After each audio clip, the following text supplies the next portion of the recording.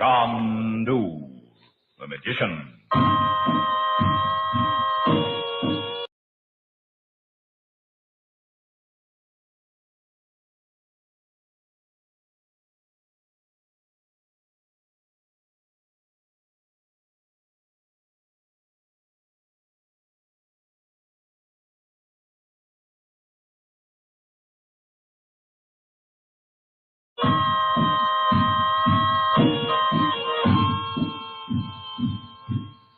Since time began, men and women have had strange experiences.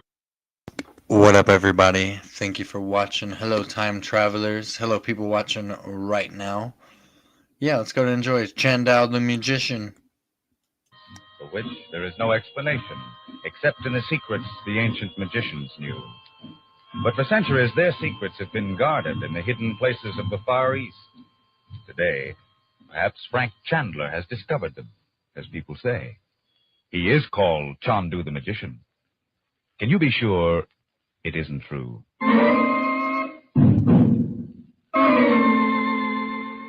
In 60 seconds, the American Broadcasting Company will bring you the first act of CHANDU the magician. It's been said that a little daydreaming never hurt anyone. So let's indulge in a few fanciful dreams for a minute. Let's suppose it's 10 years from now, and you're the star of this particular dream. You're traveling around the world. Pretty wonderful idea. But it doesn't have to be just a daydream. If you've always wanted to travel abroad in later years, you can make that happen. And you can start making it a reality now by putting all your surplus cash in United States savings bonds. Where else could you find a safer or more profitable investment than savings bonds? For every $3 you invest now in E-bonds, you receive $4 when the bonds mature. Savings bonds are convenient to buy through the payroll savings plan or through the bond-a-month plan at your bank. So play it smart. Save the automatic way through payroll savings or your bank. And here's a suggestion. United States savings bonds make excellent Christmas gifts. And now tonight's story of magic and mystery.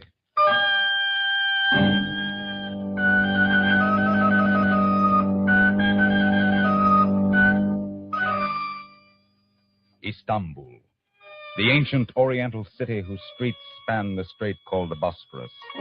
In the modern quarter is an inconspicuous office near the American consulate. CHANDU, the magician.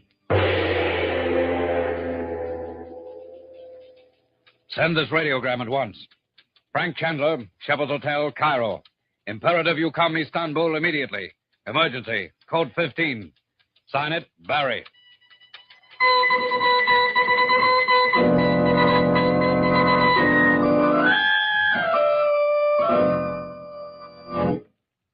Mr. Calhoun. What, Gregor? It is not often an American visits the house of a poor Turkish fisherman. I just want to ask you a couple of questions. Questions? Did you look for me at the boat? Yes. I cannot take you to fish today. All the boats are kept in the harbor by the police. That's what I wanted to ask you about. So? But I do not answer questions. Gregor. No. Don't shoot. Don't shoot. And you will ask no more. I heard a shot. Gregor, you fool, it is Richard. If I had allowed him to live, I would have been a fool. Now, when I have emptied his pockets... Why have you killed him? He was asking questions. Airplane tickets to Ankara. Idiot. I have spent months establishing my relationship with him. Now when he has become a perfect source of information, you kill him. I told you. He knew too much. What? What did he know? That is my affair, Tanya. Nothing we do is your affair alone. Or have you suddenly become so high in favor with the committee that you can act as you choose? I will not listen to... What is this? Answer me, Gregor. A radiogram from Frank Chandler. From Cairo. I thought he was in India. Let me see. Arriving tonight on business. Look forward to seeing you. Who is this man? You have never heard of Frank Chandler? No. He is an American secret agent. Sometimes called CHANDU the magician. And he is Calhoun's friend. Oh, you have distinguished yourself with this killing, Gregor. Be silent. The tickets to Ankara. Calhoun was flying to the capital. It will be supposed that he has gone there. And then? His flight will delay questions. When they begin, there is nothing to connect him with me. There may be with this Chandler in Istanbul. Tanya, listen. You listen to me. I am no more anxious than you to call the attention of the Turkish government to our work, nor the Americans. But if this killing is discovered and I am accused of espionage... It will not happen, Tanya. But if it does, I will not be called home and liquidated because of you. By Saint Sophia, then you must help me. Help you? I protect myself. Already you are out of favor with the committee. You do as I say, or we will both be shot. Once Frank Chandler discovers Calhoun is dead, it will be his life or ours.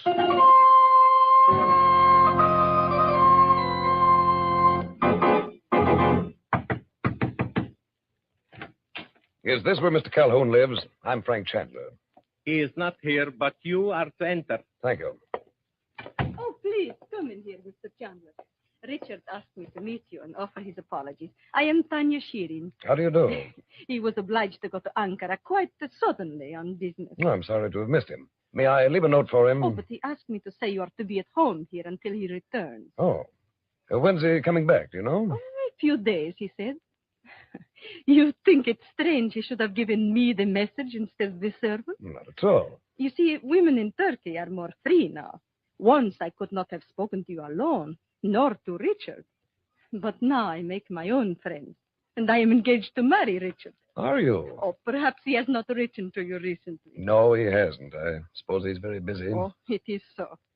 You know what his position is now? Well, the last time I heard from him, he was on the staff of the American military mission in this country. Yes, I think he has important work. Oh, he does not tell me, and I do not ask him. But shall I tell you my secret? Please do. I have heard that in America, a wife is allowed to help her husband with his work. I prepare myself for that. Oh? How do you go about it? I have become a woman of business. I am a translator at the American consulate. Well, Oh, but I keep you standing while I speak of my own affairs. The servant will take your bag to your room. Perhaps we may lunch together if you are free. oh, you aren't working today? Oh, I have asked permission to be away from my office this afternoon. There is a quiet cafe where I often go with Richard. Sounds very nice. Oh, Mabruk, take Mr. Chandler's bags to his room and bring some wine. Just a minute. Are those 2 bags all I brought from the airport? I've left my briefcase out there. Oh, I'm so sorry. I will send Mabruk to bring it. Oh, I'd better go myself. Oh, stupid of me. But, Mr. Chandler... If you don't mind waiting, we can still have lunch together. I shouldn't be long. Oh, thank you. I will wait for you here. Frank?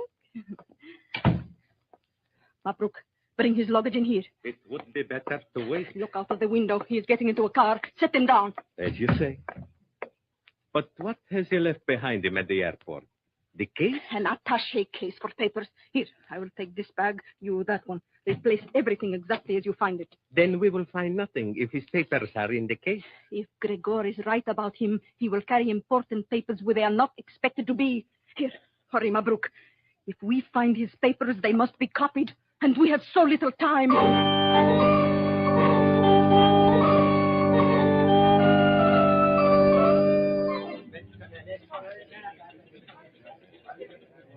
I wonder if you can give me some information. Certainly, sir. I'd like to see the passenger list for Ankara yesterday and today. You are from the police. No. Why should you think that? There is trouble. I do not know what it is. All passengers leaving the airport are being required to open their luggage. You see the police and the passengers there? Well, it looks like a customs inspection. But why only leaving the country? I do not know. Questions are not being answered. Perhaps there has been a robbery, although I have not seen it mentioned in the newspapers. But you have asked for the passenger list, the flights to Ankara. Yes, I'm looking for the name of Richard Calhoun. Calhoun? What's the matter? If I were the police, I would inquire of the man who was to have flown to Ankara with him. What are you talking about? Here is the list. You see, his name is Frank Chandler. What? I'm Chandler? You? Yes. Why would Calhoun have made a reservation for me? Didn't he go? He had bought 2 tickets, as you see, but... What's this about the police? You should go to them at once. Why? It was in the newspaper. Mr. Calhoun is dead. Dead? Drowned. His body has been taken from the Bosphorus.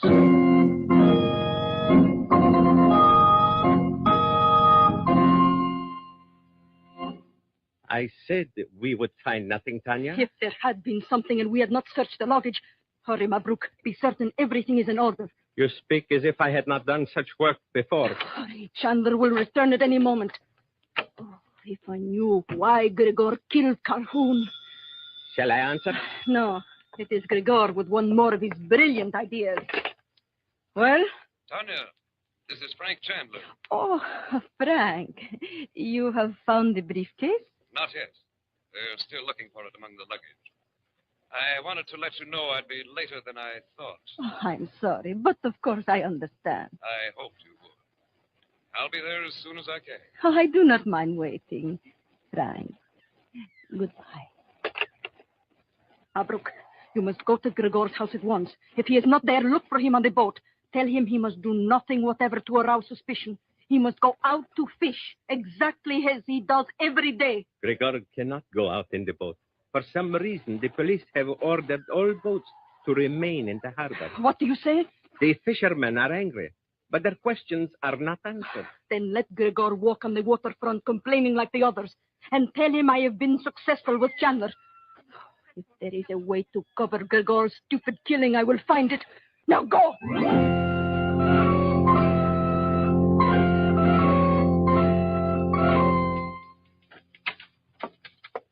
Chandler. Well, I'm glad to see you. I was afraid you hadn't got my radiogram. Oh, sorry, Barry. I heard something at Calhoun's that I had to check before I saw you. Well, how did you know anything had happened to Calhoun? I didn't. I was just going to leave my bags there and come on here. Oh. Dick Calhoun's one of the youngsters I helped train. Yes, he told me. We've always kept in touch. There was a girl at his house who said he'd gone to Ankara. He was to have gone last night, and you with him. The girl is probably Tanya Sheeran. That's right. When she said she was engaged to Calhoun, I decided to check the other part of her story. What story? Well, Calhoun's engaged to a girl at home. Tell me, Barry, is Tanya Sheeran actually a translator at the consulate? Oh, yes. And she's been screened. Don't worry about that. How long has she been there, do you know? Well, she began during the war, as I remember. I see. Poor Calhoun. How did it happen? They say he was drowned in the Bosphorus. Not drowned, Chandler. He'd been shot. Shot? Yes, and whoever did it was smart. We were lucky to find the body at all. Just happened to be caught in the network of ropes under a boat landing. What was Calhoun working on? What we're all doing? He was looking for a top-secret file stolen from the Turkish government at Ankara. Well, no wonder all the police at the airport. Mm-hmm. As far as we know, it's still in the country somewhere. It was missed almost immediately. And since then, nobody's left without being searched. Quite a job. What is the file? Just the master defense plan worked out with our military mission, that's all. What? Well, it must have been under guard. It was. The guards are all under arrest, but the file is gone. Calhoun must have been close to finding it. He thought so. He called me last night in a big hurry. Said he was on the trail of something. If I didn't hear from him in an hour, I'd know it was cold, and he'd go to Ankara with you, as planned. Chandler, if anybody can do this job, it's you. You know the Middle East better than any of us. We can't keep up this border search much longer. Sooner or later, someone will slip through, and then... Just a minute, Barry. Tanya said Calhoun was with our military mission in Ankara. Yes, he was supposed to be a minor executive, working there and also here in Istanbul. He spent most of his weekends here. He'd been going on fishing trips with a boatman named Gregor. It's funny. Calhoun always hated boats of any kind. Ah, it is funny. Chandler, you don't think that's where he went last night? Well, it's a place to start. Over that waterfront. I'm certainly going to need help, Barry. Just name it. You remember Ahmed? He worked for me on that smuggling case. Is he still around? Oh, yes. Ahmed's been hanging around the waterfront to pick up information. I really expected him to meet you here. Oh, he knew I was coming? Well, I told him in the strictest confidence. You'd have thought the Prophet Muhammad was coming to town. Well, I better have him meet me in the Grand Bazaar. So crowded there, we won't be noticed. That's right. Let me know if you need more help or find out anything at all. I'll let you know, thanks. Fishing trip, huh?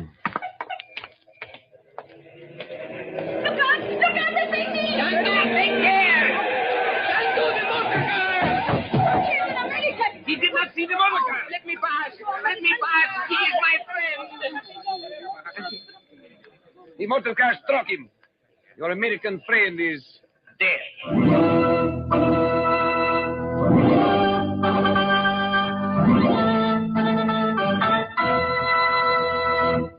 In a moment, we'll raise the curtain on the second act of CHANDU, the Magician. Gene Raymond, star of motion pictures, has been receiving wide acclaim for his fine radio role as the amazing Mr. Malone. Tomorrow night, radio's stalwart detective John J. Malone matches wits with another dangerous character, and as usual, risks his life to make justice triumph. Yes, you can be sure every case John J. Malone tackles is packed with action and suspense. So be on hand tomorrow night for adventure with the amazing Mr. Malone. And tonight, in just a few moments, ABC brings you Superman. In reality, Superman is Clark Kent, newspaper reporter. But when danger threatens, Clark assumes the disguise of the man whose jet-propelled actions have thrilled youngsters and adults alike. Playing the title role, you'll hear Bud Collyer, popular radio actor. And Saturday nights, you're liable to find him hard at work, meeting a newspaper deadline one minute, and the next, he'll be in the midst of danger. So for 30 minutes of exciting action, listen in to Superman tonight. And now back to our story of intrigue and magic.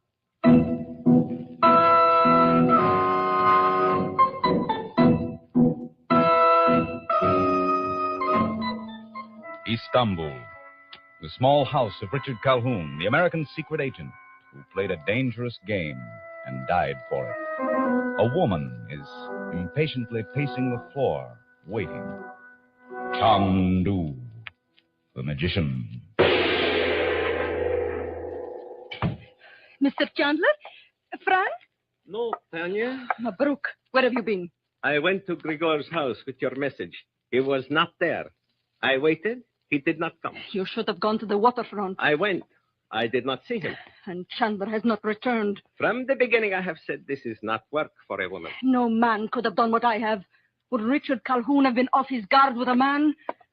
But where is Chandler? Mabruk. Huh? Across the street by the tree. Is that the man watching this house? It is just a shadow. If Calhoun's body has been found, then Chandler may have set the police to watch me. The police would knock on the door. Oh, why should Grigor have killed Calhoun? That is what I ask myself. If you were not so wise and important, Grigor would have told you. I am beginning to believe he is thinking of leaving Istanbul on that boat, so I will be accused of the killing. Leave Istanbul? With the harbor guarded, as in the days of the war? There are always men who can be paid to look the other way. And Grigor fears Chandler as if he were the devil himself. As you do, Tanya. I will not have it. Grigor is not to destroy all the careful work I have done. I will shoot Chandler myself when he comes and tell the police it was Grigor.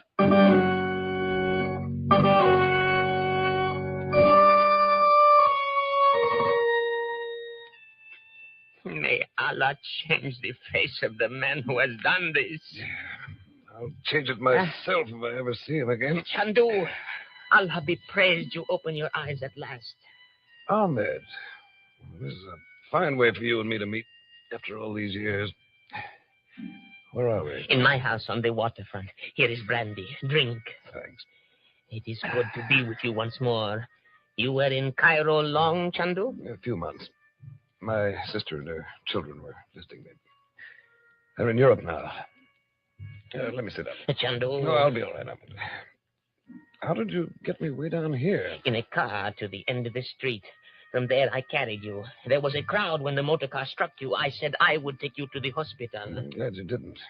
The less said about this, the better. Oh. My head rings like an empty barrel. I did not send for a doctor, but I'll be all right in a minute. No, Chandu, must... You're as good as a doctor yourself. I've always told you that. You've done a fine job bandaging my arm. Get my coat, will you? Chandu, you cannot go out in the street. Nonsense. The fellow who hit me is miles away by this time. You know it was not an accident. He tried to kill you. I didn't even see the car. Did you get a look at the driver? Not his face, Chandu. When I saw you step into the street and the motor car behind you... Wait a minute. Could it have been a woman? A woman? No. Hal, help me into the coat. Yeah. Oh, easy. Sorry. How long have we been here? An hour, perhaps. If you had not opened your eyes, I would have brought a doctor. No matter No, let what... it go. Mr. Berry says you've been watching the waterfront. Have you come across a man named Gregor? Nicholas Gregor. He is a fisherman. His boat is the Captive Star. Well, if Gregor ran me down, you'd have recognized him. I did not see his face. But does a fisherman know how to drive a motor car? Well, maybe this one does. You say? I mean, Gregor may not be the poor fisherman he seems. Ahmed, we're going down and have a look at that boat of his. It is tied with all the What up, others. I know it gypsy? well. Now, take me to it then. Let's hope Gregor's not aboard when we get there.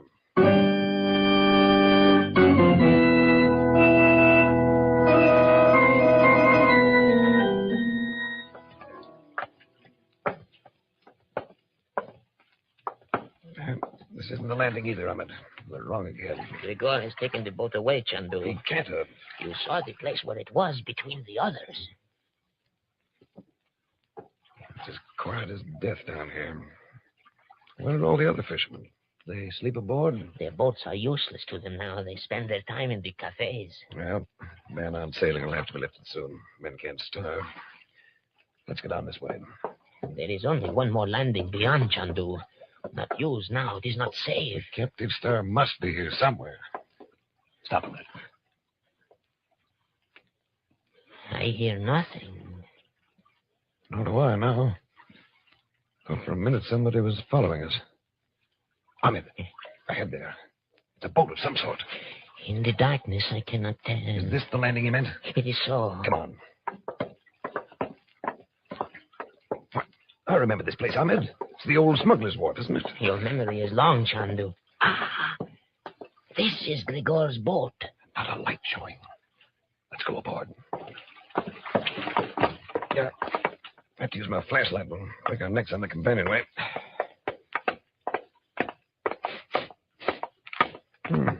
Gregor certainly used this boat for fish. Hold the flashlight on it. Yes. There's a lamp. I'll light it. Chandu, if Gregor should come, We'll have to take that chance. We certainly can't search the boat in the dark. you believe the secret papers are on this boat on the waterfront of Istanbul? I don't know. But there's a tie-up between that girl, Tanya, and some man. The man in the car. And Calhoun was onto something. And he'd been seeing a lot of Gregor. Start over there, Ahmed. I'll take this side. If I've drawn a blank, I want to know it now.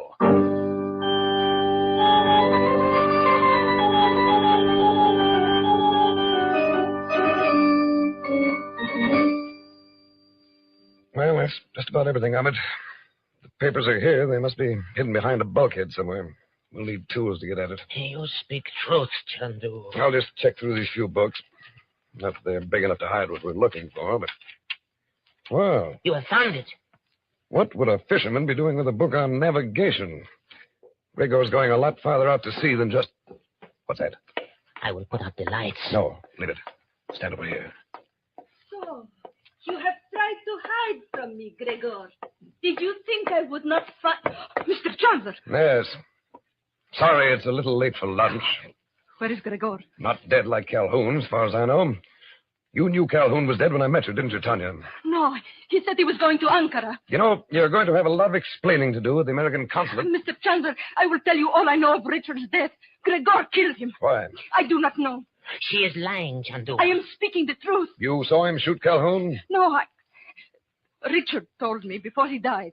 And you said nothing even after his body was found. I was afraid. I had been seen with him many times. The police would say I had killed him because I was jealous. That is what they always say. You knew I wasn't connected with the police. Gregor said that you...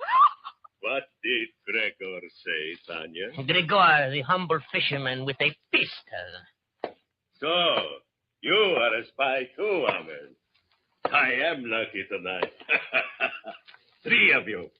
Mr. Chandler, a man does not often have 2 chances at an enemy in one day. I thought that must have been you driving the car. Gregor, what will you gain by killing us? The shots will be heard. The harbor police will come. He's not going to shoot us, Tanya.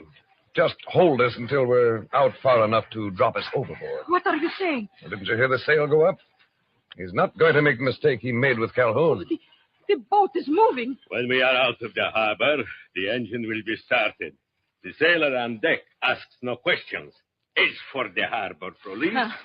I said there are always men who can be paid to look the other way. Well, Gregor gets out of Turkey with what he stole. Gregor, this is your reason for killing Richard. He had discovered what you were trying to do. Lying? I have done it. Chandu. Yes, that whole file of papers is somewhere on this boat. While they search for it everywhere, I had it safely hidden. I will be a famous man.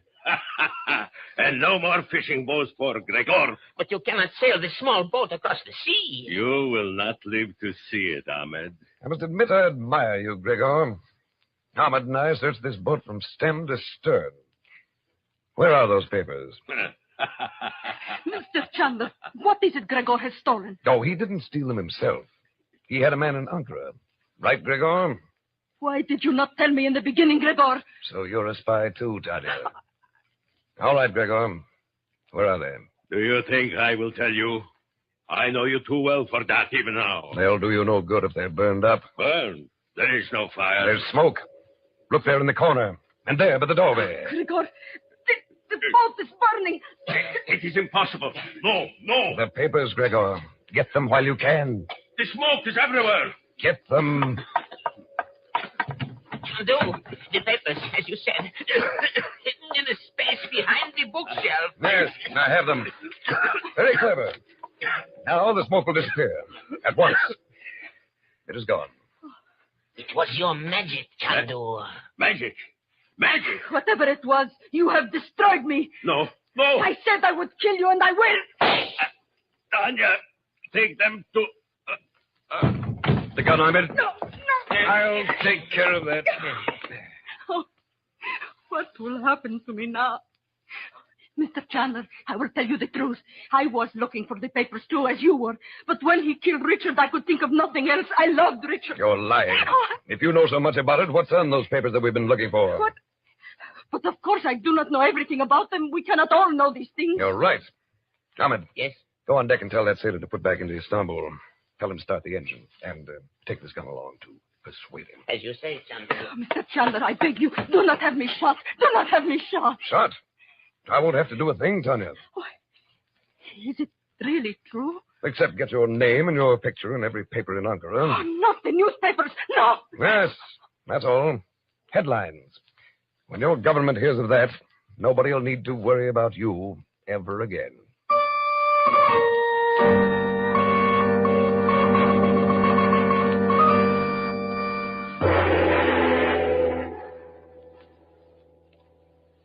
In a moment, we'll bring you a glimpse of next week's story.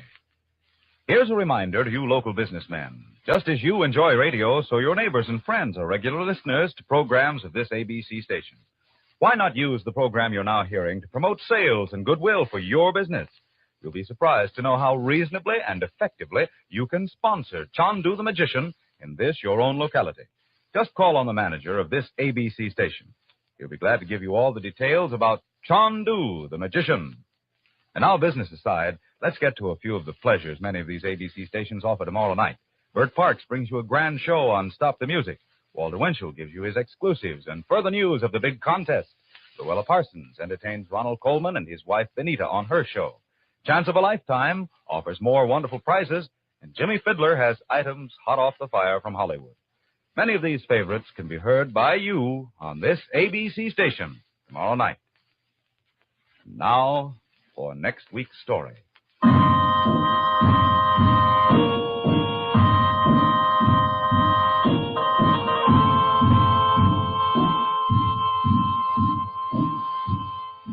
Next week, CHANDU hears the drums speak out of the heart of Africa. And the refrain they sing is, "He is coming, he is coming, the Wizard of Kalahari."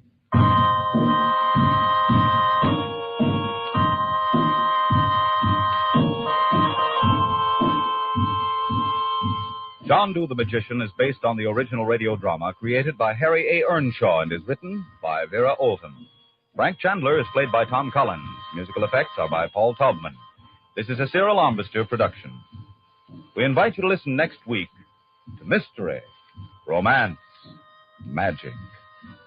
CHANDU the Magician. Jimmy Blaine speaking. This is ABC, the American Broadcasting Company.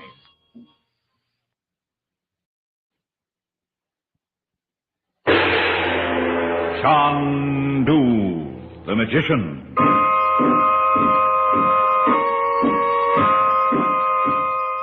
The Wizard of Kalahari. Since the Electric. Will you help us hunt him down? Hunt for the wizard. The boys out there will tell you no white man can see him. Wherever he is, I'll find him. I'll be ready at daybreak, Chandu. By Jove, I'll go along, too. Good, Commissioner. How about you, Miss Polly? Aye. What about you? Excuse me, I didn't hear what you were saying. I've been looking out at that poor beggar with his head nearly off. Do you see what's on his back? What? The bones. Those crossed bones. The mark of the wizard.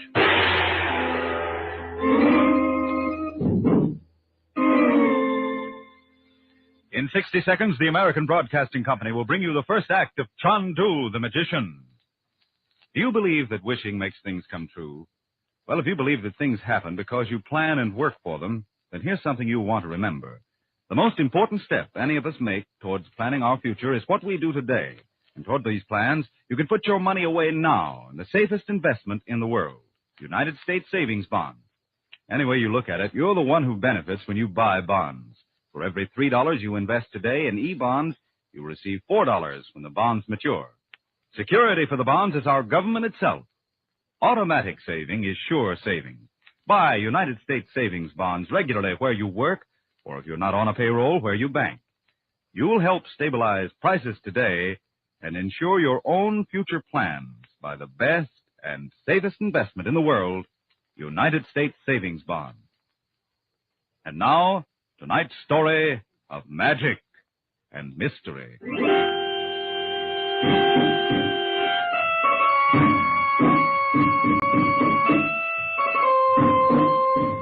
From Bechuanaland to the Sudan, the drums spoke out of the heart of Africa, and the refrain they sang was the coming of the Wizard of Kalahari. There they are, you hear? The drums speak. He's coming. The Wizard of Kalahari.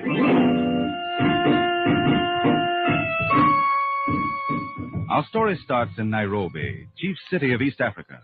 Across the desk of the British High Commissioner, a distraught farmer and his wife face him. I'm Bunter, sir. William Bunter. This is Mrs. Bunter. As they tell me you're from Naivasha. We have one of the new plantations, sir. And we're chucking it, Commissioner. We're chucking it, do you hear? But why? Because I can't stand it any longer. I'm half crazy with fear. It's like a nightmare. It's that wizard, sir, that black wizard. He's frightened all the natives. They've all run off. And now he's trying to frighten us. Oh, you're intelligent people, aren't you? How would you like to wake up and see an eyeless skull grinning at you from the foot of your bed? Or a snake coiled around the steering wheel of your motor. Or toads in the water pail. Or those crossed bones. The mark of the wizard. Everywhere you turn. Steady on, old girl. It was only a window shade. Look, the bones of the wizard. Drawn in the dust on the commissioner's own window pane. Great.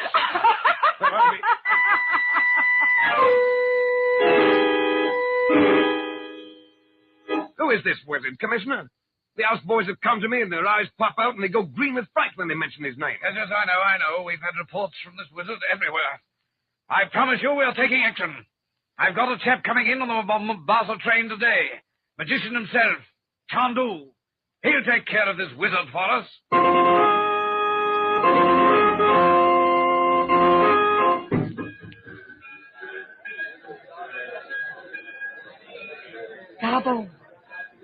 Gabo. Yes, Nimsab. There he is. In the green turban, getting out of the second coach. Do not miss. I never miss, Nimsab. Go. The truck is around the corner waiting. Yes, I go. So that is the great CHANDU. He is near him. Gabo is near him. He got him. He got him. He ran around that way. I don't know. Someone said he was shot. Look, on his back. The mark of the wizard.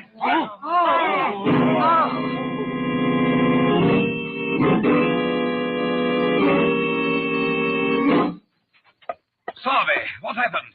Wilson rang me up from the station. He said there'd been an accident. They shot him, Commissioner. What? Shot him as he stepped from the train. I was trying to get through the crowd to him. Ah, is he dead? I'm afraid so, sir. Well, who did it? It was some native. Didn't you catch him? Well, half a dozen people saw him, but everyone was too startled to move. He ran off. Someone said he got in a truck. But there was more than one, sir. How do you know? When CHANDU fell, someone had chalked those infernal crossbones on the back of his coat. The mark of the wizard. Yes, sir. Could imagine what seeing that did to the natives who were on the scene. Yes, of course. But who knew he was coming? I phoned London myself. You knew, and Polly, that member of Parliament who's been riding herd on us. The only other person I told was the mayor. I didn't even tell my wife. Perhaps one of the houseboys. I never mentioned Chandu's name before the houseboys. What's that? Sounds like someone at the screen, at the window. No one could get around there, not past the guard. There is someone. It couldn't be. I say, there's someone down there below the window. Looks like a native. I'll call the sergeant of the guard. Don't bother, Forbes, old man. Just open the screen and let me in. Great Scott, I know that voice. Well, get up on your feet there. Let's have a look at you. Open the screen, Sarby. Yes, sir. All right, look out. Let him in. I'll get that blasted sheet off you so I can see who you are. How are you, Commissioner Forbes? Chandu. Chandu? It's Chandu the magician, Sarby. But Chandler, old man, I thought you were... The man they shot was the thrice holy and esteemed Mr. Ibrahim Warula of the Yemen, a coffee merchant. But, sir... Like myself, Mr. Warula has made the pilgrimage to Mecca and is entitled to wear the green turban. But fortunately, I changed garments on the train. My nephew Bob was with me. Happened to hear someone in Mombasa telephoning an extremely accurate description of me to someone else here in Nairobi. Good heavens. Now, Commissioner, just what is this all about? All London said was that you needed the services of a first-class magician. Chandler, did you see the chap they shot, the mark on his back? I heard the natives. The mark of the wizard, they called it. The Wizard of Kalahari. Fight fire with fire was my idea, Chandler.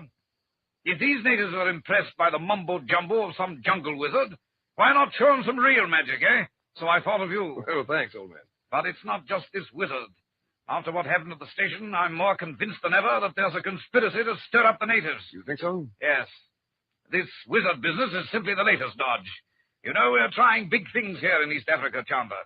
We're establishing plantations, surveying dam sites on both branches of the Nile, planning a defense line here.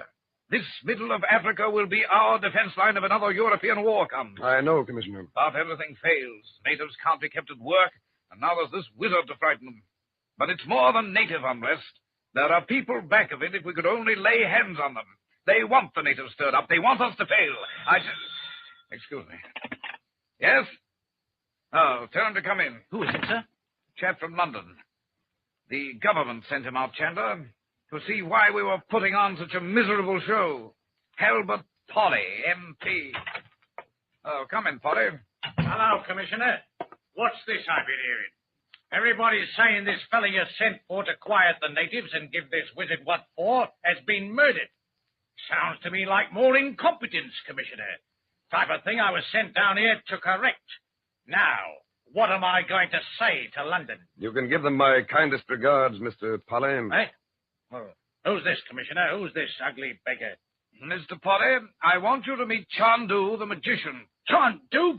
But I thought Chandu was... Yes, I know, Mr. Polly. You thought I was murdered. Well,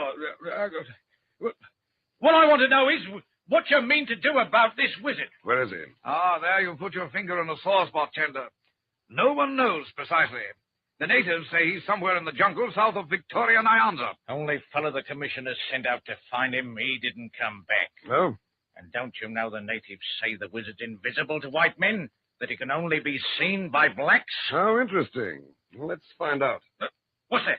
Just a ball of crystal, Mr. Polly. You mean you're going to find the blooming wizard in that bit of glass? Be quiet. Look into the crystal. Look. You can see him now. I say. By Jove. He's wearing a helmet of lamb's wool dyed blue. His nose is pierced with a sliver of bone from a lion's rib. He's tracing a pattern in the dust with one bony finger. What is it, Chandu? But he can't see it. The Wizard of Kalahari is blind. And what's more, he's... Excuse me. Yes? Who? Oh, one moment. Here, Chandler, it's for you. Well, thanks, Commissioner. Hello. Oh, yes, Bob. What? Where? Fine, Bob. Stay right there. We'll be out as quickly as possible. That was my nephew, Bob. He followed that truck from the railroad station. What truck? The one the native escaped in. The chap who thought he was shooting me. Oh, yes. Do any of you know a gentleman named Prince Alexei Romanov? Well, of course, Chandu. He's a big game hunter. Takes hunting parties out. He's been here in Kenya 20 years. I know him well. Why? The truck belonged to him. It's in his compound now. The Wizard of Kalahari may be only a will-o'-the-wisp, but that murder this morning was real. Let's go.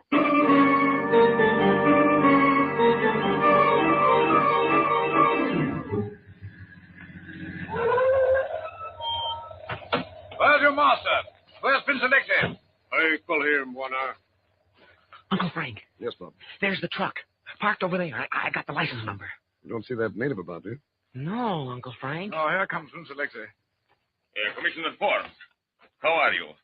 Hello, Sowerby. Hello, sir. Hello, Prince Alexei.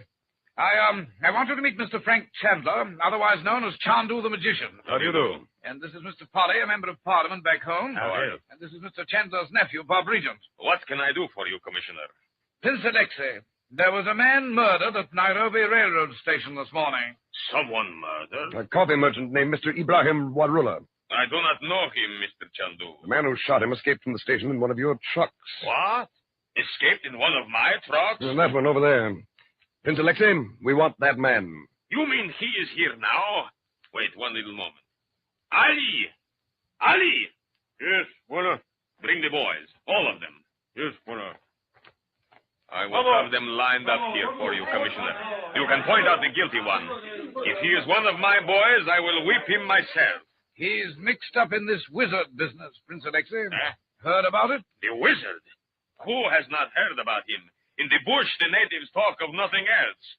You mean these boys know something about this wizard? I'm pretty sure he does. You see, Prince Alexei, that wizard is only a front. That boy of yours may lead us directly to the people responsible for this agitation. There they are. All of them. Which one is he, Mr. Chandu? Which one, Bob? Look him over. There. The third one. The third one from the left. The third one from the left, Prince Alexei. He's Gabo. He's a bad boy. He's from Hodendo, a tribe in south. Gabo, come here. Gabo! Well, that's he, all right. He's frightened. Look at his eyes roll. Gabo, what you do at the railroad station this morning? What you do, eh? Someone shot him. Killed so he wouldn't speak. Prince Alexei, look, the window. But there is no one up there. There is no one in the house except me. My secretary, she is downstairs. That shot came from the second floor of your house.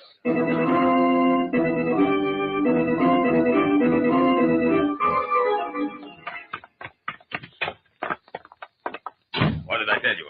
There is no one. Where's this secretary of yours? She's not her. Why, he was shot with a manlicker. She could not handle such a gun. She is small Hindu woman. Bihar! Bihar! You call me, Buana. Where have you been, Bihar? I have been washing my hands, Buana. Who come in? Who fired that gun? His elephant rifle. It is lying on floor upstairs. Gun? I do not know, Buana. I do not touch guns. I have been washing my hands. Well, she certainly doesn't look big enough to lift a man like her. You're sure there was no one else in the house, Prince Alexei? Nobody, Commissioner. Well, it's obvious someone didn't want him to speak. Whatever it was the chap knew, we'll never learn it now. That elephant gun practically blew his head off. Well, Chandler, what next? One moment, Commissioner. Prince Alexei, Yes, Chandu. you're a hunter, aren't you? Ask the Commissioner, Chandu.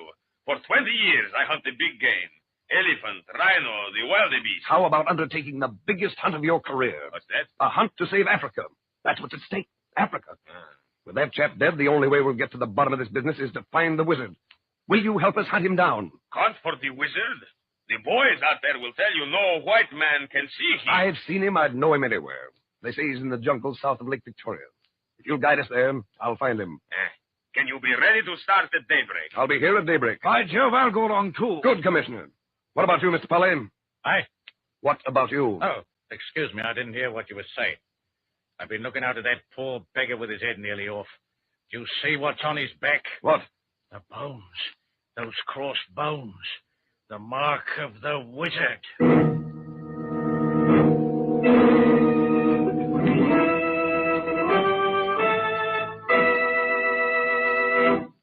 In a moment, we'll raise the curtain on the second act of CHANDU, the Magician. You listeners to CHANDU will also enjoy the unusual adventures of Superman, which will be coming your way over most of these ABC stations just a little later this evening. Superman is known as Clark Kent, reporter, to his associates and friends, but when danger threatens, Clark Kent assumes the disguise of that fantastic man whose jet-propelled actions have thrilled millions. Theo star Bud Collyer has played the title role for 9.5 years. Superman's career began back in July 1937 when he first appeared as a comic strip character. Since then, his rise to fame has been phenomenal. In this ABC series, Superman has broadened the scope of his activities to stress mystery and crime detection.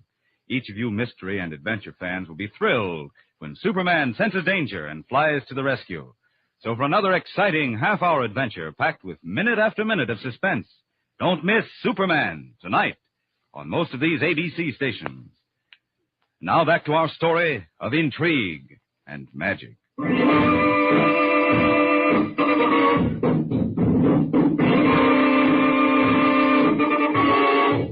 Nairobi, in the heart of East Africa, with CHANDU, the magician. From the compound of Prince Alexei the Hunter, the trucks roll, bound on a strange safari, the search for the Wizard of Kalahari.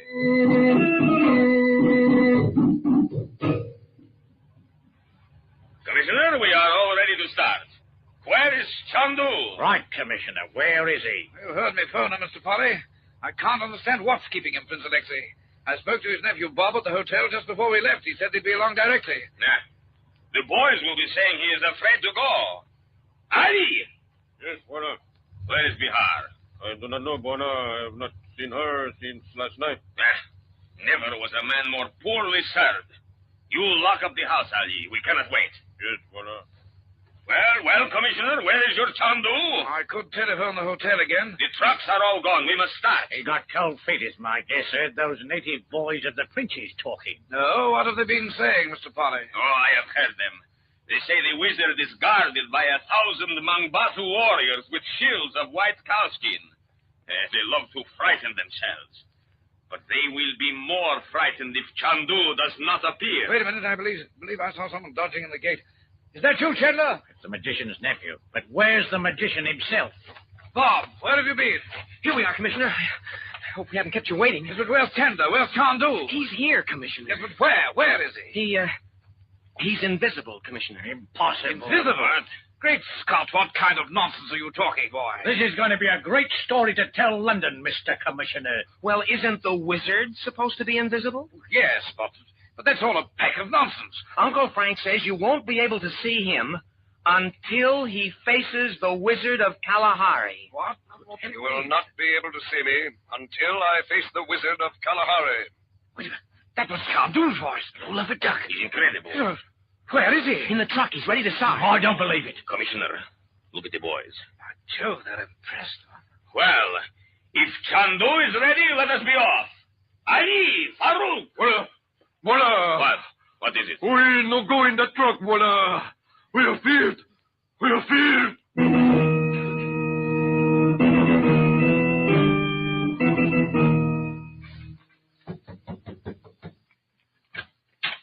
Bihar, you. I thought you were in Nairobi. Come in. I was in Nairobi until midnight. I come by plane to Lake and then south by motor. These last 12 miles through jungle I walk. There is trouble. I had to see you, Olaf. The fat one from England is no good. He is afraid of the bold stroke. What has happened? They are coming to find the wizard. Others have tried to find him, too. We know what to do. It is Chandu, the magician. Chandu? But he is the secret agent. You said you would stop him in Nairobi. At the train. Gobble shot the wrong man. Then Chandu is still alive. I'm coming to find the wizard.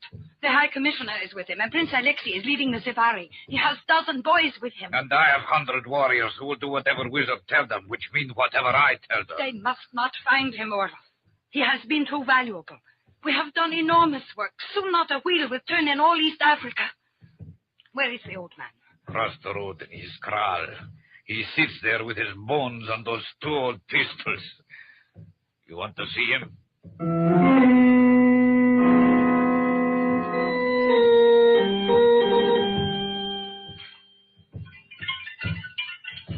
There he is, you hear? What is that sound? The bones.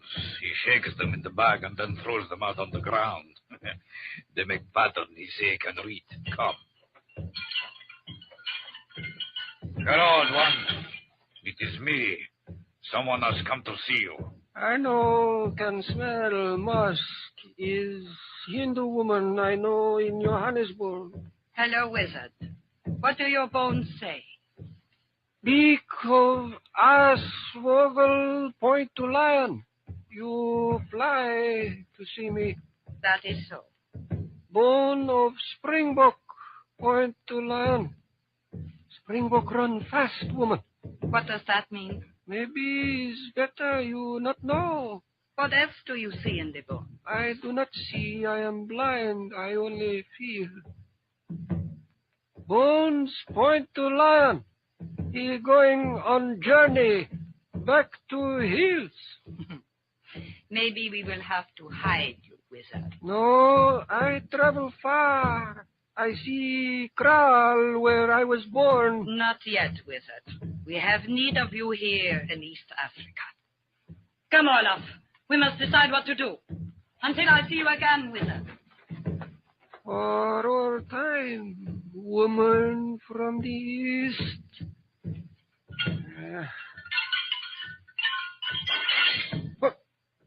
Springbok, he run fast. Who behind me? I cannot see it. I know someone behind me. The Springbok runs fast, wizard. Springbok, you are he who knows secret of past and future. CHANDU. Hello, William. CHANDU, what you do here? How you find me? I looked in the crystal, William, the crystal that does not lie. And I saw my old friend, William Chalmugra of Johannesburg. I'm on the track of that Hindu woman, William. How did she get you mixed up in all this? Oh, is woman I know in Johannesburg, boss. Yes? She give me much money to come north. To frighten these poor, ignorant outlanders? Yes, boss. You must go home, William. This woman is only using you. Bones point to lion, boss. He going on journey. It is better so, William. Only first, you must help me.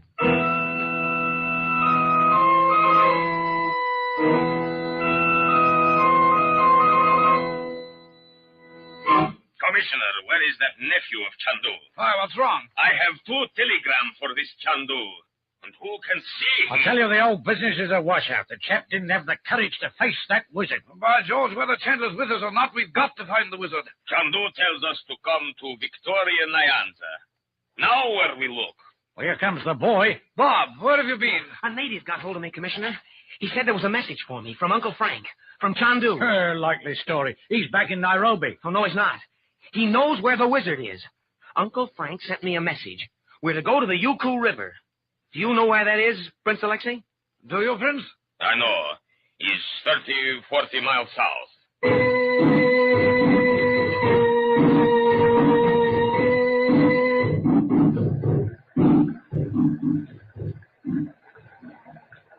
The water. The Yuku River. Place CHANDU appointed. But where is he? Yes, where is he? He'll come, Mr. Polly. Native drums. And getting closer and closer. Prince Alexei. Yes, Commissioner. What are those flashes of white you can see in the brush? Flashes of white? Where? Well, now, look. Mongbatu. White cowskin shields. Mangbatu tribesmen. The bodyguard of the wizard. Great Scott, here they come. Guns, guns, all of you. Don't shoot. It's no use. There are too many out there.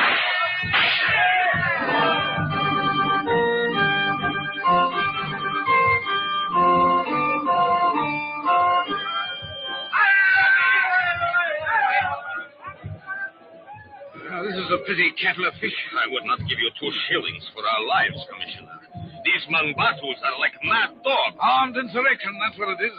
Back in Nairobi, we do not know what is happening. Thought was me. What is it? Commissioner, the wizard. And look who is with him. Bihar, the Hindu woman. The one who works for you? How did she get here? Bihar! It's no use, Prince Alexei. Might have been a great deal wiser if you two hadn't listened to that fella CHANDU and stayed in Nairobi. What are you talking about, Polly? I mean, you walked into a trap. A trap? You think we was going to let you find a wizard and stop all our work? What? You're one of them, too? The real Mr. Polly, Member of Parliament, went head first out of a porthole in the Red Sea. Come along. They want you before the wizard. See that big bloke with the sword? Going to chop off your blooming heads, that's what. Come along. Get him forward there. What fools we've been. The real blighters were under our hands all along. White men! White men, listen to me! What are you doing here, Bihar? The day when white men will rule over this continent is passing. Here the wizard is leader. And for looking upon him, your lives will be forfeit. Look, the wizard. By Jove. Precisely as we saw him in Chandu's crystal. CHANDU, do not mention his name to me. Yes, where is your great magician, Chandu? Chandu! CHANDU! And facing the wizard as he promised. People of the Mongbatu, listen to me. That man is leading you down false paths. Wizard, shoot him! That is right, shoot him! Shoot, wizard. Lift your old pistol and shoot. I will show you some real wizardry. He doesn't fall. Look. Look, he caught the bullet in his teeth. Say if you can stop this bullet, Chandu. Oh, no, you don't be hurt. Let You're me much go. too handy with a gun. Let me go. They want you in Nairobi for murder.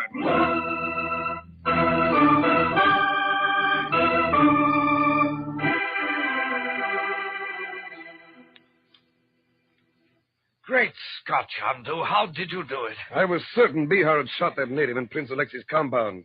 She looked familiar. I thought I'd seen her before, and the telegram Prince Alexei brought confirmed my suspicions. She's a professional agitator, Commissioner, who's been active for years here in Africa. Oh, who was she working for? I shall never tell, but I know. There are willful men in the world who want no peace. No peace anywhere. Yes, but where did you come from? I followed her here by plane. But your voice in my compound. Bob, my nephew, arranged that. A tiny phonograph. But that bullet from the old muzzle-loading revolver the wizard fired. How did you catch it? It's an old trick the French magician Robert Houdin once used to impress African natives. You see, the Wizard of Kalahari is actually William Chalmugra, a witch doctor from Johannesburg, whom I happen to know quite well. We arranged it all. There was nothing in his gun. I had merely to show the round ball between my teeth, and the natives thought I'd caught it. Oh, but your sudden appearance in a cloud of smoke, how did you do that? Well, now, wait, Commissioner. The magician must have some secrets.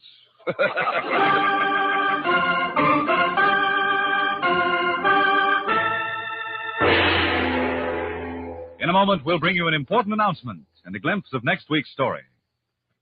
Here's a reminder to you local businessmen. Just as you enjoy radio, so your neighbors and friends are regular listeners to programs of this ABC station. Why not use the radio program you're now hearing as a way to promote sales and goodwill for your business or product? You'll be surprised to know how reasonably and effectively you can sponsor Chandu the Magician in this your own locality. Just call on the manager of this ABC station. He'll be glad to give you all the details about Chandu the Magician. And here's a reminder for everyone. Tomorrow night, you may get the chance of a lifetime. Yes, John Reed King, M.C., might telephone you with an opportunity for prizes ranging from a diamond ring to a house of your own. The popular Chance of a Lifetime program gives both studio contestants and listeners at home a try at its fabulous prizes. So don't miss Chance of a Lifetime tomorrow night on most of these same ABC stations. And now for next week's story.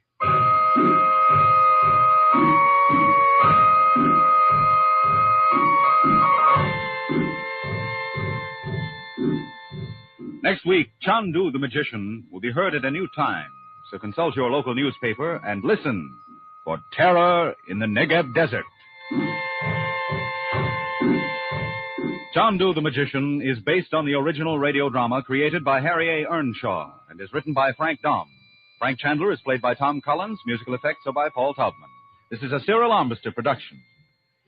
We invite you to listen next week to mystery, romance, magic, Chandu the Magician. Jimmy Blaine speaking. This is ABC, the American Broadcasting Company.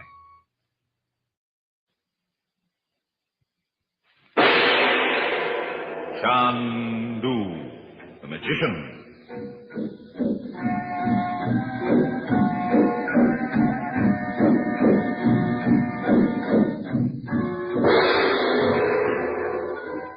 What's your manifesto, Uncle Frank? Bob, I want you to get back on the train. What? It leaves again in 30 minutes for Cairo. I want you to go back to the hotel and wait till I return. But what are you going to do? I'm going to disappear, Bob. I'm going into another world, a world where you can't follow me. What? There's something malignant, something evil loose in this land, and I've got to find it. Find it and destroy it. I'm going to search the House of Mysteries.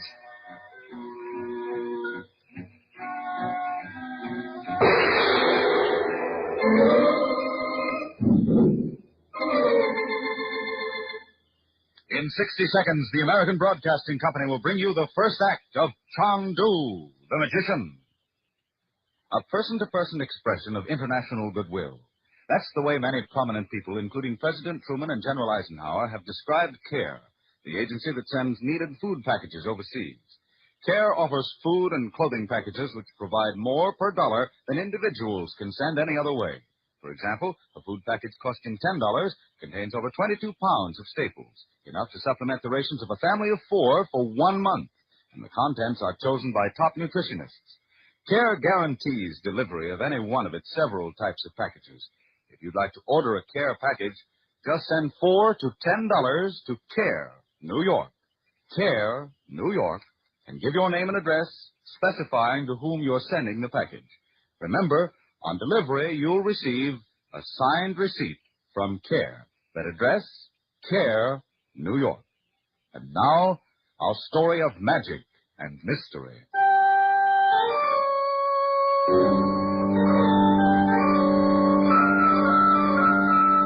Our story starts in the Negev, that triangle of wasteland at the south of Palestine on the border between Africa and Asia, which the people of Israel are trying to reclaim. But grim terror stalked the Negev, terror in the shape of white-robed assassins, until neither the rabbi in his new temple nor the pioneer farmer on his sandy acres were safe. CHANDU, the magician.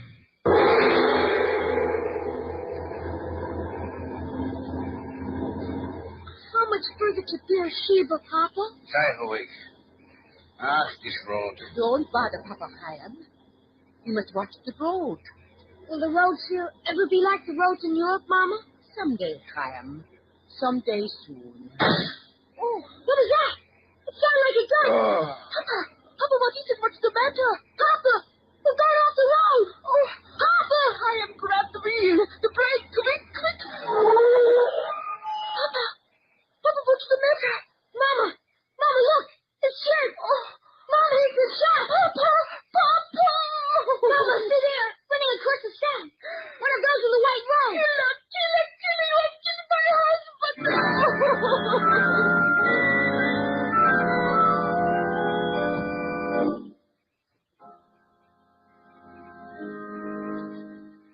Baruch Ato Adonai Eloheinu Melech HaChaim.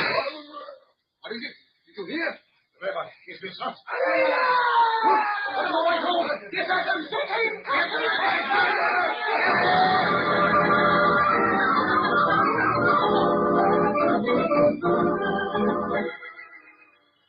And that's the story, Chancellor. There's a band of killers loose in the Negev desert. Naturally, the Israeli government suspects us in Transjordan. But I swear we know nothing about it. But why have you come to me, Major Stover? Because there's something mysterious about it all. And that's why Chub Pasha sent me on to you, Chancellor. The government of Transjordan wants to solve these killings, too.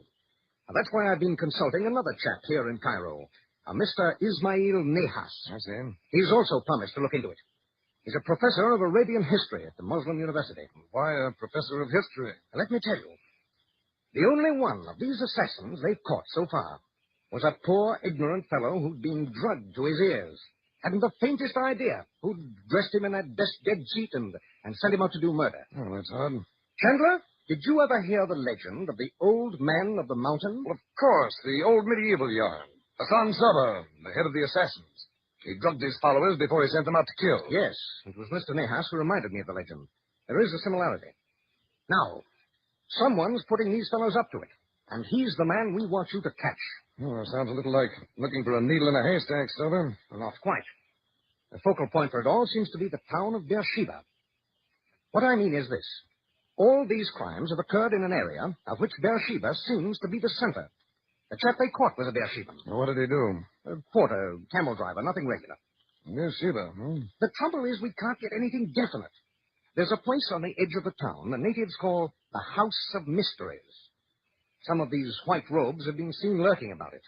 Well, didn't you search it? There's nothing there. It's a ruin. Well, why did they call it the House of Mysteries? Well, that's all tied up in a legend, too. Chandler, did you ever hear of the Veiled Prophet? The Veiled Prophet? Why, of course. Well, this House of Mysteries is supposed to have belonged to the Veiled Prophet once upon a time. Well, the whole thing sounds fantastic. Well, the Fantastic's your line, isn't it? CHANDU, magic, and all that. Now, will you help us? I'm taking Nahas up to Beersheba for a look-see. There's a train from Cairo tonight. You can tell Chub Pasha I'll be on board.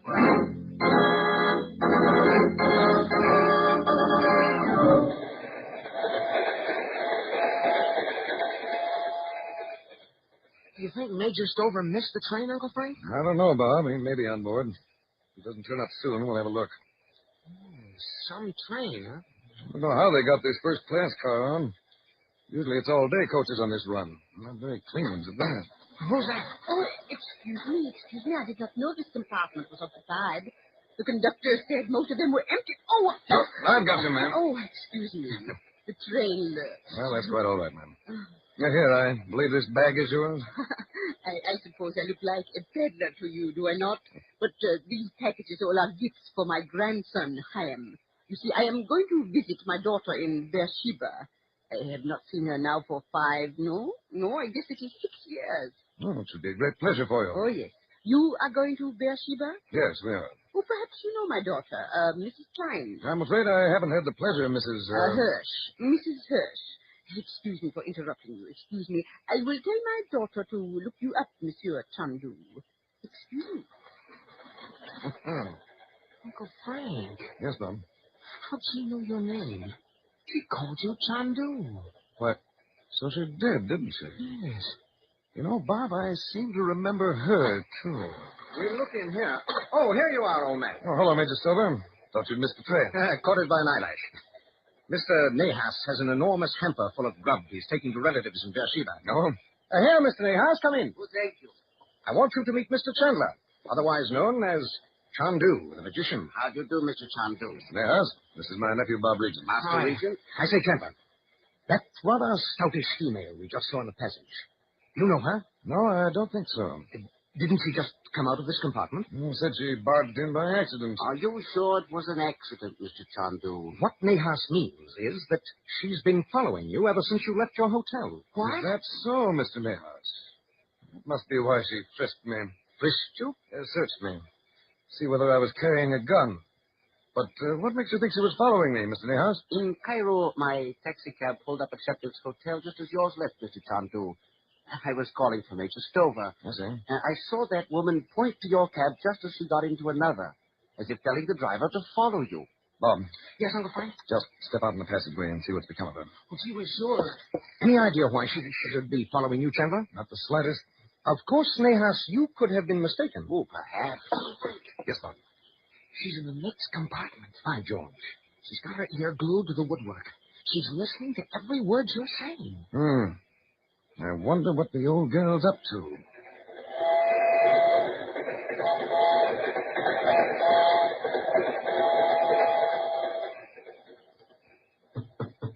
Come in. Oh, Mr. Nahas, come in. Stover with you? No, he's taking a little nap. I see him. No, sit down, Wilson. Thank you. Lady hasn't stirred, eh? I noticed when I came past she'd drawn the shades of her compartment. I just can't place her.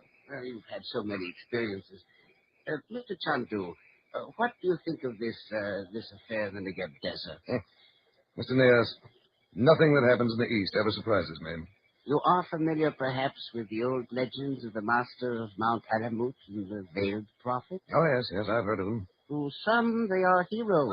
What was that? Sounded like that old girl. Come along, we'd better look. Wait, CHANDU. Wait, nothing. She sounds as if she were in trouble. Look out. What's the matter? What's the matter in there? Mrs. Hurst? Mrs. Hurst, what's wrong? He tried to get in through the window. On the outside of the train? Yes. Where did you get that gun? My son-in-law gave the gun to me. I never thought I would ever use it. Now, let me get this straight. You mean you saw a man climbing along the outside of the train? Yes, a native in a white robe, and he had a knife in his teeth. A knife that was red with... Oh, look, there is part of the white robe caught on the broken glass. It must have caught there when he fell. He was coming from that direction? Yes. Oh, but the next compartment is Major Stover's. George, why didn't those shots wake Stover? Excuse me, Mr. Nahas. Stover! Why, he's gone. Stover! He was sitting right there, Mr. CHANDU, with his head on his chest. Mr. Nahas, Who let down that window? Well, it wasn't open when I left here, Mr. Chandu. Who could get at it with the hamper in the way? Look out. Well, what are you going to do? Search the train. I don't like this. I don't like this at all.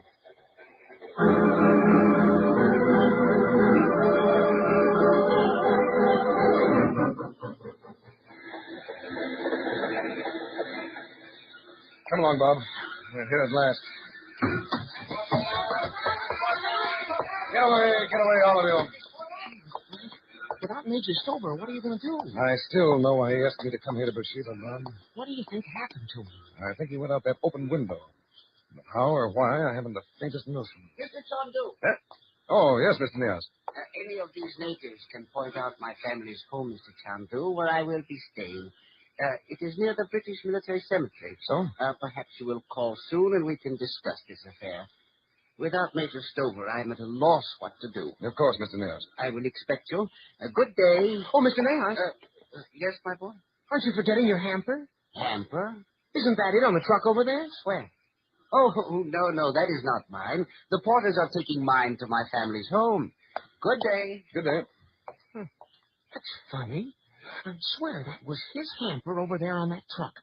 The one that was in their compartment. He says not.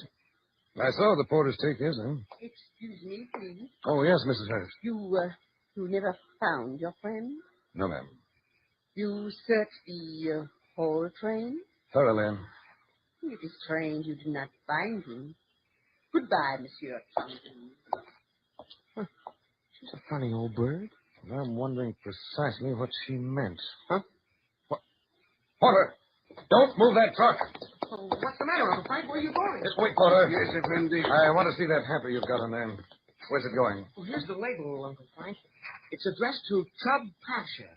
Who's he? He commands the Transjordan Army. Oh. He's the man who sent Major Stover to see me. Here, just let me take a look in that hamper, Porter. Yes, Effendi. Oh, What's in it, Uncle Frank? Bob, I want you to get back on the train. What? It leaves again in 30 minutes for Cairo. I want you to go back to the hotel and wait till I return. Well, what are you going to do? I'm going to disappear, Bob. I'm going into another world. A world where you can't follow me. What? There's something malignant, something evil loose in this land, and I've got to find it. Find it and destroy it. I'm going to search the House of Mysteries. Uncle Frank, you found Major Stover, didn't you? Yes, Bob. His dead body is in that hamper.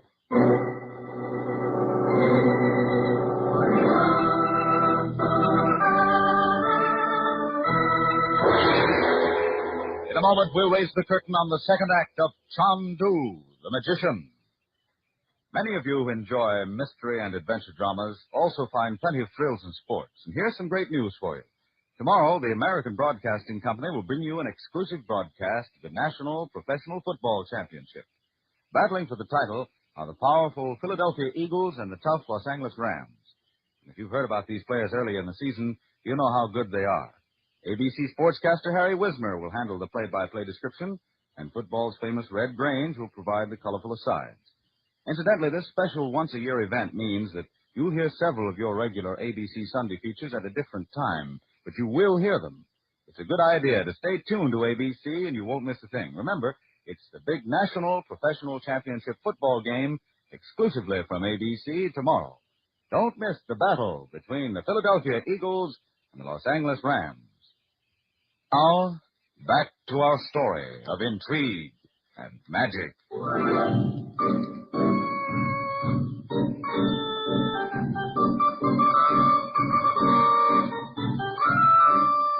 The native quarter in Beersheba, and in one of the dusty streets under the hard, bright sunshine, a ragged Arabian juggler has spread a tattered carpet and is doing some simple tricks.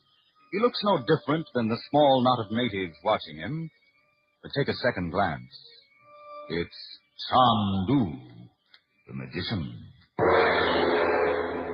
Observe, true believers, the wonder of my magic. Are there 3 date pits or 4? Allah give cunning to my old fingers. Salam. Observe, true believers, 4 pits. And this 4th date pit, the 4th one, O true believers, by the grace of Allah, the All-High, the All-Powerful, can become in the twinkling of an eye a small date tree. Look, Grandma. A magician. Come away, Chaim. We must go to the candle shop. I wonder why. Observe, true believers. I hide the date in the palm of my hand, draw the veil of Fatima across it, and salam, a date tree. A tree. Look, Grandma. It's a little tree. Oh, let me put something in his cup. Here is a penny. Thanks. Here, magician. Dogs of unbelievers. Take back your coin. I take no money from unbelievers. Come along, Chaim. Yes, Grandma. Take your coin, dogs of unbelievers. Spit on it. Oh, true believers, I am only a simple son of the desert. But why are the foreigners abroad in the land? Why do you not drive them out? I would take this sword of Allah to them myself. Why do you all slink away? Are all the sons of Allah cowards? These strangers possess the land, juggler. Then drive them out. Drive them out with fire and sword. Are you minded to help, juggler? My old fingers itch to be at the throats of the unbelieving dogs. Perhaps my master could use you, juggler, if you are strong in the faith. None stronger, fat one. Have you walked the streets of Mecca? Have you kissed the sacred black stone? Who is your master? Quiet. My master's name is not to be mentioned aloud. Who is your master? The veiled prophet, who strikes down the unbelievers in the dark. I think I have heard talk of this veiled prophet. Come tonight to the House of Mysteries. And where is that one? Hard by the cemetery of the British soldiers. I know. So the dogs of unbelievers come back. They must not see me talking to you. Tonight, juggler. Tonight. Look, Grandma. I guess the magician's show is over. He's folding up his carpet. Damn dogs. I do no tricks for unbelievers. You laugh? It is a very good disguise, Monsieur Chandu. Almost you have fooled me.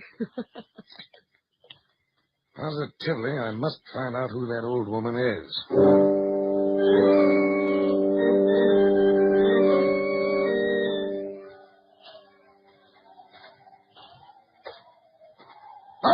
Oh, there is a knife at your throat. Who are you? Oh, it is you, juggler. Are you still strong in the faith? Where is your master? Where is the veiled one?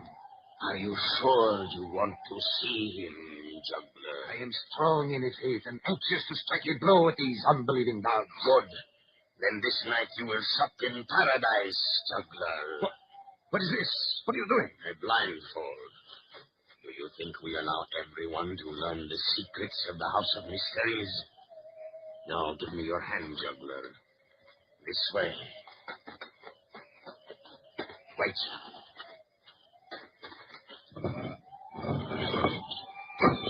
Go on, juggler. You hear?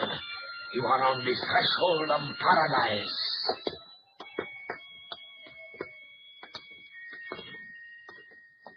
Down on your knees, juggler. You are before your master, the veiled prophet. Down. Who is this, that one? A juggler from the desert, master, whose hand is eager to strike down the unbelievers. Hola. Take that rag off his face so I can see him. Tell him to look up. Look up, juggler. Look at the veiled prophet. So he would sup this night in paradise, eh? Well, so he shall. But not quite as he thinks. Lucy Marie, see that false juggler? No, you don't. A quarter around his knickers. Now pull. Pull. But who is he, master? CHANDU, a spy, a secret agent. So you thought you could learn my secrets, eh? Pull the cord tighter.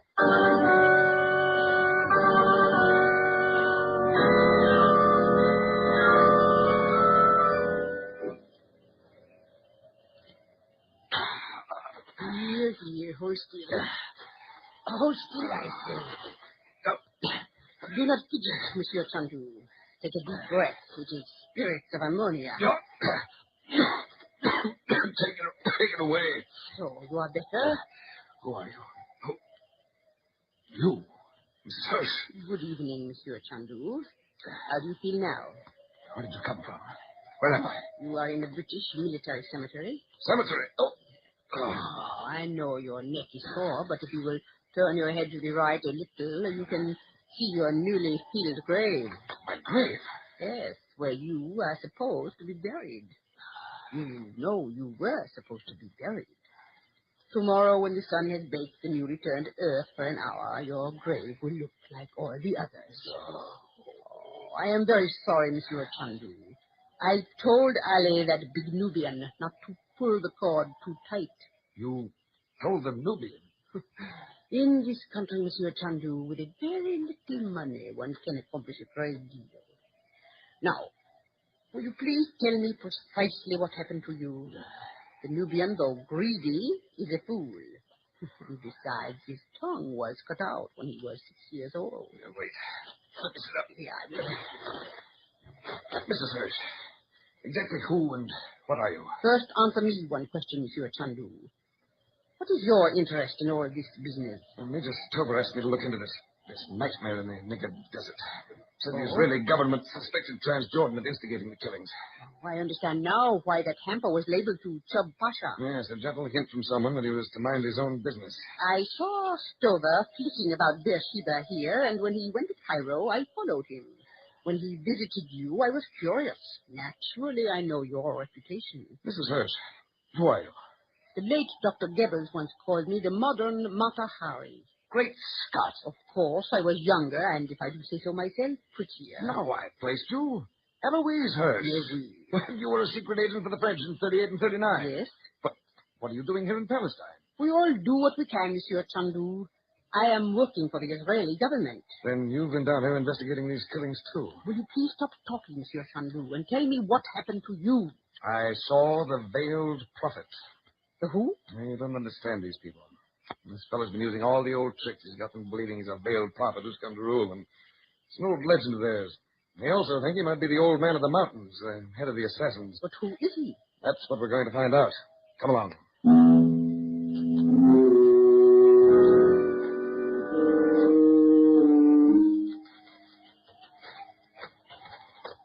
Do you recognize this place, Mrs. Hirsch? Yes, the natives call it the House of Mysteries, but there is nothing here. The only mystery is how it has stood so long. This is where I met Abdullah. Who? He's the fat, oily one. You'll have to pick him up. Yes, I have had an eye on him. He's the recruiting officer who finds the candidates to do the prophet's dirty work. Mm-hmm. I met him here.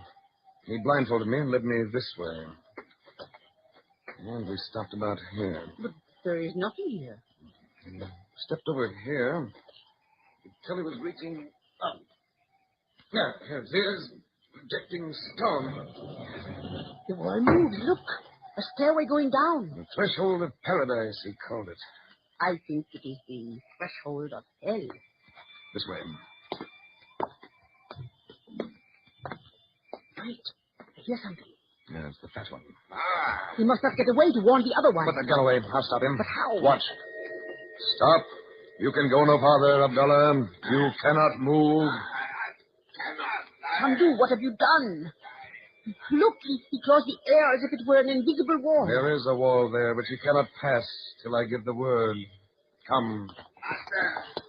Master, Abdullah, help for the love of Allah! stand still. Take us to your master. But I cannot pass. You see the wall. There is nothing there now. It is sorcery. I've got a good grip on you, Abdullah. Go on, take us to your master. Take us to the veiled prophet.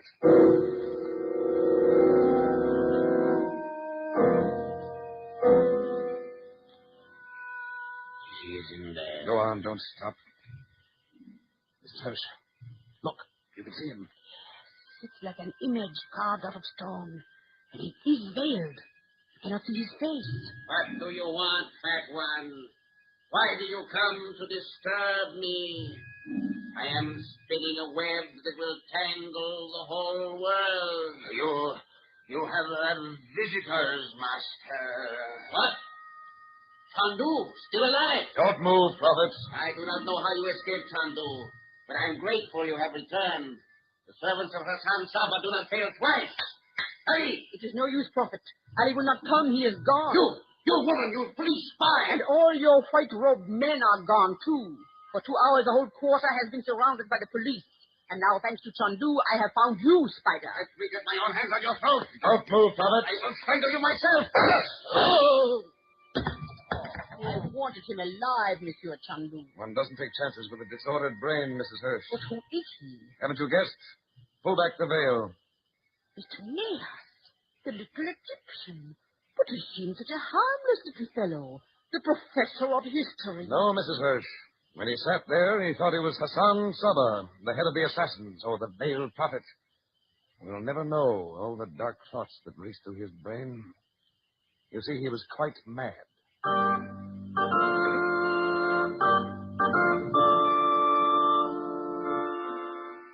Gee, what a story, Uncle Frank. Was Neas really mad? As a hatter, Bob. I've heard rumors about him in Cairo. And he spent a winter in a sanitarium in Switzerland. His family sent him. Family home was across the road from the House of Mysteries. That's where the passage led. But when were you sure? On the train. How do you suppose the man who knifed poor Stover and was coming after Mrs. Hirsch got on board? I don't know. How did he? He was in that hamper Mr. Nahas brought on the train. You see, when Nahas left to visit me, that man crept out of the hamper and stabbed Stover and then started after Mrs. Hirsch. Then he was supposed to come after me. You? Sure. Nahas meant to wipe us all out. There's only one thing I don't understand. How you stopped that fellow in the passage of the House of Mysteries. There was nothing there, but he couldn't get by. He couldn't run away. Magic, Bob. Nothing but magic.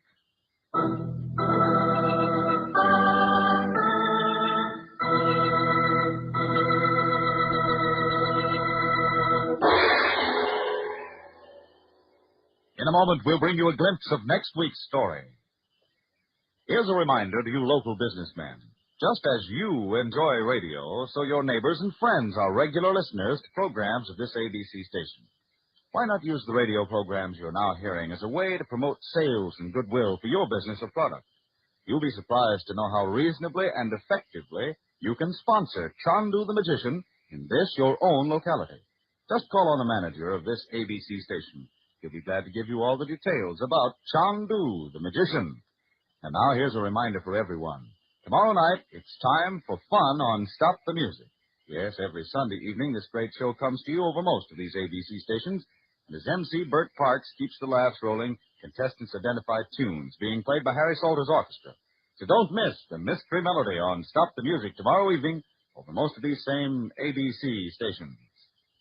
And now, for next week's story.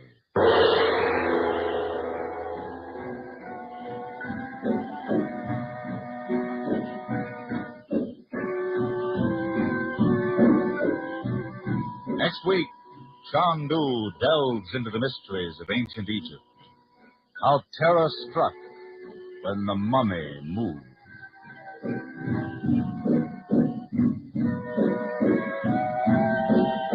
CHANDU the Magician is based on the original radio drama created by Harry A. Earnshaw and is written by Frank Dom.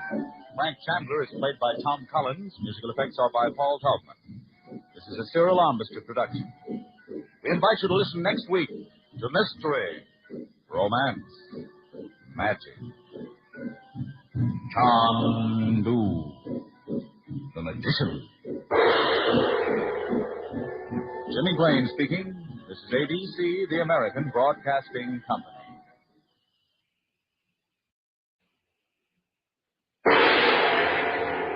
CHANDU the Magician.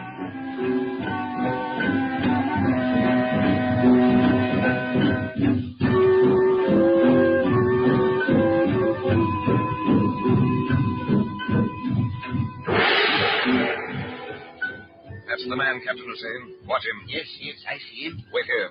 Don't let him out of your sight. Chandu, that light. They're shining a light in our eyes. I can't see. Where does that light come from? It's a trick. They're trying to blind us. I'm going after him. No, Chandu, no! Chandu! Chandu!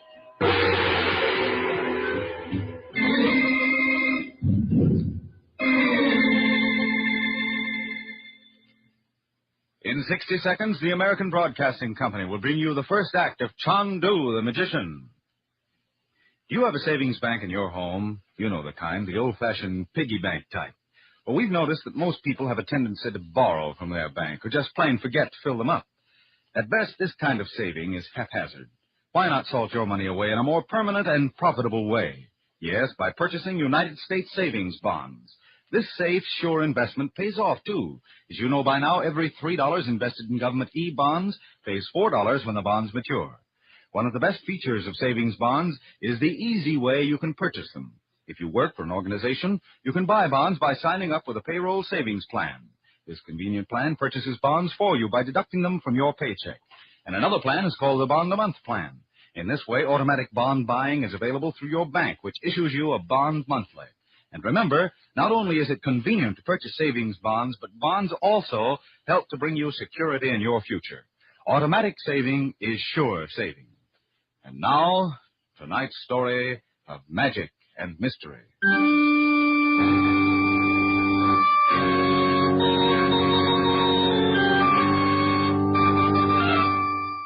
Cairo, ancient city, threshold of the mysterious East. On a winding, noisy, narrow street, the shop of Nuri Shalan, master tobacconist who blends subtle aromas for the connoisseur. A man pauses by the doorway. CHANDU, the magician.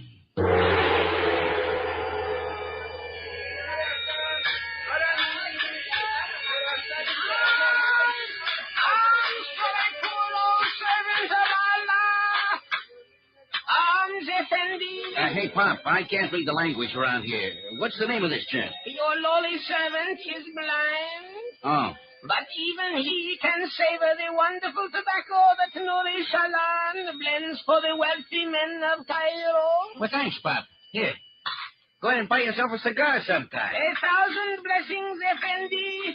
You will receive your reward in paradise.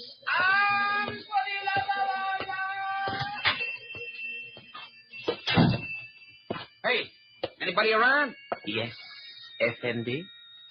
I may be of service. I'm looking for Nuri Shalan. I am the unfortunate Nuri. Oh, a friend of mine bought a terrific pipe mixture here. I mean, it was out of this world. Now, you think you can make up the same deal for me? My poor skill is at your command. The stuff is called Fragrance of the Lotus. Fragrance of the Lotus? Please wait here. Okay, Mac. I got all day. Granat. Yes. The American has come. You are positive? He gave the password? Good. Lock this street door, pull down the shades, and bring it in. At once. Well, Mac, you got it? One moment.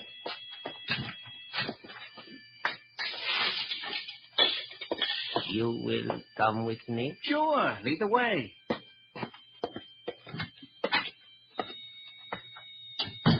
Be seated. Kind of dusty in here, ain't it? You are Mr. Jack Bale? Yeah. Who are you? It is not necessary that you know me. You have the money? If you got the goods. Ah, the trap door. That must be Elise. Push away the desk, Nuri, and let her in.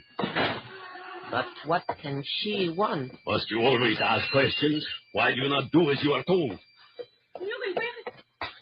Oh, you have a visitor. Elise. Man we have been waiting for. He has $20,000 for us. That's right. As soon as I get the merchandise. Here are the plates, Mr. Bale. You may examine them while Nuri counts the money. That's fair enough. This message has come from our friend. Here, it is in a code. I could not read it. Let me see it. Say, these plates are the real stuff. It is the first time we have attempted the American design. Nuri, you talk too much. Man, it's terrific. The guy who done it's a real artist. Thank you. Is the amount correct, Nuri? Yes. Okay, if everybody's satisfied, I got a plane to catch. I'll see you around. One moment, please. Yeah? Here is your receipt. Hey, Granat! You have killed him. Why? You have killed a man in my shop. Please, I shop. Happily, this message arrived in time. The real Jack Bale was arrested last week in New York. The real Jack Bale? This man was a Secret Service agent. Then the police must be outside. That shot will bring them in. Quick, the trap door. Through the tunnel. Fools! You think you have outwitted Bernard? Well, not this time.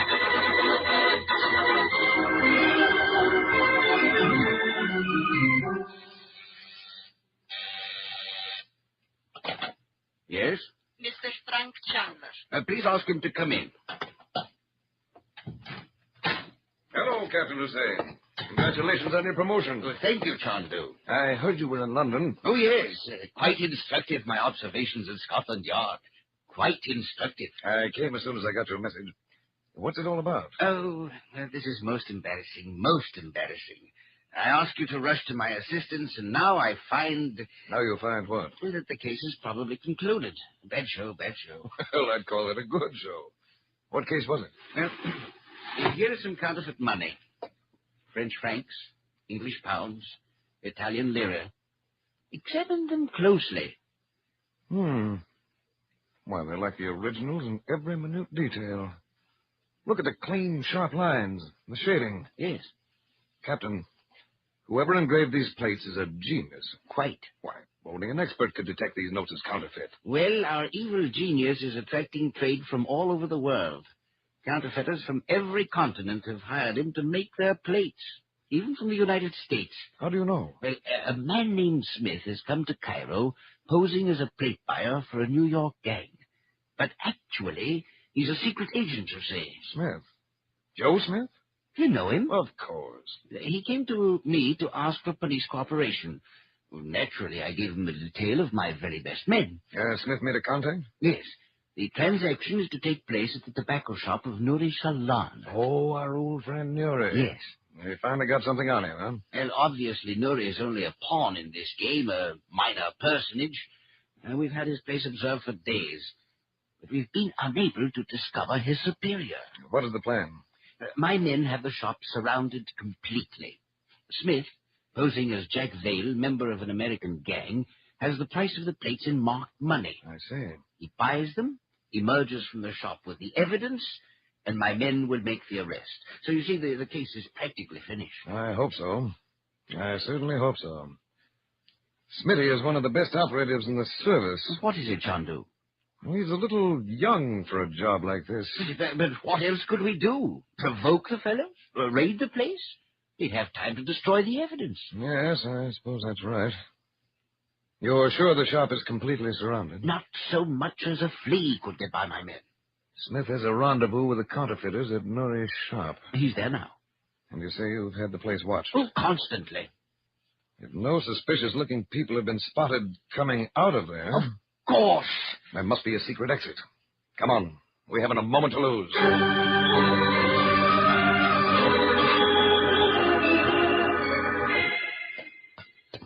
You are correct, Chandu. Here it is. This trapdoor leads to a tunnel which runs a mile underground to a deserted house near the Scent Bazaar. Oh, poor Smitty. If only we'd made it sooner. Did your men catch sight of anyone? Well, by the time the door was broken down, it was too late, unfortunately. What about you, Doctor? Can you help us in any way? I fear not, Chandu. A bullet in the chest cavity. Death came to him within 10 or 15 seconds. Marshal, bring in the stretcher. Oh, wait. Keep away from the body. Don't walk on this part of the floor. What is it, Chandu? Look, here. Hmm? Near his right hand. Yes? There are tiny marks in the dust. You see them?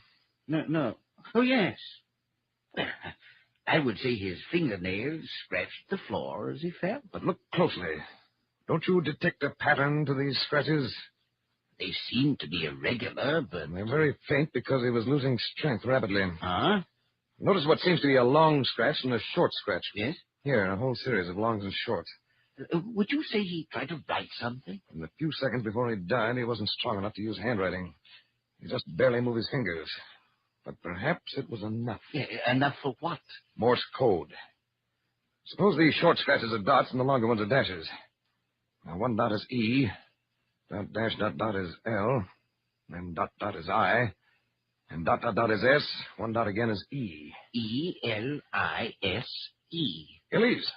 That's a woman's name. Chandu. Now, she may not be the one we want, but there is an Elise who dances at the Cafe of the Golden Scimitar. Good. We'll call on her this evening.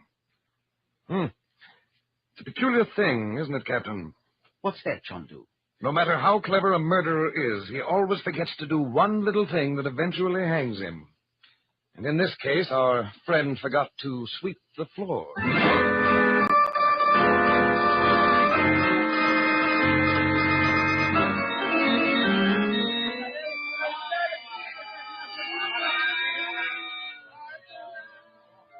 Hannah, why must we come back to the shop of Nuri? Of what are you afraid, Elise? We are not known to the police. It is not that. Then what? Hannah, was it necessary to kill the American? What would you have? Oh, I know, but it is the first time. Yes, the first death is always difficult. But the next will be easier. The next? Nuri Shalan. Nuri? But Hannah, why? It is too dangerous to permit him to live. He is the only one of us the police know to look for. I know that, but still I don't And want... if he is captured, you know Nuri, he has a loose mouth. But he is your friend. When one is no longer useful, there comes an end to friendship. Hannah, I will not permit you My to... dear Elise, you might also do some thinking on that subject. Here, in the name of Allah, the compassionate, the all-merciful. Come closer, my children, and learn how Allah will reward you. Have you discovered anything, Ahmed? The dog Nuri Shalan plans treachery. He has gone to the police? It is worse. He goes to meet Chandu, the magician. Chandu? When, Ahmed? Where? He gave a poor blind beggar a note to carry to the house of Chandu. I still have it. What does the note say? Protect me, and I will meet you tonight at the new warehouse on the south bend of the river. Hannah, you are right.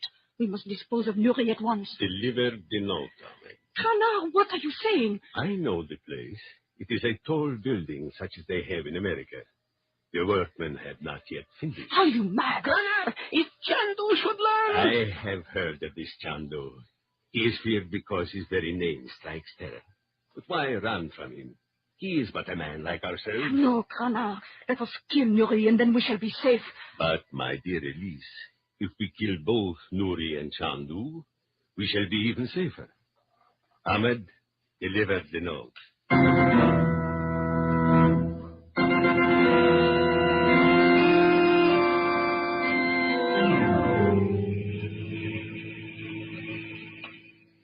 How close are we to the warehouse, Captain Hussein? It's just around the corner. Chandu, I believe this has the odor of a trap. Oh, that's possible. But I'm gambling that Nuri Shalan thinks of his own skin above everything else. Yes, but why at night, Chandu? There's not even a moon. Now, pull up here, Captain. Stop the car, Agra. I'll go on alone. The sight of your police might scare our bird away. That's the place. You still haven't finished the top story. That's the entrance. Look at the shadow. Do you see anything? No. I tell you it's an ambush. I won't let you go there alone. I'll have to take that chance. Come on, then. Right.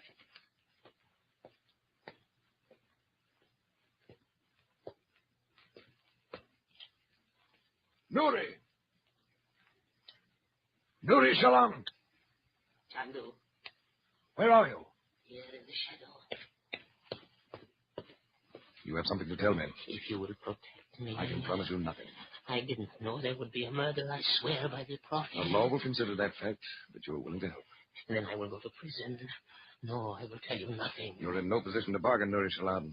You arranged to meet me because you were terrified. That is not true. They know the police will find you sooner or later. To protect themselves, they will kill you first. Save me, Chandu. Save me. The safest place for you is in jail. Yes. Take me away. The police car is waiting. Yes. But first, give me the names or we leave without you. I... Make up your mind, Nuri Shalan, quickly. Oh, Allah. Yes, Chandu. Yes. What's that? Chandu! It is falling. It's careful. Look out. The scaffold fell on him. Chandu!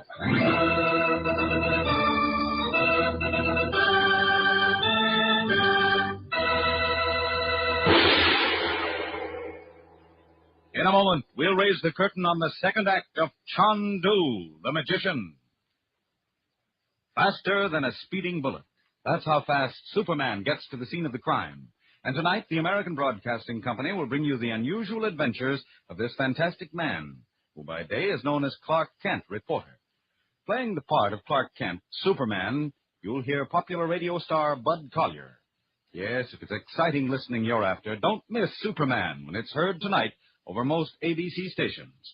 And tomorrow evening, be sure you hear the amazing Mr. Malone, who matches wits against the most dangerous of gunmen every Sunday night over most of these same stations. The role of this intrepid sleuth is played by one of your favorite motion picture stars, Gene Raymond. And from the chase to the capture, you'll thrill to the daring exploits of the amazing Mr. Malone. So Sunday nights, don't miss The Amazing Mr. Malone, starring Gene Raymond. Be on hand for adventure tomorrow night and every Sunday night with The Amazing Mr. Malone. And now back to our story of intrigue and magic.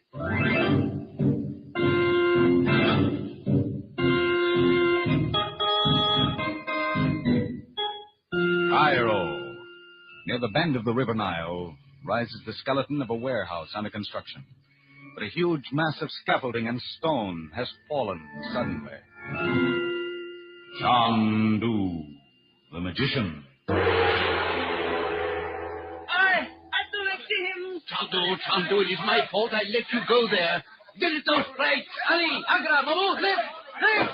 Get them by the wall. It is no. Chandu alive. Oh, tell me, man, how in the name... Let me catch my breath first. Chandu, you're not hurt. I don't think so. Forgive me, I did not see the scaffold falling until too late. Neither did I.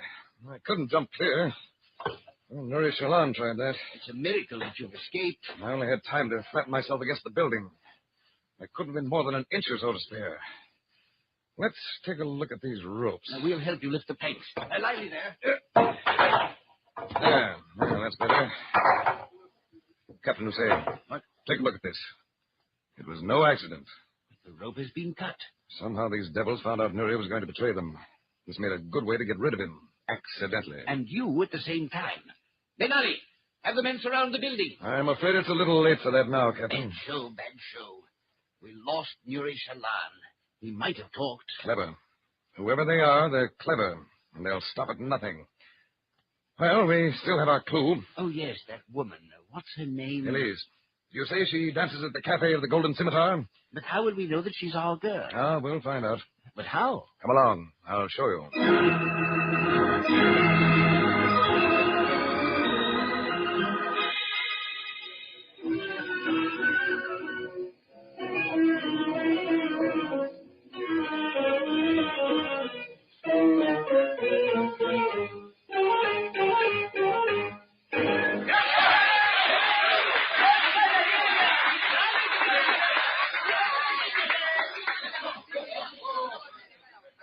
My dear Elise, your dance was delightful. Oh, now that we are rid of CHANDU, my cares have vanished. I told you I would arrange things. It was simple. Connor, What is it? Connor, a ghost. What has happened to you?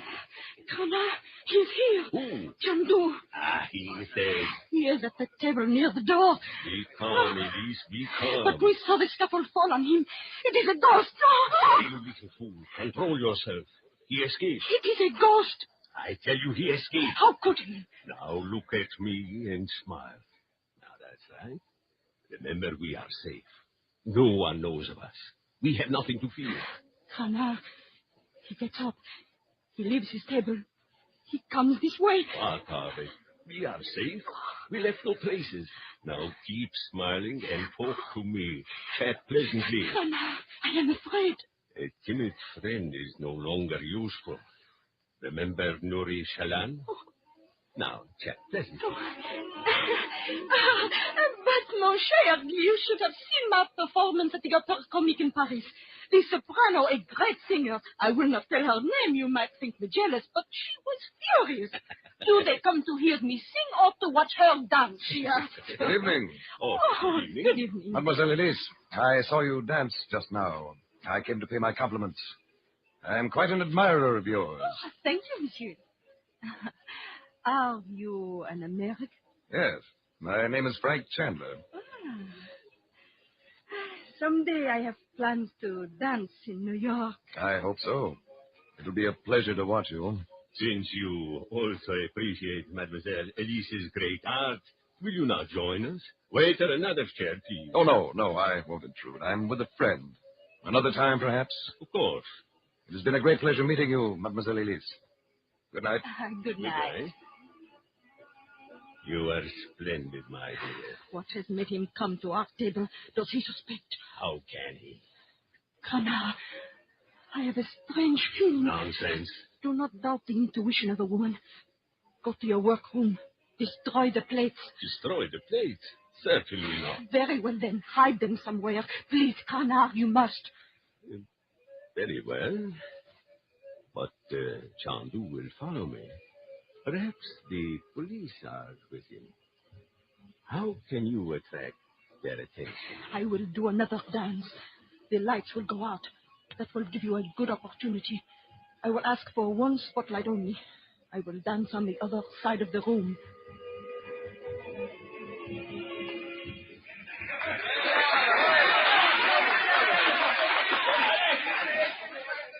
You were quick, Chandu. You think she's our girl? She has to be, because he's our man. But how can you tell? He's an engraver. Add that to Elise, and we've got what we're after. How do you know he's an engraver? Did you ask him? I didn't have to ask him. It's written on him. Written on him? Well, not exactly written. You see, Captain, most men wear the evidence of their trade on their clothes or on their bodies. Yes? It's there if you look closely enough. Now, an engraver's thumbnail is completely scarred with tiny pockmarks. I'm not quite sure I'll explain. The engraver uses an extremely sharp instrument called a grading tool. It loses its fine point very quickly. Mm-hmm. To make sure the point is still sharp, the engraver is always testing it by tapping the point against his thumbnail. If it pierces the enamel cleanly, he keeps using it. Oh, I see. The lights are going out. Well, the release is going to dance.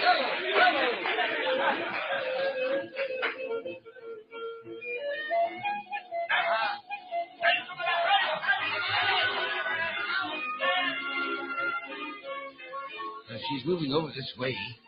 I do wish they wouldn't shine the spotlight in our eyes. I can't see. Neither can I. I wish they'd turn it off. What? That's the idea. Where are you going?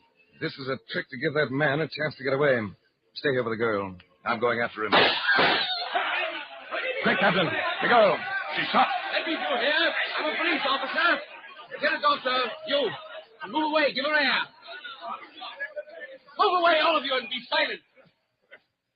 Chandu. Chandu. Yes? Do not stay here. Kana did this to delay you. Where has he gone, Elise? He always said, when one is no longer useful, there comes an end to friendship.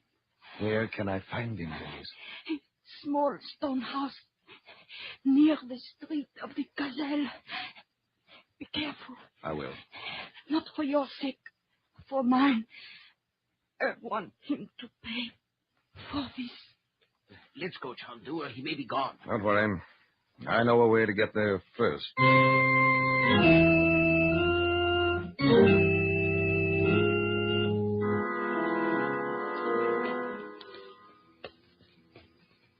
Come quickly, Ahmed.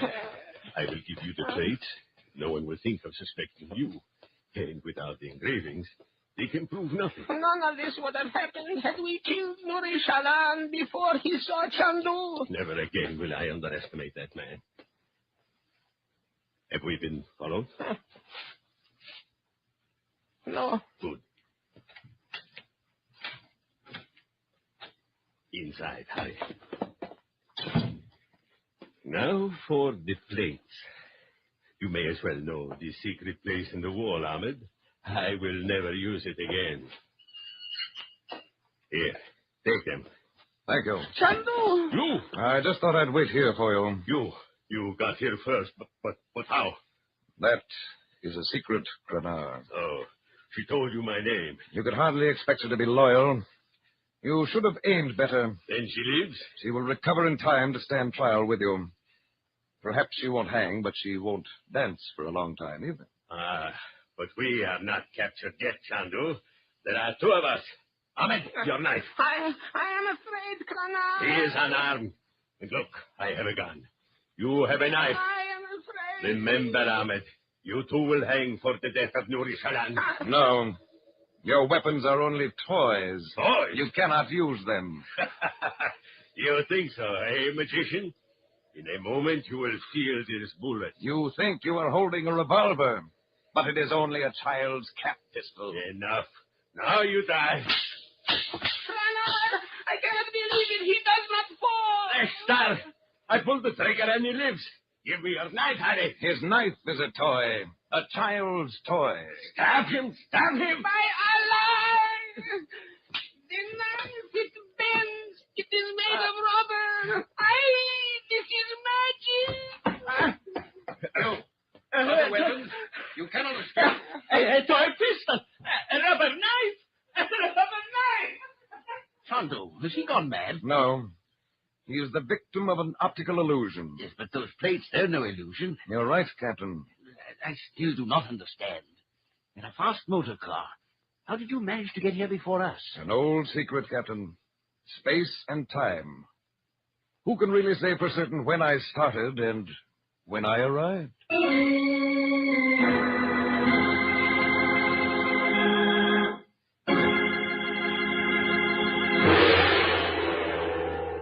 In a moment, we'll give you a glimpse of next week's story. Here's a reminder to you local businessmen. Just as you enjoy radio, so your neighbors and friends are regular listeners to programs of this ABC station. Why not use the radio program you're now hearing as a way to promote sales and goodwill for your business or product? You'll be surprised to know how reasonably and effectively you can sponsor CHANDU the Magician in this, your own locality. Just call on the manager of this ABC station.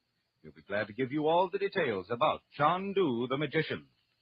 And now here's a reminder for everyone. Keep tuned for the special Christmas features on ABC. Outstanding music and religious services appropriate to the occasion. And tomorrow, be sure to hear the outstanding Christmas Day observances on your radio over ABC. There'll be special festivities all day. So for the best in holiday entertainment, stay tuned tonight and Christmas Day to this ABC station. We invite you to spend a merry, merry Christmas with all of us. And now for next week's story.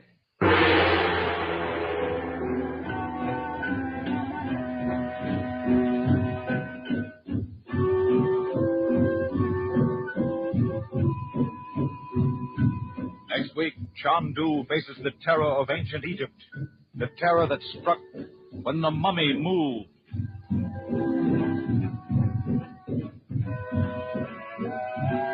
CHANDU the Magician is based on the original radio drama created by Harry A. Earnshaw. It was written by Sam Dan. Frank Chandler is played by Tom Collins. Musical effects are by Paul Taubman. This is a Cyril Armister production. We invite you to listen next week to Mystery, Romance, Magic, CHANDU the Magician. Jimmy Blaine speaking. This is ABC, the American Broadcasting Company.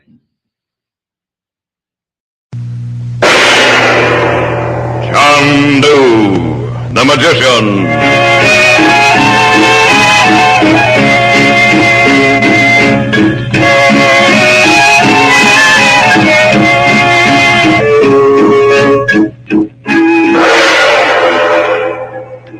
Some cream, CHANDU? If you please. Say, there's something peculiar about this coffee. Naturally, it's drugged. What? Drink it. Drink it. Or would you rather be shot? Well, that's it. Drain the cup.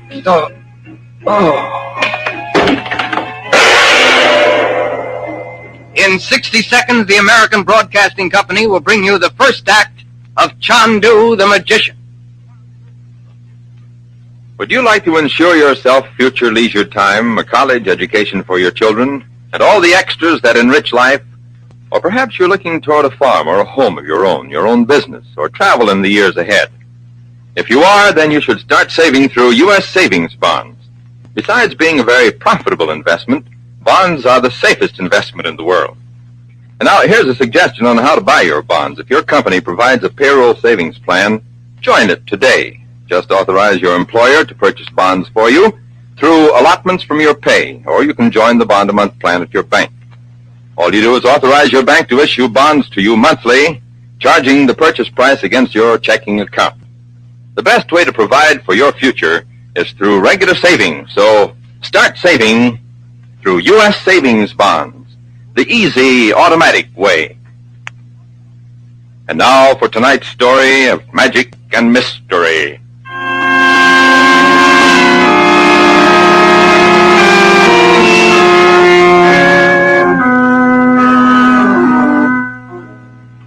It's cool and pleasant in the park.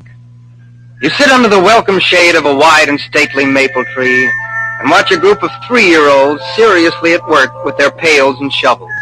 Everything is so quiet and peaceful. Suddenly you hear an agonized childish wail. One little kid has grabbed his playmate's shovel and runs off with it. There's a chase and a fight, angry howls, flaring tempers, and flying little fists. The mothers stop it.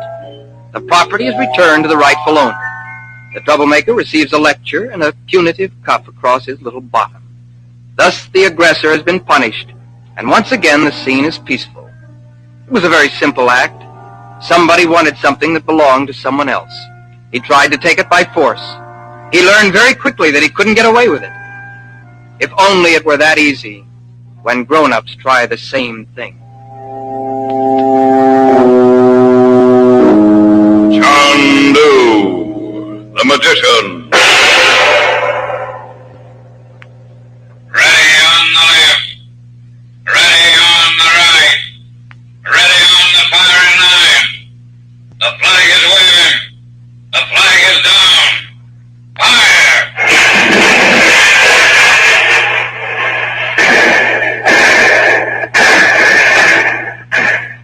Good shooting, number 6, good shooting. Number 3, lift your range 50 feet, lift it.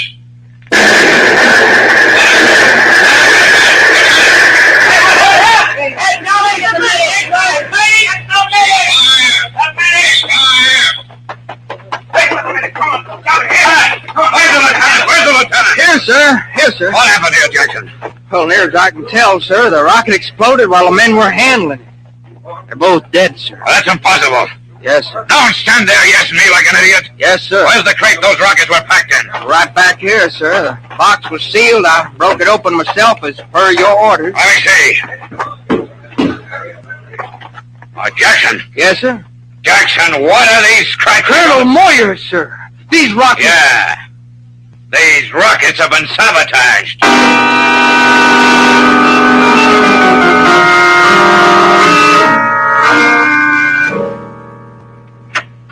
Colonel Moyer? CHANDU. I'm here on orders, Colonel. I'm certainly glad they sent you. They handed me a copy of your report. I read it on the way down. Where are the rockets? Right here. I didn't let them out of my sight. Good work, Colonel. You better be careful, CHANDU. I've lost 2 men already. So this is the secret new type rocket, huh? Yeah. It's supposed to have terrific armor-piercing capabilities. And you say they've been tampered with? Obviously. How much do the men in your unit know? Very little. They were told we were going to test a new weapon out at the range. We got this crate directly from the lab at the arsenal. It was sealed and locked? That's right. Lieutenant Jackson opened it. Lieutenant Jackson? Would that be Lieutenant Henry Clay Jackson? Yeah, that's his name. Well, tell me, how well do you know him? Well, he was just assigned to the outfit. He's a nice enough kid, but not too heavy upstairs. I'd like to see him, Colonel. Of course, CHANDU. Sergeant, tell Lieutenant Jackson to step in.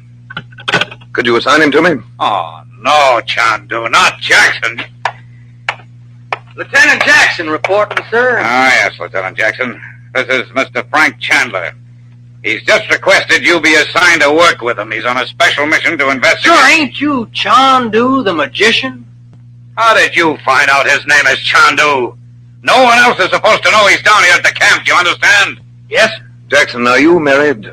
Yes, sir. Found me just the right little gal when I was stationed in Fort Hamilton up Brooklyn way. Well, on this assignment, you'll have to live in town. Find yourself an apartment. Yes, sir.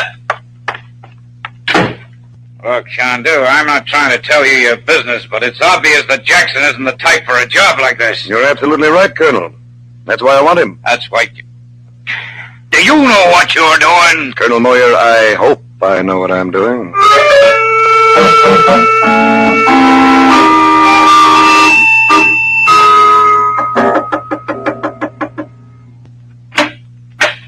Oh, the sign says you got an apartment for rent. Oh, yes. This way, please.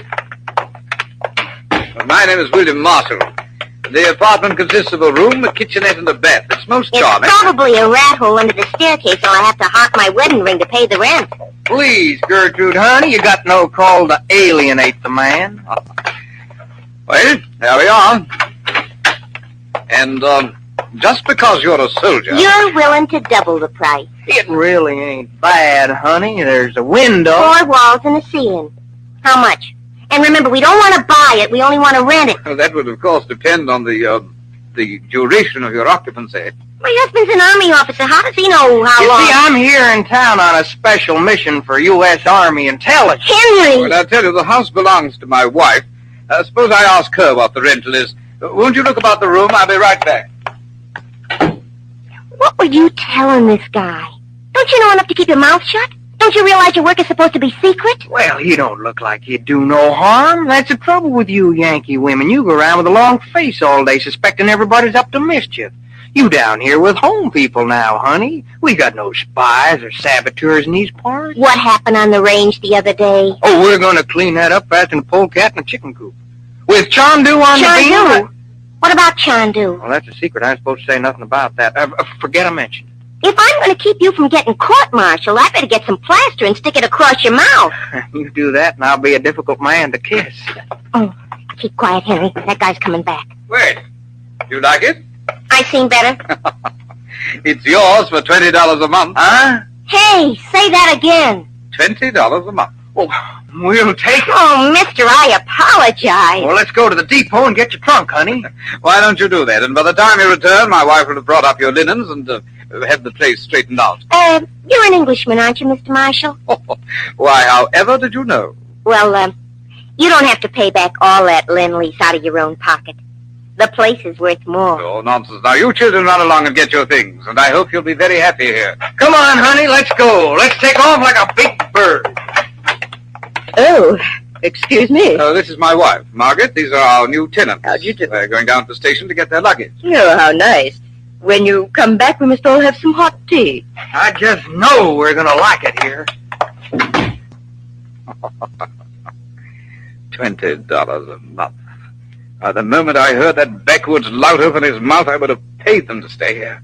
And this time, I gather, we're supposed to be English. Oh, yes, that's right. And we must remember to use the accent at all times. It seems to me I heard the name CHANDU while they were talking. Yes, Mother, so did I. You know, if he's at the camp, our job can be, doubly interesting.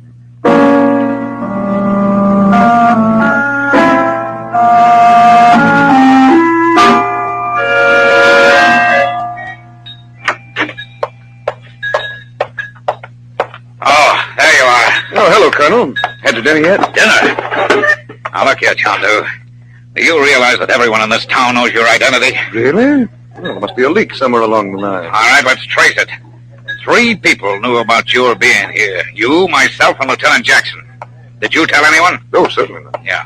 So that leaves... Good evening, sir. Jackson, sit down. Have you been doing any talking? Talking, sir? About what? About my being here, Jackson. Well, sir, I might have mentioned something, just in passing. Oh, how did you ever become an officer? CHANDU, I suggest that Jackson be relieved of his duties. Please, Colonel, Jackson and I have work to do first. But he's already ruined any chance. I think Jackson will come through for us. Well, I disapprove of the way you're going about this. It's my responsibility, Colonel. I'm sending in a report tonight about the way... You can write up a report if you like, Colonel, but don't dispatch it. Oh, I'll wait.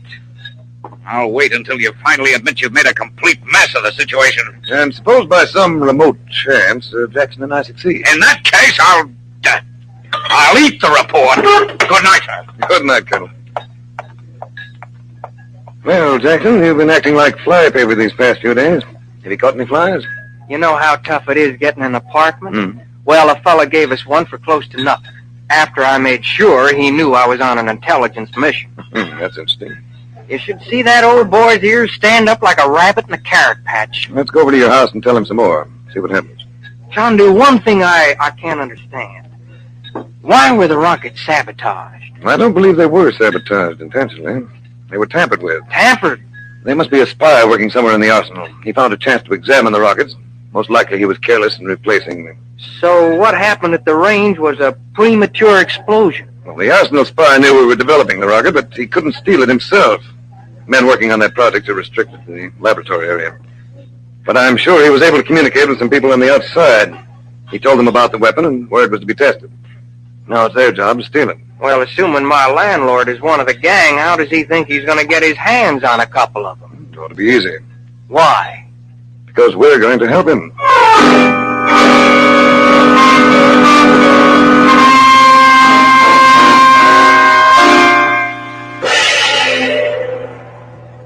in just a few moments, we will bring you the second act of CHANDU, the Magician.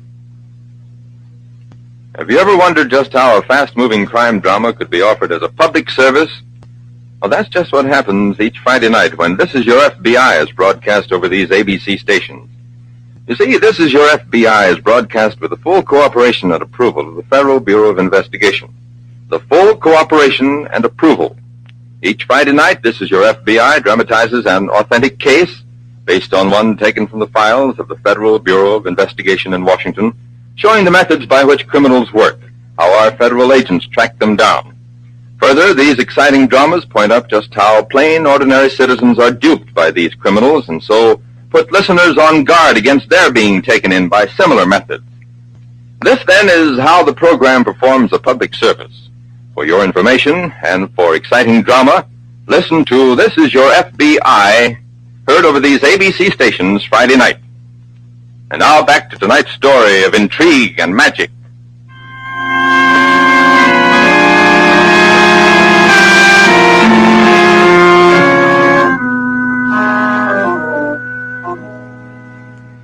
Mr. and Mrs. William Marshall, who seem to be a pleasant middle-aged English couple, own a large house which is a comfortable little two-room flat on the second floor. When Lieutenant Jackson and his bride came by looking for a place to live, the Marshalls seemed very anxious to have them. So anxious that they practically gave the apartment away. Of course, Lieutenant Jackson is very friendly and extremely talkative. From the way he shoots his mouth off in front of strangers, you would never dream that he is an Army intelligence officer on a secret mission with CHANDU, the Magician.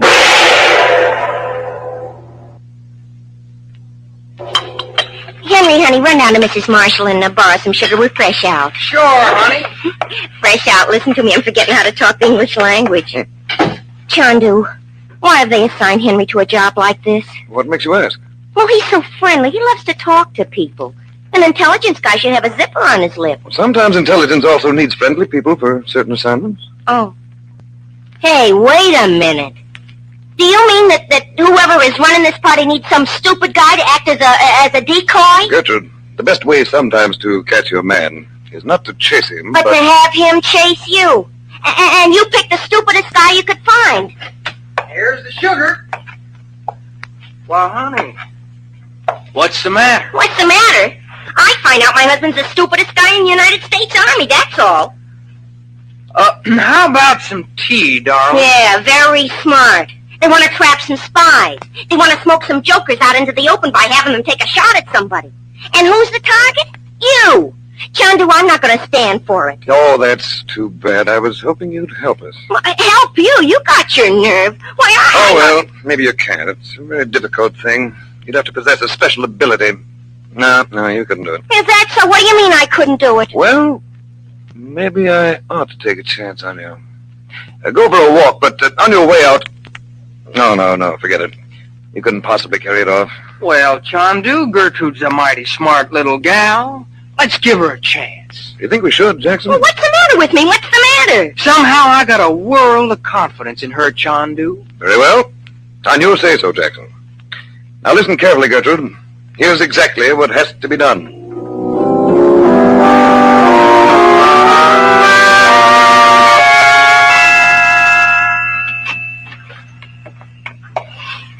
Oh, good evening, Mrs. Jackson.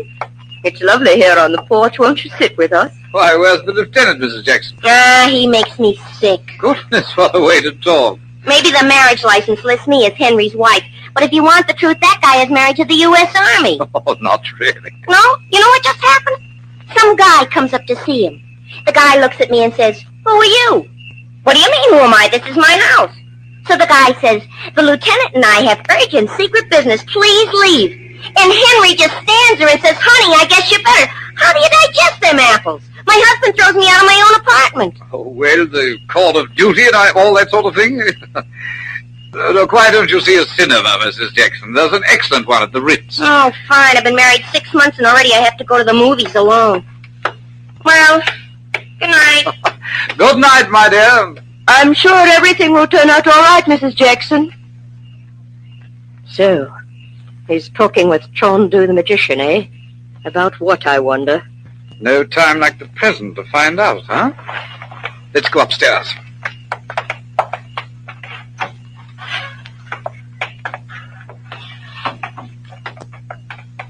Quietly now. Can you hear them talking? Wait. Did you get the orders, CHANDU? The rockets must be returned to the arsenal immediately. They'll be shipped in a small GI truck. You ought to drive. It's waiting for you at the west gate of the camp now. You better wear fatigues. Yes, sir. Am I going alone? You'll look like an ordinary GI. There won't be anything to arouse suspicion. Hurry and get dressed. Back to the porch, quickly.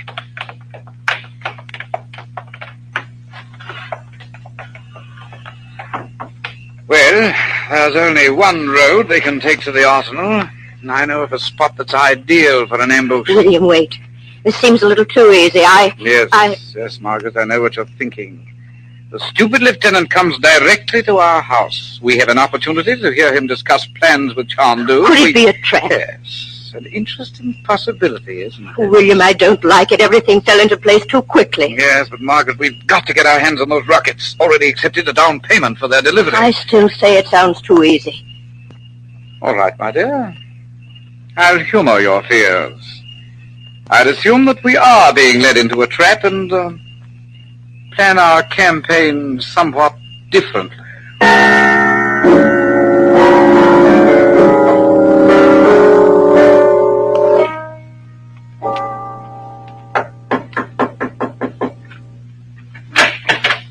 Oh, good evening. I beg your pardon, but are the Jacksons at home? No, Mrs. Jackson went out and the lieutenant was called away suddenly. Oh, I see. We generally invite the Jacksons downstairs at this hour for some refreshment. Oh, perhaps you'd care to join us. My wife has it already. Well, that's very kind of you, Mr. Marshall. Thank you. They are a lovely couple, aren't they? Oh, yes. Charming. Right through here, sir. Sure. Oh, Margaret, dear, this gentleman is a guest of the Jacksons. They're out, so I asked him to join us. Oh, you're very welcome. Tea or coffee? Coffee, please. Here you are. Thank you. May I have some more milk, please? No, certainly. All you like. So much? Well, I like it half and half. Oh, really? You American chaps have no concept of how to assess flavor. Anything wrong? There's a peculiar taste to this coffee. Naturally. You see, it's drugged. Sit still. Mr. Marshall, what are you trying I'll give you your choice, CHANDU. Drink the coffee or be shot. So we guessed right about you, Marshall. You are after the rockets. And with you out of the way, there'll be no difficulty in obtaining them. Now drink that coffee. Under the circumstances. William, I can't believe he's going to drink it. Is it a trick? Drain the cup or I'll shoot. Oh, please, there's no need to fire. I'm drinking. I feel... Here, CHANDU, let me help you go out a little more quickly. He drank it. He really drank it. Of course, Margaret. Now, a long, long sleep, and in a few hours, CHANDU will be dead.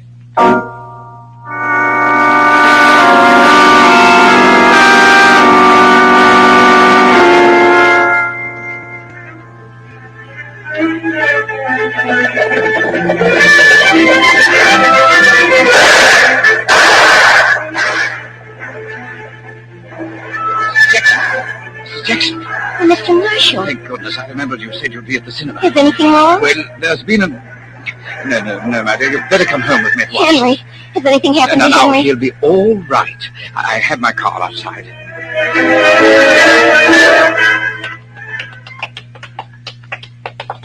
Tell me, Mr. Marshall. You gotta tell me. On the way, my dear. Now, won't you get in, Mrs. Jackson? All right, Margaret, now. Mrs. Marshall. No!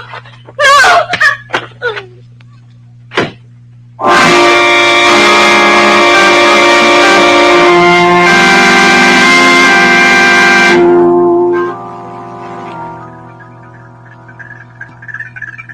Lieutenant, if it were my decision to make, I'd never let you go alone. I disapprove of the entire way this mission is being executed. I tell you, I've made a detailed report. Yes, sir. What's the matter with that CHANDU? Doesn't he know the importance of these rockets? Doesn't he know how badly our troops need armor piercing? I reckon he does, sir. Oh, Jackson, I got half a mind not to let I'd you like get... to call the Colonel's attention to the copy of the orders from General... Oh, all right. But I am writing a report. Yes, sir. But make it small. CHANDU said you might have to eat it. To eat it? Jackson! Why, Jackson!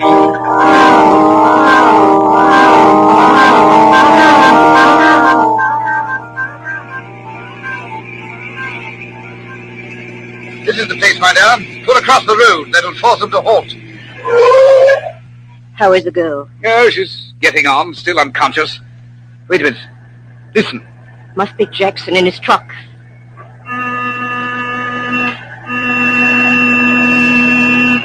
Hey!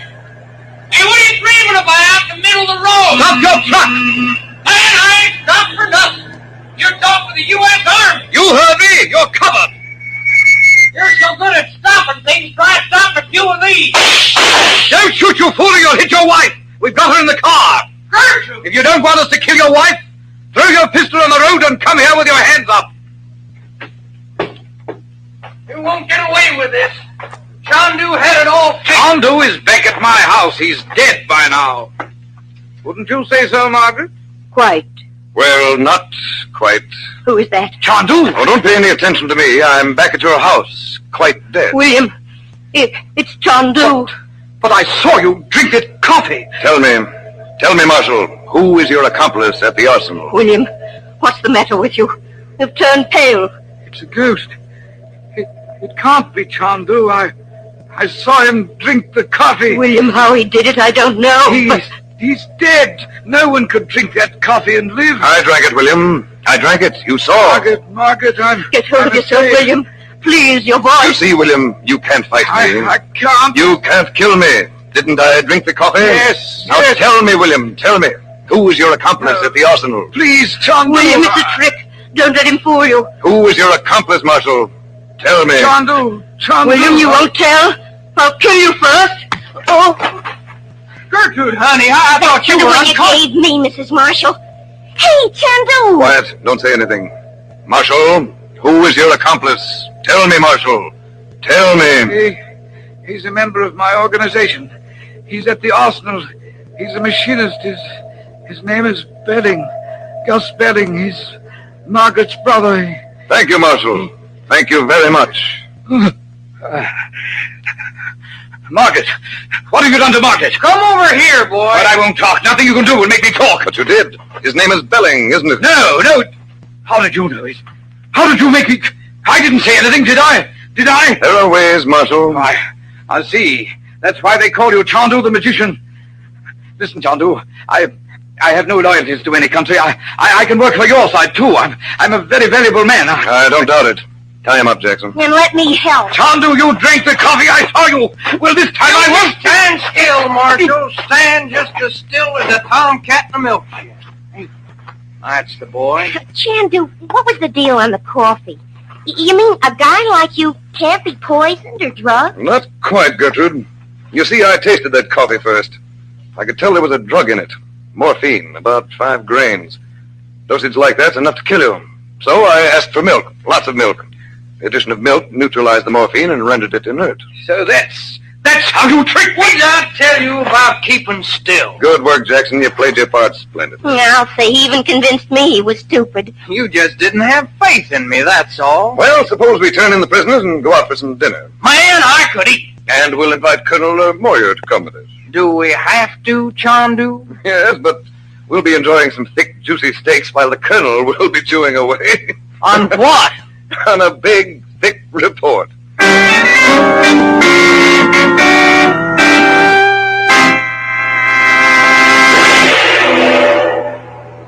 In a few moments, we'll bring you a glimpse of next week's story.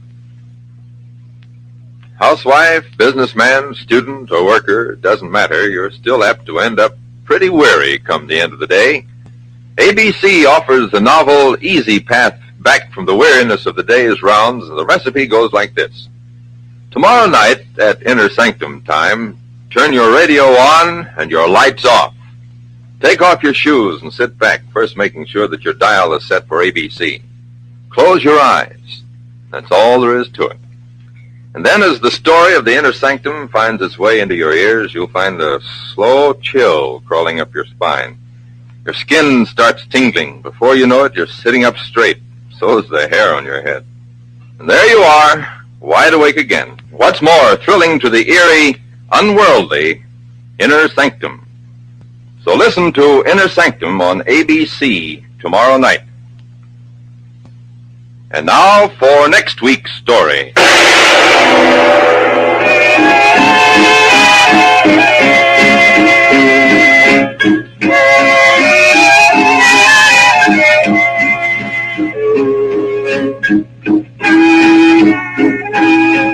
This man studied the situation very carefully. He discovered there are two types of people who get caught for committing murder. Those who are too stupid and those who are too smart. So he decided to discover a middle way. And after years of experimentation, he found it.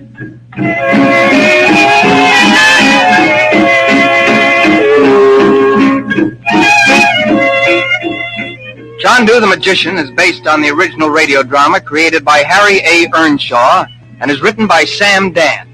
Frank Chandler is played by Tom Collins.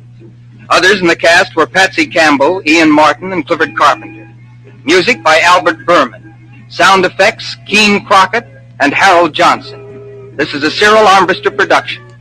All names, characters, and events on this program are fictitious. Any resemblance to persons living or dead is accidental. We invite you to listen next week to Mystery, Intrigue, Magic. CHANDU, the Magician. ABC, the American Broadcasting Company. CHANDU, the Magician.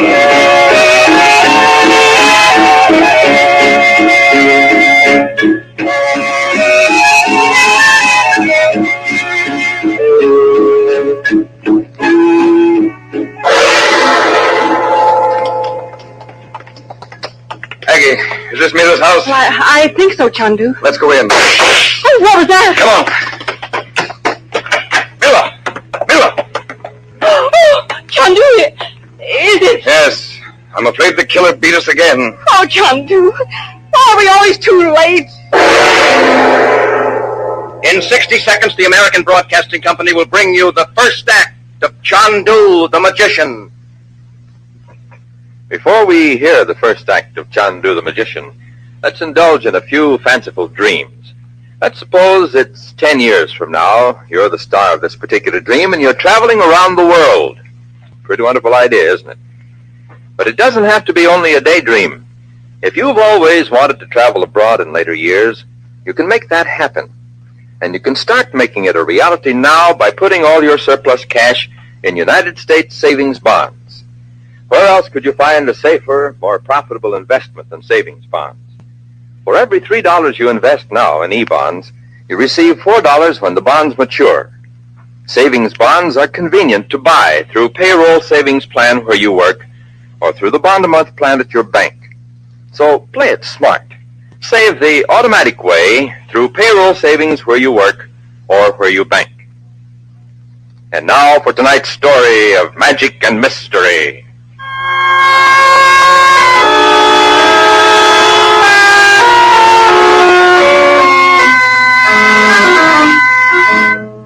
Once there was a man who had everything all figured out. He knew all the angles. Sure, he said to himself, people get caught, but that's because they're not as clever as I am. This man would spend hours looking at himself in the mirror. He would smile at the handsome image in the glass. He would wink an eye and whisper, Nobody in this world is as clever as you are. Yes, sir, he was convinced he could outthink, outfight, outsmart any human being on the face of the earth. Even CHANDU, the magician.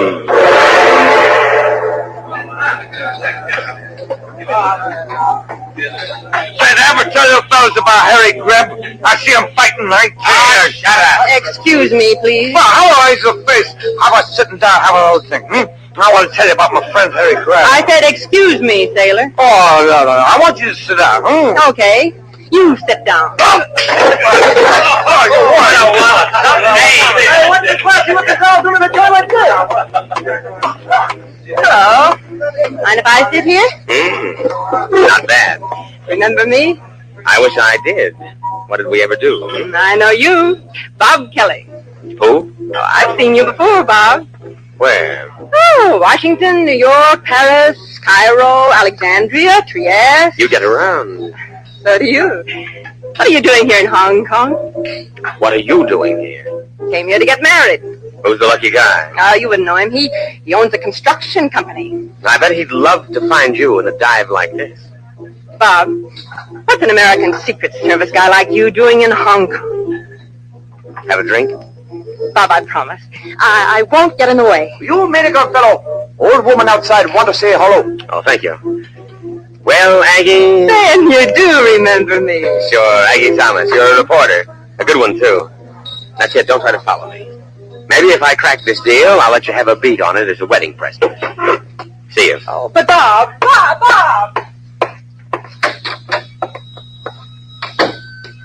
Excuse me, sir. Do you know the direction to the Commonwealth Bank? Yes, I do. Let me show you. You're Mira? I am Mira. Where is he? The address, number 4, Trailing Lotus Road. Okay, who is he? No, I only promised the address. Go there, you will find him with the documents. But remember, you promised to protect me. Sure. All I want is his identity. The local authorities can make the arrest. And I will be permitted to escape prosecution, you promise? You promise? Follow this street until you come to the square. The bank is the first tall building on the left. Thank you, sir. Thank you very much. Aggie! Hey, Aggie, come over here. I see you. Oh, now look, Baba. I wasn't trailing you. I just decided to go home. Aggie, I need your help. Do you know Frank Chandler? CHANDU, the magician? He was supposed to meet me here in a half hour. The tip-off came earlier than I expected. If I wait, this guy may be gone. Well, what do you want me to do? You wait here for CHANDU and then bring him to this address. Number 4, Trailing Lotus Road. Bob, you can't go alone. Suppose it's a trap. Wait here for CHANDU. But he can be too late. Taxi! Number 4, Trailing Lotus Road.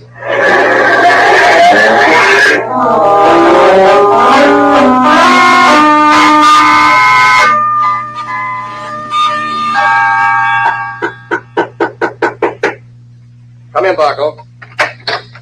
Who are you? Oh, excuse me. I was looking for number 5, Trailing Lotus Road. This is number 4. If I made a mistake, I'm sorry. Say, I know you. Yes? You're Bob Kelly. Bob Kelly! Well, how's the All-American tackle?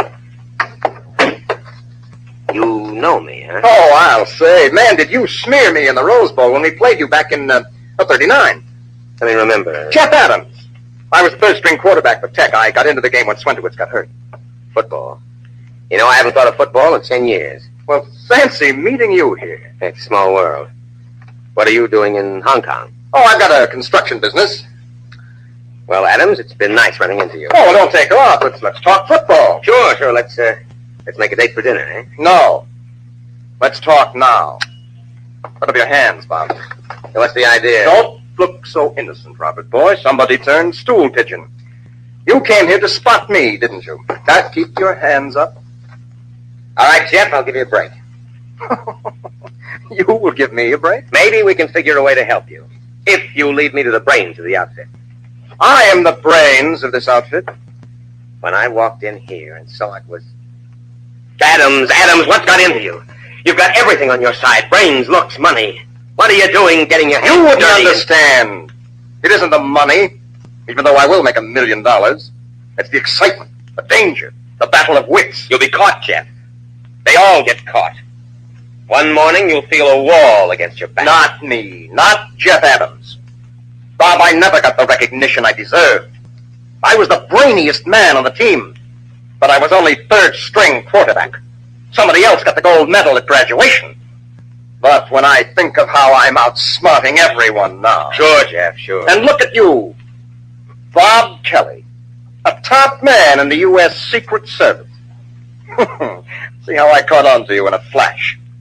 So why don't you admit that I'm the most brilliant guy? Sure.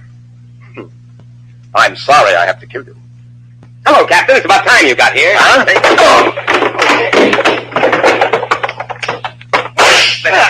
That's better, Jeff. Much better now. Now, just take it easy. Oh, that's how you hit me back in the Rose Bowl.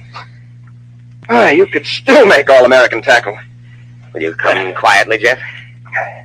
And let's bring those papers. They deal with British and American naval orders, don't they? You've got a terrific sense of humor, Jeff. You can still laugh even when you lose the game. What's funny? All right, Varco, shoot him now. Huh? Not quite fast enough, my friend. Well, it's a good thing you came along, Varco. Delighted that I have been of assistance, Mr. Adams.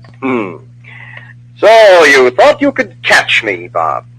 Yes, but this time I was smart enough to follow my interference.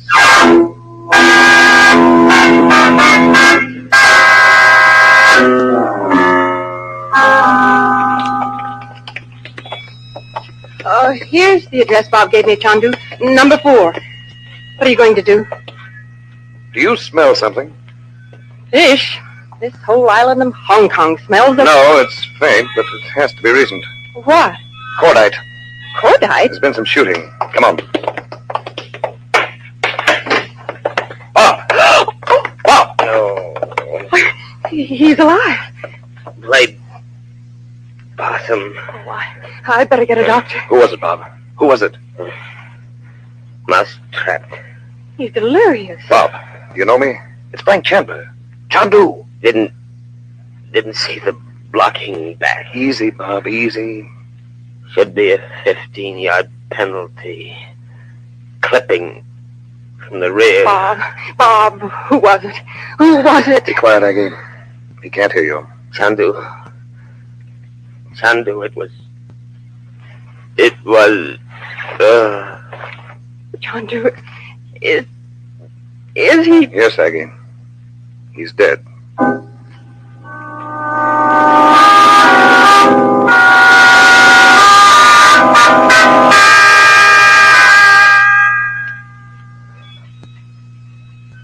Why did you insist on coming back here, Varco? Wait, Mr. Adams. Across the street. Mm-hmm. Oh, you cannot see her. The policemen are moving away. The lady? Aggie. I thought it might interest you. Your fiancé and Chandu the magician. What business has she with an American secret agent? Chandu the magician. Worthy adversary. Not the usual routine police hack, but a man of imagination, skill, finesse. Please be careful, Mr. Adams. He has unusual methods. This calls for a brilliant counterattack. What are you going to do, Mr. Adams? Watch me, Varco. See how brilliantly I'm going to handle this. Aggie! Aggie! Jeff! Oh, Jeff, darling. Say, where were you all afternoon? I've been looking for Jeff, you. this is Frank Chandler. Chandu the magician. Jeff Adams. How do you do? How do you do? Jeff, now please don't be angry. I know I promised to quit my job when I came here, but there's a war going on. And you just happened to stumble on the most terrific story. Mr. Adams, there's a chance that Aggie can be very helpful in the identification of a murder witness. Murder? Oh, now, hold on, Aggie. If you're going to get mixed up in anything please, Jeff, just this once. Well, Chandu, can Aggie really help you? I think so. Well, Chandu, let me come into this thing, too. Well... It's out of my line, but I'm sick of being separated from Aggie, and who knows? Maybe I can lend a hand. All right. Let's go inside. I want to have another look at that room. Oh, and please, Jeff, don't get in the way.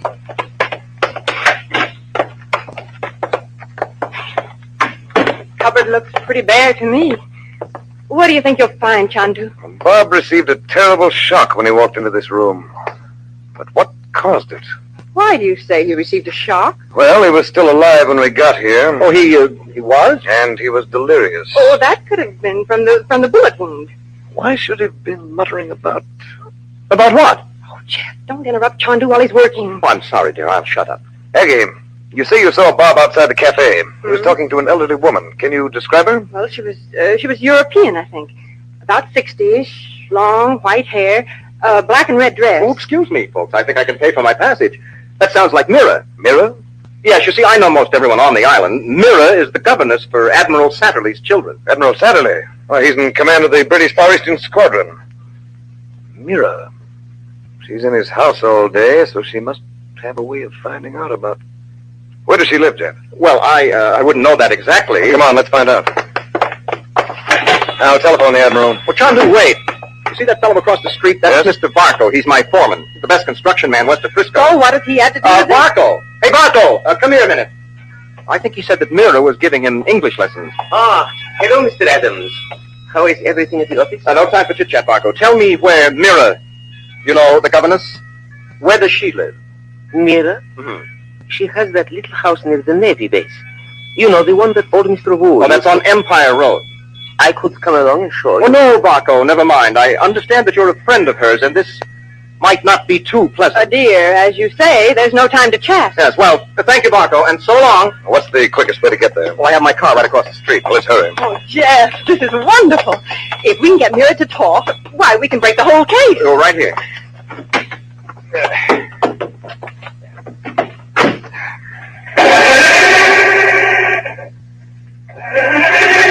What's the matter, Jeff? I don't know. She doesn't seem to be able to start. Please, Jeff, can't you do Hurry, something? Jeff, hurry. I have a feeling that every second counts.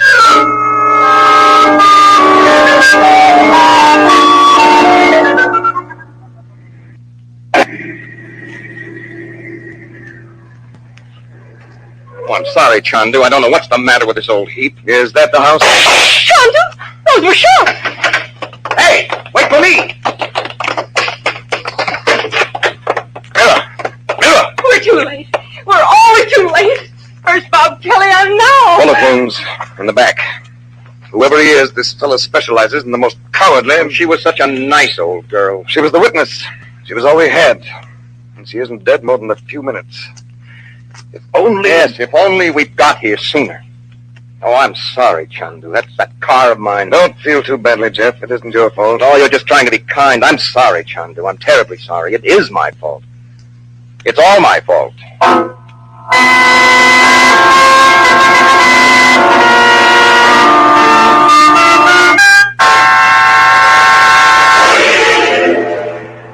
In a few moments, we will bring you the second act of CHANDU, the magician.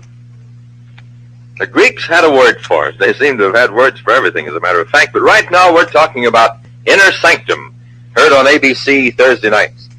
The word they had was catharsis. It means a purge of emotions, a cleansing out of all the tension that builds up through the day and over the course of a week. The Greeks felt that a thoroughgoing melodrama was healthy because the audience could experience all of the dangers and thrills, the loves and hates, and thus get rid of those taut nerves and upset dispositions. Try it for yourself tomorrow night when ABC presents Inner Sanctum.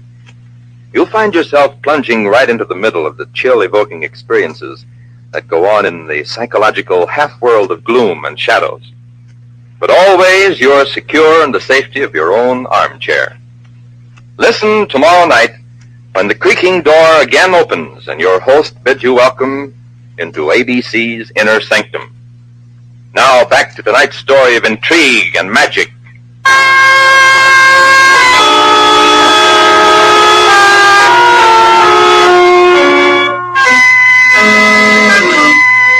Once there was a man who had everything. He was rich, he was handsome, he had a prosperous business, and a beautiful girl who was crazy about him. But he was worried. He was afraid he would die and be forgotten like the millions of other people who lived during his lifetime. What could he do to go down in history? He figured it out. There was a ready-made field for a man with imagination, intellect, and daring. There were adversaries who could make the game interesting.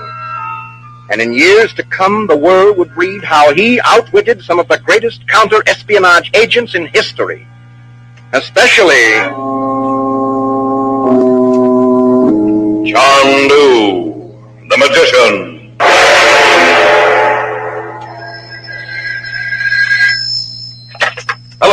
Who is it, Chandu? Oh, yes, Admiral. No, sir, no progress. Yes, this woman was a member of the gang, but unfortunately they got to her before we did.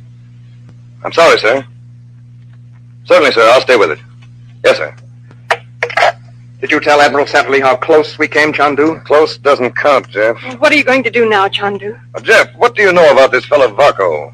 Oh, nothing, except that he's a sober, reliable sort of a guy. We were tipped off that we were going to see Mira. How? Only the three of us were in on it. No, Varco happened along and we asked him for directions. He knew we were going to see Mira. That makes 4. So that means that Varco... No wonder you people get places. Well, there's nothing spectacular about it. You just put 2 and 2 together. It's like mathematics. You have your factors and you solve for X. Oh, just answer Chandu's question. What about Varco? It has to be Varco. Where can we find him? Well, let's see. This is Wednesday. Yes, it's his day off. Where does he go? Oh, anywhere. Probably makes the rounds of some of the joints. We'll separate. Each of us will take a section of town and go looking for him. If either of you see him, call the switchboard at my hotel. I'll check in at regular intervals. Okay. Now remember, no rough stuff. If you spot him, head to the nearest pole. Oh, boy, just let me get my hands on that Look, Varco. Jeff, I said none of that. My hero. Well, I could handle him. Just because you used to play football. Oh, honey, do you think that I couldn't? Do you two lovebirds think you could postpone this for just a few hours? We've got work to do.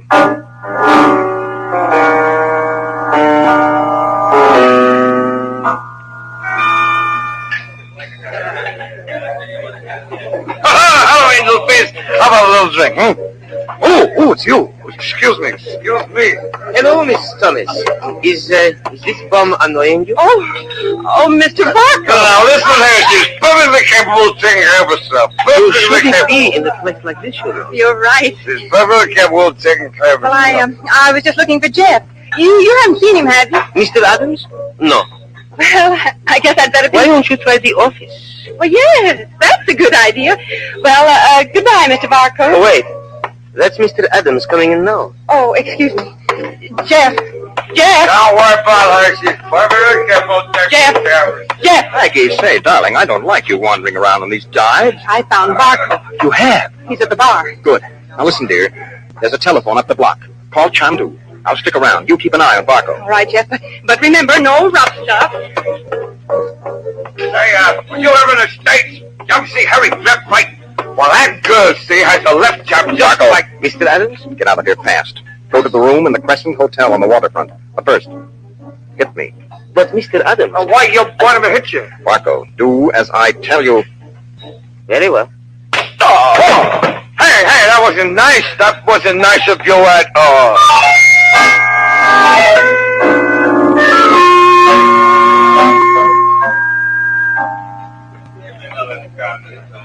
Jeff. Darling, what happened? Oh, my jaw. Jeff, I told you to let me handle Varco. What happened?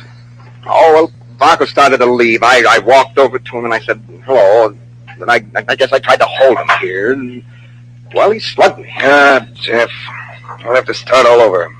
Now, will you follow orders this time? Yes, absolutely. I promise. Okay. I'll see if you can track him down. And this time, honey... Don't worry. I've learned my lesson. Just telephone. That's all. Just leave the message. Sure thing.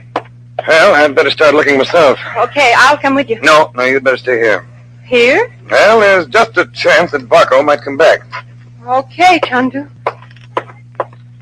Say, excuse me, that friend of yours, he's crazy, absolutely crazy. You know what he said? Excuse me, please. He said, Varco, hit me. Go on, hit me. Look, will you go away? He said, Varco, hit me, and go to Crescent Hotel. Why? Why, I asked you? Just like how he grabbed your left hook, biff, yeah? Who? Tell me. Tell me who? Who said Barco? Just like how he grabbed me, said, hit me, and go to Crescent Hotel. Who? Oh, you don't know what you're saying. Crescent Hotel? You don't know what you're saying. You don't know. You don't know. Oh, I'm sleepy. Oh, Jeff!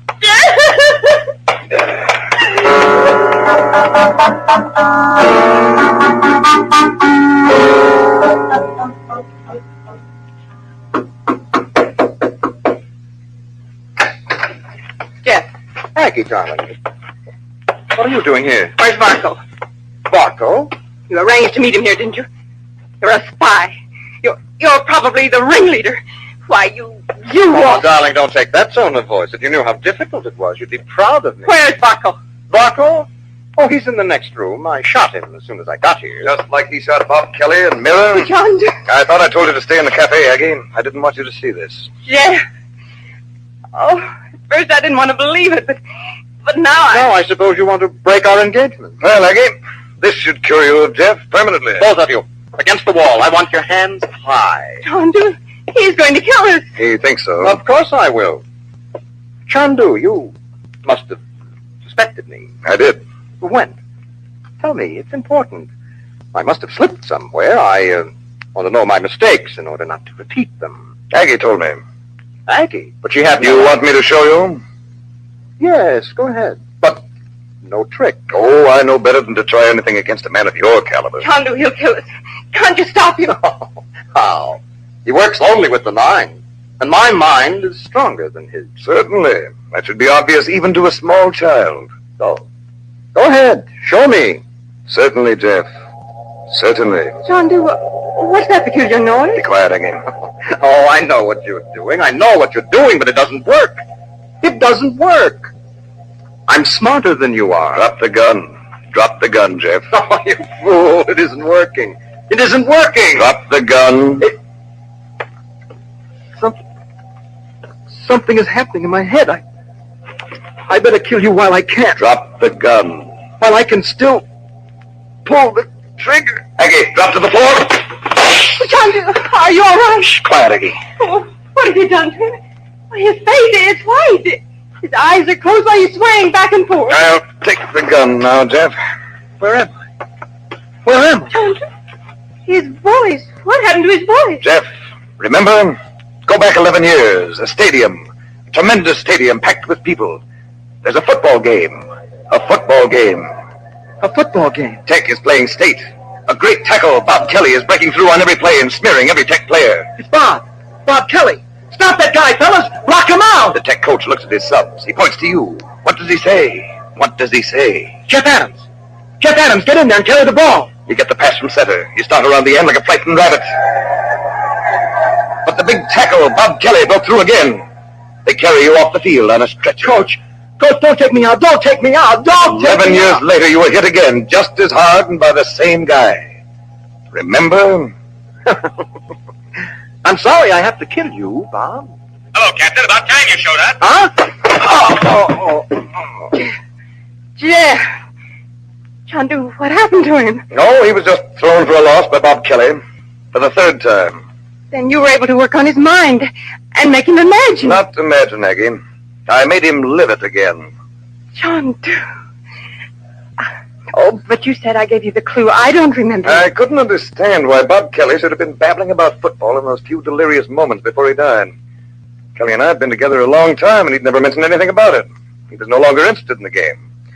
He received a shock, something that pushed football back into his mind. Who or what here in Hong Kong could have brought that game to him so vividly? Oh, and seeing Jeff. I couldn't make it fit until you happened to say that Jeff was a football player. Oh. Well, he's coming out of it. I'm sorry for your sake, Aggie. Why? I'm better off now than I was an hour ago. I keep telling myself. Coach, what happened? He thinks he's still in the game. Coach, why did you take me out? I'm afraid you'll have to pay a penalty, Jeff. A penalty? Why? What for? Unnecessary roughness. 5 yards of rope.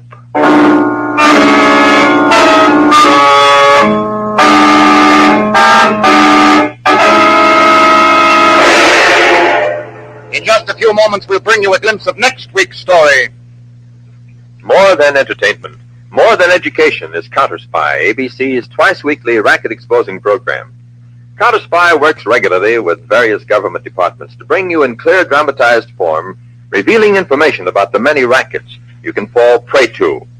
As for entertainment, Counter Spy offers plenty of it. For in each episode, David Harding, head of the Counter Spies, is off on an intriguing chase to bring the racketeers in. And of course, you can depend upon David Harding to get his man every time. If you find yourself undecided about whether to listen to a program with entertainment or educational values, your problems are solved every Tuesday and Thursday with Counter Spy. You'll get top entertainment, excitement-wise, as David Harding finds a racket, sees his duty, and does it. Be sure to hear David Harding, Counter Spy, tomorrow night on ABC. And now for next week's story.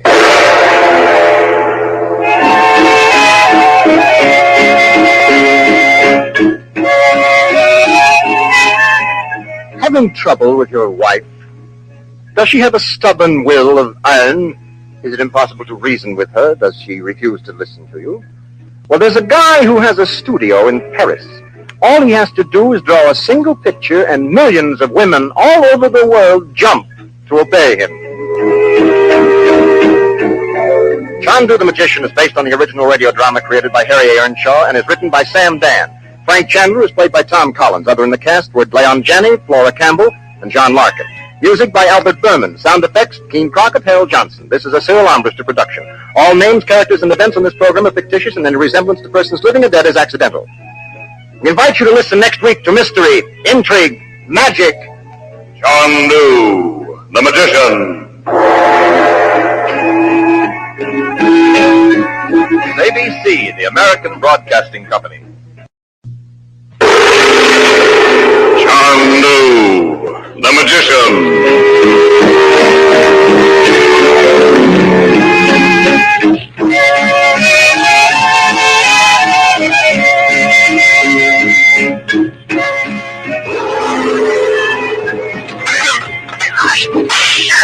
Now, Eddie, just take it easy. What are you going to do? Turn me over to the cops? Here's your gun, Eddie. Huh? Take it, Eddie. You crazy? I could blow you. Go ahead, Eddie. Take the gun. Okay, sucker. In 60 seconds, the American Broadcasting Company will bring you the first act of CHANDU the Magician. Some of our fondest memories are those of childhood days. Remember those meals that would end with your favorite dessert? It seemed that everything on the table tasted just that much better because you knew about the treats soon coming your way. Thinking back now, I wonder whether the actual eating was as enjoyable as the anticipation. You know, it's still a wonderful feeling to know that you can count on something good in the future. You may dream of owning a home of your own, or traveling, or retiring in leisure. Well, today it's possible to assure yourself of being financially able to buy your dream. Invest in United States savings bonds. Sign up for the payroll savings plan where you work, or the bond-a-month plan where you bank. This bond-a-month plan has been especially set up for people who aren't able to take advantage of the payroll savings. For details, inquire at your bank. Automatic saving is sure saving. Buy U.S. savings bonds regularly where you work or where you bank. And now, tonight's story of magic and mystery.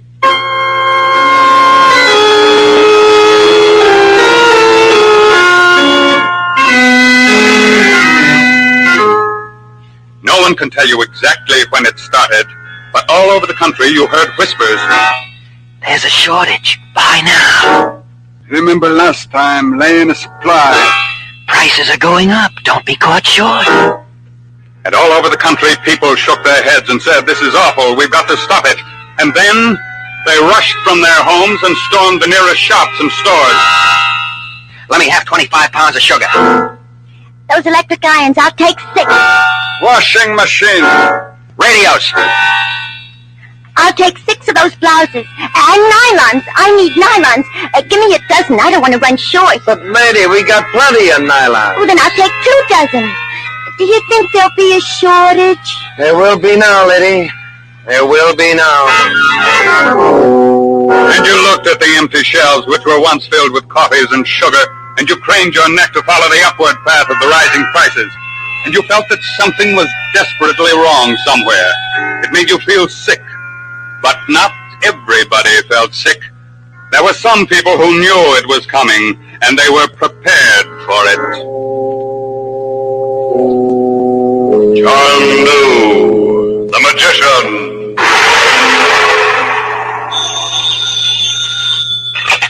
General Merchandise Associates, good morning. No, I'm sorry. We're out of that item. No, we're not filling any more of those items. I'm sorry. Good morning. Who? Oh, I'll take it up with Mr. Straker. Goodbye. Janet, take over the phones. I'm going in to see the boss. Good morning, Amelia. Chief, can we fill an order for 500 tires? Let's see. Is the price right? Steady customer. Blair in Center City. Tires are very tight there. Indicated on the map. Mm-hmm. Hello. Hello, Eddie. You Strick. Yeah, so. Eddie, I need 500 tires. You think you can find them? Tomorrow morning. Good. Tell Blair he can expect delivery. How's Eddie going to get the tires, Chief? Leave it to Eddie. That boy gets around. Hey,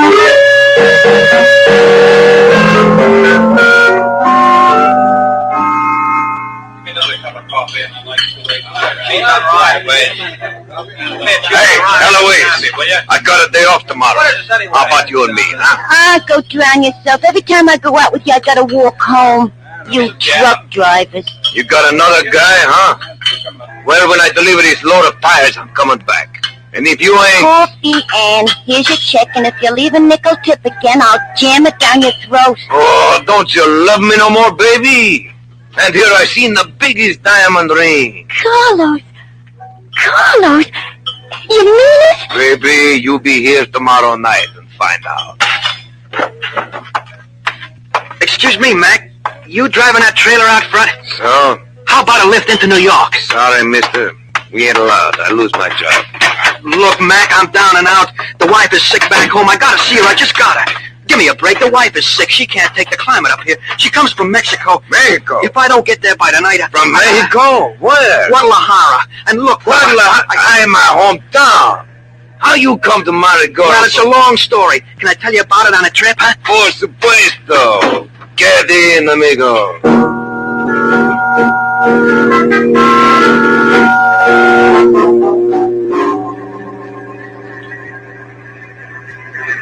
Oh, Eddie, you one smart fella. Yeah. Well, sport, slow down. Hey, you feel sick? Slow down. Hey, you got a gun. You want my money? I only got $7. Step on the brakes. Oh, don't shoot me for $7, Eddie. Here, take it. Out. No. Please, Eddie, no shoot. Stand still, chump. No.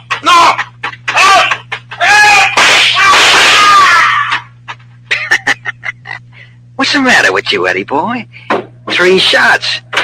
Keep it up and there'll be a shortage of 38s.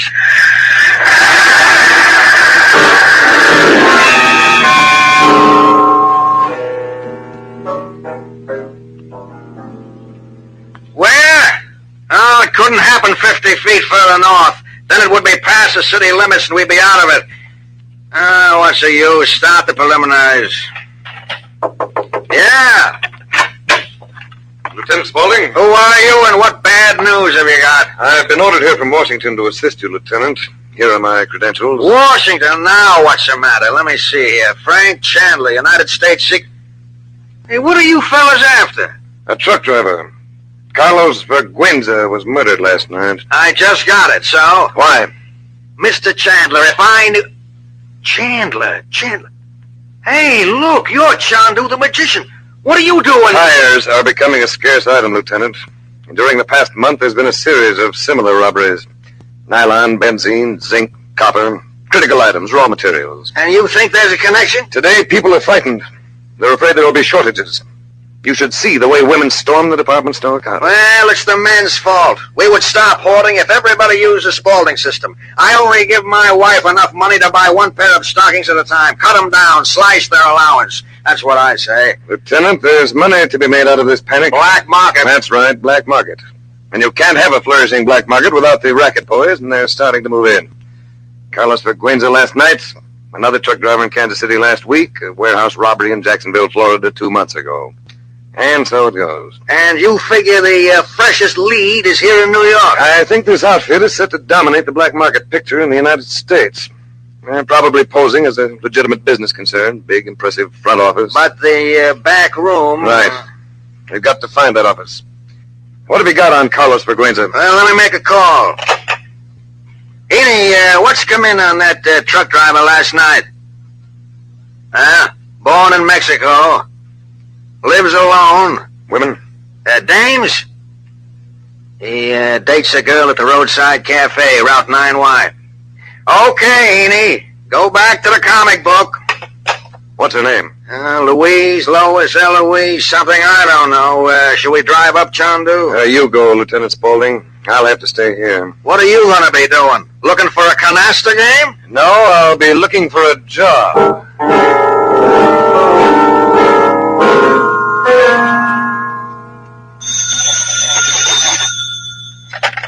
General Merchandise Associates. Amelia, tell Strake the truck is at the hideout. It's Eddie, Chief. He's got him. Now let me talk. Eddie, I saw the morning papers. Was it clean? Yeah, I think so. No loose ends, Eddie, I hope. Anyone see you with him? Nah. Wait, the coffee joint. What about it? Were you alone? Yeah, except for the hash slinger. But she wouldn't remember. Eddie, it's a loose end. A tiny loose end, I admit. But let the police get enough of them and they can twine them into a rope. Do you follow me? All right, Strake. If you think so. I think so, Eddie. I definitely think so.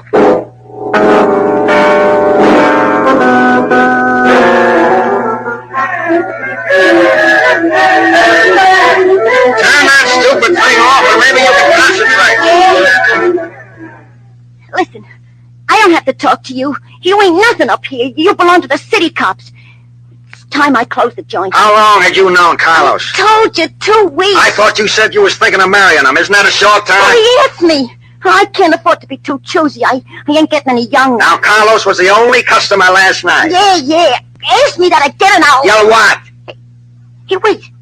Just as Carlos was pulling out, I think I seen someone come in and head for the cigarette machine. What did he look like? I don't exactly remember. But you saw this man. I told you I seen him. Did he talk to Carlos? Yeah, and they went out together. What did this guy look like? Now, think. I admit you don't have too much equipment for the purpose, but think. Don't go drown yourself. I seen a flash of a gun. You know I'm supposed Close to... the place and get your coat. What's the idea? I know someone who can make you remember. Someone who can really... Listen, wise guy, you try any funny stuff and I'll slap your silly face with a frying pan. Come on, or I'll drag you out of here. Lieutenant! Lieutenant! Huh? Hey, you!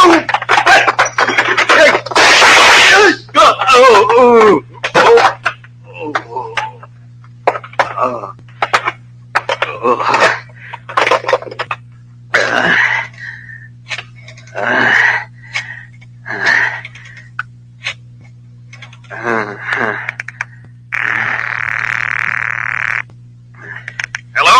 CHANDU. Spaulding, anything wrong? The girl has just been killed and I got a couple of slugs. Otherwise, everything's just great. What happened? Through the window. Did you see him? CHANDU, Spaulding!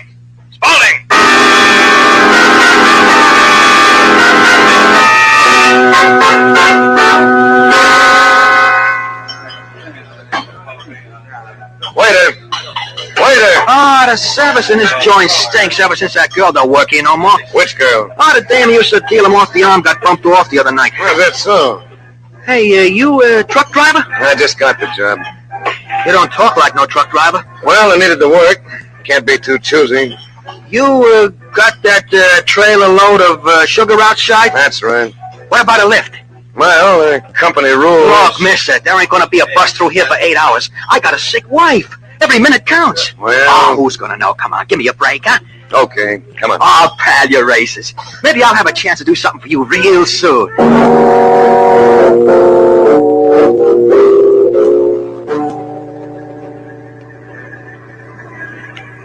Cigarette, Eddie? No thanks, Frank, pal. I don't smoke. You don't? You were smoking back there in the diner. I mean, I don't smoke while I work. It, gets in your eyes and spoils your aim. Stop the truck. What's the idea? Was it a stick-up? What are you going to do? Out.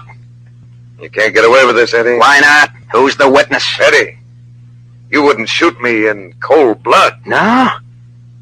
Just watch me.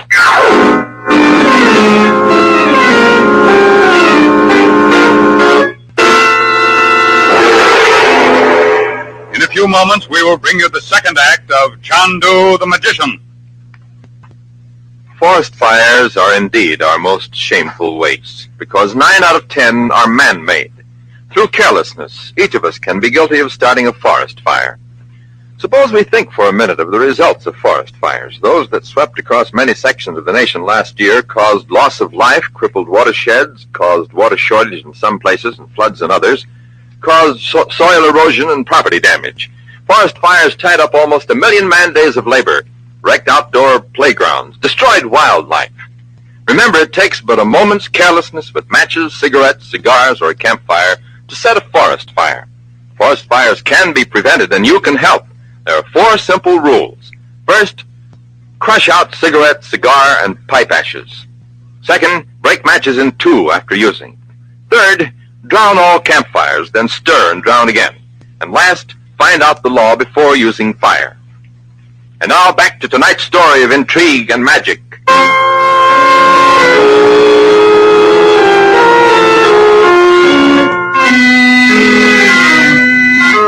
They're getting ready for the big killing, all the racket boys, all the shrewd operators, all the shady manipulators.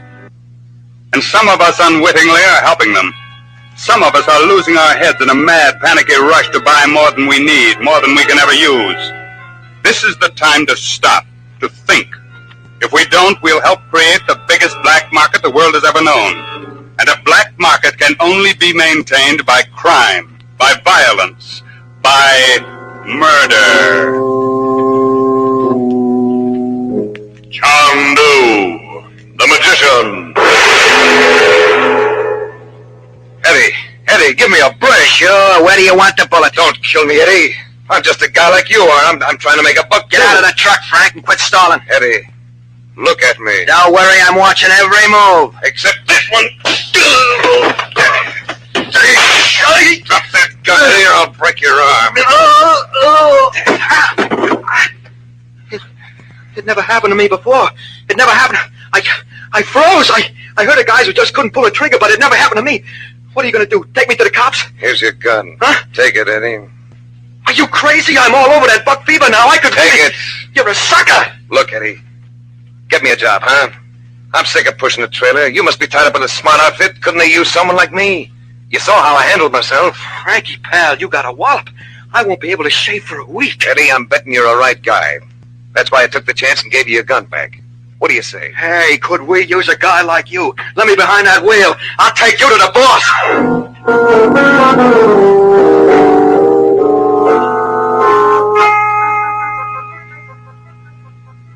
So your name is Frank Chandler. Eddie has given me a glowing account of your ability. Do I get the job? I do not have the final say. I thought you were the boss. Listen, I only do business at the top level. Oh, I am the chief for all practical purposes. However, the master planner of the organization makes the final judgment. Does he get the job straight? Does he? The guy's terrific. Hello? Yes, sir. Strike? Thank you. Yes. I see. At once, sir. Very good. Eddie, when you killed the waitress, why didn't you tell me you also shot a police lieutenant? Oh, I didn't want you to worry. Fortunately, he is not dead. He will recover. Eddie, I must go on an errand. Get the car. Right. Report here in the morning, Frank. I will have an assignment for you. You're very careless, Chandu. I beg your pardon? Among my other virtues, I have very nimble fingers. Here's your wallet. That's never happened to me before. Even the great Chandu can learn something. What happens now? I report to you for orders. To me? I was assigned to this black market set up by Secret Service last month. I was told not to communicate with anyone until I made real progress. And you have. You located their headquarters? But I still haven't got the big brain. Oh, Straker's a sort of an executive manager, but there's someone over him. Well, that's all we need. Chandu, it's incredible. They've got people everywhere. This black market is like a disease, like a black plague. You've no idea how many people have caught the fever. Well, make a report on progress so far. When Straker says he has to run an errand, it means he's visiting the brain. But I can never follow him. Well, Amelia, when you want to find somebody, don't knock yourself out looking for him. Sit home and relax, and make him come to you.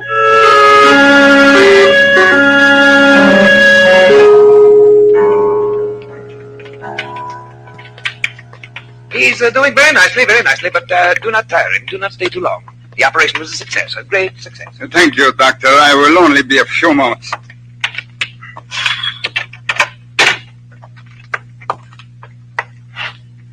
Hey, Straight. Spaulding, I'm so sorry. I told one of my hoodlums to arrest the girl. Now, how could I know you would be there? Well, it's one of our occupational hazards.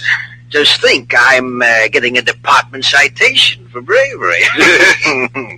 Anything new? I hired a man this morning, exceptionally fine-looking fellow. I'd like to tell you about it. Oh, I trust your judgment. Hey, I've got to get well. When I return to duty, why, I'll get a promotion. Wonderful. Yeah. The trouble with my division is that too many of the detectives are honest, capable men who can't be bought. I hope to transfer a few of them on one pretext or another, but it might be wise to make an arrest, throw someone to the wolves. The smug who shot me, how far does his information go? Eddie? Well, he could implicate me. In that case, the wolves won't get to him until the body is cold.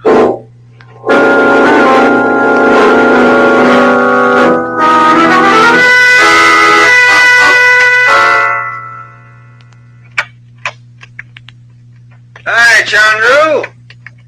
I'm sorry I couldn't get here sooner, Lieutenant. How come there was nothing about it in the papers? I get shot in the line of duty and no publicity? And they're keeping it under cover. They have a good reason. Meanwhile, I've been making progress. Swell. Tell me all about it. I got a job in the organization. Great. Ever hear of a fellow named Straker? Straker? Why, he's a local businessman, has a very good reputation. A lot of people in this racket have a good reputation. Well, tell me how much more you... Well, Lieutenant, I don't want to tire you with too much talk right now. Well, you will keep me posted, won't you? Sure. I'll see that you know everything.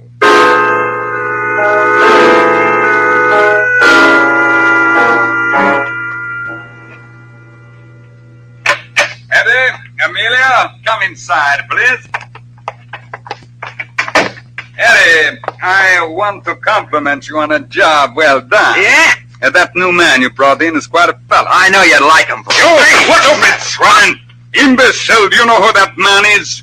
CHANDU, the magician. No. Oh, that's impossible. I mean... Couldn't you tell when you held the gun on him he did something to you so you couldn't shoot? Couldn't you tell? Couldn't you sense in your mind? I don't know. I just thought I had a headache or something. We all have a headache now. Hey, CHANDU, what a chump I am. Well, next time. Next time is here. Tonight.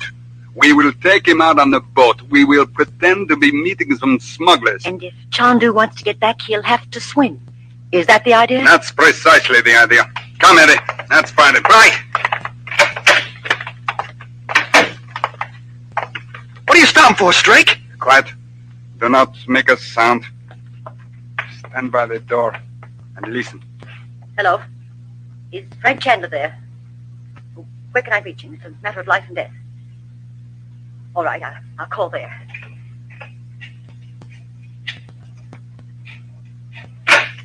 Who are you calling, Amelia? My Your boyfriend, I bet. Eddie! Hang up, Amelia. We'll attend to her later, Eddie. Just make sure she will still be here when we return. Keep away from me! Watch, Eddie. She's got that inkstand. Stand still, you. There. I bet that didn't hurt a bit.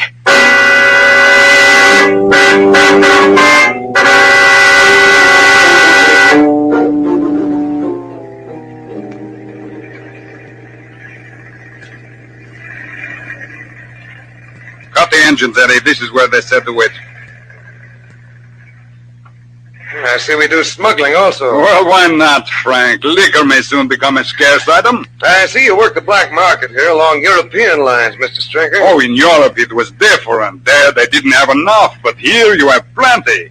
Well, thanks to the greedy ones, we are in business. Suppose you go below and prepare some tea. We may have a long wait. All right. Eddie, when he comes up, hit him with your gun butt. I've been thinking straight. This guy is tough to handle. He froze me the last time. I don't know what he does to you, but he starts to talk to you. I've done some research. He is called CHANDU the magician because he spent years in Egypt and India studying ancient secrets. The power of the mind. Yeah, what's that? The idea is to catch him off guard, win his confidence. I've discovered a way to do it. Yeah, what? Just strike him hard when he comes up on deck. He's climbing up. Now be swift. Well, the water's boiled, gentlemen. Tea's ready. 1 lump or 2, Eddie? 1 lump and I'll give it. CHANDU, look out! I cannot understand. He was going to strike you down. Lucky I had my revolver. It certainly is. What do you want to do with him? Pick him up and throw him over the side. While I've got my hands full doing that, you'll probably shoot me, won't you, Stryker? Well, go ahead. Try it. I will. You cannot overpower me. I will concentrate on pulling the trigger. I will concentrate. No, you won't, because you're curious. You want to find out how much I know. You want to find out how I was able to link up Lieutenant Spaulding. Spaulding? You know about... Of course I do. Well, how? You told me. Well, what are you doing? What is that sound? That sound is in your head. It's your mind. It's trying to remember. It's trying to remember. Trying to remember? Yes. Go back. Go back, Stryker, to your office when we first met. The telephone rang. You answered. Remember? And when you finished talking, you turned to Eddie. What did you say? Eddie, when you killed the waitress, why didn't you tell me you also shot a police lieutenant? Oh, I didn't want you to worry. Fortunately, he is not dead. How did you know Eddie shot a police lieutenant? If he didn't tell you. It wasn't in the papers. The department was deliberately keeping it under cover for a few days. Oh, my head. What happened to my head? Well, Stryker, I think we've taken care of your little gang for now. I only hope the people of this country have enough good sense not to let fellows like you make suckers out of them in the future. My head, I have such a tight feeling. Well, cheer up. Soon that tight feeling will leave your head and go down a ways to your neck.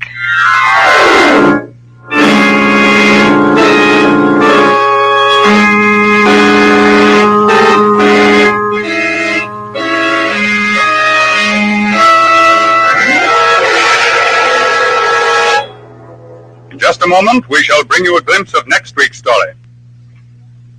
How many rackets, actually, and they cover items that run all the way from food to automobiles. Beware the stranger who offers you one of those deals that seems just too good to turn down. And listen to Counter Spy on your ABC station. Counter Spy is heard twice weekly, each Tuesday and Thursday. Follow the program regularly and keep abreast of the innumerable ways in which rackets are organized against law-abiding citizens and the methods that are used by the law enforcement agencies to combat the criminals.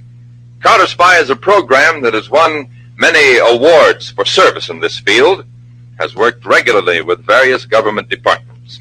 Counter Spy is also great entertainment. It offers some of the fastest and most exciting adventure stories to be found in radio. So listen to Counter Spy on ABC tomorrow night. And now for next week's story.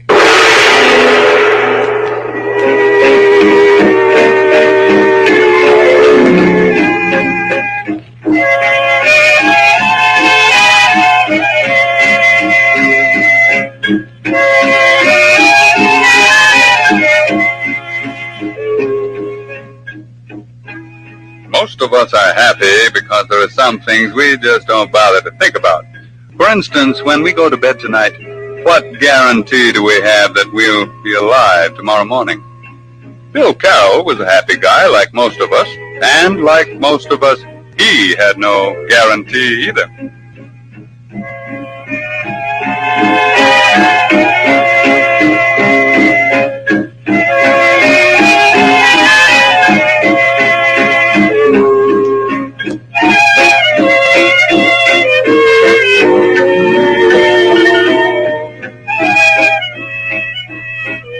CHANDU the Magician is based on the original radio drama created by Harry A. Earnshaw and is written by Sam Dan. Frank Chandler is played by Tom Collins. Others in the cast were Ruth York and Frank Behrens. Music by Albert Berman. Sound effects, Keene Crockett and Harold Johnson. This is a Cyril Armbruster production. All names, characters, and events on this program are fictitious. Any resemblance to persons living or dead is accidental.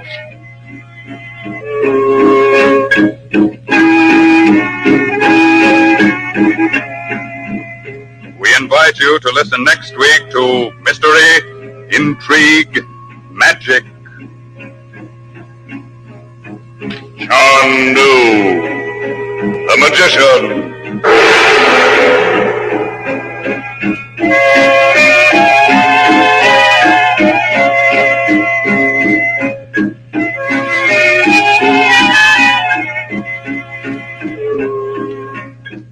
ABC, the American Broadcasting Company. CHANDU, the magician.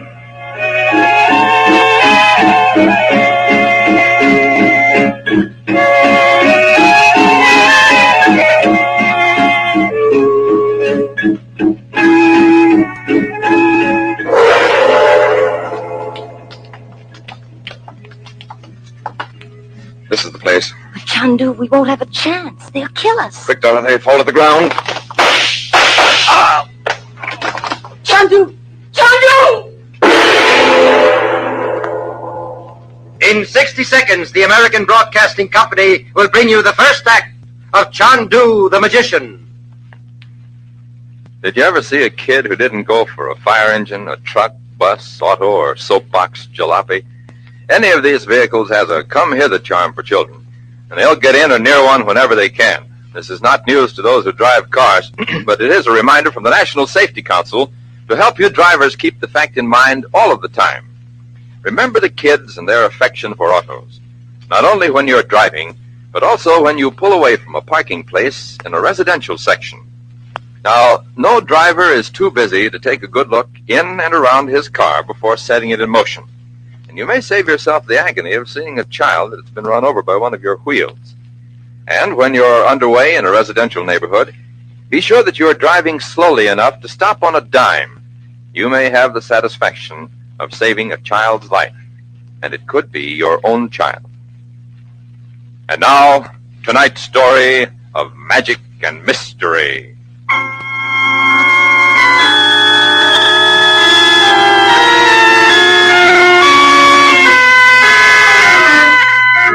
For years, the little woman has been after you to buy her an evening gown, especially created by one of the big-deal Paris designers. After all, it's only money, and if it'll make the little wife happy, okay. So proud as a peacock in a barnyard, she wears her gorgeous Parisian original to the party at the country club. And guess what? There's a dame across the room wearing the exact same, the identical dress. The little woman practically throws a fit. She'll never wear that dress again. And your money is down the drain. After all, it's only a couple of yards of silk and satin, with a bow here and a pleat there. What's all the fuss and shooting about? You'd think someone had committed a murder just because two women are wearing the same dress. Shows how much you know. Someone did. CHANDU, the magician.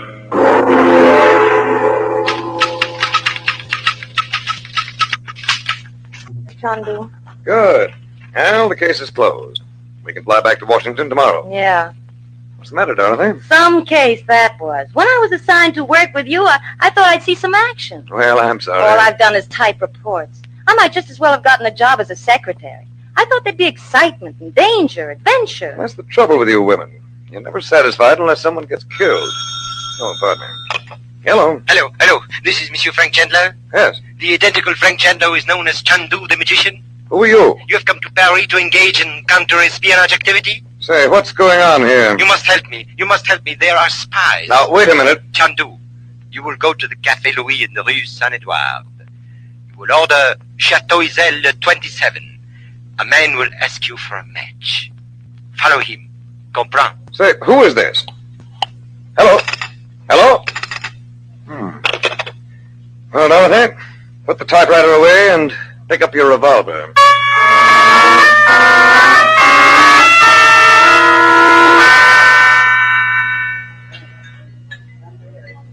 Well, we ordered this bottle of Chateau Isel. Care for something, Dorothy? That little fellow with a mean look in his eye. Headed this way. 1,000 pardons, monsieur. You can perhaps spare a match. I think so. Here you are. Many thanks. Quite welcome. That's the recognition signal. Is he's going out the door. Come on, we follow him. Something about that man makes me suspicious. Hurry, Dorothy. I don't see him. Where do you suppose he I could... could have ducked into any one of these doorways. Monsieur! Oh, in there. Let's go. No, Dorothy. But why? This could also be a frame-up. Wait outside. If I don't show up in a reasonable time, you know where to get help.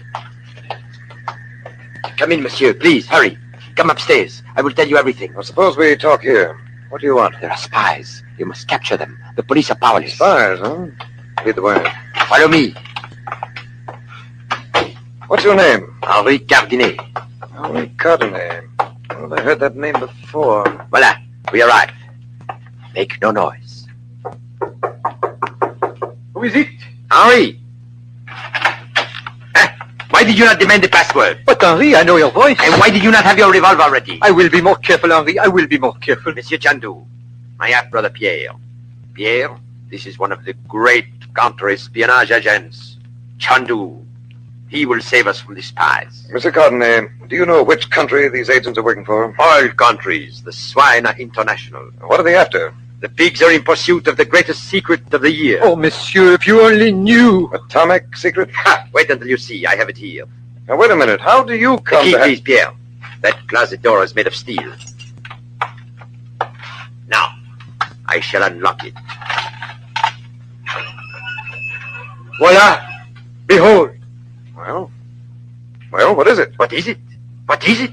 Mon Dieu, you are bereft of your senses. The gown that hangs there, the narrow waist, the flaring skirt, the absolutely revolutionary drape. It is mine. It is an Henri Cardinet original. Now I remember the name. You are Henri Cardinet, the dress designer. And when I exhibit this gown at my salon tomorrow, I wish you the best of luck, monsieur.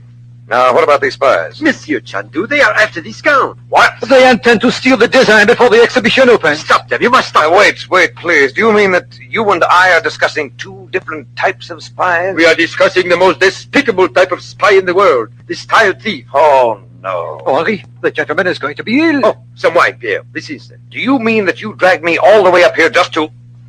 Are you aware, monsieur, that there's an international situation which may flare up into the most destructive war in history? Do you know that men are dying? Men may be dying, but women must wear clothes. Cardinet, all my life I've been opposed to violence. But right now, if you were just 7 inches taller, I would forget my studies in philosophy. I would forget my faith in the dominant power of the mind.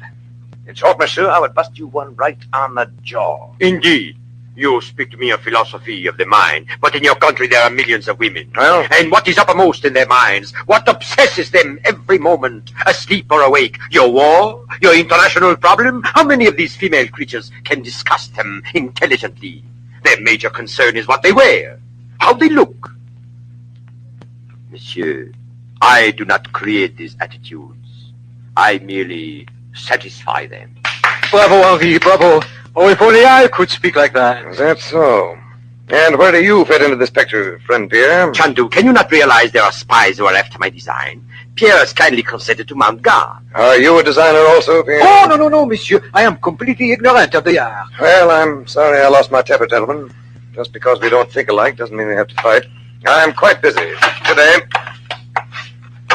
Oh, style. I'll be lucky if the Army doesn't design clothes for everybody before long. CHANDU, I was starting to get worried. What's the matter? You look so... Is it serious? Is it? Serious? Oh, Dorothy, if only it were the most serious problem in the world.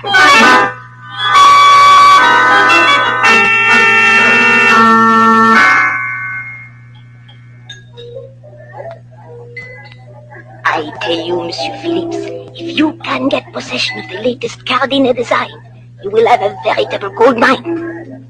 There are manufacturers in the United States who... Okay, I'm sold. I'll buy it. But how can I get my hands on it? I know who will steal it for you. Yeah? I have arranged for us to meet him here. Who? He comes now, heading toward our table. Ah, bon spy, Denise. Oui, this is the gentleman I told you about. Monsieur Phillips, the great Monsieur Cardinet. Delighted. Sister, I ought to wrap you one across the chops. Who do you think you're playing around with? What is the difficulty here? This gentleman is interested in stealing the design to the latest Cardinet model.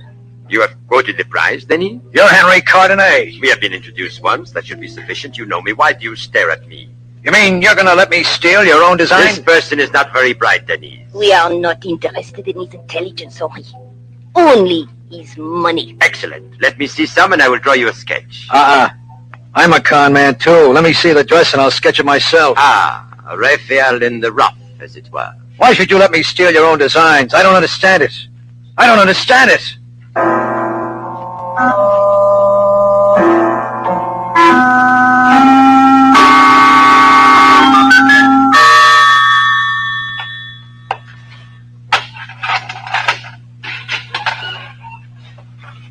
Behold, Monsieur Philippe, the latest and greatest Gardiner creation. That's a beauty. Now, make your sketch quickly. Give me a little more light, eh? Certainly. Hey, someone come and listen. Who is it? I behind the door, quickly. Pierre, what are you doing here? Why, it is my turn to stand guard. Now that you could not get CHANDU to help us, we must be more vigilant than ever. I did my best, but Pierre, my little brother, you are not strong enough to stay awake all night. No. I will do my full share. I insist. What is in that package under your arm, Pierre? Henri, you did not notice. You were looking at the gown and you did not notice. The waistline. It troubled me. After you left, I changed it. I lowered it. See? Oh, of course. Do you like it? Magnificent. Now, little one, home and rest for you. Yes, I am tired. I worked hard. Good night, brother. Good night, brother. That was close. He did not see you. Hurry with your sketch. Don't rush me, boy. I'm paying for this. Oh, Henri, I am so absent-minded. This package, it is a bottle of wine. It is for you. Henri. Yes? Who is this? Oh, a friend. He is sketching. He is sketching my design. Stop! Pierre, it is not quite what you imagine. Listen, Cardinal, tell his mug to quit bothering me. I paid good money. Be quiet, Pierre, you fool. Be quiet. Henri, you are letting him steal his gown for money? No, not exactly. For 20 years, I have let you pose as the world's greatest designer. You cannot even cut a pattern. You cannot even sketch a pleat. Or you cannot even hold a pair of scissors. Be quiet, you fool. Were it not for me, you would be locked up in an asylum. I had a premonition. That is why I asked you to get CHANDU. But to think that it is you... Pierre, what are you going to do? Keep away from me. You are mad. You are not responsible. No, I am not mad. Now I see. For 20 years you have tried to convince me, but tomorrow the masquerade ends. No. I will take my rightful place. No. You will be exposed as the empty fraud that you are. No, I warned you. I will not let you. Gardner, put that gun down. Put it down. You will not rob me of my standing, Pierre. I will kill you. I am not afraid of you. Well, so long, pal. I'm getting out of here. I don't want to get mixed up in no murder. Man, in this country, they slice your neck for it. Where are you going, my friend? Far away from you, buddy. You kill the man. Permit a slight correction. I killed no one. You did. Hey, what are you trying to get away? Pierre caught you trying to steal the design. You shot him. You and I struggled, and the gun went off, killing you. Now just like this. Hey!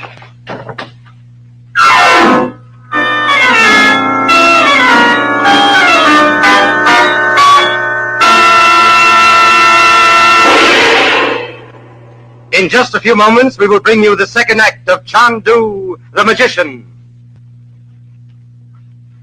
People usually write pretty fascinating things in their diaries, but the most interesting little black book of them all belongs to Gregory Hood. It isn't exactly a personal diary, it's a case book. And the case book of Gregory Hood contains many of the most fascinating mysteries you've ever heard. You see, Gregory Hood is a detective. He doesn't believe in the rough, tough methods many other excellent detectives use. Gregory Hood uses the smooth, suave approach. As a matter of fact, you might say that he almost has a clinical interest in his work. But the thing that interests him most in the crime is the unorthodox method by which it is done. So Hood carries on his work with the calm detachment of a scientist. His colleague in crime detection is a character known as Sanderson Tyler. You'll enjoy the methodical, scientific way Gregory Hood goes about solving a crime. Don't miss the exciting adventures from the case book of Gregory Hood tomorrow night on your ABC station. And now back to tonight's story of intrigue and magic.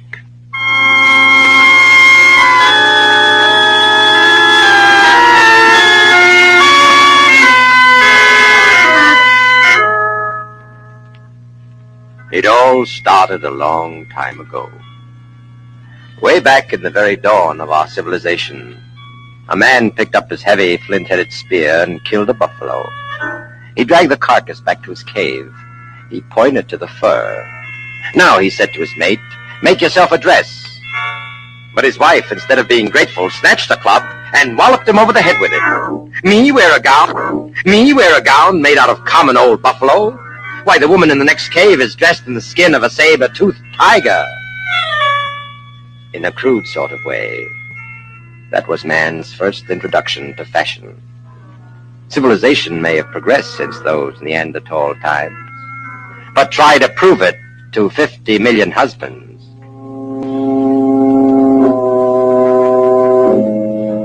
CHANDU, the magician. I still can't get over that Henri Cardenet. Oh, well, it takes everybody to make the world. What do you got there? Plane tickets. We have orders to report to Washington. Are we leaving right now? No, noon tomorrow. That's good. Why? Nothing. I was thinking of taking a little walk. You were? I'll bet I know where you're going. I bet you don't, unless you're working some of that mind stuff on me. Just putting two and two together. Yeah? What's the total? Well, you're a good operative, Dorothy. But you're a woman. And Henri Cardenet is the leading fashion designer in Paris. I bet you want to see that gown I told you about. Okay, you win. But I don't know how I can get up there. Yeah, well, come along. Who knows? I might think of an excuse to get us into Cardenet's, and you can get to see. CHANDU, do you really mean it? I hate to admit it, but that gown is really worth looking at.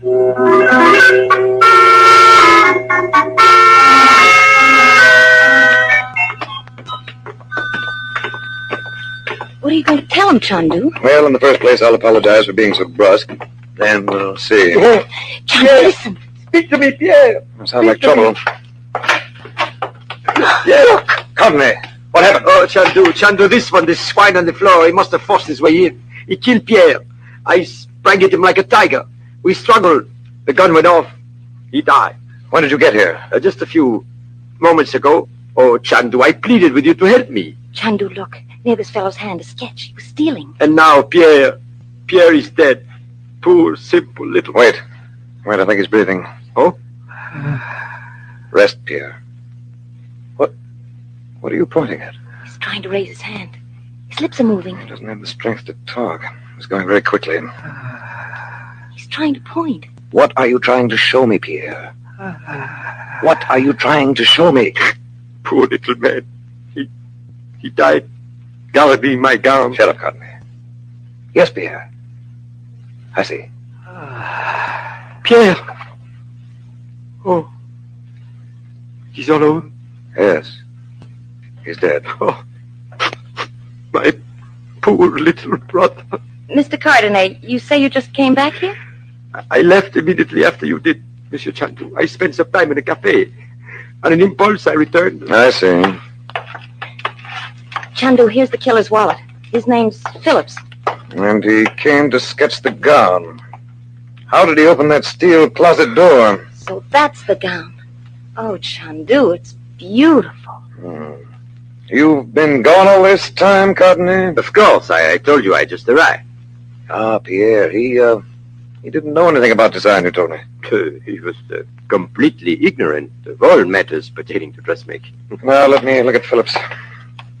I've been drinking. Wine, I'd say. There's a cafe down the street. Maybe he was in there. All right, we can do some inquiring. Well, why? You've got the killer, thanks to Mr. Cardenet. The case is practically closed, isn't it? Oh, had you only listened to me before? I'm sorry. I'm very sorry. I owe you an apology. It is too late. But I accept. Can we shake hands on it? Certainly, if you wish. You better telephone for the police. If they want information from me, they know where I can be reached. Goodbye. Will I see you again, CHANDU? Oh, possibly. Possibly.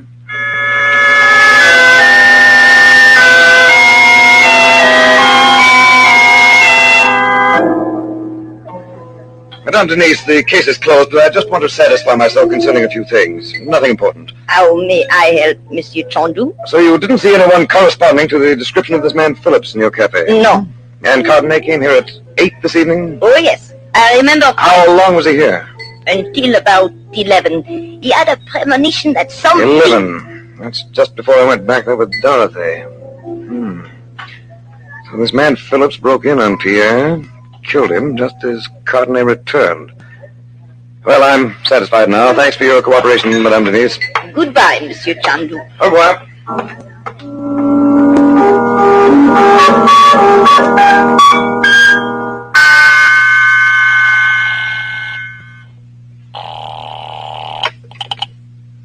Hello.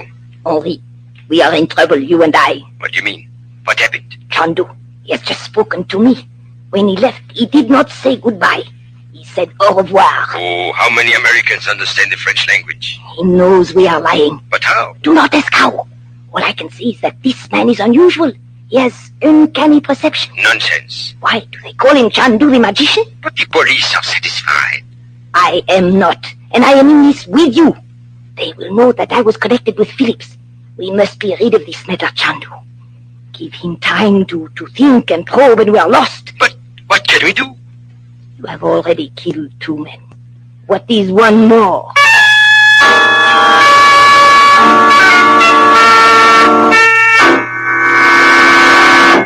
But Chandu, everyone's satisfied. It seems reasonable. Cardenet fought with this Phillips and killed him. What's wrong with Cardenet is a liar. I know he's lying. It didn't happen that way. What's this? Extrasensory perception? Call it what you like, but I think I have evidence. For instance? You'll have to wait, Dorothy. Why? I was trying to scare somebody. Ah, and maybe I did. Hello. Chandu, Madame Denise, could you meet me at my office? Something vitally important. Certainly, at once. No, not now. I am afraid. In, say, 2 hours when I close the cafe. There is a back entrance to a small alley. I'll be there. Oh, thank you, Chandu. Thank you.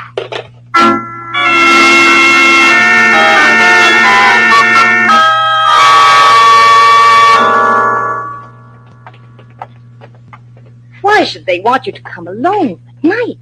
Chandu, it's an ambush. Of course it is. But I have a little plan, Dorothy. Right plan, he tells me. You walk in, they pull a trigger, and you're dead. Who do you think you are? A bullet can kill you, too, you know. No doubt about it. Well, I'm going with you. I've got my revolver, and the first sign... You stay outside, Dorothy. That's an order. I refuse to obey it. What are you going to do about it? Well, come along. But no matter what happens, don't make a sound.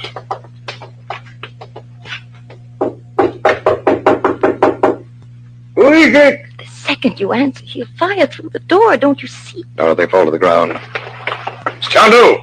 Are you alone? Shoot, kill him.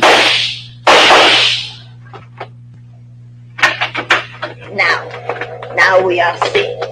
Chandu! Hello. I brought a friend. What is that sound? Pierre! Drop that gun, Cardenet. Pierre! Say hello to the people, Pierre. Henri. No. You fool, it is only Chandu and a woman. And Pierre. I hear Pierre. I see him. Keep your hands up, Denise. Of course you see him. Pierre, please. Idiot, cowardly idiot.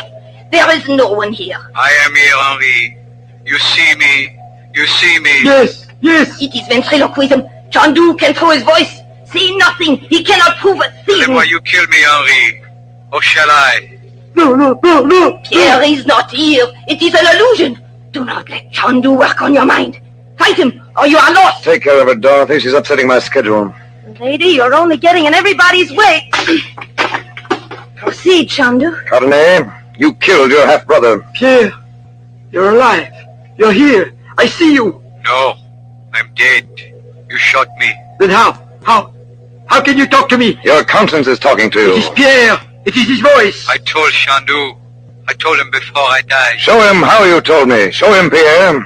Walk over to him. No. Keep away. Touch his hand, Cardenet. Give away. This is how Chandu could tell. Touch my thumb, Henri. What about yours, Henri? That proves you're an imposter. Pierre decided to expose you. That's why you killed him. I had to kill him. I had to kill you, Pierre. Pierre, I had to kill you. Pierre? Pierre is dead. What are you talking about? He was here. I saw him. He touched me. Chandu, he's falling. He's going to faint. Well, let him rest a while. Chandu, you work with a mind, and a nervous guy like him is easily swayed by suggestion. You can make him think he heard Pierre, even see him, but But what? But you had to know where to start. The setup looked legitimate to me. As far as I was concerned, Phillips killed Pierre, and Henri shot Phillips in a struggle. Why did it taste sour to you? Dorothy, when we went back to Cardenay's to see the gown, I noticed it had been altered. Who did it? Not Henri. He was at the cafe all evening. Not Phillips. He only came to sketch. Who's left? Pierre. But Cardenay said Pierre was no dressmaker. I believed him until I saw he was a liar. But how... And once I established Henri was lying about that, I wanted to see if he was false about other things. Pierre showed me just before he died. What'd he show you? His thumb. What? You see, Dorothy, years of an occupation tell on a man. A dress designer spends hours cutting paper and patterns for his new models. In time, he develops a callus at the base of his thumb. Henri is supposed to be a designer, doesn't have any. Pierre was supposed to know nothing about dress designing, does. Then for years, Henri's been masquerading as a genius while all the time... All the time, he knows about as much about dress design as I do. Pierre was a timid little creature, half mad and... completely under Henri's domination. But one day, these timid little creatures explode, and then look out. Well, now we have to arrange a date for Henri. A date? Yes, with a lady who doesn't care anything about clothes. As a matter of fact, she doesn't wear any. Chandu. She's a very rough, sharp old biddy. Her name is Madame Guillotine.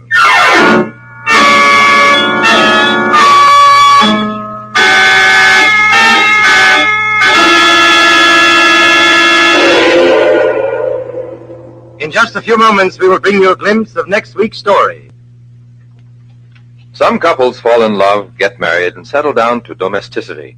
But not Nora and Nick Charles. No, they fell in love all right. Still are. They married, too. But here's where their resemblance to other couples stops. Instead of an alarm clock to wake them in the morning, the chances are that someone tears into the morning with a bullet, or the door opens and a corpse rolls in with the morning paper. See what I mean? Yes, this is typical of the Charles family. The Charles family is the famous team you've seen in the movies, read about in books, and heard over the radio. The airwaves via ABC are ringing again with the adventures of the Thin Man every Friday night. The stories are full of excitement and suspense, real thrillers, as a matter of fact, and you'll find that summer radio is lively indeed when you listen to the adventures of the Thin Man on Friday night. So listen Friday night, won't you, on ABC. And now for next week's story.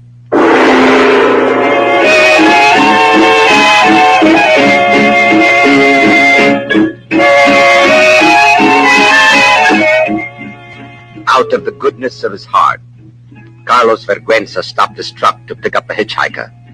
He couldn't know that the stranger was going to shoot him. He couldn't know that he had to die because 50 million people were seized with a sudden, blind, unreasonable panic. And you? Were you one of those 50 million?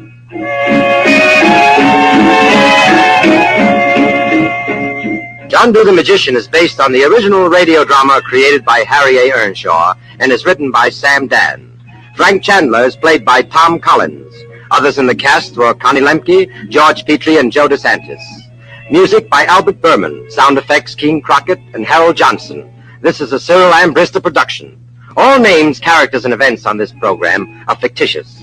Any resemblance to persons living or dead is accidental.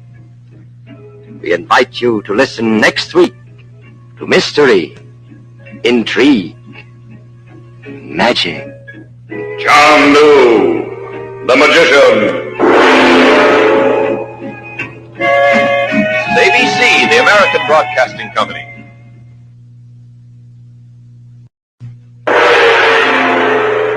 CHANDU, the Magician.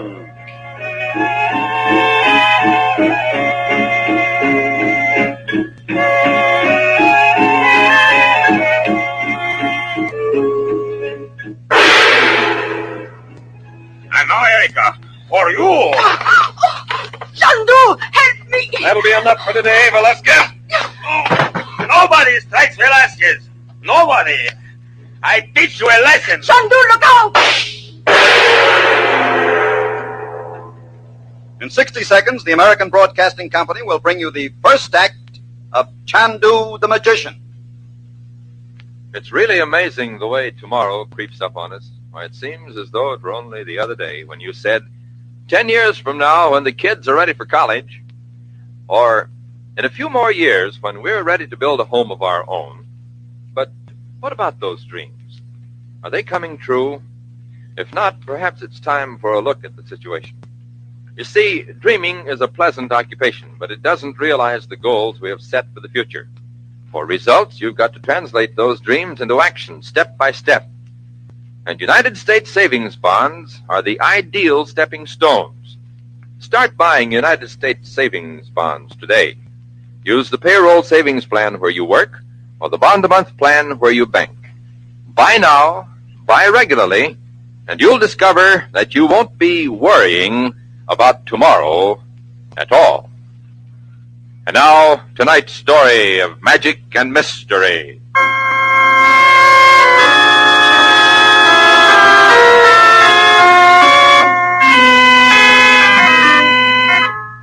He isn't a bad sort of guy, really. Of course, most men distrust him somewhat because he's just too good-looking, and his line with the girls is just too smooth and convincing. And he talks a lot about everything. And they call him a wise guy and a smart aleck. But we shouldn't be too hard on him. He's in for a very unpleasant surprise. You see, he thinks he knows everything. But there's one thing he doesn't know. He's going to die tomorrow. CHANDU, the magician.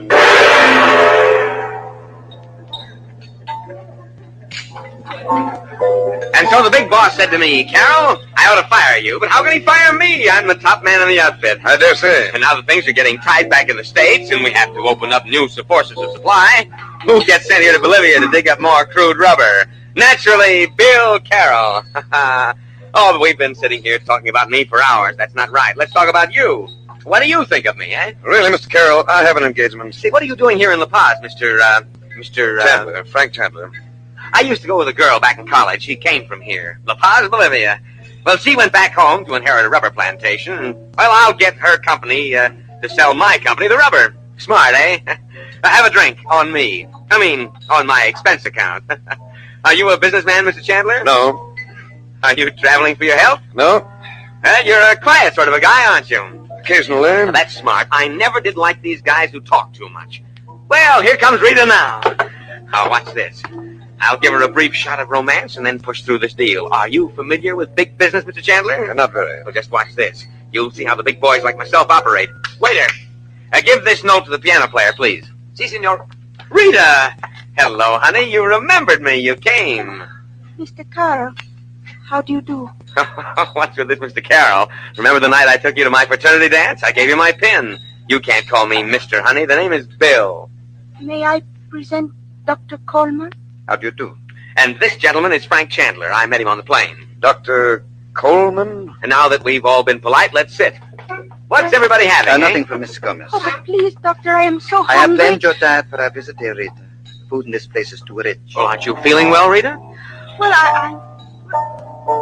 What is that song he is playing? Ah, you remember. Miss Gomez is suffering from a nervous disorder. I brought her here to consult with several specialists. What diagnosis have the specialist made? Dr. Coleman, did you say your name was? But Rita, how's the production on your rubber plantation, eh? My plantation? There is no production. We've shut down. But I thought... I think you visited long enough, Rita. Say goodbye to the gentleman. Oh, could I please have some ice cream, Dr. Coleman? No. But we never make any at home. Say goodbye to the gentleman. Well, Rita, when can I see you? I'm afraid you cannot. Miss Gomez is quite ill. Rita, say goodbye. Goodbye, Mr. Carroll. And Mr. Chandler. Goodbye, Mr. Chandler. Gentlemen. Well, Mr. Carroll, is that the way you big fellows operate? I can't understand it. That girl used to be crazy about me. Is that the way you big businessmen close $1 million deal? Oh, shut up.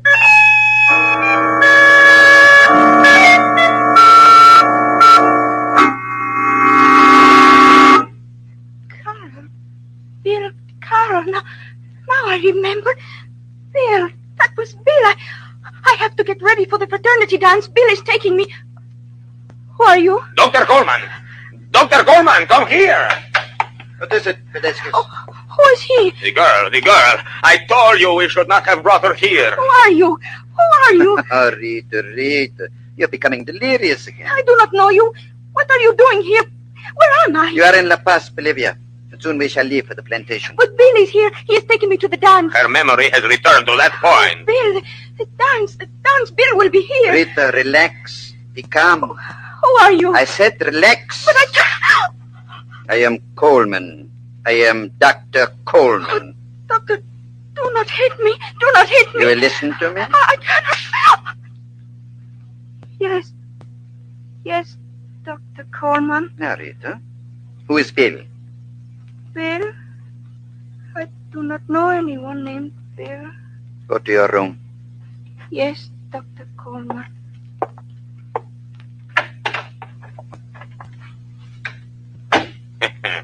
What sort of a spell do you weave? Do not ask too many questions, Velasquez. You see now why it was safe to bring her to La Paz? When I heard this fool was looking for her, I thought it best to bring her here and discourage him. Otherwise, the idiot would have blundered out to the plantation. So, we could have killed him. And Coleman, when shall we finally eliminate the girl? Do not become impatient, my bloodthirsty comrade. You will have plenty of chances to kill people very soon.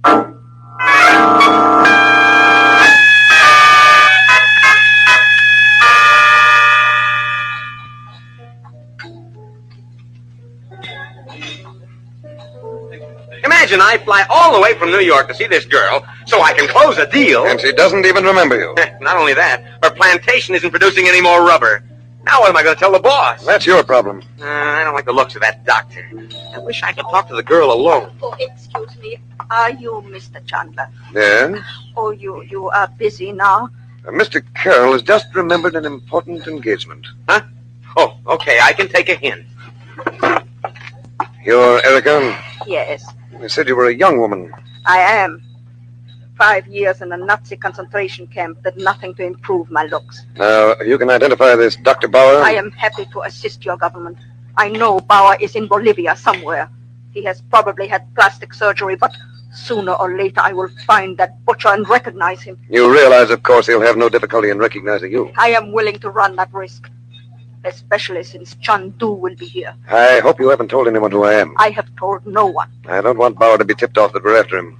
The fewer people who know... Oh, wait, there's the man who will help us. I asked him to come here. Oh, Senor Velasquez. Who is he?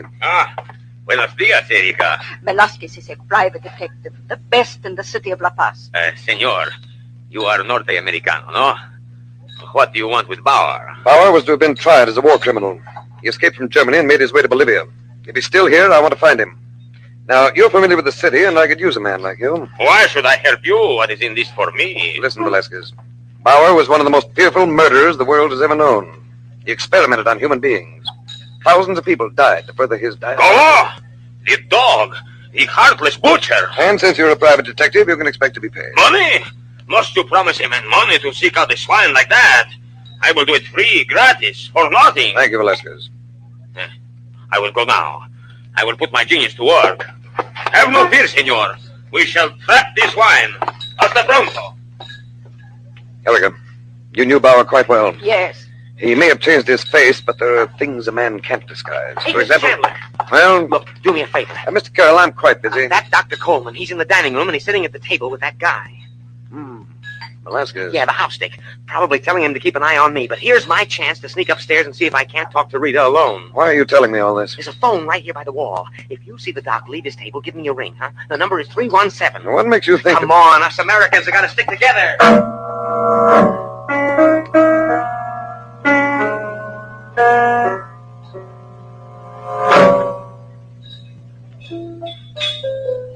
Velasquez, that woman sitting across the room. She looks familiar. Where have I seen her? You have other more important problems, Coleman. The man she is talking to... Mr. Chandler, I believe. He is also known as CHANDU, the magician. CHANDU? He has enlisted my aid in finding you. An American secret agent. The woman is Erika. She is helping him also. Erika? Erika Tausig. She was a dentist. She was my dentist back in Germany. She did not agree with us politically. Velasquez. Yeah? Velasquez. Young man. Stupid one. Can it be that he, too, is an American agent? Suspect everyone. Where is he? He's sitting at that table. Perhaps he's gone up to see Rita. Hurry, Velasquez. There is no time to lose.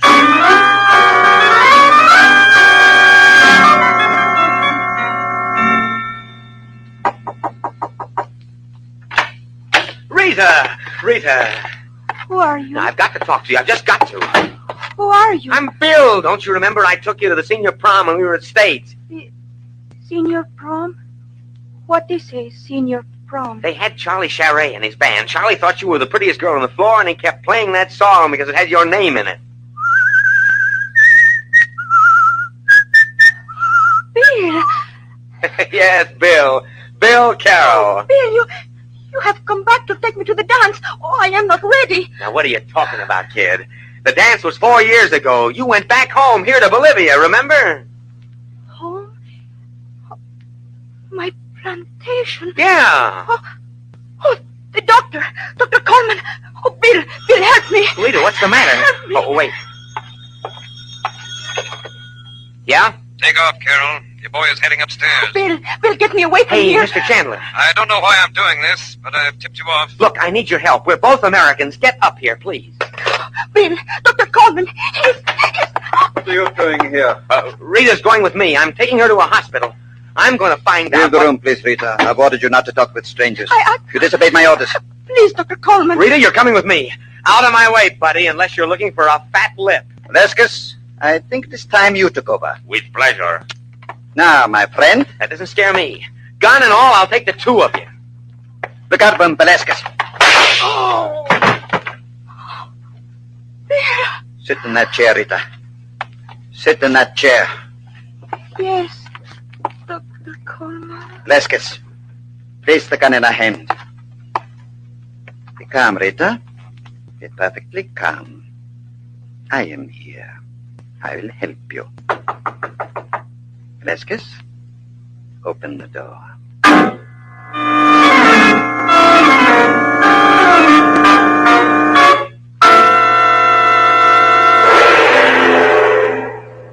In just a few moments, we shall bring you the second act of CHANDU the Magician. If we know that a story we listen to has actually happened to real people, we find it quite fascinating. So it is with the stories you hear on This Is Your FBI every Friday night. Each is adapted from a case from the files of the Federal Bureau of Investigation. No wonder these programs are filled with action and suspense. The very lives of the men in the FBI are packed with excitement and danger. Speaking of identifying ourselves with dramatizations in This Is Your FBI, it is one of the purposes of the program that you do so. Everything you can learn about how criminals operate is protection for you. The scope of the FBI is nationwide, and when J. Edgar Hoover's boys get on the trail, it's curtains for the rackets. The other purpose of the show is sheer entertainment. Don't miss This Is Your FBI this Friday night. It's heard on the American Broadcasting Company Network. And now back to tonight's story of intrigue and magic.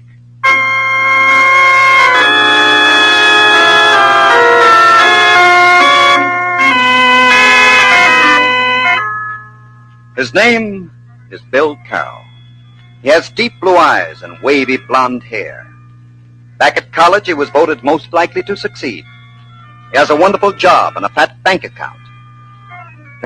10 seconds ago, there were millions of young men who'd have given anything to be in his shoes. But not now. Now his money, his looks, his talent are of no earthly use to him. He is lying on the floor in a hotel room in La Paz, Bolivia. He has just been murdered. CHANDU, the magician. Open the door, Velasquez. Dr. Coleman. Dr. Coleman. Say nothing, my dear. You are upset, nervous. Fortunately, I am here. What happened here? Bill. She killed him. But it was self-defense. Now, just a minute. As a physician, I prescribed the rest and quiet. I knew this fellow would try to see her. I went downstairs to find the hotel detective. The scoundrel took advantage of my absence and tried to break in here. That is correct. As I returned with Dr. Coleman, we had screamed. I have my revolver in the drawer.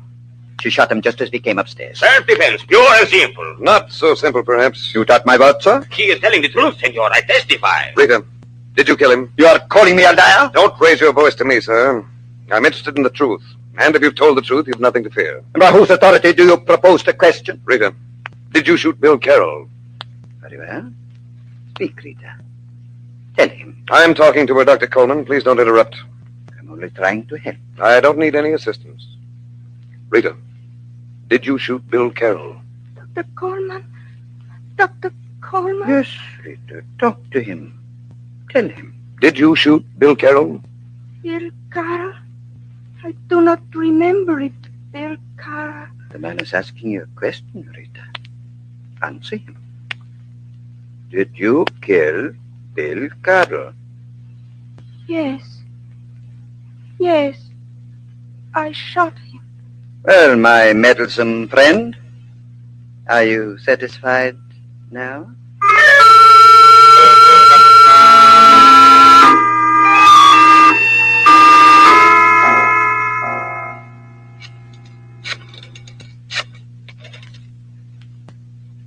Hello, Captain Etzevera, please. Thank you. Hello, Captain. Frank Chandler. No, I had no luck on Dr. Bauer so far. Yes, I will. Captain, have you questioned this girl, Rita Gomez, on the murder of Bill Carroll? Yes. Self-defense. I see. You've released her? Well, thank you, Captain. Yeah, I certainly will. Goodbye. Hey, let her go, Erica. Chandu, why are you so concerned? It was obviously murder in self-defense and Erica, is it possible that Dr. Coleman and Dr. Bauer could be the same person? Oh, there's not the slightest resemblance. Plastic surgery?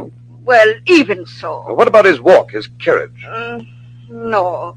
What makes you think? Rita, I could sense that she didn't say a word. Well, I do not understand. She confessed. I'm willing to bet my last shirt that Coleman is in charge of that girl's mind. I could sense it. He's done something to her. He's smashed her will, broken her resistance, reduced her to mental slavery. But how? A man like Bauer, who has experimented on human beings, of course, he must be Bauer. But he does not look like Bauer. Erica, there are certain things that can't be altered by plastic surgery. You're a dentist. How about his teeth? Well, in 1940, Bauer came to my office. He had a badly abscessed left upper third molar.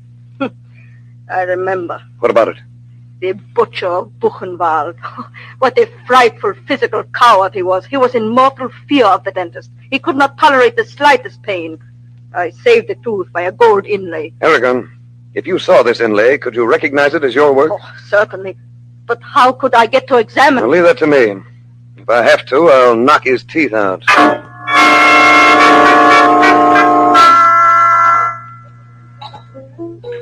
Velasquez, what do you know about this Dr. Coleman? Very little. He seems to be an excellent fellow. I have a suspicion that in reality he's Dr. Bauer. Impossible. Why do you say that? Go on. Why, indeed, all things are possible. Interesting. But how... Erica filled his tooth back in Germany. She could recognize her work. How fortunate we are. But she would have to examine his teeth. It poses a difficulty. Well, you're an ingenious fellow, Velasquez. Why don't you and Erica discuss the problem and see? Well, where will you be? Well, I have an important conference at the American Embassy. I will give thought to the matter. Fine. I hope you'll come up with some idea by the time I return. Rely on me, Chandu. When you return, the problem will no longer exist.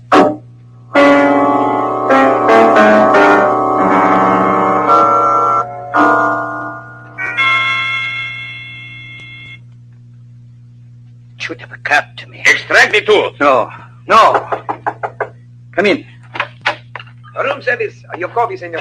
Put it down and get out. This package is for the young lady. Oh, for me? Si, senorita. Oh, I have a phonograph record from Bill Carroll. Bill Carroll. You must have sent it before. Probably some admirer of yours, eh, Rita? May I play the record, Doctor? Certainly, my dear. Velasquez, tell me... Extract the tooth. No. Anesthetics do not affect me. I could not bear the pain. Well, my friend, there is only one other solution. If you will not remove the tooth, I will be forced to remove Erica. But CHANDU... He's gone for the day. But shooting will cause suspicion. Do you think I am limited to firearms? I, my friend, am a virtuoso. There are other ways.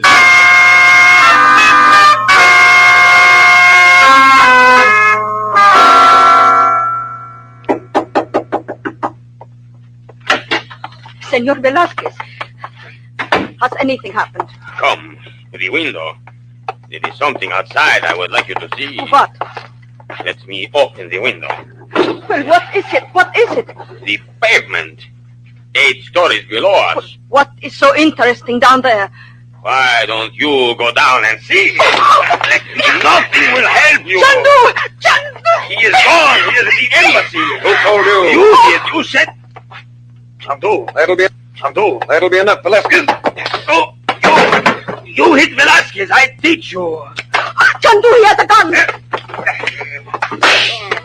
Drop it, Velasquez. Take it up, Erica.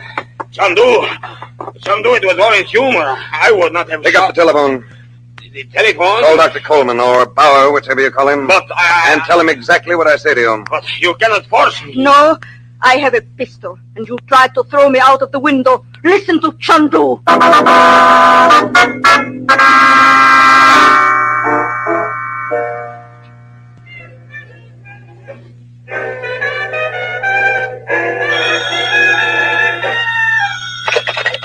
Hello? Coleman. Velasquez. Have you... Yes. There was a terrible accident. She fell out of the window. Now I am safe. There's no possible way to identify me. Good work, Velasquez.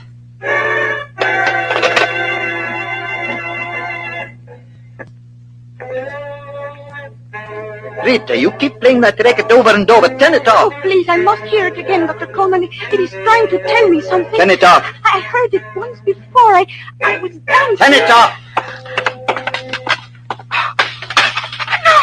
No, you broke my record. Yes? I was dancing. I was at a party, a dance. The music was Rita, playing.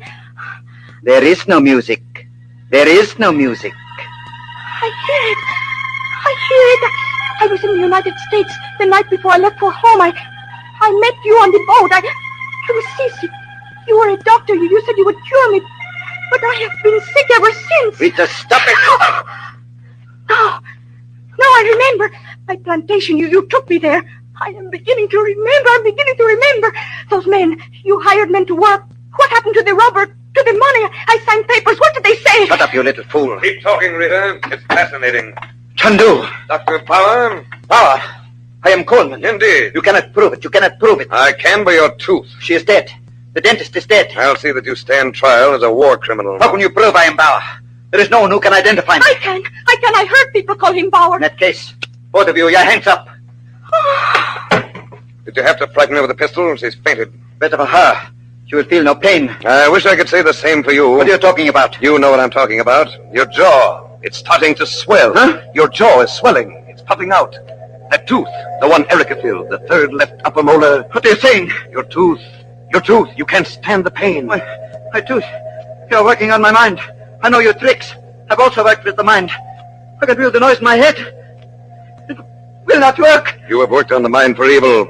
You never really understood it. I will kill you now, CHANDU. How can you kill me? Your tooth, it's exploding with pain. The agony brings tears to your eyes. You can't even see me. I will kill you. Go ahead. Stand still. Stand still.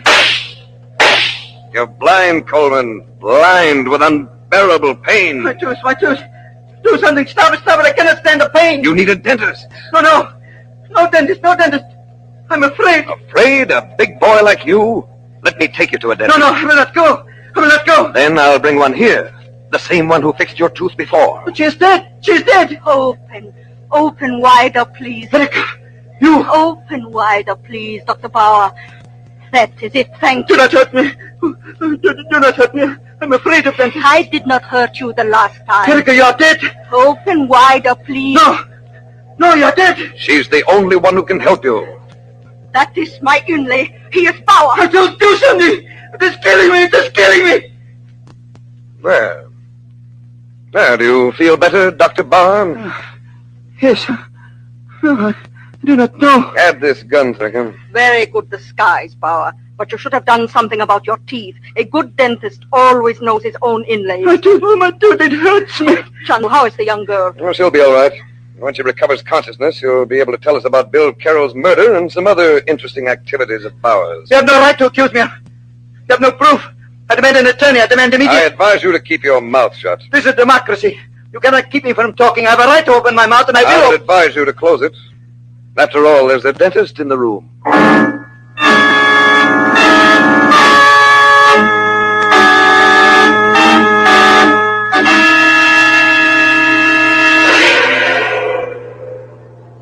In a few moments, we will bring you a glimpse of next week's story.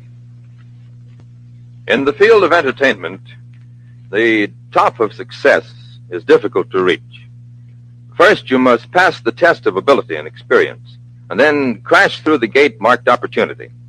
Every day, hundreds try and fall by the wayside. Some fail to enter because of lack of talent. Others beat in vain, but never get that one big opening. That's where ABC's great Thursday night program, Ted Mack and the Original Amateur Hour, comes to the rescue. You see, each week, over 300 applicants are screened. Of these, a dozen or more are chosen as the tops in talent. For these, the Golden Gate of Opportunity swings wide when the Original Amateur Hour gives them the chance to be heard by the radio, stage, motion picture, and television showmen of the nation, and above all, by you. Don't forget to listen to the Original Amateur Hour over your ABC station tomorrow night. And now for next week's story.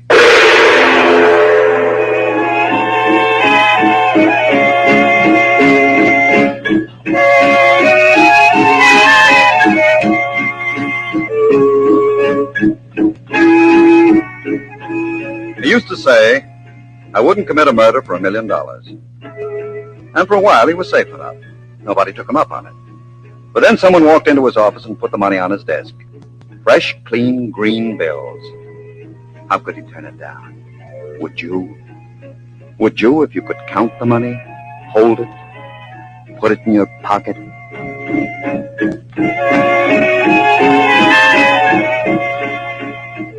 CHANDU the Magician is based on the original radio drama created by Harry A. Earnshaw and is written by Sam Dan. Frank Chandler is played by Tom Collins. Others in the cast were Bryna Rayburn, Leon Janney, and Sandus Ortega.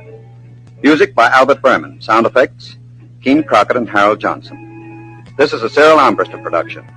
All names, characters, and events on this program are fictitious. Any resemblance to persons living or dead is accidental.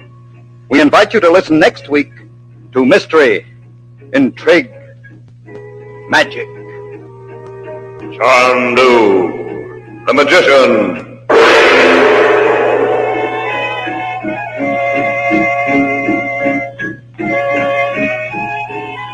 ABC, the American Broadcasting Company.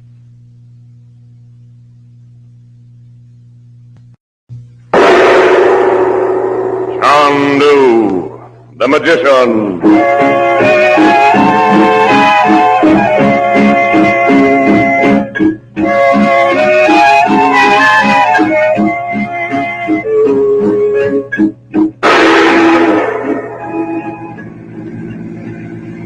They've got a machine gun. Step on the gas, Lieutenant. Give it all you've got. CHANDU, the gate gunner. Get down, Lieutenant. Hit the floor. CHANDU! CHANDU!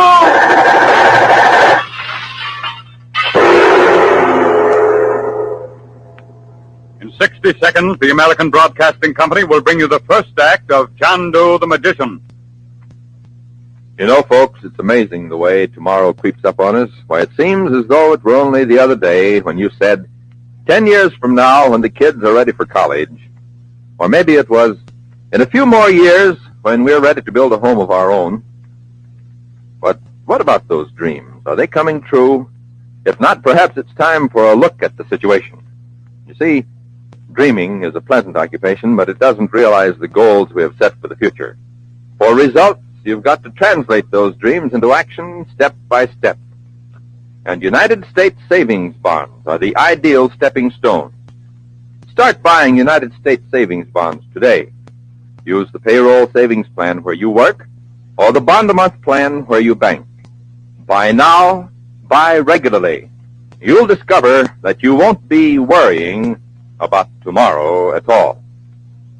And now, tonight's story of magic and mystery.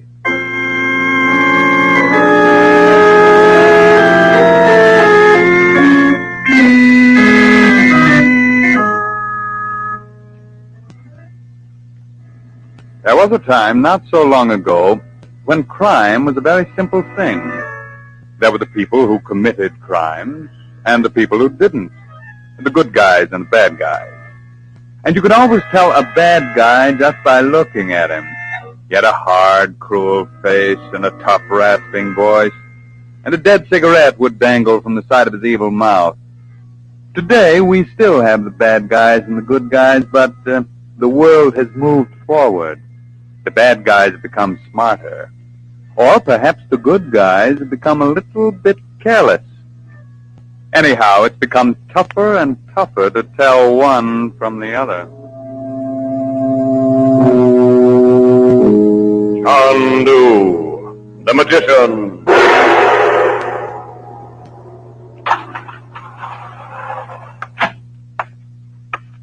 Apartment 4A, 4B, 4C, 40.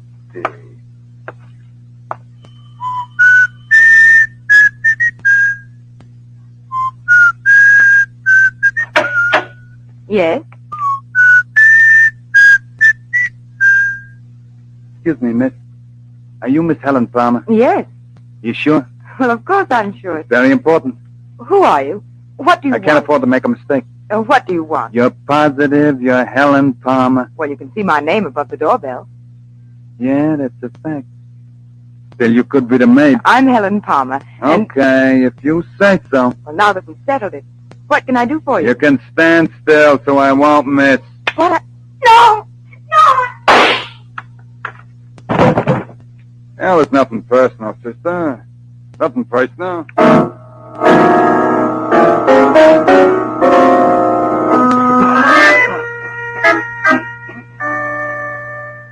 On the other hand, this may have been a guy she went out with. He asked her for a goodnight kiss, and she said no. So he said, take this for wasting my time. Bang. I'm glad you see something funny in the situation. Believe me, CHANDU, I'm laughing with tears in my eyes. This is the third murder in 2 months, and they're passing down the heat all along the line. Helen Palmer, age 27, graduate of Cornell, major journalism. But she wasn't working at it. Look, CHANDU, what does she want to see you about? I don't know. She sent a telegram to Washington, said she had to talk to me on a matter of life and death, and implied it was a matter of importance to the government. And that's it. There's your whole case. This dame was a would-be journalist. She might have been poking around for a story she could sell to a magazine. She'd burn her fingers. That sounds logical. Now, look, CHANDU, I don't want to hurt your feelings, and you're here on orders from Washington. But this isn't your kind of stuff. No. No, this is police work. Investigation, examination, clue. We're going to be very busy around here. And you don't want me to get in the way? Well, you see, I heard all about you. I know you got a couple of parlor tricks, mind reading. You can make people see things. Must be a gimmick in it somewhere. You and I know it's a fake. Well, do you think I could learn something if I, followed you and watched? I could sort of earn my keep. I could perhaps pick up something you missed. Oh, yeah, sure. Well, the first lead is back in the apartment. Her roommate. And for crying out loud, don't get in the way.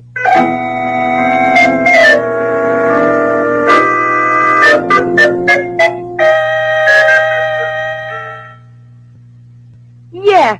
Can you imagine? Now, who would want to kill Helen anyway? That's what I'm asking you. Hey, CHANDU, what are you doing? No, I'm just looking at some books. Huh, ain't they a scream? No pictures. And all them foreign words. I see she was reading Zola in the original. And here's a French textbook. She knew more ways of wasting time. She had quite an education, I see. Yeah, a lot of good it done her, if you ask me. Look, CHANDU, pay attention here. I'm asking this girl some questions. Are you getting anywhere? Well, then let me. Connie, how long have you and Helen Palmer been rooming together? 6 months. Ever since she came to work for Universal. I already... It's a large apartment. Do you hold many parties here? Oh, sure. I like to have people up. Did Helen enjoy the parties, too? Her? She's too uppity. She'd take a book and stuff cotton in her ears and I see. Now, I noticed the sign downstairs that said other girls in this building have apartments to share. Do you know any of them? Oh, sure. There's a school teacher and a girl who's a lawyer. Oh, pack it in. Where's all this getting us? Chandu, let's stick to the facts. Now listen, you and Helen worked in the same place, huh? How many times do I have to tell you? The Universal Corporation. What did Helen do there? She was Mr. Wilson's secretary. What was that for? They was gonna get married. Too bad. Was she going with anybody else? I told you, she was engaged to be married. Was she doing a little cheating on the side? How would I know? Is that really important? Important? A dame gets herself bumped, and he wants to know. Listen, why do you think half of these women get killed anyway? It's always another guy. Well, if Charlie Wilson heard you say that, he'd bust you one in the mouth. Now listen, You sister. listen, Flatfoot. My roommate got killed. You ask me legitimate questions, and I'll tell you all I can do to help. But don't make them nasty-minded insinuations. How would you like to be taken down and booked as a material? Yeah? You must be terrific when it comes to pushing fruit peddlers and shoeshine boys around. You open your mouth just one more time. Lieutenant Kruger, may I suggest that we go to the Universal Corporation and see what we can I do? ought to teach this fresh face. Impossible, Lieutenant. She's a woman. And so you've got to let her have the last word. And my last word to both of you punks is nuts.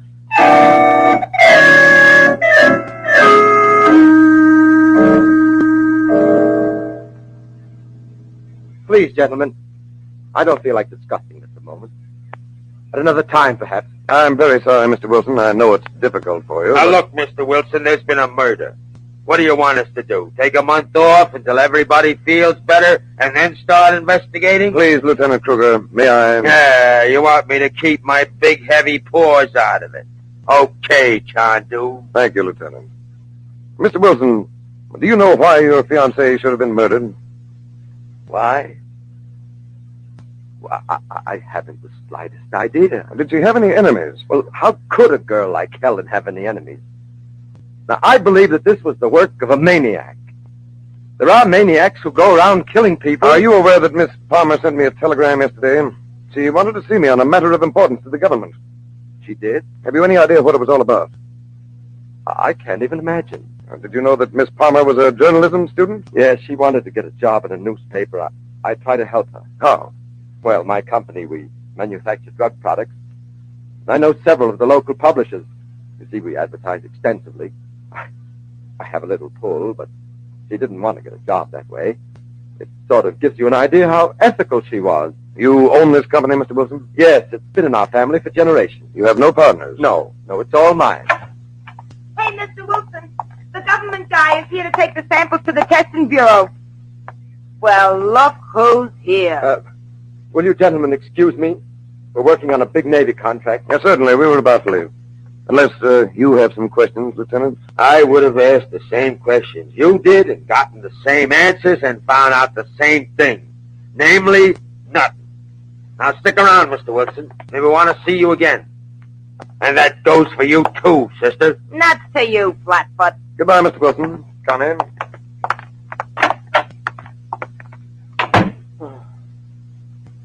Where's the inspector from the Navy, Connie? In the warehouse. Sit down. You're gonna have a visitor. Who? Me. Oh, Joe. Have them clowns gone, Connie? Take a gander out the window. Yeah, they're getting in the car. So Chandu, the magician, is muscling in. Joe, what are you going to do now? I let you kill Helen, but... It's the shape of this, meatball. You let me kill Helen. I done you a favor, sucker. They could have sent you up for life. They could have stood you against the wall. Joe, what are we going to do now? There's going to be a meeting of the board of directors of the Universal Drug Company. You own 50% of the stock. I own 50% of the stock. Joe, you're going to carry things too far. You got one vote. I got one vote. In case of a tie, this decides. Meeting is called to order. First in the order of business, a little deal of sulfur drugs for the U.S. Navy. Let's have a report. We submitted the low bid, $80,000. Shipment is set to go. Really, must Shut we... up. Proceed, Connie. Ready for inspection. The Navy guy is stamping the carton and picking spot samples for the testing bureau. Hey, slob. You're in charge of production. Is the stuff been made right? Will it pass? Well, of course it will pass. Good. I'll take it from there. Tonight. Next on the order of business is CHANDU. Give this joker Chandu a chance to poke his nose around. He's going to smell enough to send each and every one of us to the chair. Well, iMovie gets bumped off. All in favor, aye? All opposed? We just can't keep on killing people. I'm opposed. Yeah, I believe in democracy. Let's hear arguments for both sides. First, here's my argument. Motion carried.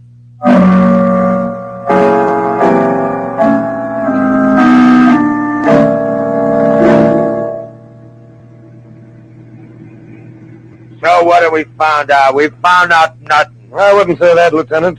I'd say Helen Palmer was on the trail of something vitally important to the government. And whatever she was tracing down is at the Universal Drug Company. How do you know? First, she had a job there, an important one. So? Second, she was engaged to Charlie Wilson, the owner of the outfit. Third, she roomed with Connie, who also worked for Universal. That means that Universal formed her entire environment. Let me poke a couple of holes into that little theory. She worked at Universal because she may have needed a job. She was engaged to Wilson because she fell in love with him. Now listen, some guy, I think it was George Bernard Shaw, said any woman could fall in love with any man. Why, Lieutenant... I'm not so dumb. I read books. What's more, I enjoy them, too. And for the third place, she roomed with Connie because she had to have somewhere to live. And it was convenient. There's a shortage. But it wasn't convenient to live with Connie. They were two different types. Connie must have driven Helen crazy. Furthermore, there were vacancies in the same building. Yeah, that's right. Connie said there was a school teacher. Lieutenant, Lieutenant, does this car have bulletproof windows? What do you mean? Tell me, does it? No, what's the matter? Look in that rearview mirror. See that car pulling up behind us? Huh? There's a dame driving it, and a guy sitting. Say, ain't that the girl? Step in the gas, give it all she'll take. Well, what are you... You can see the glint of the metal, Lieutenant. It's a submachine gun. How far is it to town? About 6 miles. CHANDU. They're gaining us. Hit the floor, Lieutenant. Hit the floor. CHANDU. CHANDU.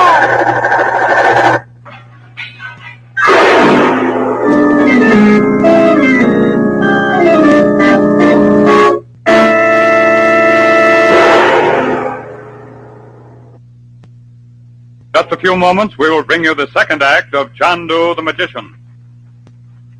How many stars are there on a sheriff's badge? The answer is 5.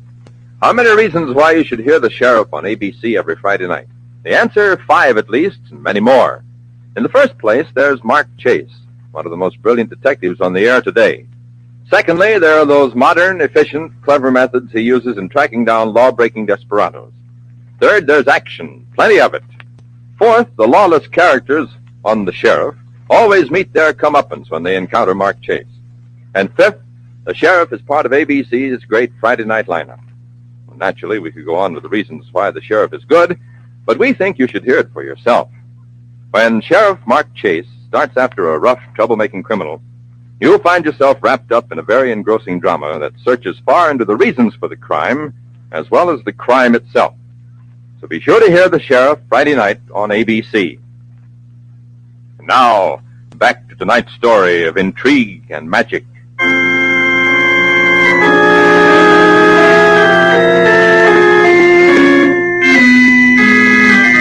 Evidently, this girl, Helen Palmer, learned something very important. And as a decent, public-spirited, patriotic American, she felt it her duty to make the facts known. But, there were a few people who felt that it was not her affair. After all, they were cashing in on a sweet little racket. What right did she have to send them to jail? So she paid for her curiosity. And now the same people are trying to make the same payment to... CHANDU, the magician. Lieutenant, are you all right? CHANDU, get me out of here. What? You're hit. Nothing crucial. Got winged in the elbow. Oh. My thrown arm, too. How am I going to pitch against the fire department in the Here, game? let me look at your face. Just some flying glass from the windshield. It's a good thing you spotted them creeping up on us. Can you walk? Yeah, I can run, too.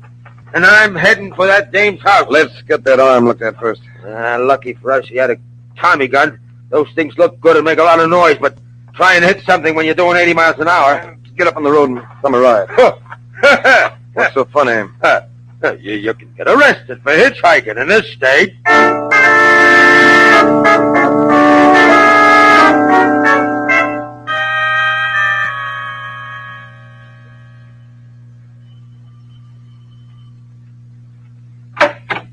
Hey, Surprised? who? Who, me? Well, sure. Sure I'm surprised. Any peaceful, law-abiding citizen is surprised when wolves pound on a door. Mind if we come in? Sure I mind. For all the good it's gonna do me. Hey, what happened to you? That sling is very becoming. What'd you do? Talk out of turn? Just keep that painted trap of yours snapped shut. Speak when you're spoken to, and we'll all be happy. And what are you doing around those bookshelves, Chandu? If you want to talk to me, okay. If you want to search the place, get a warrant. Connie, what's going on at Universal Drug? Don't ask me. I just found a typewriter. What are your duties? You've seen me. I'm in the office. Are you also supposed to act as a chauffeur? What are you talking about? That bullet in Lieutenant Kruger's elbow, these scratches on my face. Who handled the machine gun? Uh-huh. The good old frameroo. Well, pick on someone else, will you? My picture don't fit. Listen, you little fool, we could arrest you, but you could deny everything. We couldn't hold you. That's your tough luck. No, it's yours, because then the people you're working with would know we're getting closer. How long do you think you'd last? Sure. Think about it. Are you going to talk? I don't know nothing. No, I don't know nothing. Why don't you let me take over, Chandu? No, a lady's word's good enough for me. Goodbye, Connie. See you in the morgue, kiddo. You're crazy. You're crazy. Joe would never... Joe? Joe who? He wouldn't. No. Charlie Wilson didn't object to the murder of Helen Palmer when it meant saving his neck. How do you know? What's going on at Universal? I don't know. In that case, goodbye again. Oh, believe me. You gotta believe me. I don't know. I tell you, I don't know. We saw you and Charlie Wilson at the office. 10 minutes later, you drove a hired killer. He ain't no hired killer. He's the boss. The boss? Are you nuts? Of course not. It makes sense. Now I see it. The only question is, how are they doing it? I don't know. Only Wilson and Joe are in on it. What are they doing? They found a way to swindle the U.S. Navy. How? The sulfur drugs, they ain't made right. That's why they can bid so cheap. Do you mean they're selling sulfur drugs that won't help the guys who get... Wait, Kruger. Those drugs are tested by the Navy labs, and there's a Navy inspector in the plant to see that everything is carried on according to specifications. Joe got a way to beat the system. What is it? I don't know. They don't tell no one, not even me. But Helen found out, didn't she? Didn't she? Yeah. Yes, she found out. There's Helen's picture on the table. Well, looks a little bit like Connie, doesn't she? What are you talking about? The Palmer dame had class. This is a cheap doll. Well, a little makeup, and if the light's dim enough. Hair should be brown instead of that peroxide blonde. Though. I'll have you know my hair is natural. Shut up. Can't you see the man is thinking? Well, where's that French textbook? Oh, here. Come on, let's go. Where? To the beauty parlor.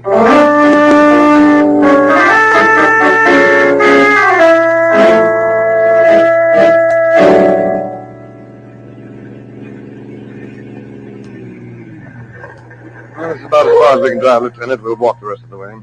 And let me take a good look at you again, Connie. What a change. She almost looks human. I don't want to go into the warehouse. I don't want to know what's going on. I don't want to know it. It ain't safe. Come on. I can see the lights burning in the warehouse. We'll move in slowly. Please, Chandu. Connie, all you have to do is exactly what I told you. You'll be safe enough. Don't worry. Quietly now. Oh, that's where it's gonna go, you know what I mean? Chandu, the door's open. Somebody's talking. Right. Whatever they were doing, it's finished. We came too late to see. Now, Connie, walk through the doorway and stand near those packing cases. Chandu, Your neck or theirs, Connie. Oh. Perfect. The light is perfect. The makeup, I'd be scared out of my wits myself. Yeah, attract their attention, Lieutenant. Throw some pebbles against the window. Who's that? Joe. Joe, look. Look, it's Helen. Charlie, you're not. Look where? Look. Who are you? Reach! Reach or I'll cut you! You killed her. You killed her. What's she doing here? Tell them, Helen. Tell them. Who's that? Someone else you killed, Joe. CHANDU! Where is he? Charlie Wilson. Helen has come back. She's come back to give you a second chance. A second chance. She's going to tell you the same thing she told you before. You remember, Charlie. You remember? Helen, keep away! Keep away! What do you want from me? Tell him, Helen. Tell him what you told him. Charlie, you jerk, we're seeing things that not Helen, I hear Helen. What do you want from me, Helen? I love you, Charlie. You're weak, you're rotten.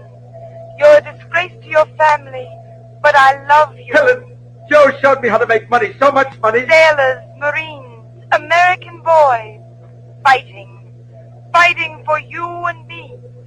You're going to kill me. Maybe it's all right, Helen, just the shipping and no more. I'll give you a chance, Charlie. I won't go to the police just yet. I'll call CHANDU the magician. You'll confess everything. But Helen!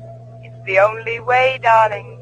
I'll send CHANDU a telegram tonight. I'm afraid. I'll stand by you, Charlie.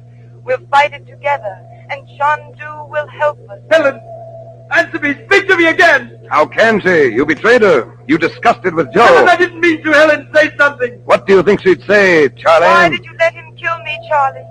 Why did you let him kill me? I loved you, Charlie. I loved you. Helen, I didn't want to go to jail and be disgraced. I loved you, Charlie. I loved you. Helen, he would have killed me. I loved you. CHANDU, I'll confess everything. You yellow rat, they got nothing on CHANDU, I owed him money. Gambling debts. He made me take him into my business. Shut up or I'll kill you. Shut up, you yellow rat. Drop your gun, Joe. You're covered. I'll kill you, Charlie. Listen to the ground. Charlie. I'm sorry, CHANDU. Joe beat me to the shot. Joe, you killed Joe. Charlie. CHANDU, the anchor. The anchor? He's gone, CHANDU. Yes. Well, I think he's better off. Did I do what I was supposed to do? Yes, Connie, you did very well. Now, hand over the stamp. The stamp? What stamp? The stamp with the anchor on it. The official Navy stamp. Hey, what are you You're trying not to... dumb, Connie. It's an act, a wonderful act. You knew what this whole thing was all about. You saw a chance to save your skin by playing it stupid. Where you going, sister? Get your hands off of me, you filthy ape! It's no use, Connie. Charlie Wilson was weak. He was yellow, but he didn't betray Helen. You did. You must have overheard Helen's conversation with Charlie. I don't know what you're talking about. I don't know nothing. I just pounded typewriter in an office. And you're the one who did the thinking for Joe. Don't deny it. Helen told me. But Helen was dead before. She left notes. She left them in a place you'd never think to look. She wrote a few impressions on the inside cover of a French book. She wrote them in French. I've got it here. What does it say, CHANDU? Well, not very much. Helen had to be very careful. She kept most of it in her head. But she wrote briefly, Sulfur, inadequately prepared. Charlie is defrauding the government. Clever scheme. Must uncover. Yeah. What is it, Connie? Figure it out for yourself, Blackfoot. We already have, Connie. You see, Kruger, these underworld boys are getting smart. They're moving into legitimate businesses, just as Joe and Connie took over here. Since they have no scruples, honest business people can't compete with them. Yeah, but... Observe how simple it is.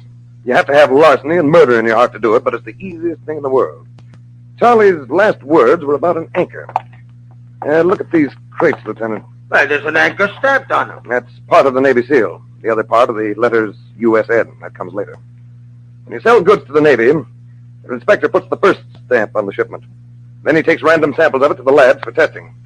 If these samples pass, he comes back here and puts the second stamp on the shipment. That's all. I think I get this. Universal contracts to supply sulfur. They get up a shipment of good, well-made stuff. It's packed and sealed under supervision.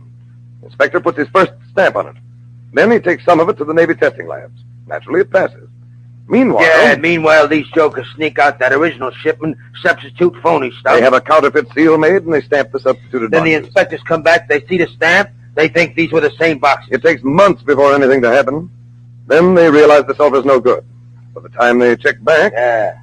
By the time they check back, hundreds of guys... Yes, Lieutenant Kruger. Hundreds of guys. Why, you phony I don't know little... nothing. You can't hang nothing on me. You were working all night with Joe and Charlie. You were stamping crates. You still have ink under your fingernails. The seal's in your handbag, isn't it? Let me see. Hey, you got no right. Let go. Let go. CHANDU, here it is. A stamp. A stamp with just a simple anchor. It's a frame. Oh, sure. I tell you, I'm being framed. You can't hang nothing on me. You've got the syntax of that sentence slightly scrambled, Connie. The verb hang will not refer to the word nothing, but to you.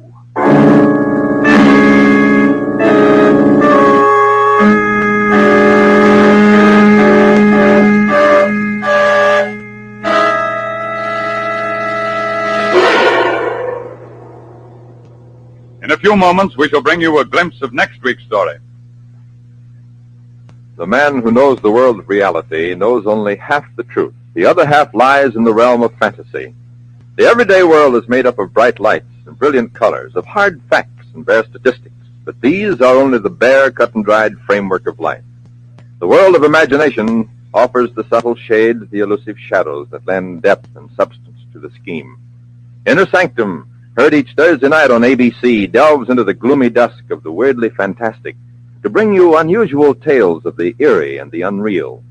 These are no stories of simple endeavor, of warm-hearted love or human achievement. Inner Sanctum's tales grip the nerves and set the pulse to pounding. These are episodes that fire the imagination, set to work the prying fingers of the mind.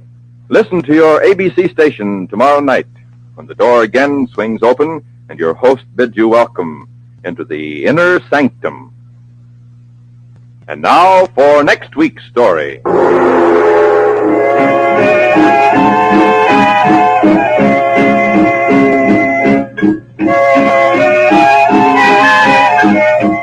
If you listen to the music, Vienna was a beautiful city of dreams. If you listen to Colonel Clark, Vienna could be a horrible city of nightmares. The Colonel had to solve a problem of violence and murder, and there were 180 million people who said he couldn't solve it.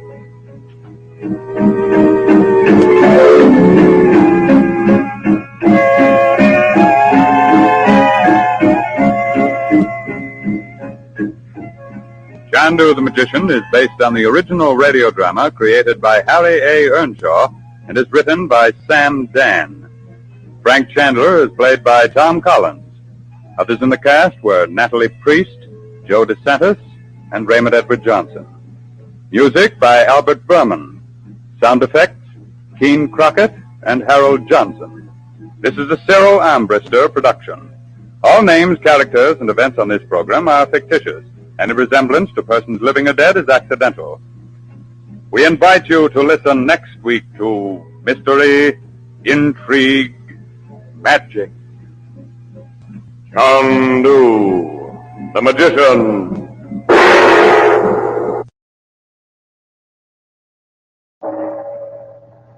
CHANDU, the Magician.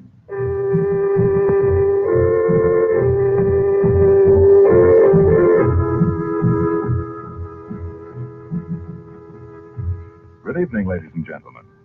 The makers of White King Granulated Soap present for your enjoyment tonight and every weekday evening at this time, CHANDU, the Magician. Listen, and you will travel to strange lands. You will thrill to high adventure, romance, mystery. The magic of Cairo and Baghdad in the East, with their strange secrets and mysterious ways, will hold you spellbound. And just as you will like our story, so will you like the soap we make. White King Granulated Soap. It is so easy on hands that thousands and thousands of ladies say it's just like magic. There are many tales told on the radio, but only one CHANDU. There are many soaps on your grocer's counters, but none like White King. You'll love White King Granulated Soap. And when you buy White King tomorrow, save the box top and tell your friends to save White King box tops too. Now, let the play begin.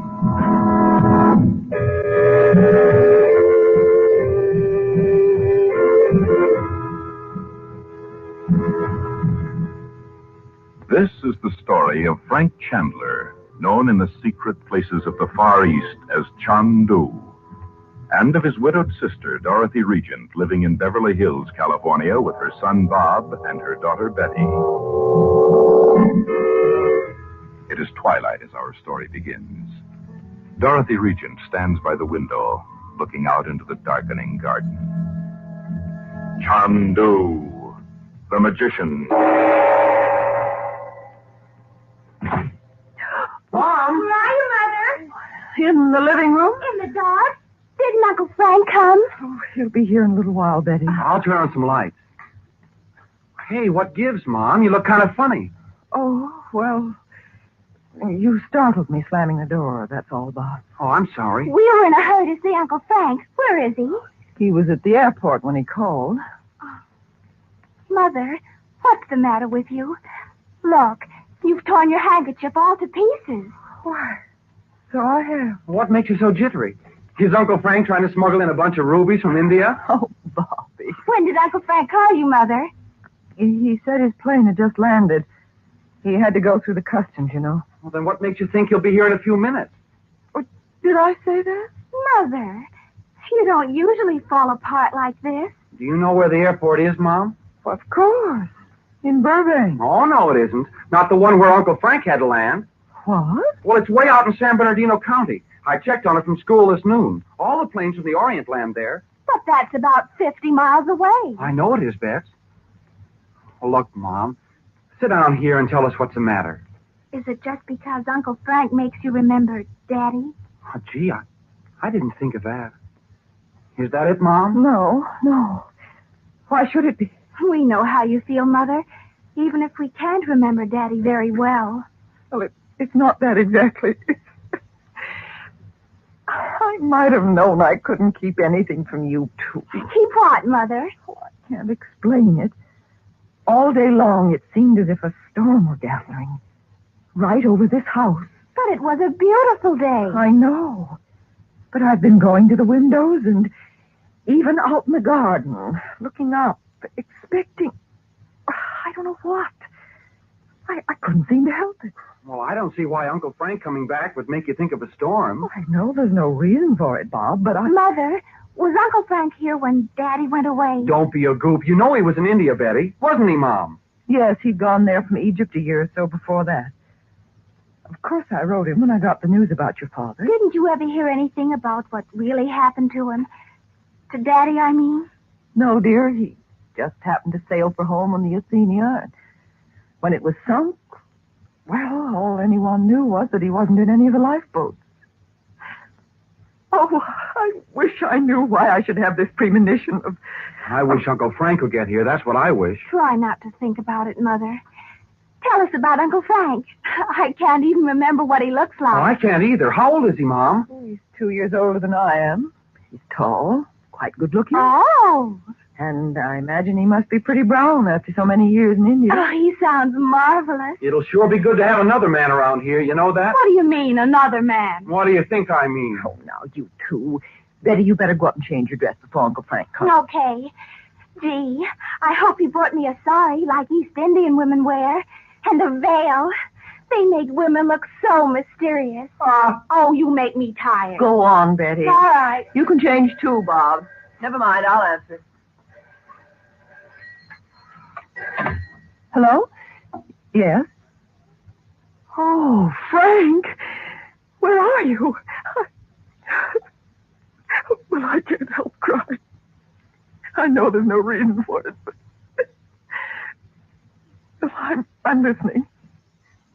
But you can't possibly get here in less than an hour. The traffic is... What? Yes, I'll do it, but I can't see how. All right.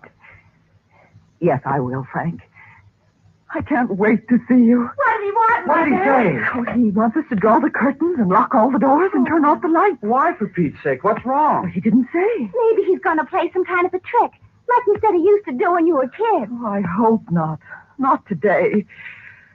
Well, I told him I'd do as he said. I'll see about the back door. You do the curtains, Betty. I'll lock the front door. Okay. I hope Uncle Frank isn't going to turn out to be one of those chintzy characters that hands out trick dribble glasses. Wouldn't that be awful?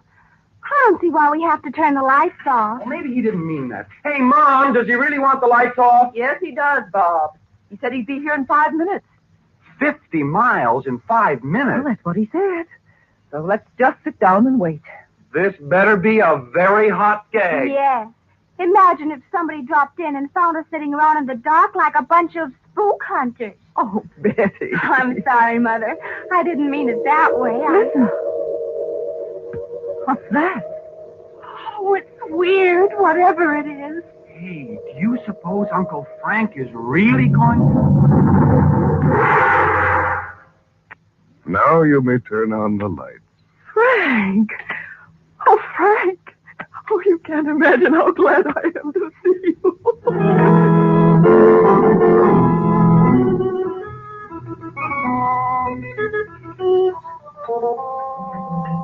So go on, Uncle Frank. Tell us some more about India. Well, let him get his breath, Bob. Stella will bring the coffee into the living room. Yes, come on, Uncle Frank. Well, do we have to get you a mat to sit on, like a yogi? There are cigarettes in the blue box, Frank. Thanks, Dot. Mother looks a lot better since Uncle Frank came by. Yeah, I know it. What are you two plotting over there? Oh, nothing. Uncle Frank, do you know any of those fabulous Indian princes all weighted down with diamonds and rubies? Well, I've met one or two, Betty. Did you ever shoot a tiger? Well, I wasn't in India for sport, you know, Bob. Well, did you spend all the time learning to do things like getting into houses with the doors locked? Yeah, how about that? Aren't you two overdoing this a little? Well, he still hasn't told us how he got in here, Mom. Yes, how did you do it? I'm afraid you'd find it a little hard to understand, Betty. Well, if you won't tell us, do another trick for us, huh? Make a rope stand up alone, Yes, or a rose bush grow right up in a flower pot. You know. Yes, I know. Those things are the stock and trade of every wandering fakir in India. You just wait until my luggage comes. Gee, do we do a have trick to now, huh? wait? Come on, Uncle Frank. Oh, all right. Here's a little ivory box that was given me by an Egyptian sorceress. Oh, come now, Frank. It's true, Dot. Although she was more than that. I happened along one dark night in time to save her life in Alexandria. She said the box had occult properties. Oh, what delicate carving. Can I see it, Uncle Frank? Well, how does it open? Just press on the front under the center of the lid. Oh, it's empty. Close the box again. And Betty, you take it and hold it between your hands. Like this? Mm-hmm. Now, Dorothy, you put your hands over hers. Why, Frank? You'll see. All right. Open the box. Oh, why, there's a ring inside now. Say, not bad, Uncle Frank. Take it out, Mother. Yes, Dot, it's for you. Well, where was the ring before when we opened the box? You wanted to see a trick, didn't you? But I don't... The ring's real, Dot. Put it Oh, on. it's beautiful. Thank you, Frank. I'm glad you like it. Oh, I do. How about another trick, yes, Uncle Frank? please do. No, no more of this tonight. Uncle Frank and I have all sorts of things to talk about. Oh, gee. Mother. Frank, did you come back from India on business? Not ordinary business, Dot. There is something I have to do, though. Tonight. Oh? Bob, bring me that black bag over there, will you? You bet, sure. I didn't see this thing before. Sure is heavy. What's in it? A crystal ball. Oh, thanks. I'll put it here on the coffee table. All right, pull up your chairs, all of you. You're not serious, Frank. Indeed I am. And I'll just turn off some of the light. Again? Frank, I really don't like this. I've had the strangest feeling all day that something's going to happen, and What if it is a gag, Mother? Let's go along with it. It's no gag, Bob. All right, everybody. Look into the crystal. Look, Dot. Hey, there's that funny sound again. There's something in the crystal. It looks like clouds. It is clouds. Over a big lake. You're looking at Dal Lake in the Valley of Kashmir. In India? Honestly? Lotus flowers. What's that ahead of us there? A houseboat. And there's an old man sitting cross-legged on the deck. Who is it, Uncle Frank? Watch closely now. Oh, there's another man with his back to us, with a sun helmet on his head. Talking to the old man. Frank, it's you. The other man is you. My son, Listen, Dorothy. Listen. you came to tell me you are returning to America. Something tells me I should go back, my teacher. You do well to heed the inner voice. Sit here beside me and look. Tell me what you see. Hey, he's got a crystal ball just like this one. And Uncle Frank's looking into it. What did you see, Uncle Frank? I saw this house. And you. All of you. You did? But why did you jump up like that? My son, Wait, Dot. I want you to hear this. do not fear for those you love. Have I not given you the 3 secrets? Yes, my teacher. I know them now. They should be enough. But now I give you the most precious gift, the emerald casket of the 3 times 3. But it is yours, my teacher. I need it no longer. I am going to a higher place. Take the casket and remember, there is danger in all knowledge, but in fear is the greatest peril. I know. Still, I hesitate to take the emerald. It is written that you have taken it. For countless ages it has been written, my son. Guard the secrets well. I will. And use them only for good. I am sorry to say goodbye to you, my teacher. There is no goodbye, my son. Yet there's a shadow across the water. And an icy wind. Yes, there is, Frank.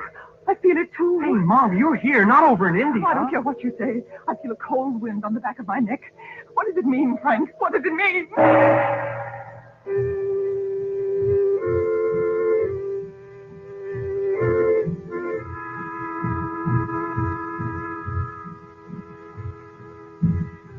We pause before we say good evening to suggest that you and your family listen to CHANDU every weekday evening at this time.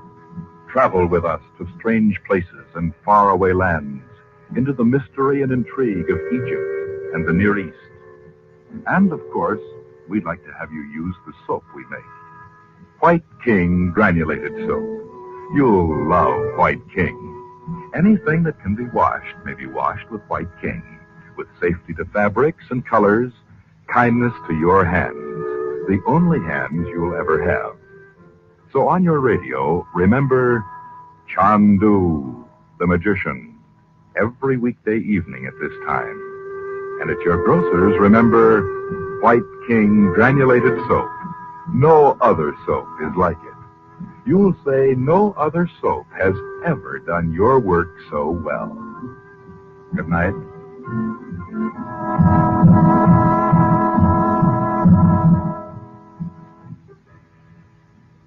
CHANDU, the Magician, is based on the original radio drama created by Harry A. Earnshaw and is written by Vera Oldham. The program is produced and directed by Cyril Armbruster. Your announcer is Howard Culver.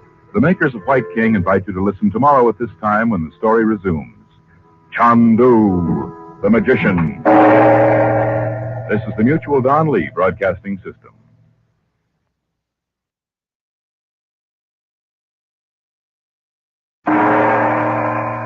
CHANDU, the Magician.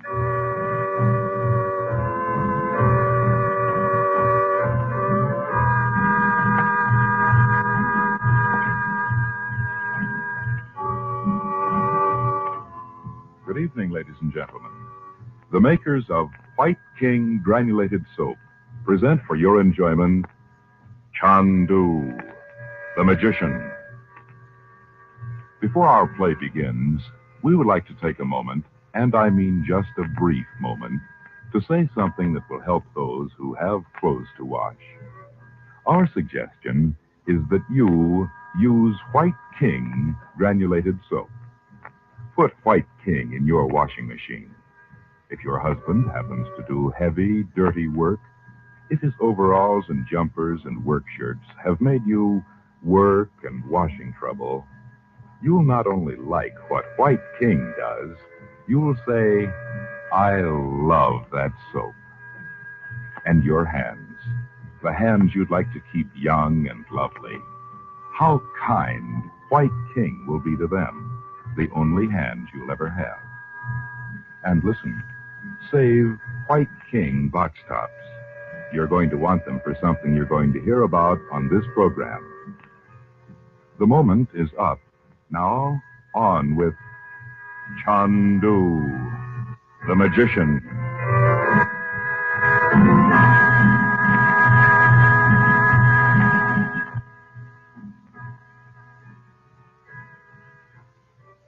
Frank Chandler, known in the Far East as CHANDU the Magician, has unexpectedly returned from a long stay in India to the Beverly Hills home of his widowed sister, Dorothy Regent, her son, Bob, and her daughter, Betty. But Chandler does not know that all day Dorothy has felt a strange premonition of disaster. She forces herself to say nothing of it, even when Chandler produces a crystal ball and urges her to look into it with the others. They are shown a scene in India with Chandler on the deck of a houseboat talking with his teacher, the yogi.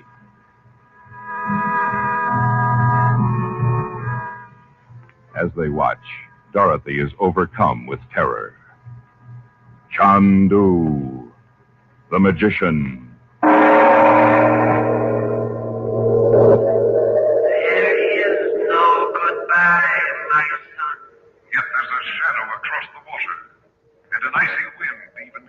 Stop it, Frank. I can't bear it. Don't be like that, Mom. Let her alone, Bob. Uncle Frank, please do something. Please. There's nothing in the crystal now, Dorothy. See for yourself. Did I just imagine all that? Oh, of course not. We saw it, too. That icy wind on the back of my neck. You must be unusually sensitive to these things. But if we really did see that picture in the crystal, why did it suddenly disappear? Because you were afraid. Bob, you may as well turn on the lights again. Okay. Too bad you had to get all jumpy, Mom, just when it was getting interesting. Frank, you said you looked in the crystal over in India and saw us here. Say, how did you know it was our house, Uncle Frank? You went to India before Mom and Dad built it, didn't you? That's true, but I knew it just the same. And I knew there was something like a dark cloud hanging over it. Why, that's just what Mother said. A storm gathering. Somehow, Dot, you felt it too.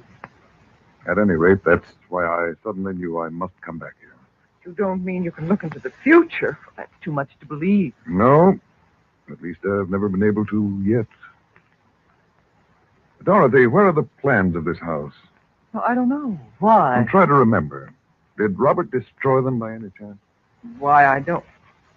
Oh, yes, I remember now. He burned them. I'd forgotten all about it. As soon as the house was finished. Did he ever tell you why? No, I didn't ask him. I was rushing around with decorators and gardeners and so on. You know how it is. You don't, though, do you? There's no wife to follow you about, insisting on knowing whether you think the draperies match the rug. I see what you mean. What became of Robert's things, his books and so on? They're still in there, Frank. In where? In his room, just as he left them. Nobody's ever been in there since Dad was drowned, Uncle Frank. Not even Mother. Have you? No. I see. Robert designed that wing of the house for himself, Frank. There's a library and a chemical laboratory and a small bedroom and bath. I almost never went in there, even before Robert went away. He didn't want me to. He said it might be dangerous. Well, why do you care about Dad's things after all this time, Uncle Frank? Because I'm sure it's time someone went in and looked through them. I know I should have done it long ago. First, I meant to. I thought I'd get rid of all the apparatus and the chemicals and perhaps sell the books, but I kept putting it off. And, well... I know. I suppose it was just a feeling that as long as Robert's things were there, he'd be coming back someday. That's childish of me. Mother, it is not. Well, at any rate, Frank, now you're here, we'll do it. In the next day or so, if you like. We must do it now. Tonight. Hey, what's the rush? Yes, after 9 days, or years, a day or so won't matter. I wish I were sure of that. What do you mean? Where's the door to that wing? Down the hall to the right of the dining room. It's been locked all this time. And where's the key? Up in my room. Oh, I suppose I may as well face it now. Bob, run up and get the key, will you? It's in a little blue leather box on my dressing table. Sure, Mom. Oh, he'll never find it, Mother. He can never find anything. All right, run along and help him look if you like. You can laugh, but you know how boys are. You're a drip. You know that, don't you? Betty's a lot like you at her age, Dot. Is she? Bob's not in the least like Robert. No. Dot, do you think Robert might have built another room in that wing of his without telling him? Oh, well, of course he might have. He was so anxious not to have me know anything about that wing that I tried not even to look at it. I do know he had a great steel vault put in there somewhere. What made you think of that? I'll tell you if we find what I'm looking for. Well, shall we get started? I only hope it's not too late. Here's the key, Mother. It didn't take much hunting. It was right in plain sight. Give it to Uncle Frank. Oh, thanks, Betty. It's kind of weird going into rooms that have been locked up for almost 10 years, isn't it?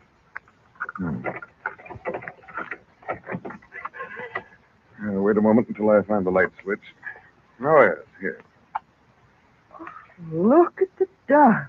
So this was the library. Did Dad read all those books? Brother. I suppose so. Mother, over by the door. A big bronze statue. Oh, you're not kidding. Well, what's it supposed to be? It's a Buddha.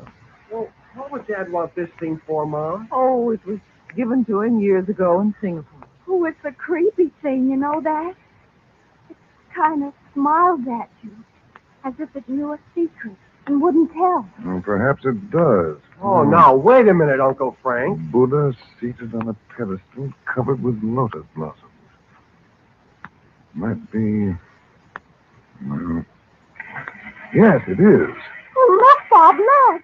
The statue's turning right around. Well, how did you do it, Uncle Frank? There's a concealed spring in one of these lotus flowers. The statue swings around. And there's a stairway under it. Yes, and that's what this light switch is for. It lights the basement room. Well, can't we come down? Yes, come along. This is what Robert did with that steel vault, Dorothy. It's a filing room. Buddha was certainly an ingenious way to hide the entrance. Mother, why would Daddy have all these rows and rows of filing cabinets? You know he was a chemist, darling. Among other things. Well, I suppose I might as well start with the desk. Nothing seems to have been disturbed, though. Everything's covered with dust. Disturbed? How could it be? I don't know yet. Now, here's a paper of some kind. It's in Robert's handwriting. Let me see. It's a letter. Or part of one. Not signed. What's that name? Dear what? Bowden. Know who he was? Bowden. Oh, yes. He was in Robert's class when he took that postgraduate course in Berlin. He was a scientist of some kind.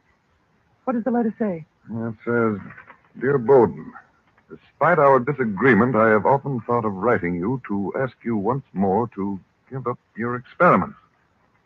If they fail, you will have wasted precious time.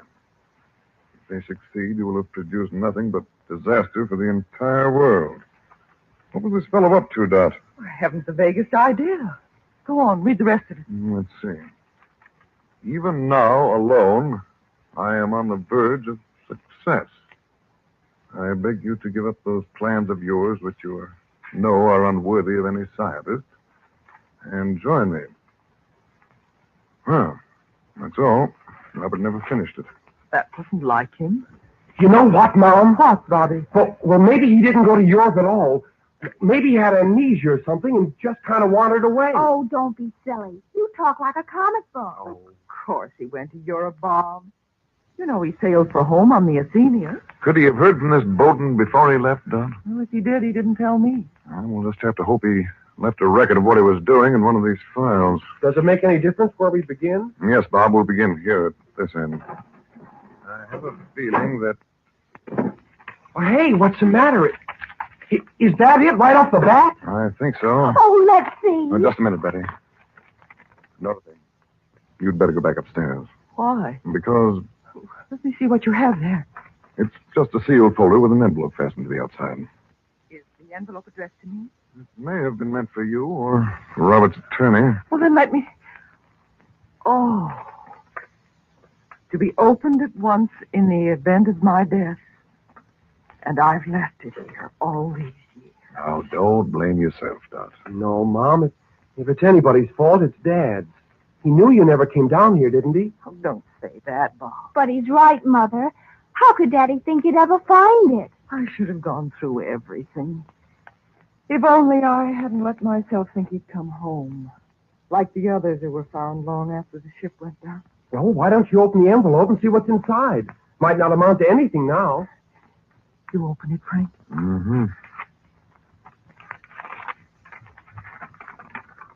Well, what is it? It's instructions about the contents of the folder it was attached to. Is it important, Uncle Frank? Yes, indeed. What does the instruction say? It says the sealed folder contains the drawings and formula of 2 discoveries Robert had just made. Oh, maybe this is the reason he didn't send that letter to Bolton. Here, Dot. Read it for yourself. The results of these discoveries could be so terrible that I'm often tempted to destroy the records of my experiments. However, one man suspects their existence. So for protection, I shall keep these records as long as I live. But they must be destroyed at once at my death. I cannot accept the responsibility of giving such processes to an unstable world. Destroy the contents of the folder unread. Good heavens, Frank, what can it be? No one will ever know. Oh, are you just going to tear up the folder without even looking at it? I certainly am. Oh, but it's Your valuable. father knew what he was doing, Bob. I'll take it upstairs and burn it. I can't bear to touch it. Don't you even want to know what it's about, Uncle Wait Frank? a minute. The seal's been tampered with. Impossible. We haven't touched I'll have to open it now to make sure that... It's empty. Oh, no. Yes, I was right. We're too late after all.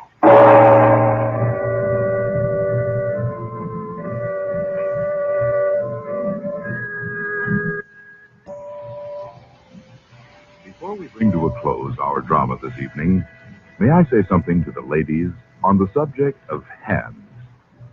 There is an extra special quality in White King soap that is extra specially kind to hands. And I'll tell you what it is.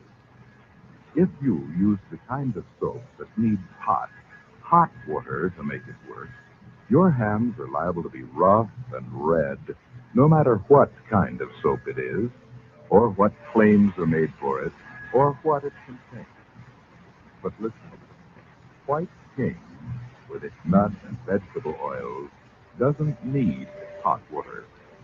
In washing machine or dishpan, for heavy clothes or filmy, fragile things, White King washes the dirt away in water that's just about body temperature. Ever hear of anything like that? No wonder millions and millions of ladies say, I love White King soap. That's what you'll say, too. CHANDU the Magician is produced and directed by Cyril Umbrister. The makers of White King invite you to listen tomorrow at this time when the story resumes. CHANDU the Magician.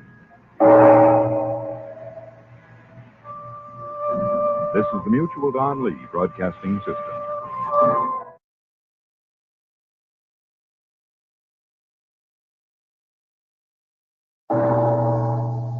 CHANDU the Magician.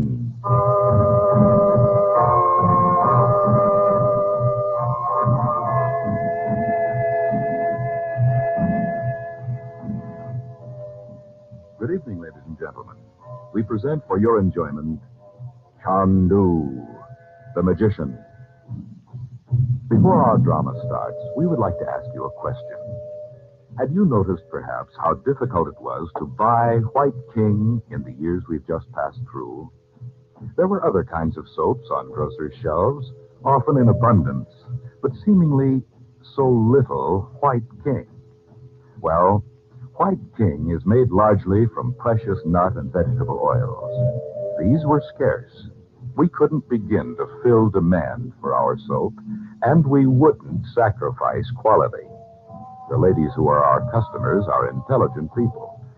And so, when a package of White King did appear on a grocer's shelf, it was quickly bought and taken home and treasured as perhaps no other soap has ever been. Maybe you haven't tried this different kind of soap. It will do so much of your work for you that you too will say, I love White King soap.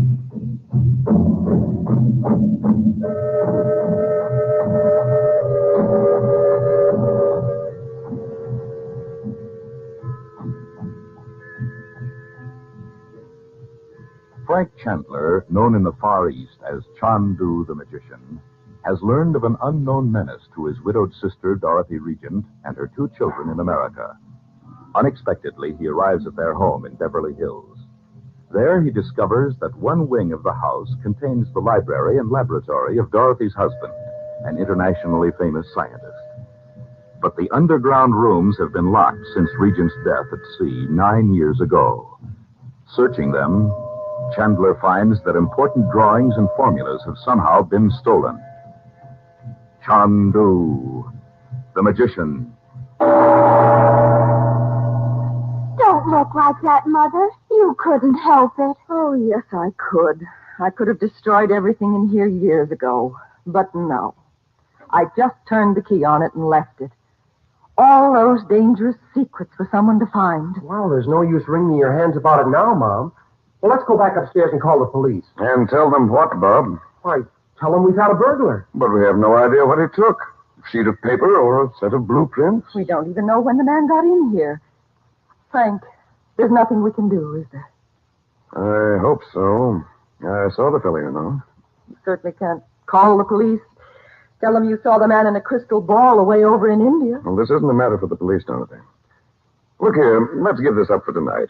We found out that I was correct in thinking something was wrong here. That letter of Daddy's sounds as if he was making an atomic bomb or something. Oh, Betty, don't. I'm sorry about this, Dot. It would have been hard enough for you to walk in on all of Robert's things, even if we found nothing wrong. Come along, we'll leave the rest of it tomorrow. Well, I still can't see how anyone could have got in here. And even if they did, how could they find these stairs under the Buddha? Uncle Frank found them. Oh, he knew they were here, didn't you, Uncle Frank? Well, knowing your father, I thought he might make use of the Buddha. He must have been quite a guy. I never realized it before. Turn off the lights down there, would you, Bob? I will. Well, show me how the Buddha works. Well, you just press this bronze lotus here, the third from the right. Oh, I see. It's just an electrical contact. Uh-huh.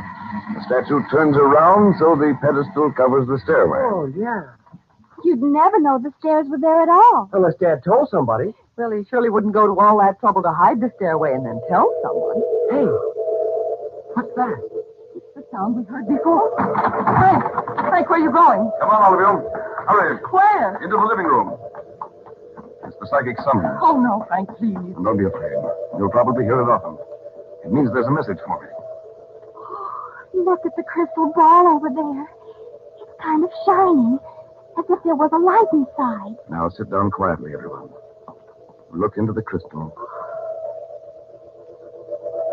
The picture comes up in the glass like developing a film. It's a room. An oriental room somewhere. Egypt. How do you know, Uncle Frank? I just know, Betty. There she is. The woman coming through the door. In regular Egyptian clothes. Even to the veil. And Mother, those bracelets. And that wonderful necklace. Oh, she's cute. Do you know her, Frank? It's not, Jane. The princess who gave you the emerald ring you gave Mother? Yes. Oh. But I don't understand this. What message is there here for me? She's just sitting there on a divan thing like she was waiting for somebody. Oh, I see now. There's a man coming into the room.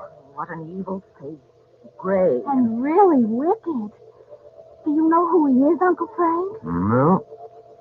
This must mean something to me, or I wouldn't have received the summons. I have told you I will have nothing to do with it, nor will you. My service is for my country. Your plans are for yourself. And why not? Who else can measure up to me? You think I have spent my life in endless experiments to learn what I know, only to abandon it or present it to someone else? I will not discuss it, Roxor. You and I have been like two travelers on a road together. But now the road divides. I will not go your way. Suppose I insist. Suppose I demand. Of me? You have forgotten who I am. You're only a woman.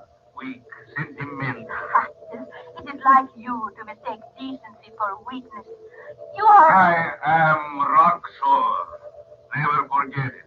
What does that mean, Frank? Yes, you are Roxor, but you are not all-powerful. And I will tell you something, my friend. Everyone seems to fear you, but I do not. Men bend before you like wheat in the wind, but I do not. If you will not bend, then you shall break. You think you can stand in my way now? Whoever has, think. I've seen Richmond, the Schumann, Vanderhoff. They won't stand up. They've all been swept away. Be more quiet. You cannot frighten me. I will say only this to remind you. What of the American? The American? Has he been swept away? Has he bent or broken? You know it is not so. The American. Yes, he still resists. You can still bring his name at me and mock me. The time is coming soon when he too will break at last. I will have the means soon, do you hear me? Regent can be forced to death. Oh! He said Regent. You heard him, Frank. Yes, I heard him. Oh, why do I always break the spell, or whatever it is that makes it possible for us to see those things? Can't you bring the picture back? It's no use, Dorothy. You're too upset. The only time you can ever see anything in the crystal is when your mind is calm. But that man did say something about Robert. He sounded as if Daddy was still alive. He sure did, but that doesn't mean he is. He seemed so certain. And the princess did, too. Don't you know who he is, Frank? No. Luxor, Nadji called him. It sounds like a coined name. As if... As if what? Well, if it's spelled R-O-X-O-R as it sounds, it's spelled the same forward and backward. It's a very ancient trick of sorcerers. Sorcerers? You mean black magic? Exactly. I don't see why we have to get all mixed up in black magic and everything all of a sudden. It scares me. I don't wonder, darling. But if there's any possibility that your father's still alive, we want to know it, don't we? Why, yes, of course, Mother.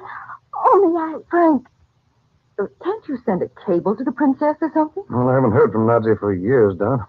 I don't even know where she is. Can't you find out? In time, I probably could. Then why don't you? Wait a moment. Dot, just what proof did you have of Robert's death? Why, first a letter from the steamship line. They checked all the passengers, of course, after the sinking. Mm-hmm. You know, the war had just broken out. I think the Athenia was one of the first ships sunk by the Germans. Well, I was up in the mountains of Kashmir at that time. When I came down to New Delhi, I got your letters.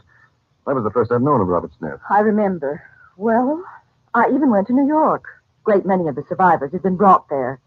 But nobody'd seen him. Oh, it can't be possible he's alive. if he was, why wouldn't he have written to us? Well, I told you down there in Dad's room, maybe he had amnesia or something. Well, even if he had, Bob, if he'd been pulled out of the sea, it would have been reported to the steamship line or the British government. Oh. Well, then, what did the princess and that Roxor mean? It seems to me I'd better go over and find out. Go clear over to Egypt? Yes, why not? But you said you didn't know where the princess was. I don't. But the last time I saw her, she was in Alexandria. I could go there first and try to find out where she is now. And if Robert is alive, she might know where he is. And besides, I might be able to get back those formulas before... Before what, Uncle Frank? Let's say before they fall into the wrong hand. But for Pete's sake, what makes you think they're over in Egypt? I have a very good reason. Oh, yeah? What is it, Uncle Frank? I can't talk about it. Why not? Someday, perhaps, Bob. I wish we could go with you, but I suppose it's out of the question. Why, not at all. Honest?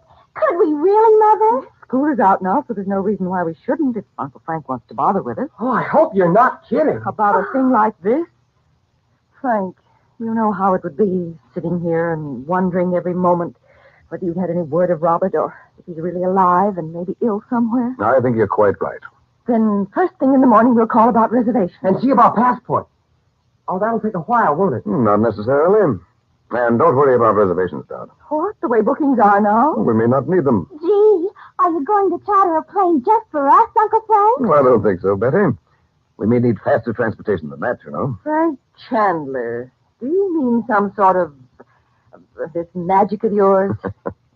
I didn't say that, Dorothy. You certainly implied it, and I don't know, but I like it. Well, then let's say no more about it tonight. You had enough talk of the occult for one evening. But I want to know what you mean. All I mean is, if it's necessary for us to be somewhere else, well, that's the way it will be. You sound so serious. And you look as if you thought I were out of my mind. Well, I don't know what to think. You've read of people who have become involved in mysticism and presently what can't say. Is that it? Well, yes, it is. Don't be afraid, Dan. I know perfectly well why I was permitted to learn the things I have. And I may need every power I can command before we're through with this business. I see that now. Wow, Vern. And here, Betty and I thought you'd turn out to be a square making with dribble glasses for laughs. Oh, keep still, Bob. You thought what? For once, I'm glad to hear that kind of talk. It sounds so normal. Come now, all of you. We're going to bed, and no more talk of magic or mystery tonight. Oh, I'm much too excited to go to sleep. Even if you thought you'd wake up in Egypt? Frank, please. All right. Listen, Dot. The rest of you go upstairs. I'll turn out the lights when I come up. No, you don't, Uncle Frank. I heard it, too. Heard what? A noise out there in the garden. Oh, there it is again. Turn off the lights, Bob, quick. How do you like that? A guy with a turban on his head. Just outside the window. I bet he heard everything we said. Uncle Frank, be careful. Stay where you are, all of you. Come on, I'll have to catch him, Uncle Frank. No, stay here, Bob. Let him go. I know who he is. And now he knows we all saw him. Oh, for heaven's sake, call the police, Frank. We don't need them, Dot. But this settles it. We'll have to leave here at once.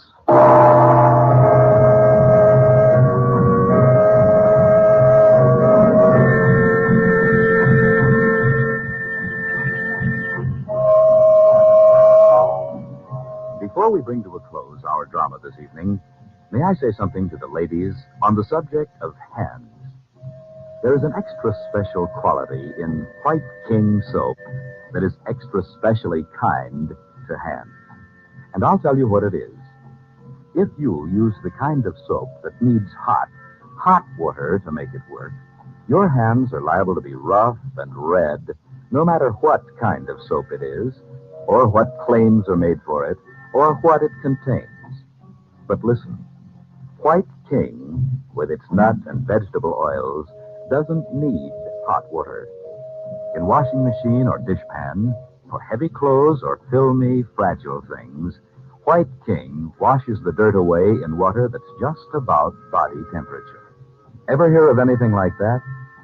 No wonder millions and millions of ladies say, I love White King soap. That's what you'll say, too.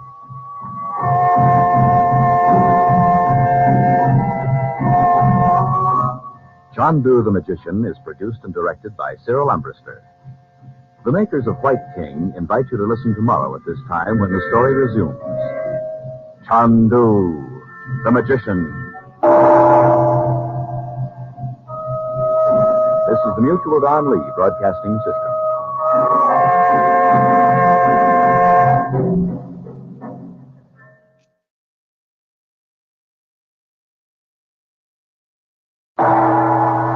CHANDU the Magician.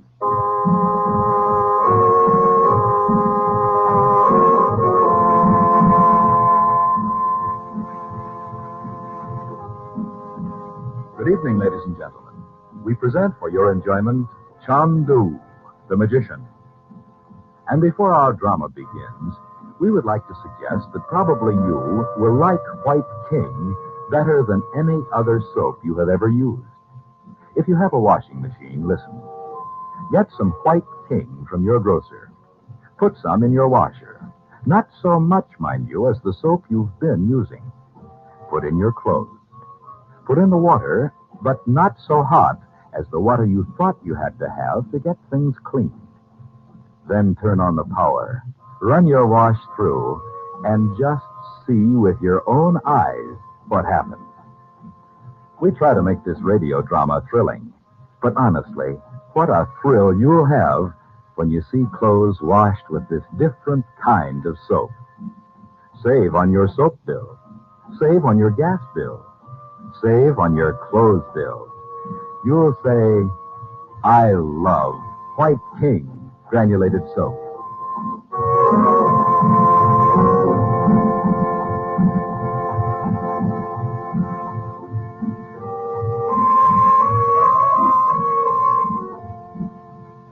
Frank Chandler is an adept in the mystic secrets of the Far East, where he is known as CHANDU the Magician. In India, by his occult powers, he is able to see a sinister, dark-skinned man near the home of Chandler's widowed sister, Dorothy Regent, in California. Arriving suddenly in Beverly Hills, he learns that the rooms of Dorothy's husband, Robert, have been locked since his death at sea 9 years ago. Chandler insists on searching the locked wing, Regent's valuable secret drawings and formulas have disappeared. Then, in a crystal ball, the family is shown a room in Egypt where an evil-looking man, calling himself Roxor, speaks of Robert Regent as if he were still alive. A moment later, Chandler discovers in the garden the sinister, turbaned figure who had brought him halfway across the world.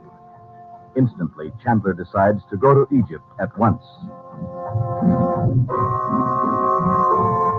The present scene is a narrow street in the city of Alexandria. CHANDU, the magician.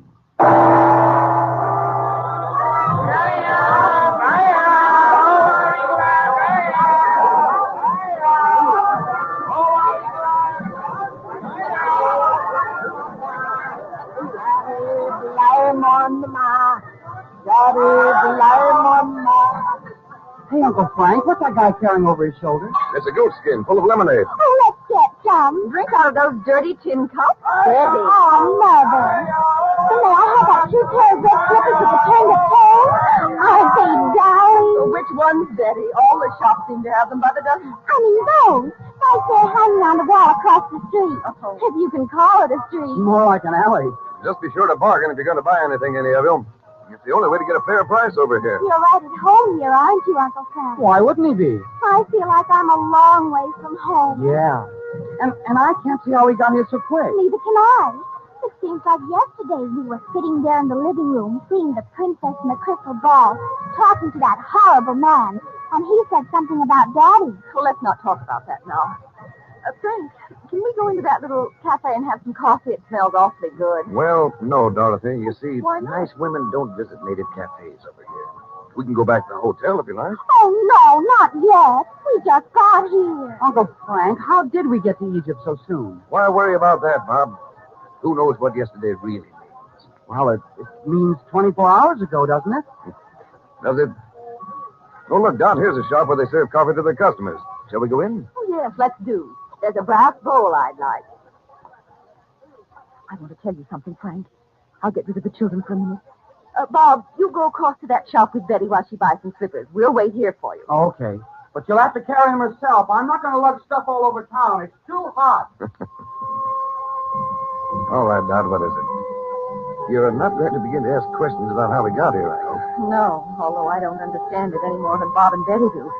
Frank, a man has been following us ever since we turned into this street. I know. He's leaning against the doorway of the pastry store. What? Don't turn around. He'll suspect we're talking about him. Well, what can he want? Maybe just to keep us in sight.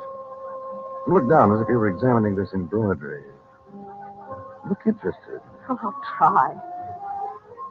He can't be the man the princess called Roxor. I'd know that face anywhere. No, this fellow's nothing like him.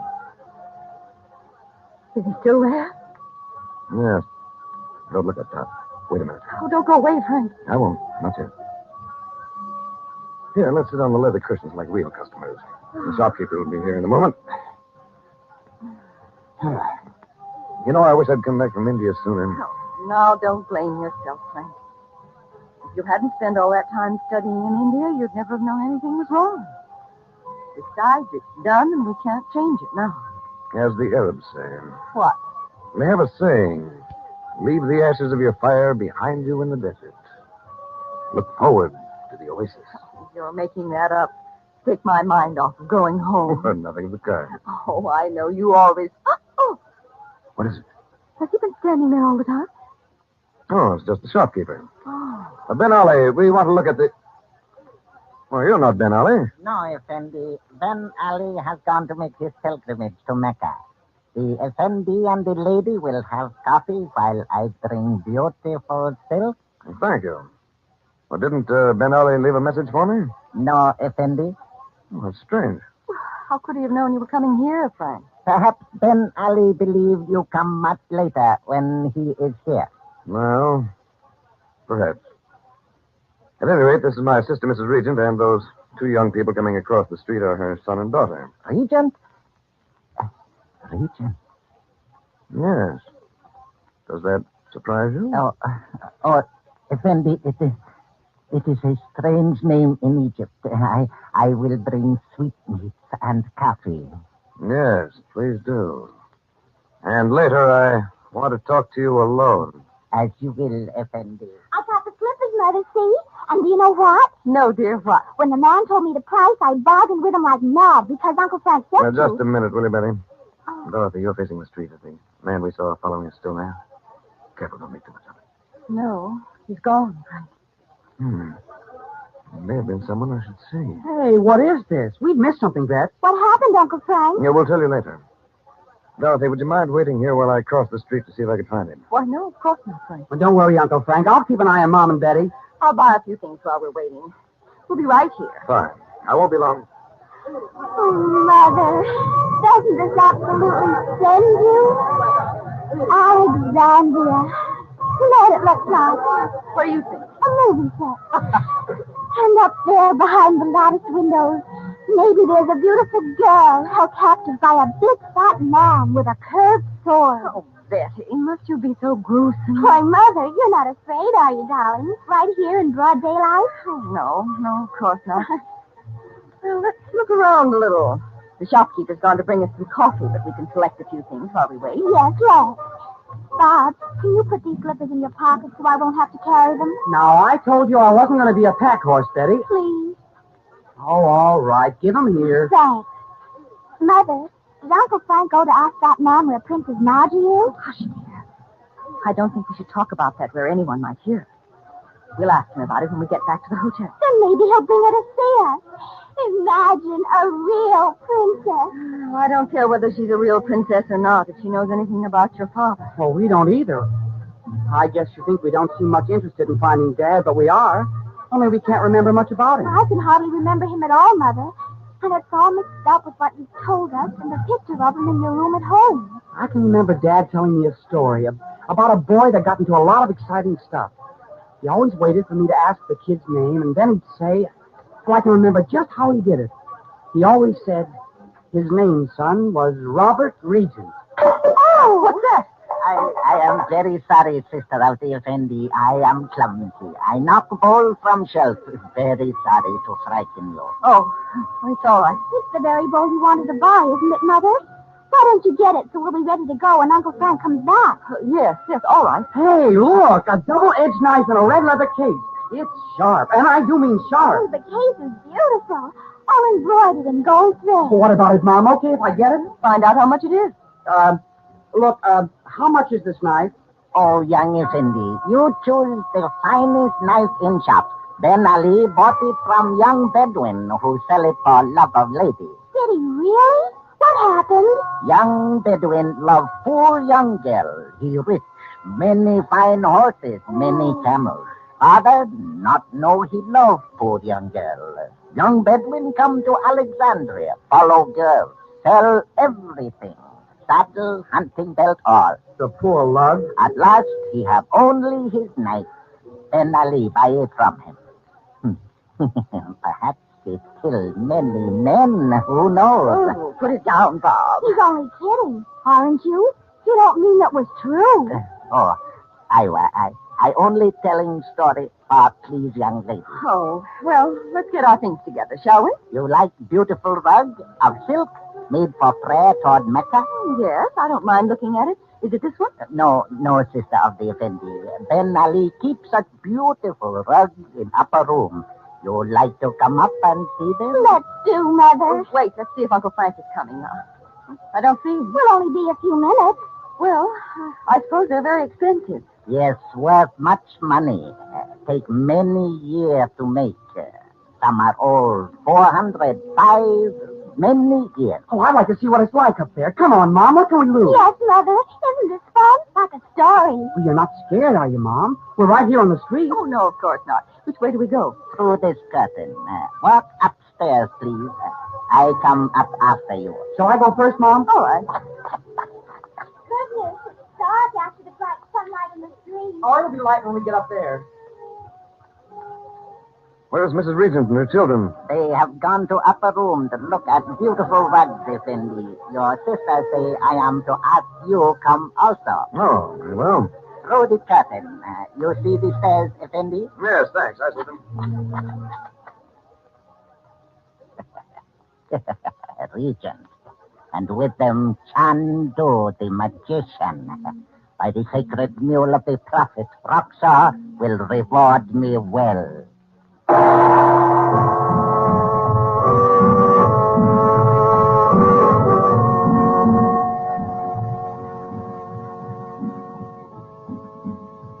Our drama has come to a close until tomorrow night. But there's drama and maybe magic in millions of homes where White King soap is used. Once upon a time, people thought they should buy 2 or 3 kinds of soap.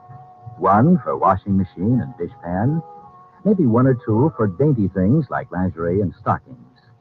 But more and more people discovered White King, the one and only soap you ever need, no matter who you are, where you live, or what you have to wash. Your husband may be an engineer, or he may work in a bank. You may have sheets and pillowcases no end to wash, or you may live in a hotel with no laundering problem other than your nylons. Listen to these wonderful words. White King, wonderful words. White King gets out the stubbornest dirt. White King protects as with a caress the daintiest fabrics.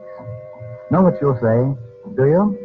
You'll say this: I love White King.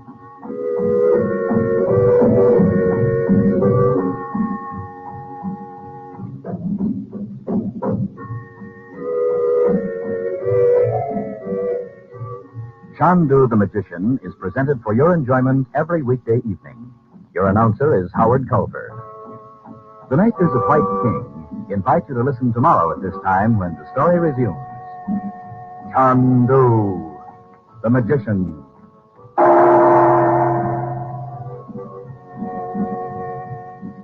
This is the Mutual Don Lee Broadcasting System.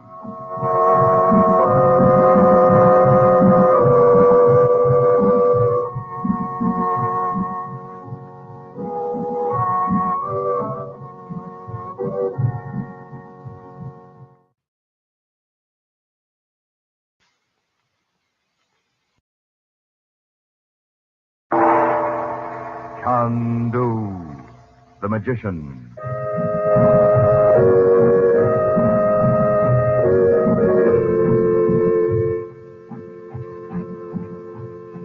Good evening, ladies and gentlemen. We present for your enjoyment tonight and every weekday evening at this time, CHANDU the Magician. Before our drama starts, I would like to tell you some news, some very good news. We think it's safe to say that if you would like White King granulated soap, you can probably get it now from your grocer.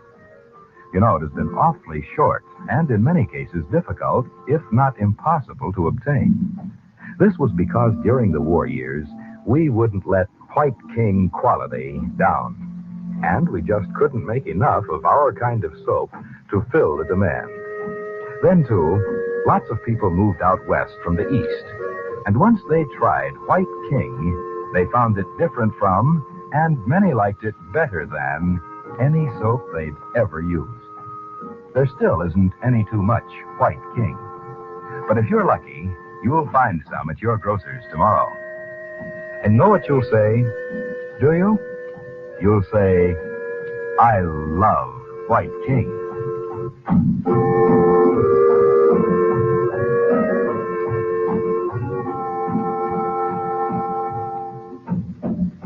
In a narrow street in the old native quarter of Alexandria, Egypt, Dorothy Regent, her young son Bob, and her daughter Betty have been tricked into entering the dimly lighted upper room of a rug shop.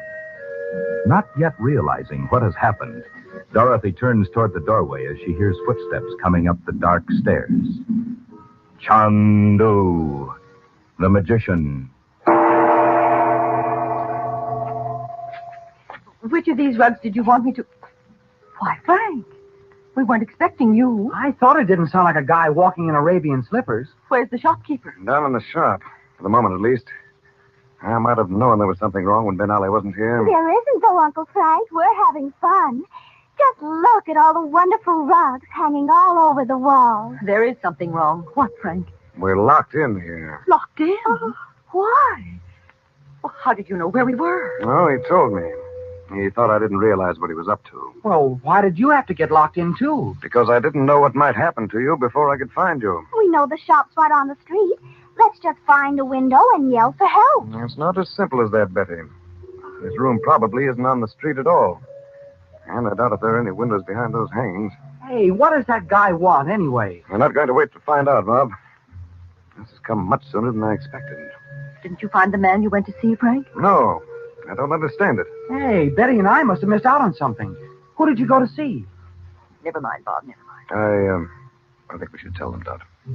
They'll certainly be more careful if they realize what's going on. Well, all right. The man I went across the street to see had been following us ever since we got out of the car at the end of the street. I thought he might have a message for me. Who from? Who knows you're in Egypt? Well, that's one of the things I can't tell you, Bob. You mean you don't know or you just don't want to tell us? Bobby. I mean, I know certain things I can't tell anyone. Now, the first thing to do is get out of here. If I only knew what had happened to Ben Ali. He's the man who owns the shop, Bob. Do you know him, Uncle Frank? Yes, he was one of my men when I was here last. He's probably tied up somewhere if that swine downstairs hasn't killed him. You really mean killed him? I do, indeed. Frank, the lamps are flickering as if someone had opened the door. Someone has. Over there at the other end of the room. The rug on the wall moved. I saw it. There he is. You can see his white robe or whatever you call it. Yes. That rug covers the doorway. What do you want? Oh. I would speak with him they call CHANDU. CHANDU? Well? You are CHANDU. Aye, well, you are. If you know that, you know more. Who are you? My name is Joseph. I follow you in the street. You know me not. But I know you have the inner secrets of the 3 times 3. And are the secrets yours? Brother of the Lotus, you have spoken. It's all right, Dorothy. Yusuf, these you see here are my sister, Mrs. Regent, her daughter, and her son. Regent? Do you know him? Tell us what you know. Many things are whispered that will not bear light of day, O CHANDU. But you will tell me what you know. I know nothing of Regent O CHANDU but the tomb of Muhammad. But you recognized his name. Please tell me if you know anything of him at all.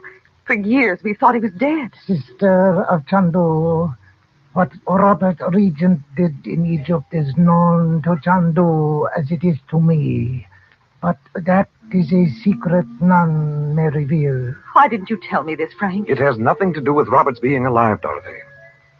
Yusuf, do you know where I can find the Princess Naji? The Princess Naji is in Cairo. Cairo? Where you must go at once.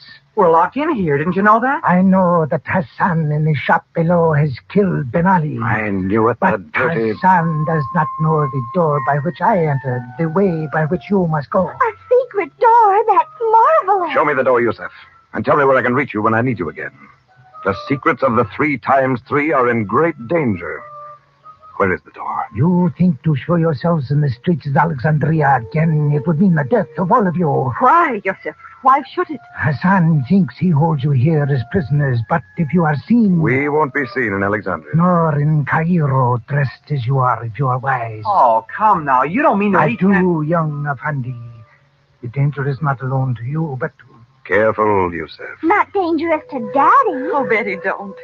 We mustn't let ourselves believe he's alive. Suppose he isn't. I can't face all that again. I know how you feel, Dot. If he's alive, there'll be a way to find him.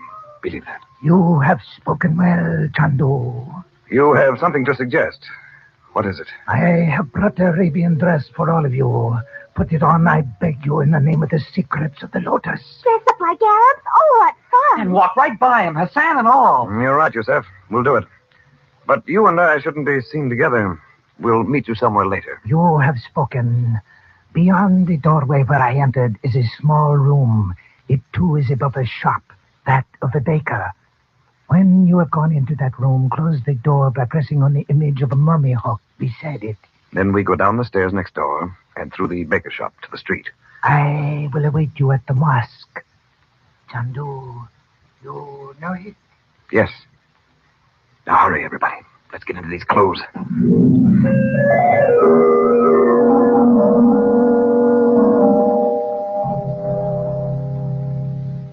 Ready, Dot? Betty? Yes, we're ready. I feel like a crow in these black things. I only hope this veil doesn't slip off. Tighten it so it won't. It's the slippers that gripe me. You have to shuffle or they slip right off. It must be getting dark outside by now. That'll help. Yes. Now remember, you're the poorest kind of Arabs. Don't look around when we get down on the street or do anything to attract attention. We won't, Frank. Can't we go now? All right, come on. Yusuf left the door open. What if there's somebody in the next room? Pay no attention to them. Walk right down the stairs and through the shop. Turn left when you reach the street. All right, go on. Darn these slippers. Betty, wait till Uncle Frank shuts the door. Oh, the image of a mummy hawk, he said. No, here it is. Oh, you'd never know the door was there. Bob, aren't you excited? What if the sound should be waiting for us at the foot of the steps? I've still got that knife we bought from him. I'll nick him. Keep that knife out of sight, Bob. Start down.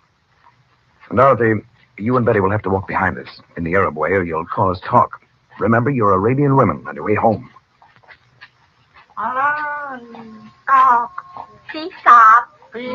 Hey.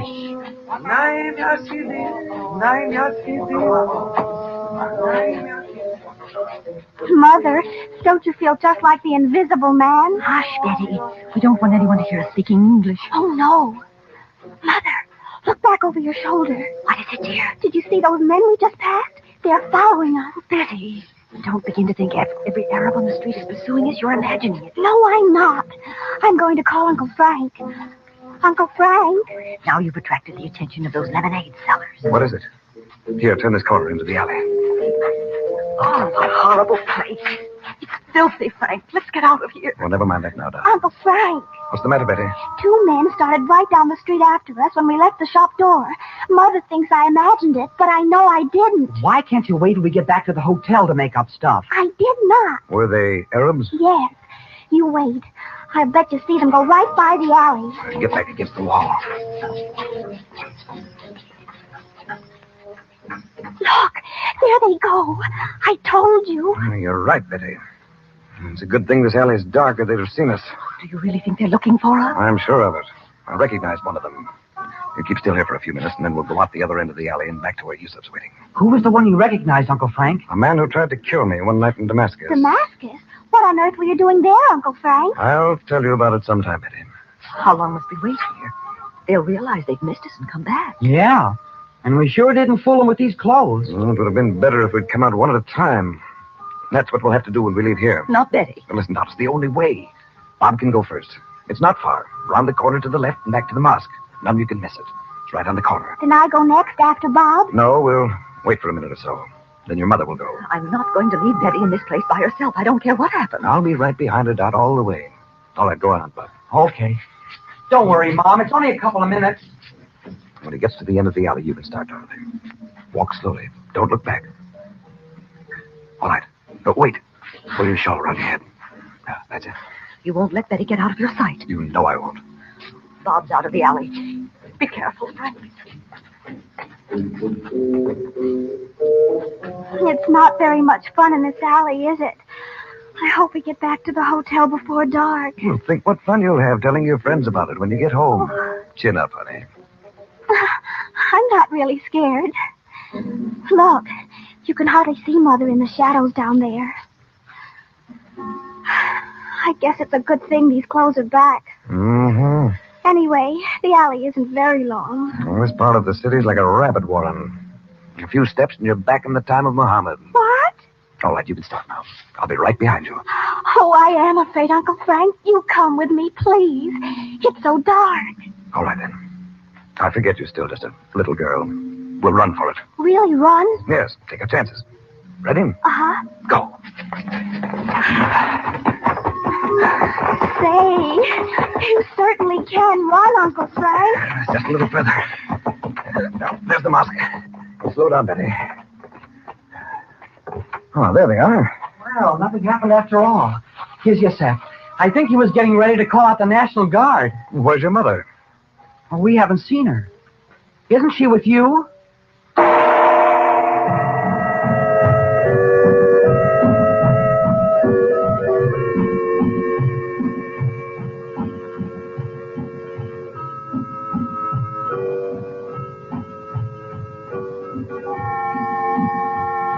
Monday night, CHANDU continues, and you'll want to listen again for thrills and adventure.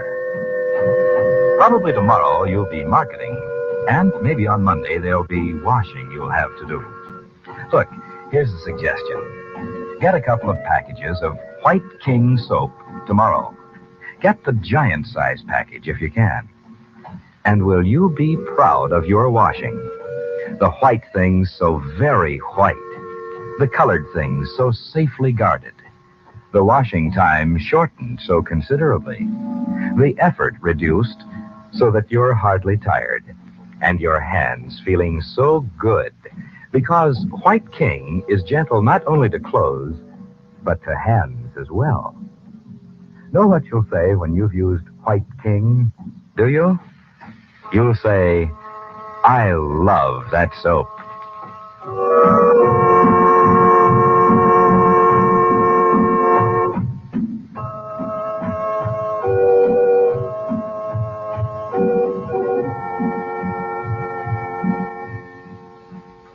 CHANDU the Magician is based on the original radio drama created by Harry A. Earnshaw.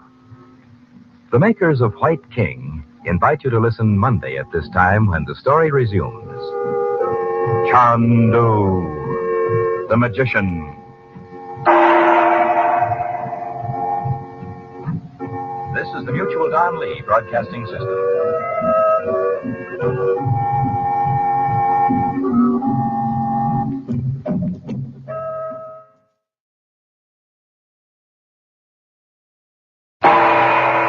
CHANDU the Magician.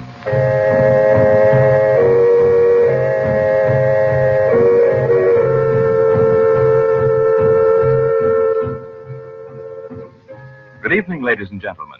The makers of White King granulated soap present for your enjoyment tonight and every weekday evening at this time, CHANDU the Magician. Listen, and you will travel to strange lands. You will thrill to high adventure, romance, mystery. The magic of Cairo and Baghdad in the East, with their strange secrets and mysterious ways, will hold you spellbound. You will come to love this drama as it is played against a backdrop of Oriental color and intrigue. And just as you will like our story, so will you like the soap we make. White King granulated soap. It is so easy on hands that thousands and thousands of ladies say it's just like magic. There are many tales told on the radio, but only one, CHANDU. There are many soaps on your grocer's counters, but none like White King. You will love White King granulated soap. And when you buy White King tomorrow, save the box top and tell your friends to save White King box tops too. Now, let the play begin.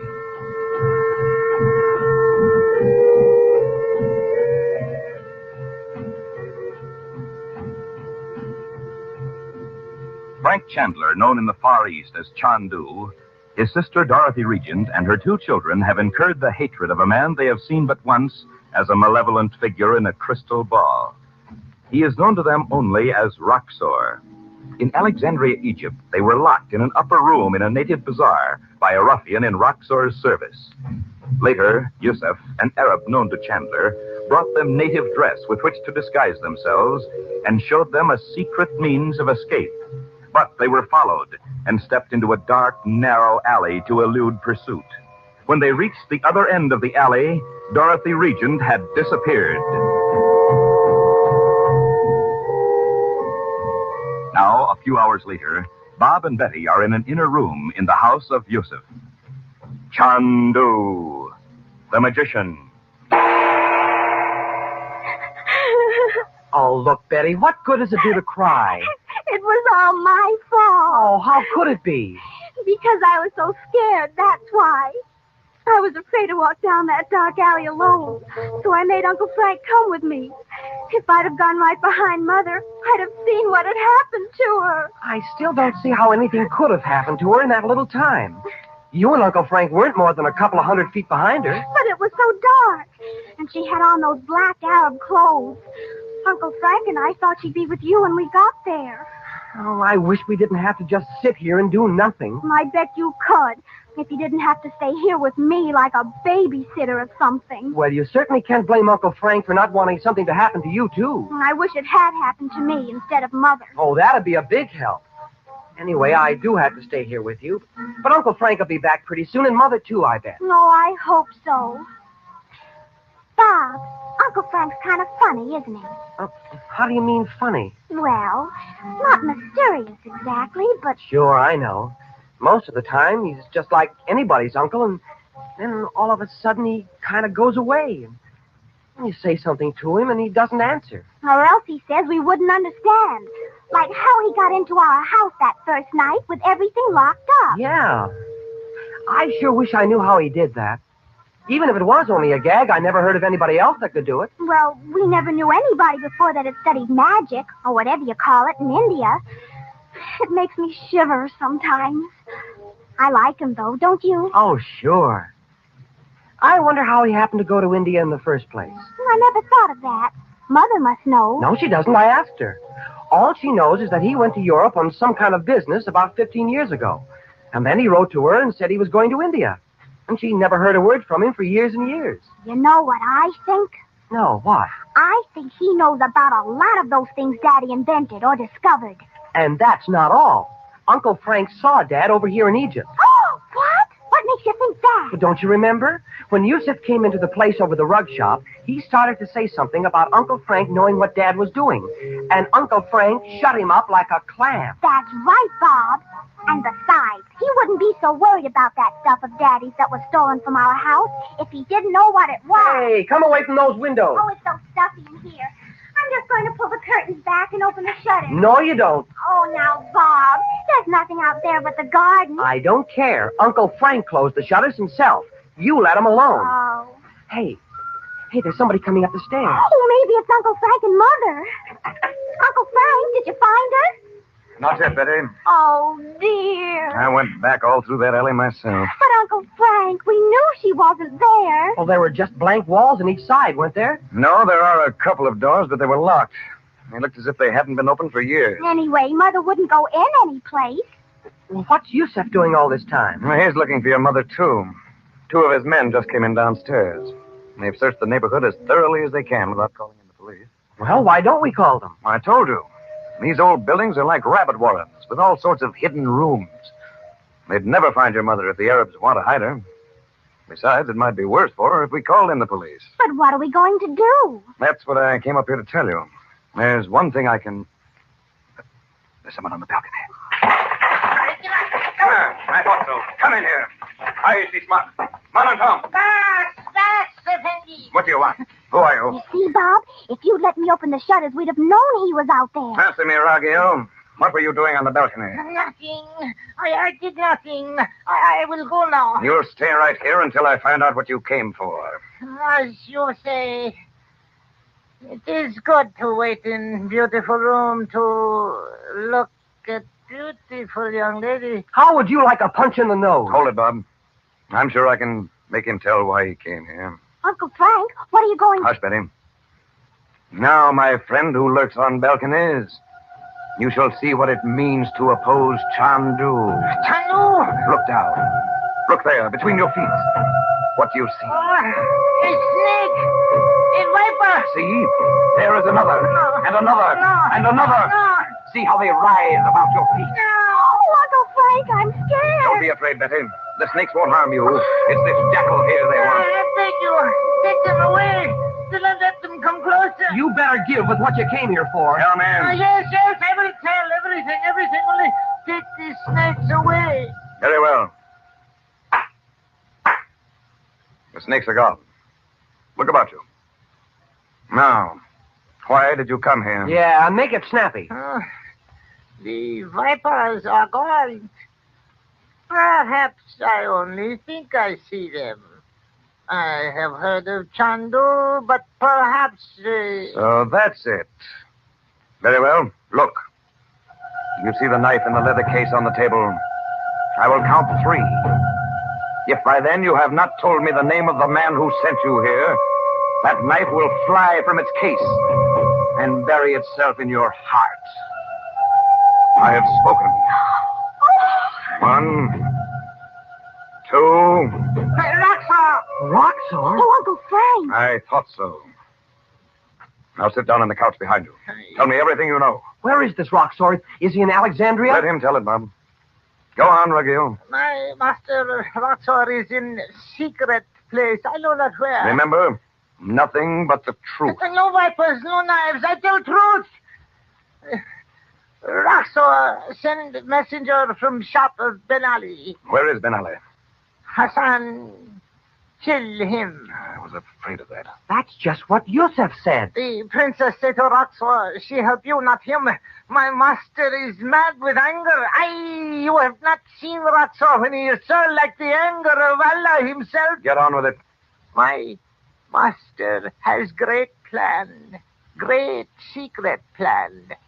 No one will ever stand in his way. He has told me not armies of soldiers, not CHANDU. You see, he said your name, not CHANDU. Why did you come here? I come because I am sent. I am not told young lady is protected by CHANDU. You mean me? What did I tell you, Betty? Go on, Regil. Where is Roxor now? Oh, he not come here. He stay in secret place far away. Ah, nuts. We know he was in Egypt because we saw him talking to the princess in the crystal. Bob, is Roxor in Egypt now? Sometime he go to Mazra. Where's Mother? What do you call Cairo? But not many times. Most times Roxor is in secret place far away. Well, get to the point. Why did you come here? CHANDU, you will not say I have told you. No, of course not. I am sent to take away young lady. Then you will go to search for her, CHANDU. While you are gone, Roxor sends... No, Shakira! She was a knife. Well, let him go. Yusuf's servants will catch him. There's another man out on the balcony. What was? The man who threw the knife. Someone else was sent to watch this fellow. When he got here and heard what he was saying, he threw that knife at him. He must have seen it coming. He did. He said sakina. That's Arabic for knife. Yeah, here it is. I wouldn't like to be in his shoes, even if Yusuf's servants don't catch him. No, poor devil, he hasn't a chance. And the first one of Roxor's men who sees him... Oh, this is a terrible place. And we still don't know where Mother is. Uncle Frank, do something. Why don't you? I'm going to. Right now. Oh, what was it you were going to tell us just before you saw that guy out there in the balcony? This. I'm going out and find your mother by ways you must never ask. That's why I didn't change into my own clothes from these Arab things. Remember, never ask me how I found her. We won't. But you make me shiver. Don't be afraid, Betty Lou. Oh, Yusuf. I bring you word of your sister, CHANDU. Oh, where is she? Why didn't you bring her with you? Wait. What have you to tell me, brother of the Lotus? This is not Roxor's work. Somebody else took Mother away? Young Effendi. Some low-class Arabs saw her walking through the alley. They opened the door. They took her inside. But I looked at those doors myself. It was not one of the doors in the alley, O CHANDU. It was in the corner of the wall. How do you know this, Yusuf? I had the men. I've done what was necessary to make them speak. I see. Where is Mother? Where is she now? Your brave mother went with them quietly, Seat. Perhaps she thought to keep her eyes from you. Oh, dear. Poor Mother. They thought to take her to the slave market, but your mother was not only brave, she was wise. Get on with it, Yusuf. What has happened to my sister? The men were deceived by her quietness. When they turned away for one moment, she went quickly away into the street. Boy, you have to hand it to Mother, Uncle Frank. She put one over on him, all right. How do you like that? But she won't know where to find us. Yusuf, where is she? Where is she now? Only Allah knows.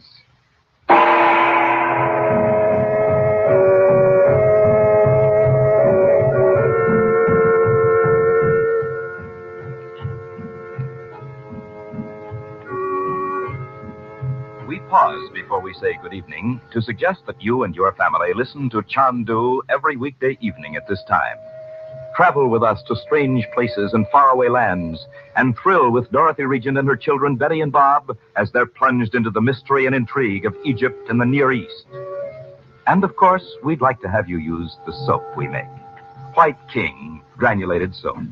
You'll love White King. Anything that can be washed may be washed with White King, with safety to fabrics and colors, kindness to your lovely hands, the only hands you'll ever have.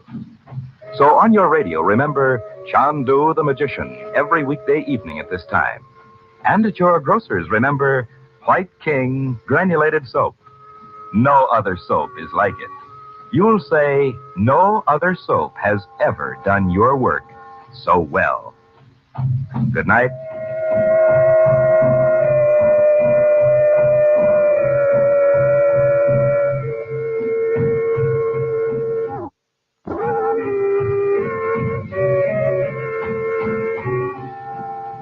CHANDU the Magician is presented for your enjoyment every weekday evening. Frank Chandler is played by Tom Collins. The makers of White King invite you to listen tomorrow at this time when the story resumes. CHANDU the Magician. This is the Mutual Don Lee Broadcasting System.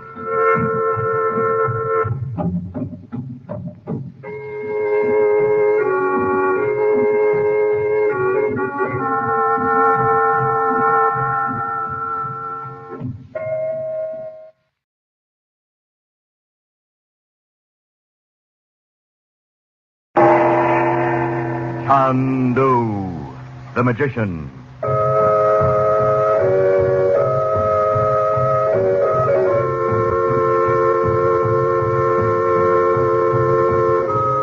Good evening, ladies and gentlemen. The makers of White King granulated soap present for your enjoyment CHANDU the Magician. Before our play begins, we would like to take a moment, and I mean just a brief moment, to say something that will help those who have clothes to wash. Our suggestion is that you use White King granulated soap. Put White King in your washing machine.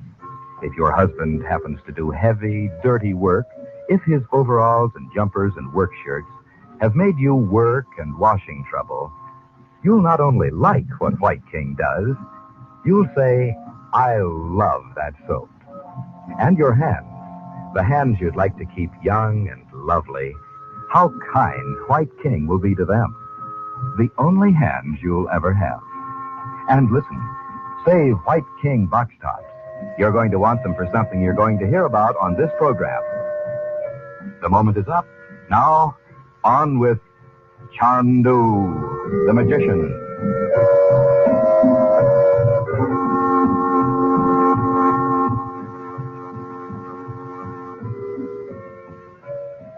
In Alexandria, Egypt, Frank Chandler, known in the Far East as CHANDU, his sister Dorothy Regent, and her 2 children have escaped from an Arab who had locked them in an upper room of his shop. But in a dark alleyway, Dorothy disappears and is presumably lost in the maze of crooked streets. The present act opens in a dimly lighted room far underground. The air is thick with smoke. Seated about on the floor are many men in Arab dress, puffing nargilehs. At the far end of the room is a platform on which a group of musicians is seated.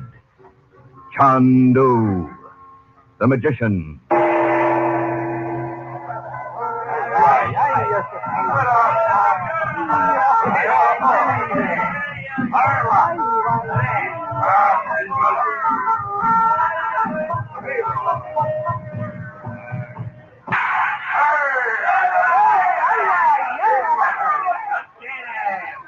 For Pete's sake, what is this place, Uncle Frank?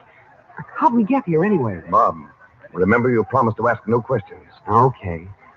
I'll bet these guys sitting around here would fall on their faces if they knew who we were. Well, to them, we're just Arabs. Boy, they'd never figure out how we got here. Now, Bob, I didn't say we came here by any occult means. Well, it seems as if it were only a minute ago that we were in Yusef's house trying to find out where Mother is. It seems so, to you. But what is the sense of time? No one knows. Sometimes a minute seems like a year. And I've known a year to pass like the shadow of a cloud. You have? Look, Uncle Frank, will you answer me just one question? If I can, without revealing secrets I'm sworn to keep. Okay. Did you see Dad over here anywhere before he was drowned? Or supposed to be? Well, I'd seen him sometime before. Why? Because Betty and I figured out that you must know what's in those drawings and things that were stolen from our house. Or why would you be so excited about getting them back? I suspect what they are. I don't know. Well, can't you tell me what you think? I won't tell anybody. I'm sorry I can't, Bob. Someday you'll understand it all, I hope. If I fail, but I can't fail. Just doesn't bear thinking of. Once we find your mother, I can get on with it. Well, I don't see what makes you think Mom's down here. I don't see any women. I think she is, and I have good reason to think so. You can't ask about her, can you? Say, do you understand what those guys are saying? Not yet. But there is one possible way, though. A way to what? To understand them. None of them seem to have the least suspicion we're not exactly what we seem. So now it's time to go further. If I succeed, you'll understand them too, as though they spoke in English. I want you to understand them so you'll know just what to do, just in case. Just say the word and I'll do it, whatever it is. And listen, be absolutely still. Listen to the psychic summons. That weird sound we heard when... Yes. Pay no attention to what I say, but fix your mind on the sound. If I'm successful, you'll understand the man that's coming out on that platform there. You see? Yes, I think so. I'll do my best.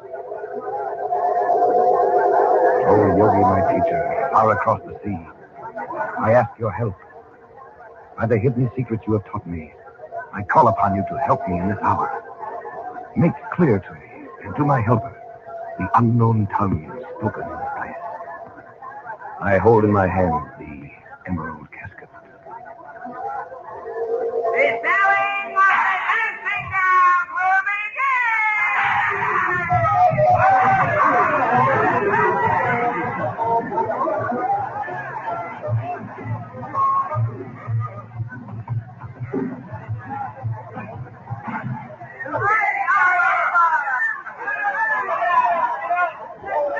Mom, did you understand what he said?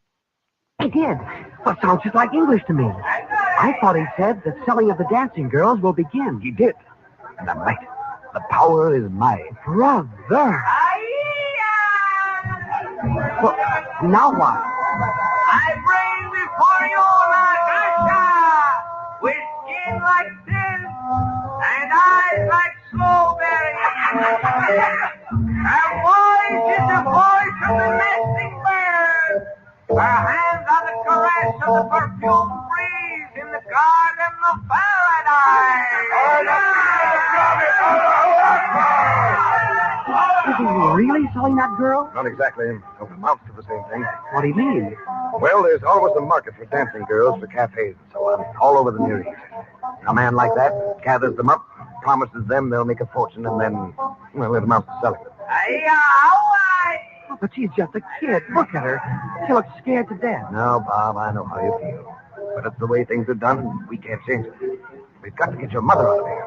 Make even a little disturbance, and these fellows will be on us like hornets. Okay. Only what? Whose will she be, this maiden? Beautiful as the dawn. She dances like pomegranate blossoms in the sun. Offer me what you will. 1 Egyptian pound. 2, 3 pounds. 4 pounds. 4 pounds. She is yours after She doesn't look any older than Betty. Are you really going to let him have her, that fat old guy? I tell you, we can't help it, Bob. This goes on all the time. And we've got to find your mother. Here for you, my master, is another. Oh, there is one but she. She is white as the dove's wing. She has golden hair. I see her tiny feet, and her eyes are blue as the garment of Isis. How much will you give? That's Mother. Mother, here we are. Oh, now you've done it, Bob. This way, up to the platform. Out of my way. Here we are, Doc. Doc! Oh, Bobby! Here, hold on a minute. Oh, we have to get out of this place. Through here. Up the stairs beyond the archway. It's not part of the street. Come on, Doc. Oh, why, where's Bob? Right behind you. See, I couldn't let that fat old droop have her. Have who? That girl, Natasha. I grabbed her away from him. Oh, very fine, girl. Come on, Natasha. There comes Abdel, or whatever his name is, and brother, is he mad. Oh,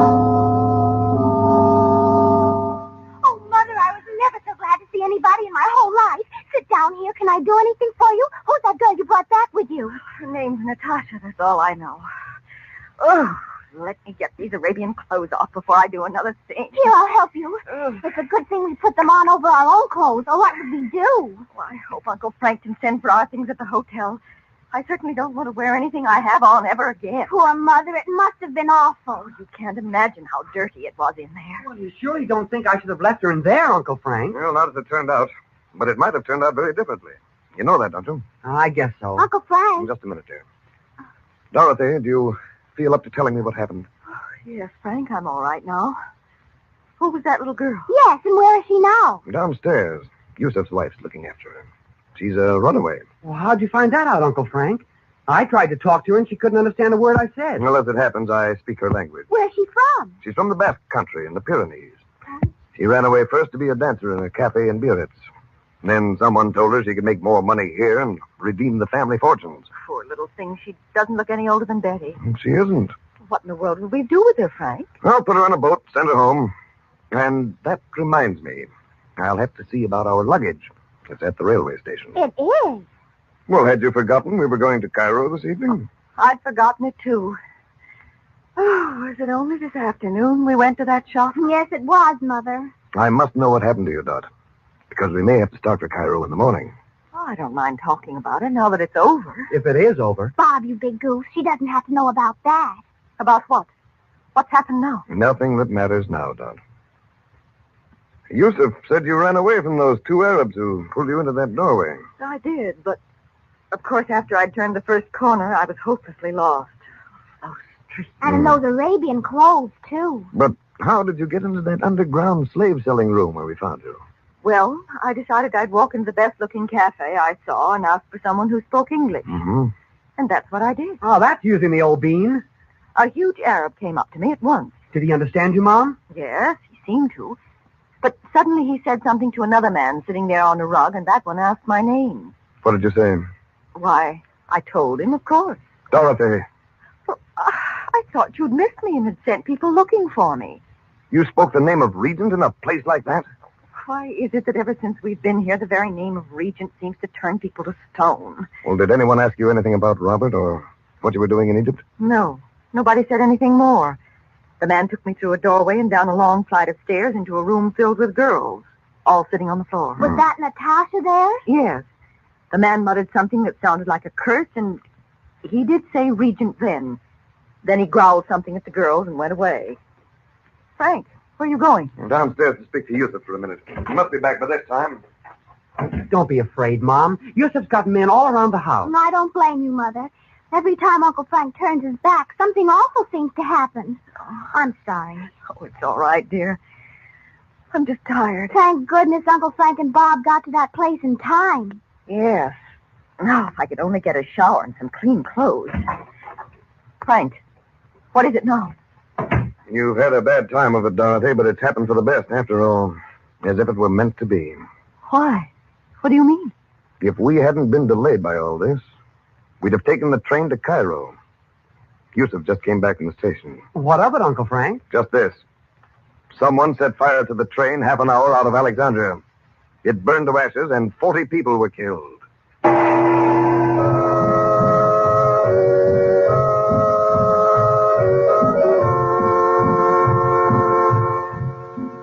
Before our program started this evening, we told you how wonderfully easy White King made the washing of heavy clothes like overalls and work shirts in your washing machine. I wonder if that might have given you the idea White King was only for the heavy washing you have to do. Why, of course, that isn't so.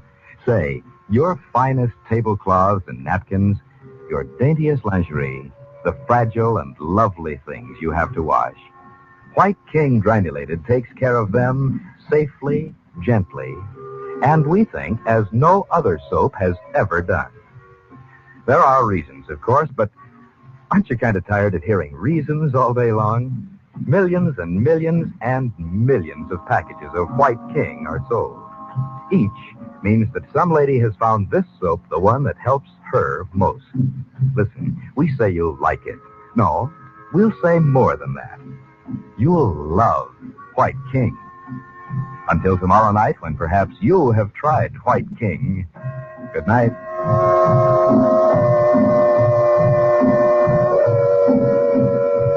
CHANDU the Magician is written by Vera Oldham. The makers of White King invite you to listen tomorrow at this time when the story resumes. CHANDU the Magician. This is the Mutual Don Lee Broadcasting System.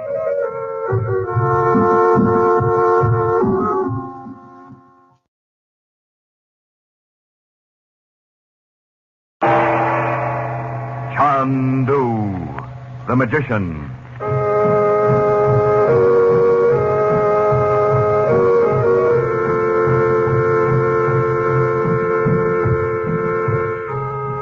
Good evening, ladies and gentlemen. We present for your enjoyment CHANDU the Magician. Before our drama starts, we would like to ask you a question.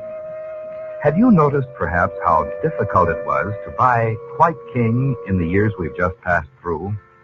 Other kinds of soaps on grocers' shelves, often in abundance, but seemingly so little White King. Well, White King is made largely from precious nut and vegetable oils. These were scarce. We couldn't begin to fill demand for our soap. And we wouldn't sacrifice quality. The ladies who are our customers are intelligent people. And so when a package of White King did appear on a grocer's shelf, it was quickly bought and taken home and treasured, as perhaps no other soap has ever been. Maybe you haven't tried this different kind of soap.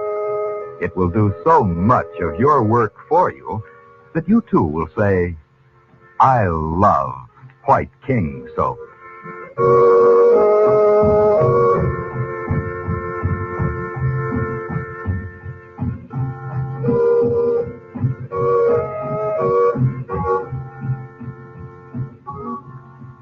In the home of an Arab friend in Alexandria, Frank Chandler has learned of a fire which destroyed the Alexandria to Cairo train.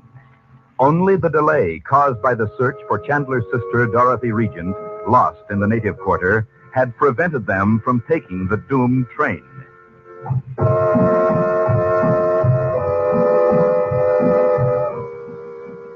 Now the party is seated in a cafe in Alexandria, a favorite of tourists. It is about noon. CHANDU the Magician. I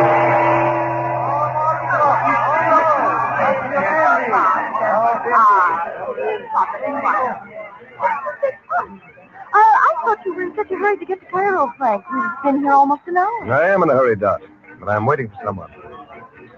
Bob, you needn't keep peering around in that suspicious fashion.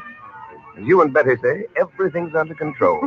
You know, ever since the other night when he got Natasha away from that Arab, he thinks he's Sir Galahad or somebody. All he needs is a big white horse and boom. Ignore her, Uncle Frank. Just ignore her. You want me to tell him what you said about joining the Secret Service? I don't. Let's drink our coffee in peace. And don't you just love the sticky candy with dates in it? Who are you waiting for, Frank? I don't know yet. How will you know when he comes in, then? Someone will tell me. See what I mean, Betty?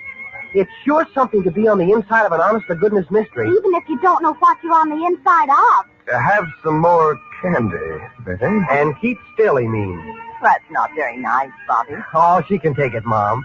Well, didn't you and Uncle Frank used to needle each other when you were kids? Well, to tell you the truth. Well, if we'd realized we were setting a precedent, we'd have declared a very early truce. You know, Uncle Frank, when you're like this, you're just like anybody else. Oh, poor Mother. Just when we're having fun. That was a signal for me, Dot. The man I sent for has come in. So that's who he is. Good. Yeah, we'll go now. To Cairo? Yes, we're going to drive. Drive in Egypt? Why, that's sacrilegious. We'll go out as if we were with the people at the next table. Yeah, just a minute till I leave some money for the check. All right. Oh, I see now why you wanted to sit so close to the door. I hope the ladies and gentlemen will honor me by returning to my cafe. Thank you.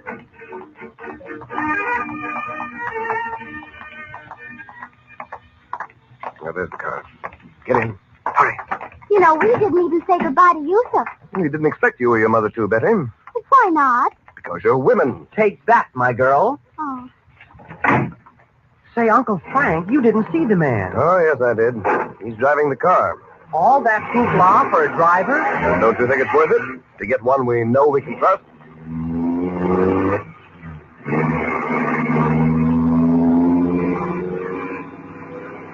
Good heavens.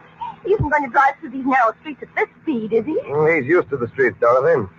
I must admit he can't go too fast to suit me right now. Oh, he almost ran over those two men. Well, you wouldn't think they'd sit down right in the middle of the street. Well, we just sat down to read a letter. Huh? Look back. Oh, how about that? Look, Betty. Oh. Yeah, they've been doing that for thousands of years over here. And they can't see why the streets aren't as safe as the courtyards of their own homes. Oh, look over there, Mother. Where, dear? On the path. Those people walking along with a donkey. It's positively biblical. Well, that footpath runs along beside the railway all the way to Cairo. It's a great sight to see them like that when night comes. Their figures are silhouetted against the sky. You feel as if you were back in the year what? Frank, look. What is it?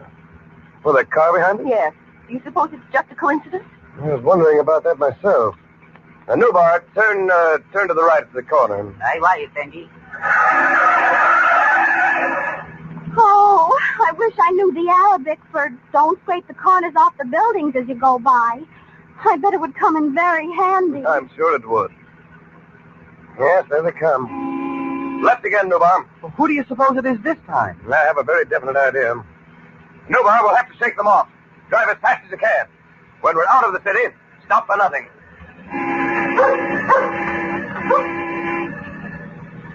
They're right in our tail. Give them the works, Nubar. Oh, look at those chickens running. Mother, were you ever so excited? Faster, Nubar. Faster. If the tires should go out, we'd all be killed. We can't stop now. Nubar, turn right ahead there and then to the left. You know the little square? Aye, well, I know it. Here we go. Now.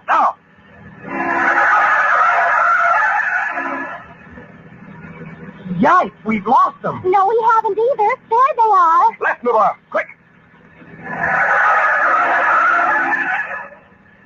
Oh, look, they can't make the turn. Stop, Nubar, stop!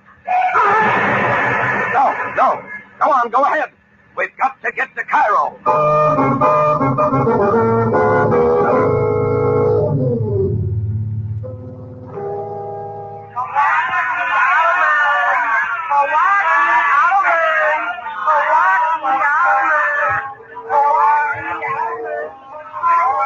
So this is Cairo.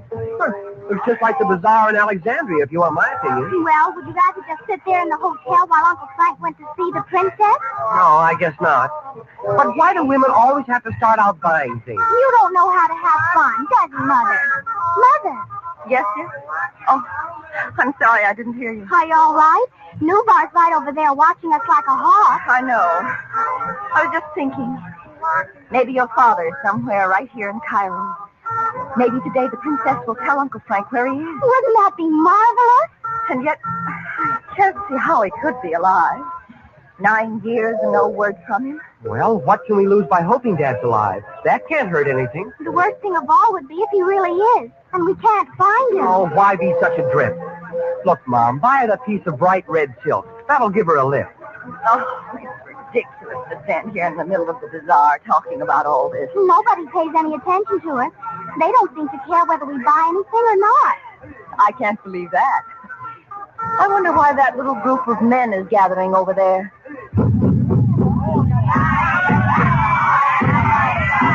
Hey, a concert. What? Well, the guy in the middle of the street. I wonder if he's a snake charmer or something. Oh, listen, that's in India. Oh, he's looking over at us. Well, we're part of the audience. He probably makes most of his money from tourists. Oh, well, shall we go? I don't like this crowd. Oh, I kind of like to hear him, Mom. Oh, yes, Mother. Can't we stay? We can go any time if you positively can't stand it. Well, what? I tell a tale of Ansar the Bedouin. He's a storyteller. Aren't you glad we waited to see? Hero of 1,000 battles, strong and brave from many journeys across the desert. Beloved by 10,000 beautiful maidens, from Gibraltar to the Great Pyramid of Cheops. It happened in the reign of the Sultan Hussein, when men in the east and the west struck with their swords at the heads of their brothers. He was in the war. But Didn't for some him, Sultan die just a few years ago? I don't know, but I bet this Amtar was somebody way back when. He followed her across the Mediterranean to the land of Iran.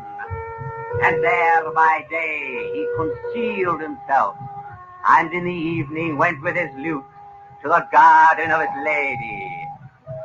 Fair was she as the lotus bud, and her cheek was as the soft white wing of the dove. Mother, isn't this terrific?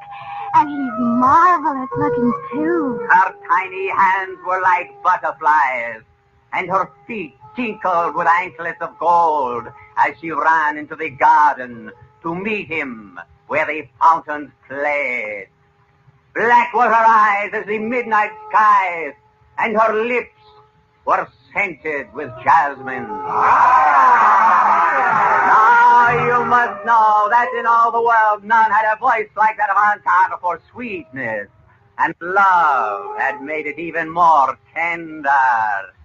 This is the song he sang in the garden of Persia under the moon. Thou art fair, my sweet delight.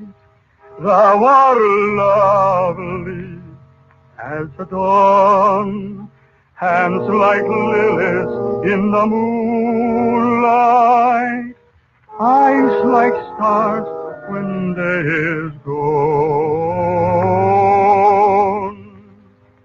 silken hair like raven's wings, lips like precious crimson wine.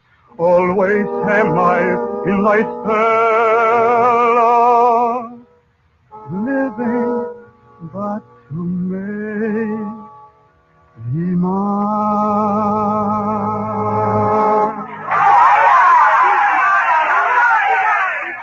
Isn't it just lovely? Oh, sure. Oh, Mom, look over here. That funny-looking sword right there. Yes, I see it, but let's get moving on and get back to the hotel. Listen to me. Beautiful one. Oh, you are wonderful. I am a prince. I wander over the earth seeking. Oh, no, you must be more than just a storyteller. You would like to see me again? Why, yes, of course I would. Do you know my uncle? I will come to you when I can. Betty, come on, dear. We must... Oh, Bob. Call a policeman. Oh, is Frank Bromley here? What's the matter, Mom? Quick, what is it? Yes, darling, tell us. That storyteller, where did he go? Oh, I don't know. He was here just a second ago. Why? He had on a ring that belonged to your father.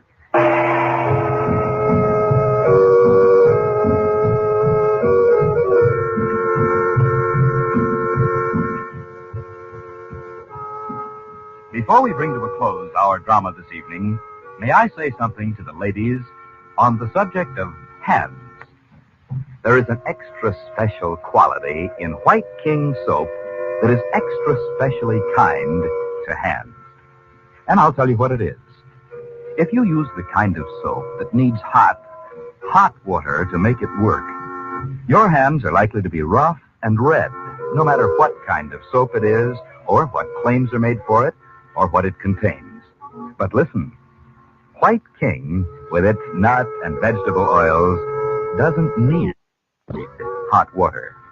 In washing machine or dishpan, for heavy clothes or filmy, fragile things, White King washes the dirt away in water that's just about body temperature. Ever hear of anything like that? No wonder millions and millions of ladies say, I love White King soap. That's what you'll say, too.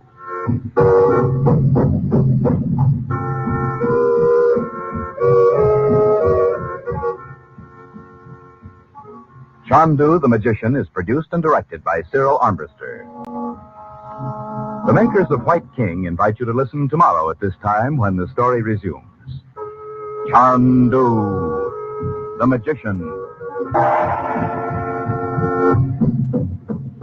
This is the Mutual Don Lee Broadcasting System.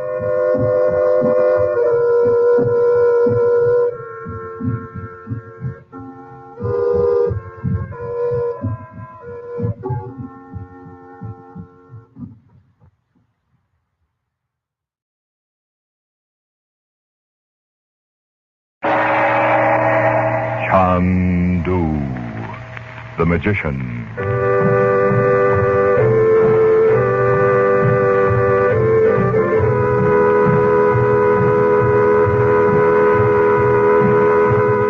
Good evening, ladies and gentlemen. We present for your enjoyment CHANDU, the magician. And before our drama begins, we would like to suggest that probably you will like White King better than any other soap you have ever used. If you have a washing machine, listen. Get some White King from your grocer. Put some in your washer. Not so much, mind you, as the soap you've been using. Put in your clothes, put in the water, but not so hot as the water you thought you had to have to get things clean. Then turn on the power, run your wash through, and just see with your own eyes what happens. We try to make this radio drama thrilling, but honestly, what a thrill you'll have when you see clothes washed with this different kind of soap. Save on your soap bill. Save on your gas bill. Save on your clothes bill. You'll say, I love White King granulated soap.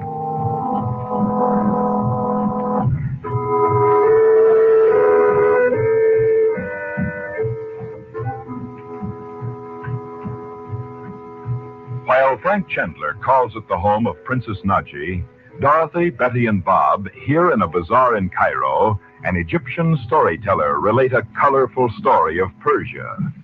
A moment later, with Dorothy and Bob only a short distance away, the storyteller whispers to Betty that he will find a way to see her again.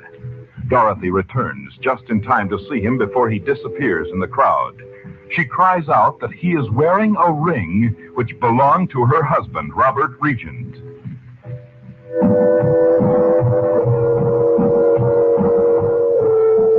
Now, an hour later, the three of them are waiting for Chandler's return to their suite in Shepherd's Hotel. CHANDU, the magician. Are you sure about the ring, Mother? Oh, yes, of course I am.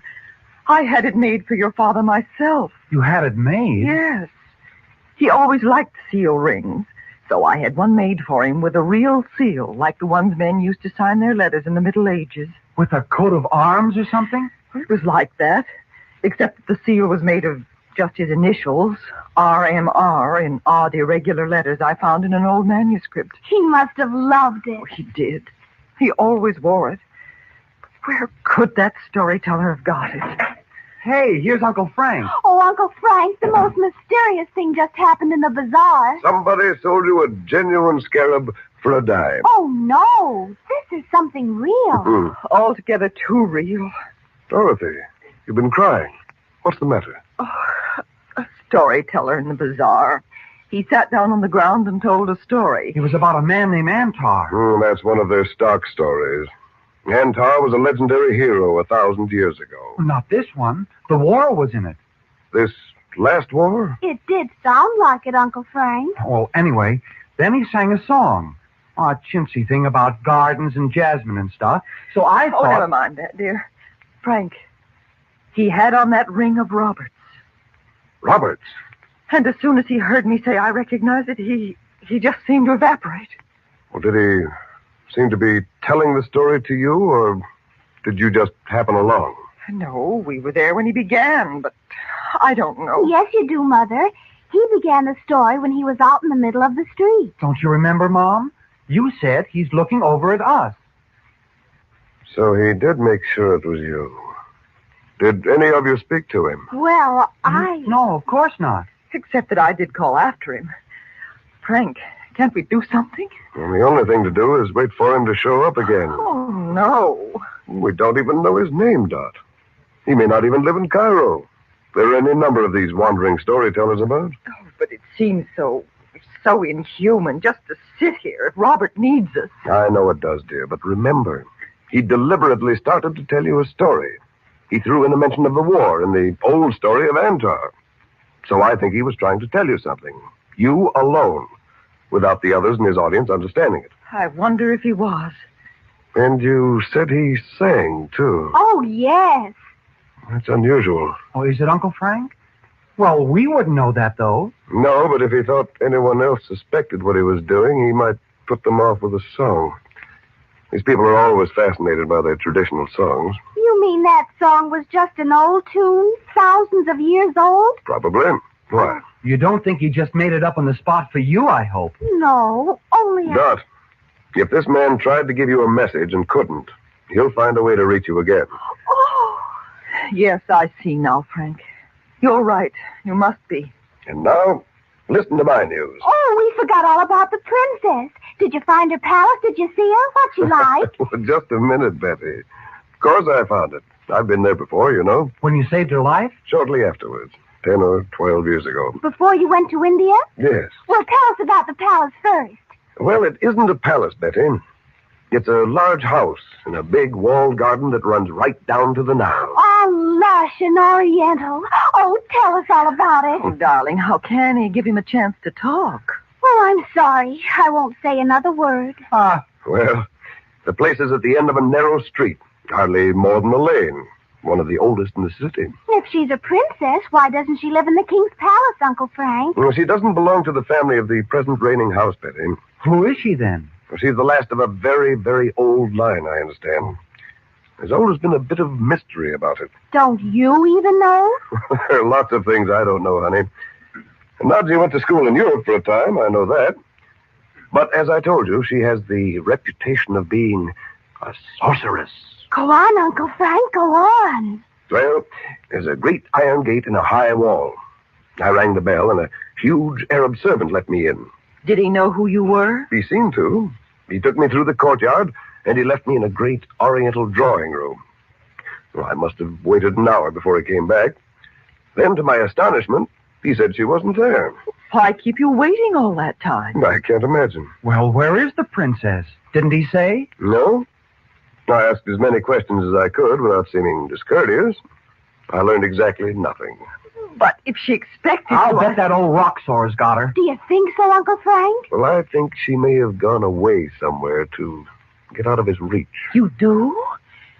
Oh, don't you remember what she said to him that night? Oh, the night we saw her in the crystal talking to Roxanne? Yes. Why, it was that conversation that sent us over here. She certainly didn't seem afraid of him. I'll say she didn't. She said everybody else could fall over on their faces if he said the word, but not her. Yes, she did. Not in just those words, but... I'll never forget it. He said, if you will not bend, you shall break, just like everybody else had. And he said who they were. And after that, Nadji said, the American, Robert Regent, he has not broken. And then suddenly the crystal was blank. Oh, that was because you screamed and broke the spell. Oh, Bob, don't remind her of it. Well, we may as well face it, Frank. We're in Cairo and we've come to the end of everything. If we can't find the princess, there's no possible way to find Robert. Oh, the whole thing was a fantastic dream. Not at all. We've come to the end of one road, that's all, Dot. And don't forget this. On our side is all the power of good in the universe. This isn't the end. Far from it. Then what will we do? We'll wait. We'll hear from the princess. I know it. Oh, Frank. Oh, come, Dot. A little Oriental philosophy will do you no harm. What is time, anyway? See? I was right. We're going to hear from Nadji. Oh, you're spooky, Uncle Frank. Oh, thank you. You see? A letter for me. Is it from the princess? Of course. Here, I'll read it to you. I greet you, Chandu, and those you love who are with you. Oh, well, then she knew we'd come to Egypt, too. Does she say anything about Robert? She says, for a time I must not be seen in Cairo. I know it is best.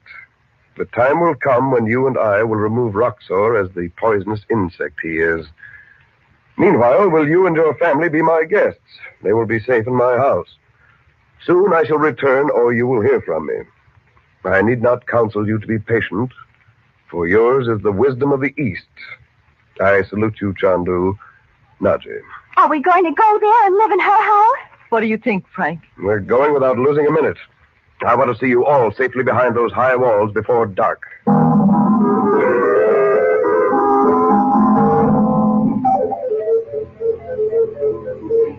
Isn't this a beautiful room, Mother? The big lamp's like a moon. With a nutmeg grater around it to let the light through. Oh, Bob, you have no soul at all. This time I'll have to agree with you, Betty. Oh, I hope that means dinner. I'm starved. It does. There's Abu in the doorway. Is that his name? He looks fierce, doesn't he? If you will come with me. The princess begs you to make her house your own. What a beautiful table. Rose petals sprinkled all over the cloth. Be good enough to seat yourselves.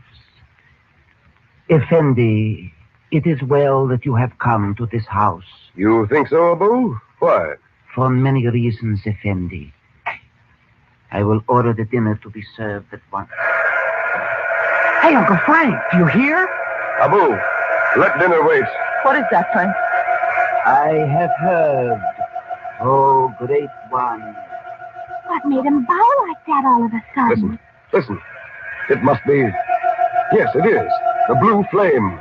A ball of blue fire. Floating right down in front of you, Uncle Frank. Out of nowhere. I've often heard of it, but this is the first time I've seen it. There's a picture in it.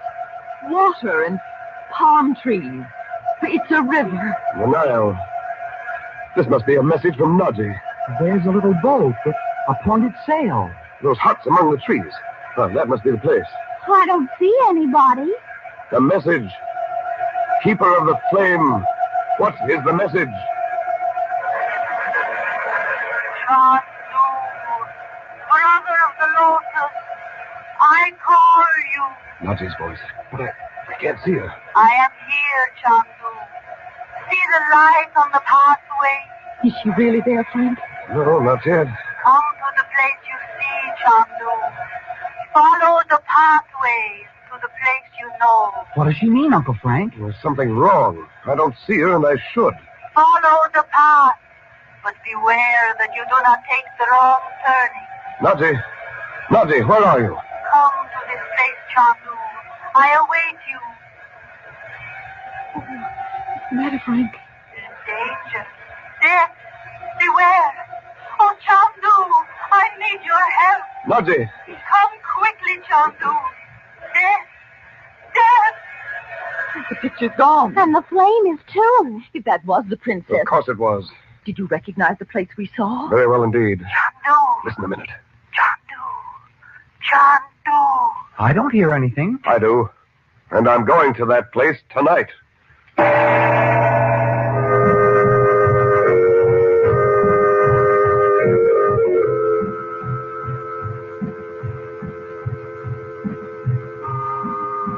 Our drama has come to a close until tomorrow night.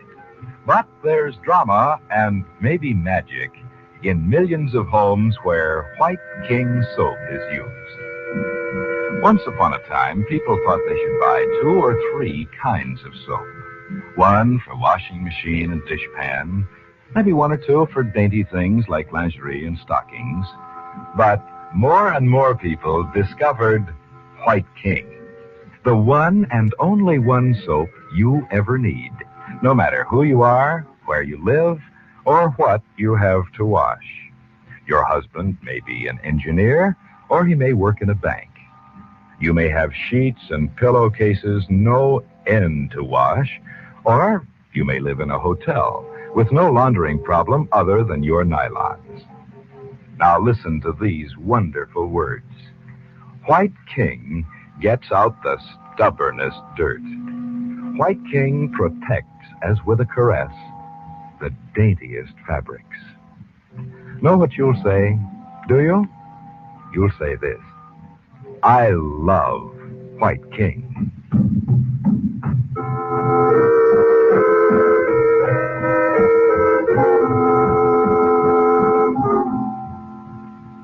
CHANDU the Magician is presented for your enjoyment every weekday evening.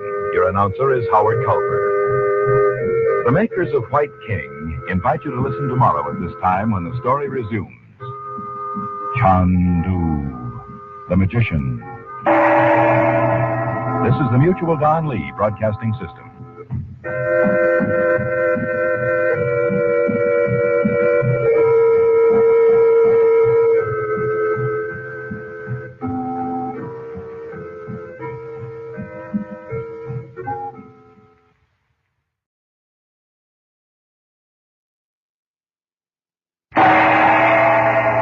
CHANDU, the magician.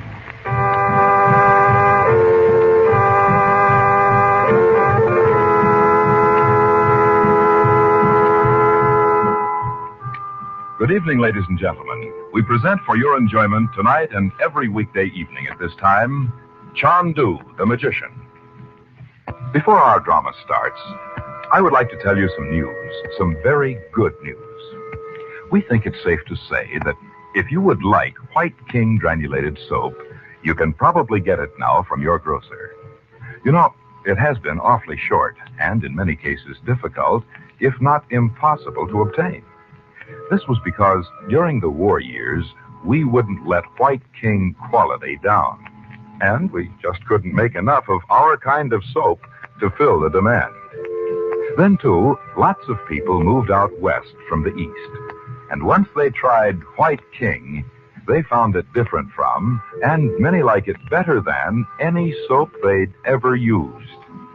There still isn't any too much White King, but if you're lucky, you'll find some at your grocer's tomorrow. And know what you'll say? Do you? You'll say, I love White King.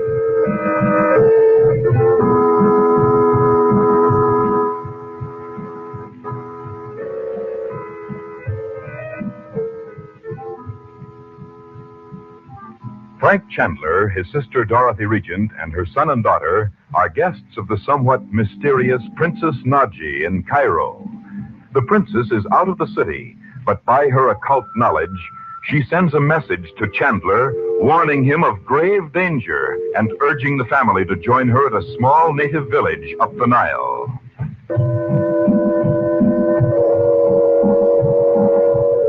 Now, late that night, a sailboat showing no lights is moving slowly up the dark river. CHANDU, the magician.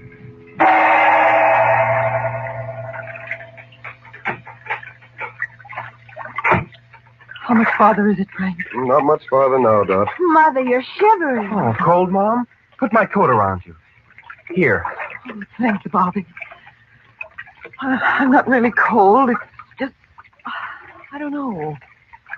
There's something uncanny about the Nile. The darkness does get on your nerves after a while. Oh, it's more than that. There's something in the air all around us.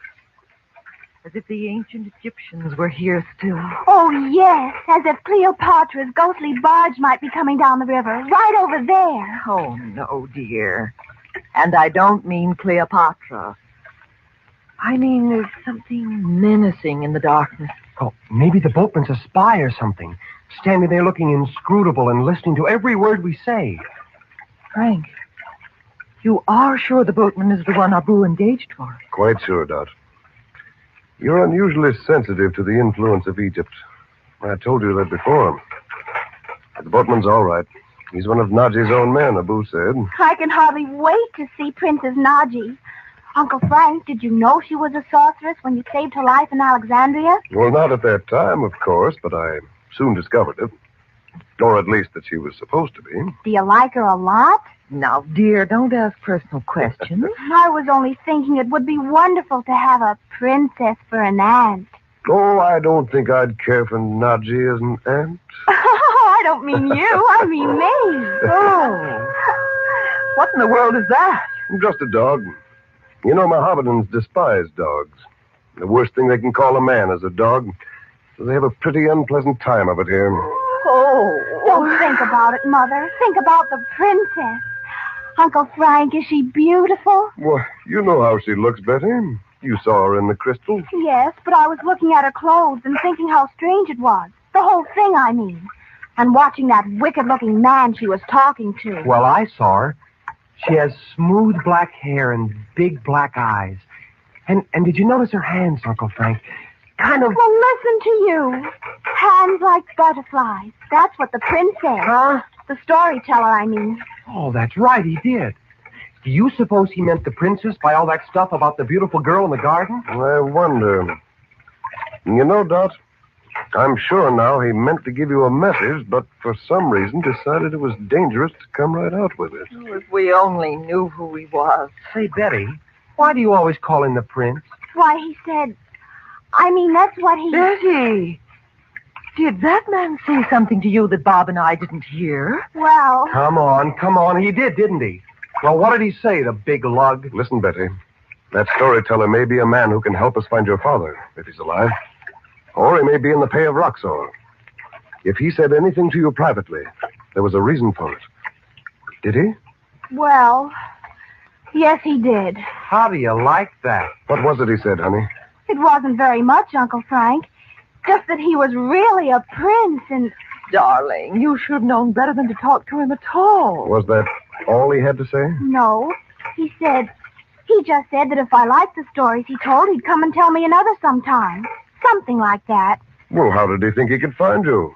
Did he ask you where you were staying? No, he just said, I will come to you again. And the next thing I knew, Mother came up and said he had on that ring that was Daddy's. And the prince was gone. The prince. Why didn't you tell me, dear? I was going to, but, well, it was kind of an adventure, and I didn't think about his being a spy or anything. You know, I'm beginning to think he wanted you to see that ring, Dot. Well, then why should he vanish like a puff of smoke when he knew I did see it? Because of whatever interrupted the story. You know what I wonder? If the prince, the storyteller, was trying to tell us where the princess is hiding. Oh, that awful sound. I don't think Nadia is hiding from Roxor. You don't? I think she may have discovered something that would lead her to him. She must know where he is, Frank. No. From what I gather from Yusuf, Roxor has a sort of secret headquarters no one can find. The man that came to Yusuf's house that night said Roxor had a hiding place far away. Remember? Yes, but that's not much help. Most of these people have lived all their lives in one place, except when they make their pilgrimage to Mecca. So far away could mean anything from a mile to 1,000 miles. Then perhaps the princess has found Roxor. Maybe she's there now, and even Robert might be. I almost hope not. Remember what we heard Nadji say in the Blue Flame? Danger. Death. Oh, Frank, will we never get there? Just a few minutes now, Dot. Oh, we're pulling into shore, you see? Oh, look, Bobby, palm trees. Just like California. Yeah, and just like we saw in that Blue Flame thing. Hold on now. We'll probably hit the bank with a bump. Well, just a few feet from the top of the bank. I'll give you a hand, Dot. Thank you. Here you go, Bet. Okay. Will the boatman wait here for us? No, we won't need him. We'll be going back another way. My shoes are full of sand already. So are mine. Shake them out here on the path. How fine the sand is. Like the pulverized bones of people that lived here 5,000 years ago. Oh, Betty. You're just plain gruesome, you know that? Well, Egypt makes you think of things like that. There. I'm ready. You ready, Dot? Down this way. You should have brought a flashlight. It's darker than ever among the trees. I have one, Bob. But I know the way, and I don't want to make a light yet. Now, let's stop a minute. Listen. I don't hear anything but the wind blowing the sand. I'm freezing. It's colder now than it was on the river. It always is here at night. We're just on the edge of the desert. I hear someone walking in the sand. I hear it, too. Here, Bob. Take the flashlight. Don't turn it on until I tell you. Okay. Stand still. Don't move any of them. Stop. Stand right where you are. Bob, turn on the light. It's the prince. Is this the man you saw? Is it, Dot? Yes, I know it is. Good. Now then, who are you? I am called Abdallah, Effendi. What do you mean by the story you told my sister in the bazaar? When the time is right, I will tell you, Effendi. But now it is another message I have brought. I don't want to hear it now. You have a certain ring, a man's ring. And the top is a seal, a signet, with the initials RMR. Where is it? There is a mistake, Effendi. I saw it on your finger. Abdallah, where is the ring? See my hands in the bright light? I have no ring. Isn't there any way to make him talk? I have come to bring you a message, sister of the Effendi. Most important to you. I don't want any message. Just tell me where you got that ring. Yes, and make it snappy. We have a date. You know, Effendi, that if evil should befall me because of your magic, the lady, your sister, will never learn of the ring. Will you be pleased to listen to my message? All right, tell us what it is. Let's get this over. Dorothy, you're playing right into his hands. If the Effendi will listen, he will learn the answer to many questions. Where is the ring? The name of him who sent me is secret, but I can... Is it Roxorn? You know his name? Where is he now? Far away. Oh, that again. Many days away in the desert. Effendi, you will be wise not to become his enemy. What he desires always comes to pass. He is never defeated. He still hasn't those drawings that were stolen from my sister's house in America, though. You know where they are? You know? Then he hasn't got them. And you can tell him from me he never will. All right. What's this message of yours? Effendi, let me be your friend. Let me help you. How? To protect those you love. Your sister and the little white flower, her daughter. Who, me? Betty. Why, you big... Hey, come back here. Where did he go? I dropped the flashlight and it went out. And he's gone among the trees. We won't see him again tonight. Well, we may as well go on. Can you see the path? Yes, but he didn't tell us about the ring after all. He didn't have to, Dot. He told us he works for Roxor. Showing you the ring was a decoy, just as I thought. Let's stop here a moment. Here's a landmark I recognize. I don't see anything but darkness. Uncle Frank, I'm sorry I made so much trouble just letting him speak to me the other day. Never mind, dear. It's done now. Well, this is the place, I'm sure. What is it? A hut. The first in the village. You mean there are people all around here? It's awfully quiet. Yes, I know. There are only half a dozen huts, and they may be empty now. Around the corner here. The door should be right here. The princess can't be in there, Uncle Frank. It's all dark. What a place to meet a princess. Nudgy. Bob, where's the flashlight? Right here. I hope it isn't full of sand. Ooh, what a closed-up, musty smell. Are you sure this is the place, Frank? Turn the light on, Bob. Oh, it's stuck or something. There. Empty. How could anybody live in an awful place like this? There isn't a thing in it. Where could she have gone? Well, this must be the wrong... Look over there on the floor. Turn the light over that way, Bob. What? It's a piece of silk. It's a scarf. Look. It must be Nudgy's. She was terrified when she sent me that message. Death, she said. Death. But whose death? Whose death does it mean?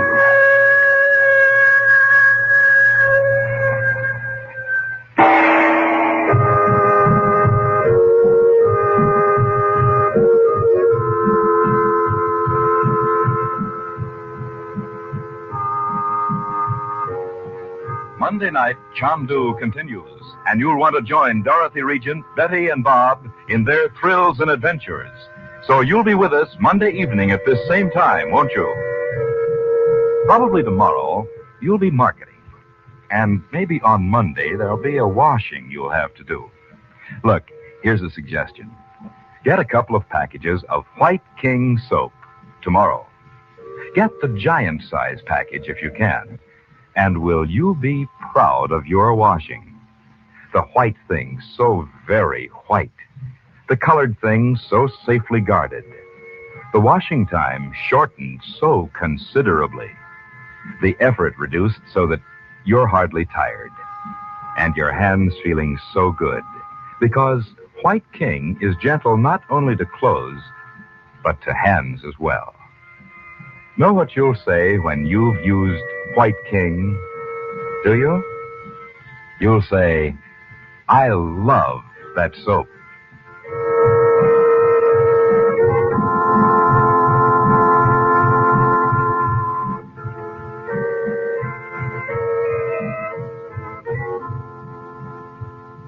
CHANDU the Magician is based on the original radio drama created by Harry R.A. Earnshaw.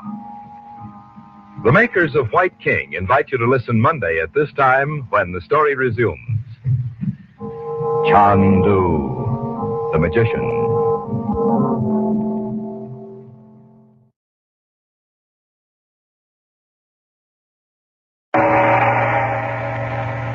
CHANDU the Magician.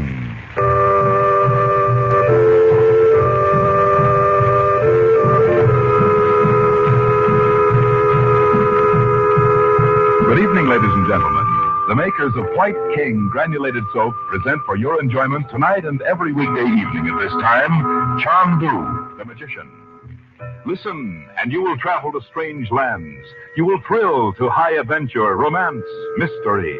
The magic of Cairo and Baghdad and the East, with their strange secrets and mysterious ways, will hold you spellbound as our story unfolds.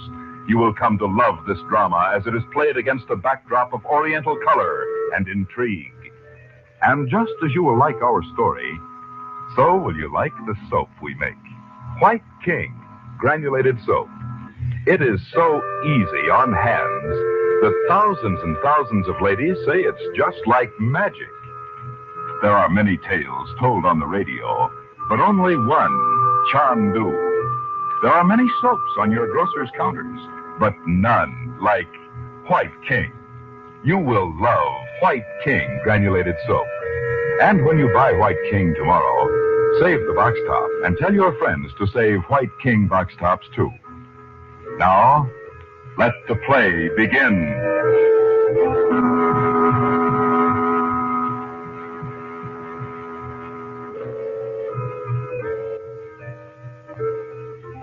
In response to an urgent message from Princess Naji, Frank Chandler and the Regents embark late at night in a sailboat for a small native village up the Nile from Cairo. As they land, they encounter Abdallah, an Arab, who proves to be the storyteller Dorothy, Betty, and Bob had met in the Cairo bazaar.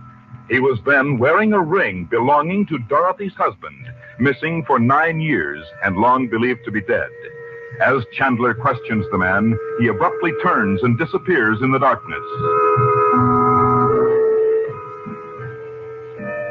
A few moments later, in the strangely black and silent village, Chandler locates the hut where Princess Naji was to meet them, but it is empty. No sound can be heard but the ominous howling of a dog. CHANDU, the Magician.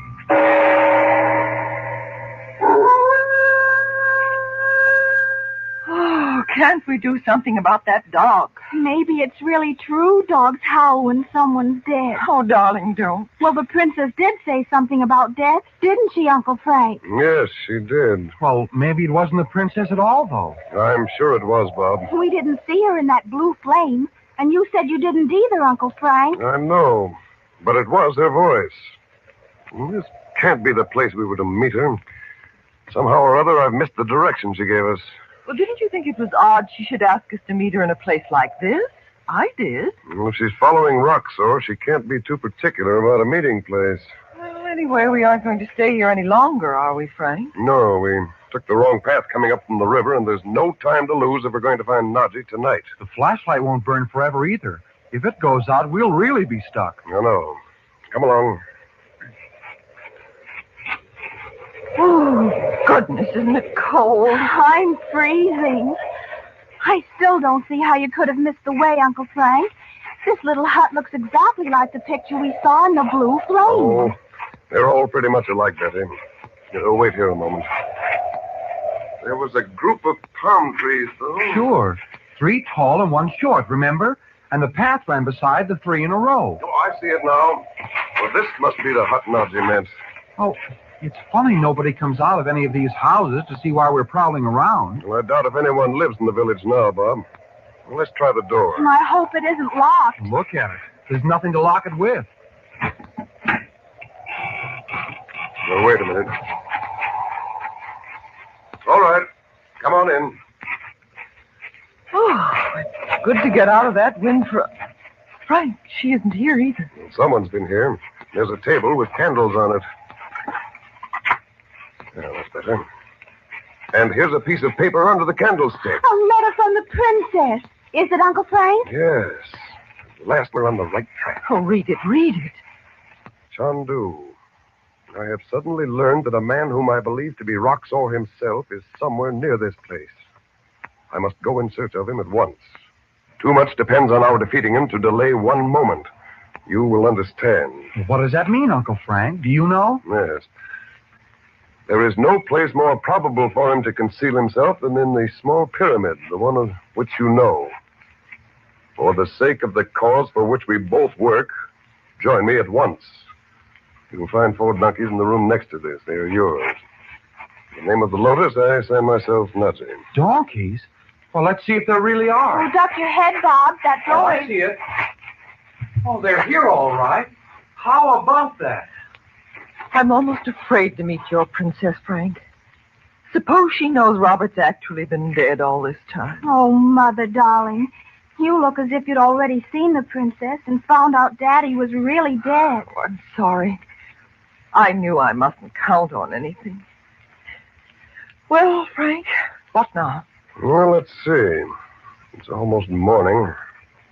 There's a hotel, Mina House, only a little way from the pyramids.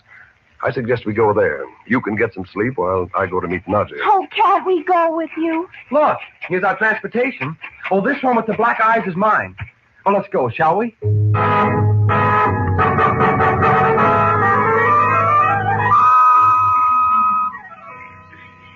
I don't care what you say, Bob. It just wasn't right to build a great big modern hotel right here in the face of the pyramids. Imagine. You didn't think so when we got here.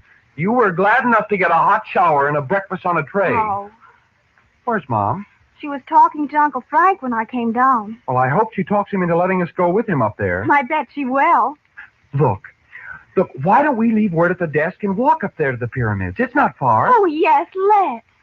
And you know what? I'm not even going to look back down here. I'm going to pretend the pyramids are out in the middle of nowhere, like they were 5,000 years ago. Oh, sure. You don't have to look so superior. I can just hear Napoleon if he came here now. 20 centuries looked down upon you and your golf course and lavender sheets. So it's not picturesque enough to suit you, huh, Betty? No, it certainly isn't. Oh, Mother, you look wonderful. Nobody'd ever know you'd been up all night. Oh, I'm glad of that. Frank, when will the car be here? Any minute now, Dot. Bob and I are going to walk up to the pyramids. Oh, you better leave your coat here, Bets. I bet it's going to be hot soon. Now, just a minute before you start making plans like that. And Uncle Frank, I just thought of something. How did it happen that our trunks were waiting for us here when we left them in Cairo? I've been meaning to ask that too, Frank. Only I thought... You ought to know the answer, Mom. Uncle Frank whipped him here through the air, like that marble column they showed us in Cairo. What? Which one was that? Oh, it was inside a little iron fence all by itself. And a man told us it was in Rome at first, and Mohammed said the magic word or something, and boom, it was in Cairo. Oh, yes, I remember that story now. And maybe it was true. But your luggage came out here in an ordinary car. Then you knew all the time we were coming here. No, but I admit I wasn't quite frank with you. That's all. Oh, I'm glad to hear it was nothing more. I wish you'd get over the feeling there's anything ghostly about the things I learned in India, Dot. There isn't, you know. I know you say there isn't, but you'll just have to give me time, Frank. And let's not say any more about it now. Just as you like. But if you'll just accept it... I do try. Oh, there's a car over there. Is it ours, do you suppose? I can't imagine anyone else starting out at this hour. Come along, kids. But Uncle Frank. And let's hear no more about your walking up to the pyramids. We're all going together. Oh, no, we don't want anyone else getting lost. We'll drive up to the top of the plateau and walk from there. The sand's deep, but it isn't far to the small pyramid where we're going. Why did they have small ones? Well, for the wives and daughters of the king sometimes, Betty. But some of the pyramids were never used at all, as far as anyone knows. Oh, I see. You are the Effendi Chandler? That's right. Go on, Betty. Get in, sleepyhead. You don't realize this is the very first time I've ever stayed up all night. Handy waist. All right, driver. You take Dragoman guide to show you pyramids? My brother is very good, Dragoman. No, thanks. We don't need one. Go on. My brother is very good. Knows all about pyramids. Not charged too much. No, and we're in a hurry. My brother was in Valley of Kings when Tutankhamun's tomb was opened. He will tell you. Drive on. Or we'll get out and send for another car. I was Effendi. What was all that for? Well, the usual routine over here, Bob. You'll find that out. Frank, is it true that the ancient Egyptians held secret rites in the pyramids? Why, where did you hear that, Dot? Oh, I don't know. I must have read it somewhere. Well, some people say that even today esoteric ceremonies are for practice, but... What kind of ceremonies? We'll say secret, then. And I hope it's true. Think of a ceremony in a room thousands of years old. Oh, nuts. They're just plain rooms, aren't they, Uncle Frank? Well, some of them are. And some are decorated with carved symbols and painted in bright colors. Which kind are we going to? You'll see soon, Betty. Now, we get out here. The pyramids. Imagine standing right in front of the pyramids. Why, you take my time. What a noise! At this hour, too, my Empty! Huska! Be off! Be quiet! Driver, come back for us at 10 o'clock. 10 o'clock, you understand? I will come, Effendi. Allah protect you. Oh, he sounded like we'd need protection. No, pay no attention to it. Now, come around the corner of the pyramid here, out of sight of the camel boys. How small it makes you feel, standing in the shadows of something built 4,000 years ago. Yeah.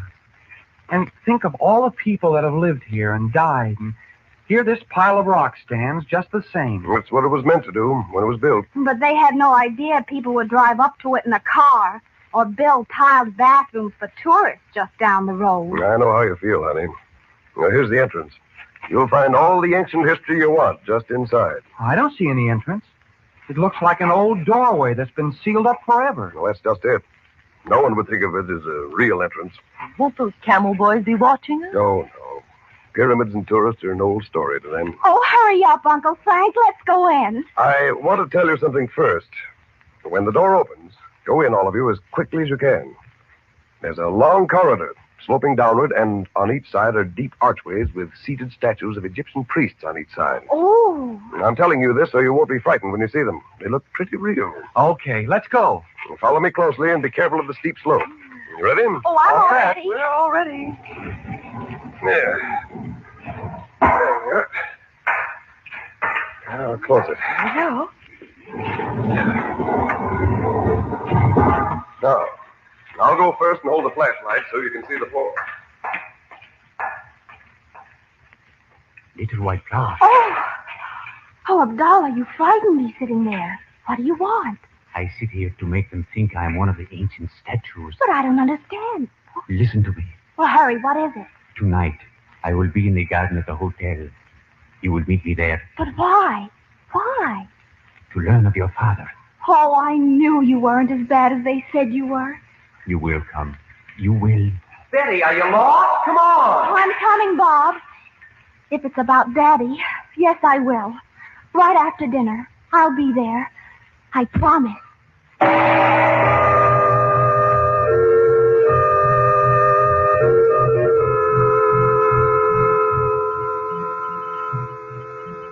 We pause before we say good evening to suggest that you and your family listen to CHANDU every weekday evening at this time. Travel with us to strange places and faraway lands and thrill with Dorothy Regent and her children, Betty and Bob, as they're plunged into the mystery and intrigue of Egypt and the Near East. And, of course, we'd like to have you use the soap we make. White King Granulated Soap. You'll love White King. Anything that can be washed may be washed with White King, with safety to fabrics and colors, kindness to your lovely hands, the only hands you'll ever have. So on your radio, remember CHANDU the Magician every weekday evening at this time. And at your grocer's, remember White King Granulated Soap. No other soap is like it. You'll say, no other soap has ever done your work so well. Good night.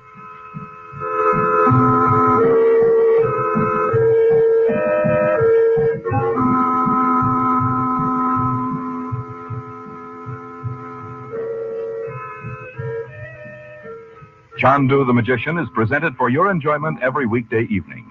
Frank Chandler is played by Tom Collins.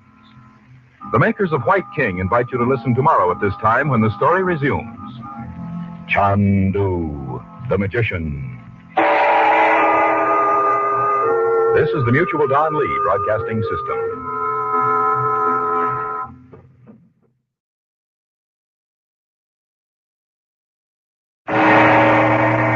CHANDU, the magician.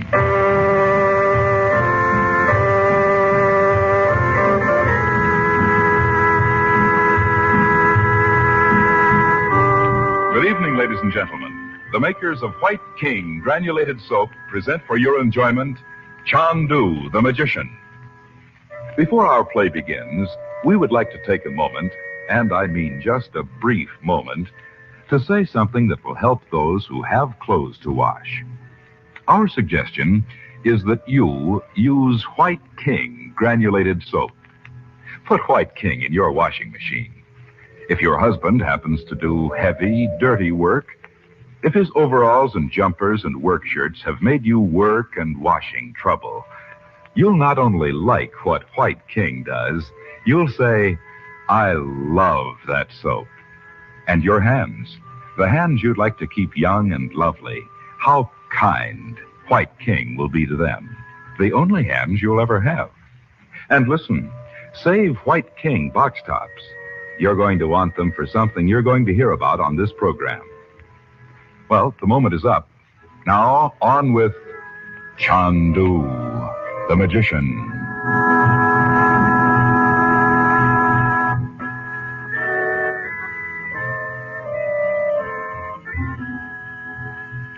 Frank Chandler, known in the East as CHANDU, the magician, and the regents, enter a small pyramid known to Chandler since a visit to Egypt years ago. They hope to meet Princess Naji there and learn whether Robert Regent, missing for 9 years and long believed to be dead, is in reality still living.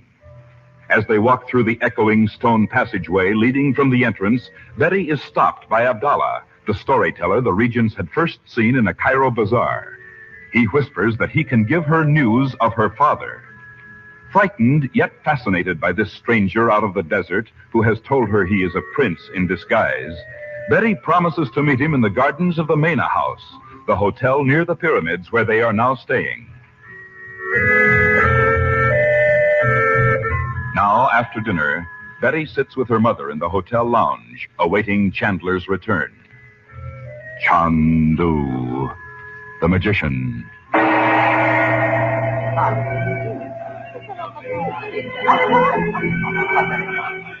I love the music over here, don't you, Mother? It's so different from ours. Maybe we can find some records to take home when we go. Oh, I'd love that. Where did Bob go? Upstairs to bed. He was so sleepy after being up all night last night. Aren't you? Oh, I'm not sleepy at all. But why don't you go up if you want to? You don't have to sit here with me. Oh, I want to wait for Uncle Frank. Well, I'll tell him where you are. No, dear. Well, how could I sleep knowing he may bring back some word about your father? I guess you think Bob and I are pretty hard-hearted about Daddy. Darling, I know you can hardly remember him. We know how you feel, though. And so does Uncle Frank. So why would he send us back here without even seeing the princess? Well, I don't know. It would be pretty grim if Uncle Frank brought Daddy back here, and we didn't even know him. Oh, don't say that. Don't you want to listen to this? Yes. Look at that enormous Moroccan drummer, Mother. Isn't he terrific?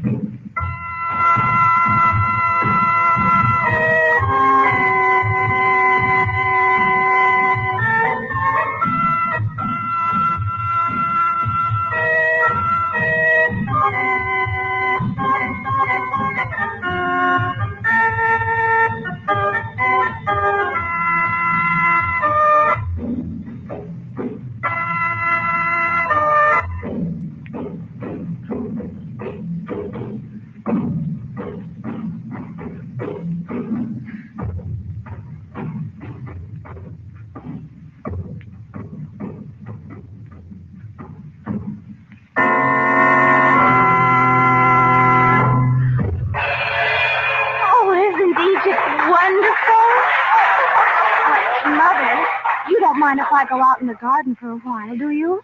No, I suppose not. When I was your age, I'd have been fascinated by all this, too. I won't be long. It's just... I know.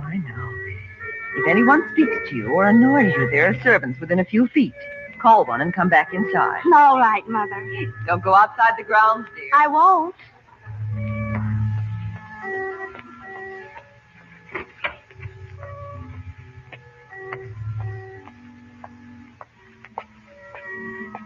Ah, you did come to meet me. Abdallah! You always scare me to death popping out of nowhere. Where are you? I can't even see you. Beside the pomegranate tree. Darkness is kind to Abdallah. Oh, yes. I see you now. It is best for you to seat yourself in the chair near this tree, Mimosa Blossom. Oh, If anyone from the hotel should see you, they would not think it strange. all right, but I can't stay long. My mother will come out looking for me. Maybe I shouldn't have come anyway. It is good that you have come, little white flower. I will tell you something. It sounds very nice to be called such poetic names. But after all, I don't know you. Not really. My name, in case you don't know, is Regent. I know it well. But how do they call you in your country? Well, my friends call me Betty Lou. Or just Betty. Betty Lou. Betty Lou. It has the sound of music. Perhaps the day will come when I, too, may be your friend and call you... Look, tell me what you wanted to about my father. I know very well if my uncle knew I was out here with you, he'd... Well, I don't know what he'd do. Ah, yes.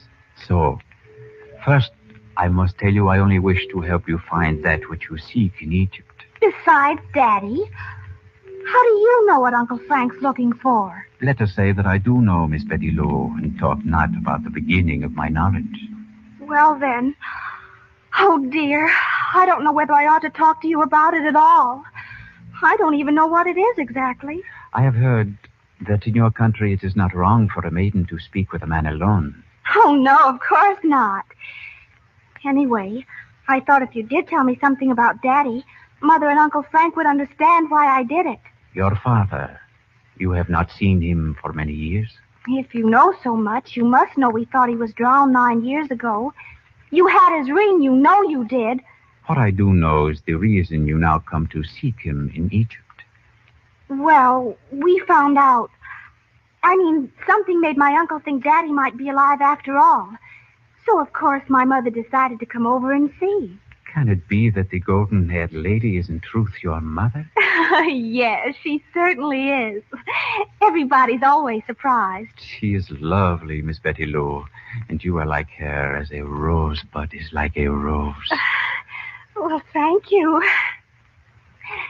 But I came out here to find out about my father. But in truth, you cannot reproach a prince if, after months of wandering about the bazaars in the dress of a poor Arab, he beholds beauty and dares to admire it.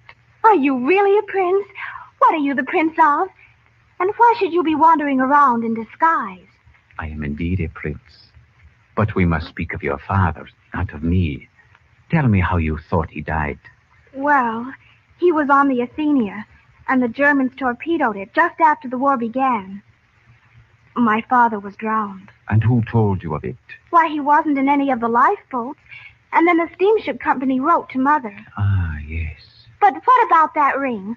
Mother knows it was his because she had it made for him. Where did you get it? How does the lady your mother believe She thinks you stole it. I don't, because why should a prince do that? Where did you get it? And what does the Effendi, your uncle, believe? Why, how funny you sound. Do you know him? He didn't seem to recognize you last night by the river. Miss Betty Lou. Abdallah, did you have anything to do with the princess being so scared? Najee? Why should I when I am only trying to help you? You know her, too? Oh, I don't know what to think. It's too complicated for me. All I know is I wish I could do something to help find Daddy. Just think how wonderful it would be for my mother. You are a most devoted daughter, Miss Betty Lou. Oh, no, I'm not. Not especially. But she's different from most girls' mothers. You know, we were up all last night, and we went out to the pyramid the first thing this morning, and... Yes, I know. Oh, that's right. Well, she hasn't said a word about being tired. She's not cross or anything. And she'd start out right now, anywhere, if she thought she'd find my father. To find herself once more a wife, not a widow. Look, Abdallah, I have to go in. Tell me how you can help us. In one moment. Has the Effendi, your uncle, come here only to seek your father? Or is there something more? I ask only that I may serve you mimosa flowers. Why, Trust me, Miss Betty Lou. Would a prince betray the secret of a friend? Oh, no, I'm sure you wouldn't. Or why would you go to all this trouble? But you see... Still, you do not believe. It is the sorrow of my life that I must walk where no one understands. Nowhere is one who believes in me. Alice, and that such loneliness may never be yours, little white rose. Oh, Abdallah, it must be dreadful. But you know it wouldn't be right for me to tell you. Uncle Frank made us promise not to. I do believe in you. It's not that. Then there is something more in the mind of Chandu than the finding of your father. You said you already knew that. It is the drawings and perhaps something more. I can't tell you, Abdallah. Please don't think I don't appreciate your wanting to help us. Bismillah, so be it. Maybe when we've known you longer, Uncle Frank might tell you himself. Especially if we find my father. So tell me about him. You would come with me What? Where? into the desert. Is he alive? Really? I do not know your honored father's face. But you do think it's my father. Why else would I have come to you? You mean you want me to identify him? Because if that's it, you could take my uncle. He hasn't seen him for a long time, but he'd know him. I'm sure he would. You have seen for yourself that your uncle will not trust me. I have nothing to make him know I speak the truth. Yes, you have. That ring. Abdallah, if you expect me to trust you, why don't you trust me about that? It is because of the ring I dare to ask you to go with me, Betty Lou. You alone, with a heart of innocence, have listened and believed. But don't you see... When you have brought your father to those who love him, your mother and Chandu will forgive this secrecy. Oh, yes, I know they will. But you don't want to go tonight. I know I couldn't do that. Tomorrow? Yes, that's it.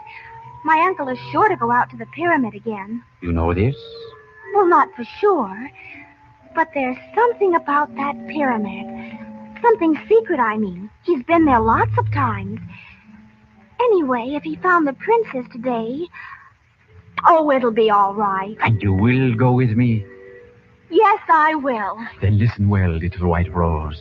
You will pretend an illness and remain here at the hotel. I will come for you with warm clothing for the desert, and then...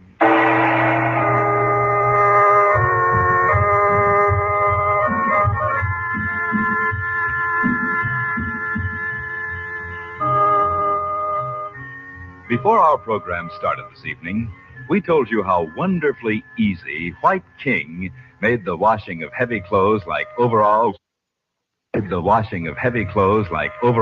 work shirts in your washing machine.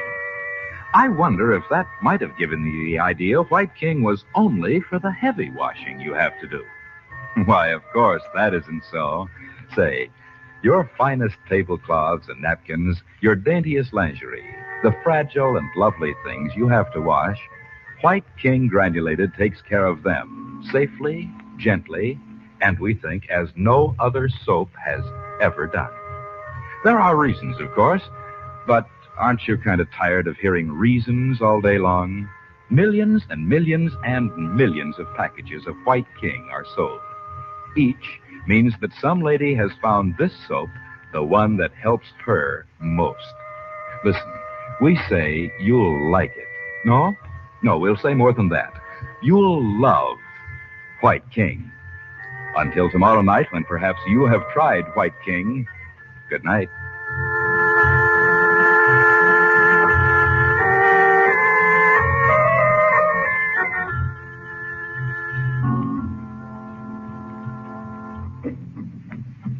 Chandu the Magician is presented for your enjoyment every weekday evening. Special musical effects are by Korla Pandit. Your announcer is Howard Culver. The makers of White King invite you to listen again tomorrow at this time when the story resumes. CHANDU, the magician.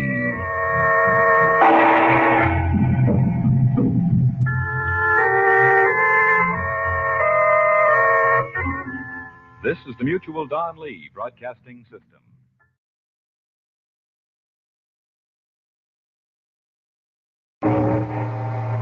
CHANDU, the magician.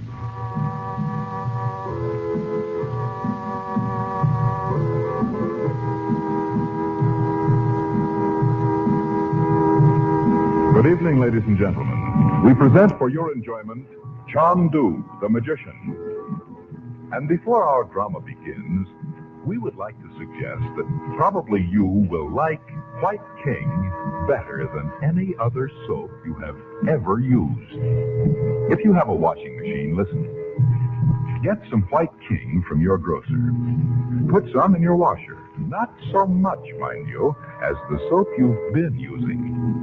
Put in your clothes. Put in the water, but not so hot as the water you thought you had to have to get things clean. Then turn on the power. Run your wash through and just see with your own eyes what happens. We try to make this radio drama thrilling, but honestly, what a thrill you'll have when you see clothes washed with this different kind of soap. Save on your soap bill. Save on your gas bill. Save on your clothes bill. You'll say, I love White King granulated soap.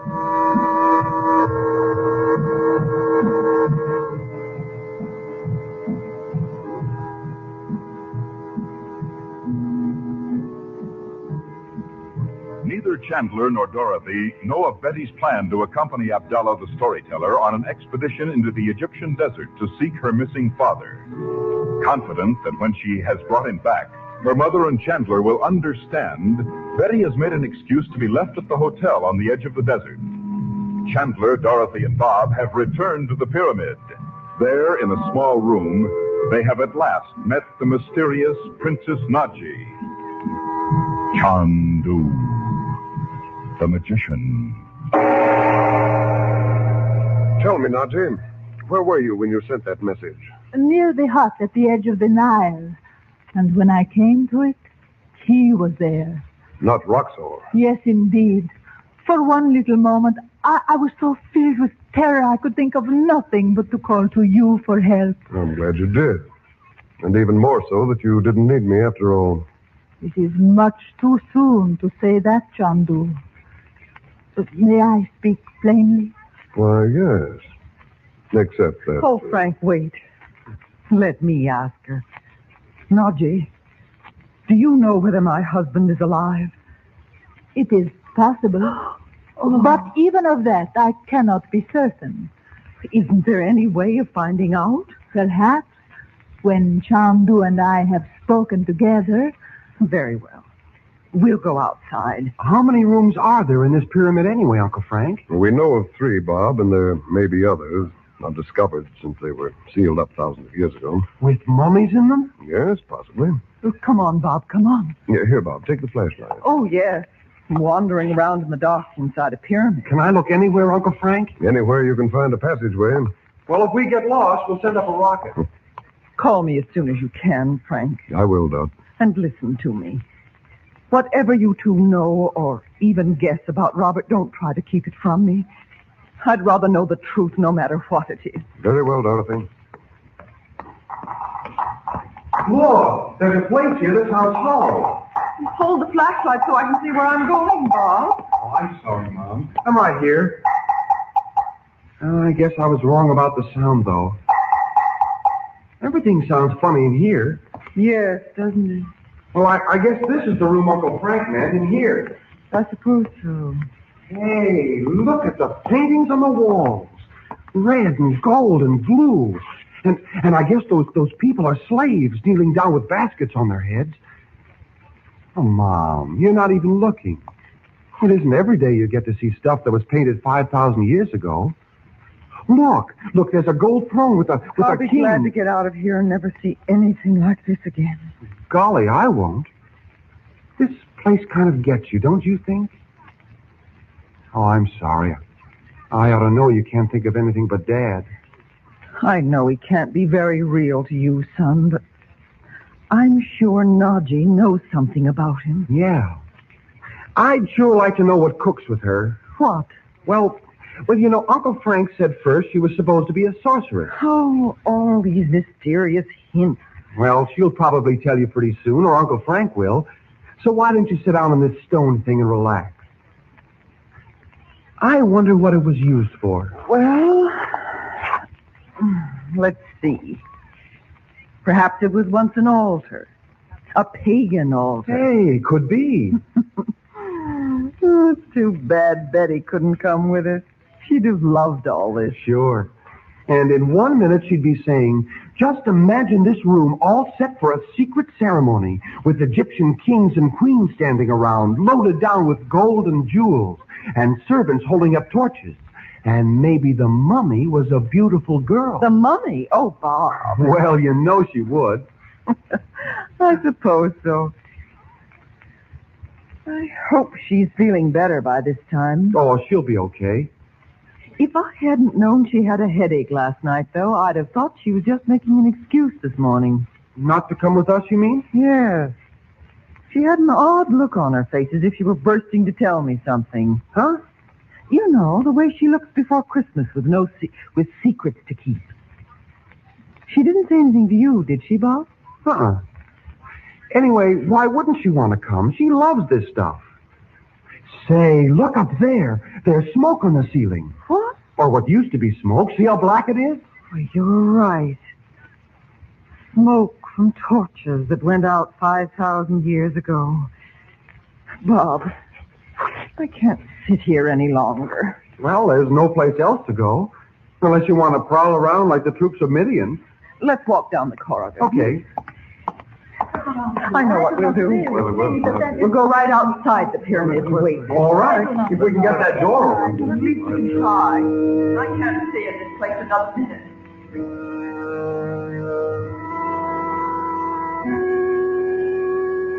You told me 12 years ago that sent me to the yogi in India, Naji. I am glad. He is so wise, that one. Sometimes when I am impatient, I almost envy him his peaceful valley with its watching mountains and the lotus flowers on the lake. Impatient and envious? No, not you. At times, yes. Oh, I hope to go again to that valley.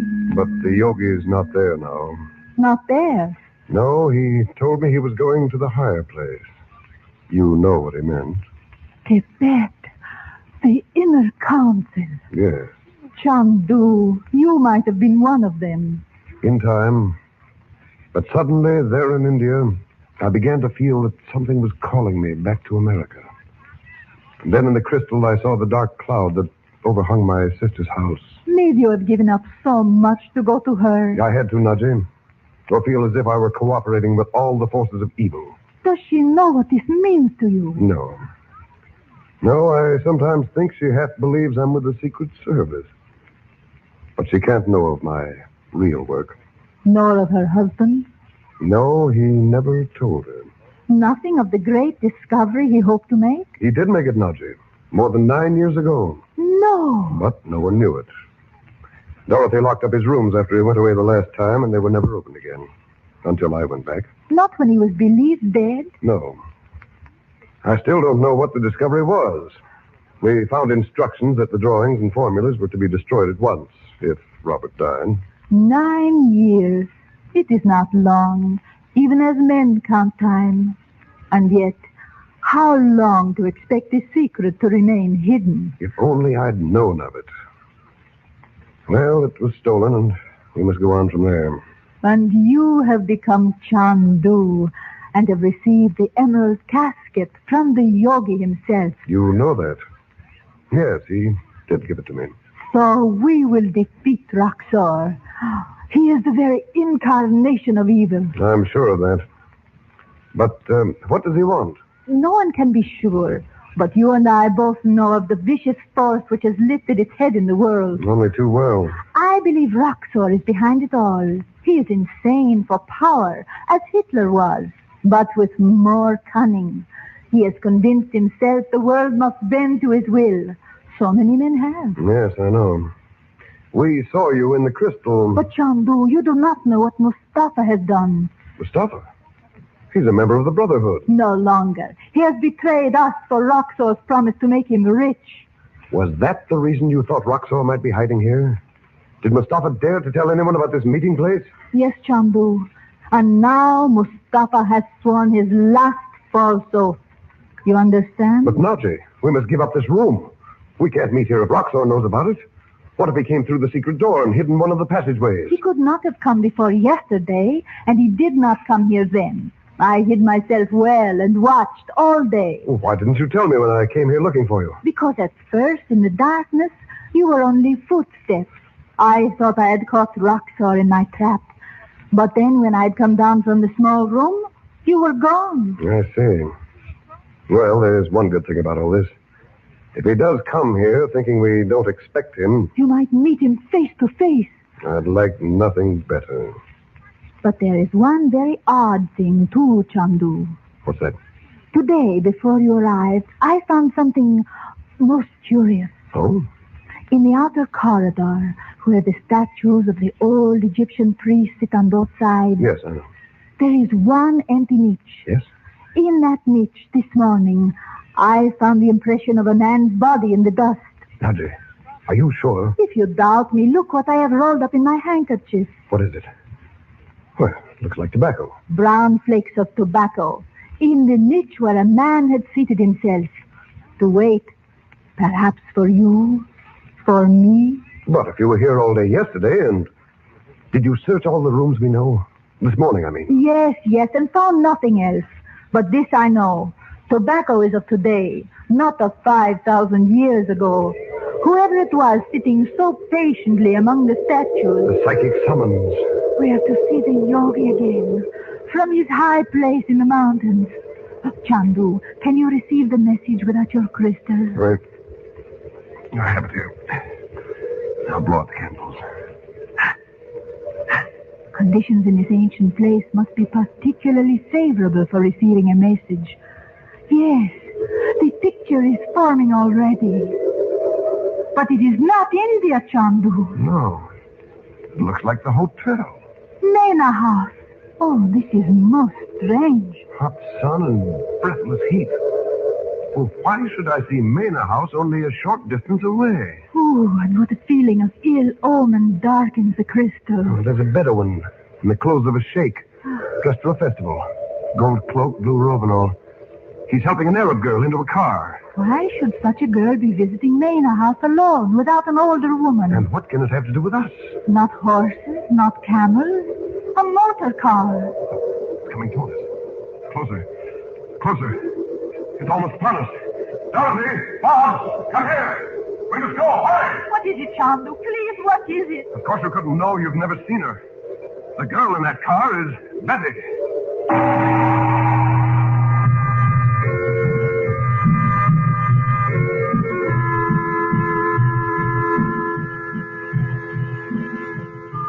Our drama has come to a close until tomorrow night. But there's drama and maybe magic in millions of homes where White King soap is used. Once upon a time, people thought they should buy 2 or 3 kinds of soap. One for the washing machine, a dishpan, maybe 1 or 2 for dainty things like lingerie and stockings. But more and more people discovered White King, the one and only one soap you ever need, no matter who you are, where you live, or what you have to wash. Your husband may be an engineer, or he may work in a bank. You may have sheets and pillowcases no end to wash, or you may live in a hotel with no laundering problem other than your nylon. Listen to these wonderful words. White King gets out the stubbornest dirt. White King protects as with a caress the daintiest fabrics. Know what you'll say, do you? You'll say this: I love White King.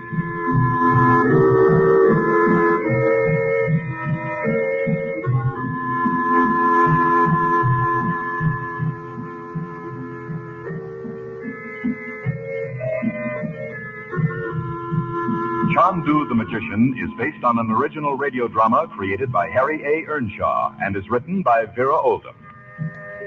The makers of White King invite you to listen tomorrow at this time when the story resumes. CHANDU the Magician.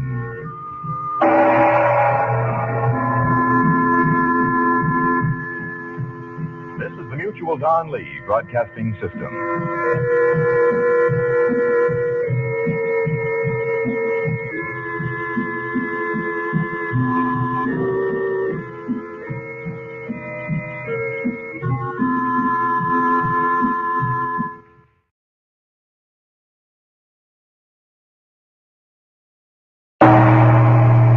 CHANDU the Magician.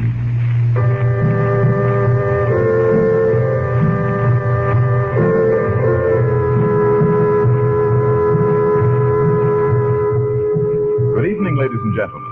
We present for your enjoyment tonight and every weekday evening at this time, CHANDU the Magician. Before our drama starts, I would like to tell you some news. Some very good news. We think it's safe to say that if you would like White King granulated soap, you can probably get it now from your grocer. You know, it has been awfully short, and in many cases difficult, if not impossible to obtain. This was because during the war years, we would not let White King quality down. And we just could not make enough of our kind of soap to fill the demand. Then, too, lots of people moved out west from the east. And once they tried White King, they found it different from, and many like it better than, any soap they'd ever used. There still isn't any too much White King. But if you're lucky, you'll find some at your grocer's tomorrow. And know what you'll say? Do you? You'll say, I love White King.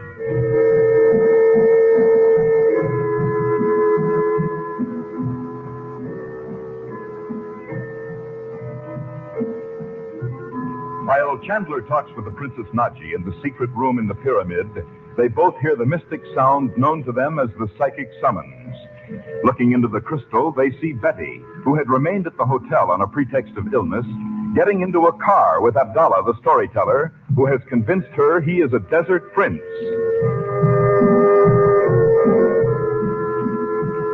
The present scene is a sitting room in a European hotel in El Medina, in the oasis of Fayum.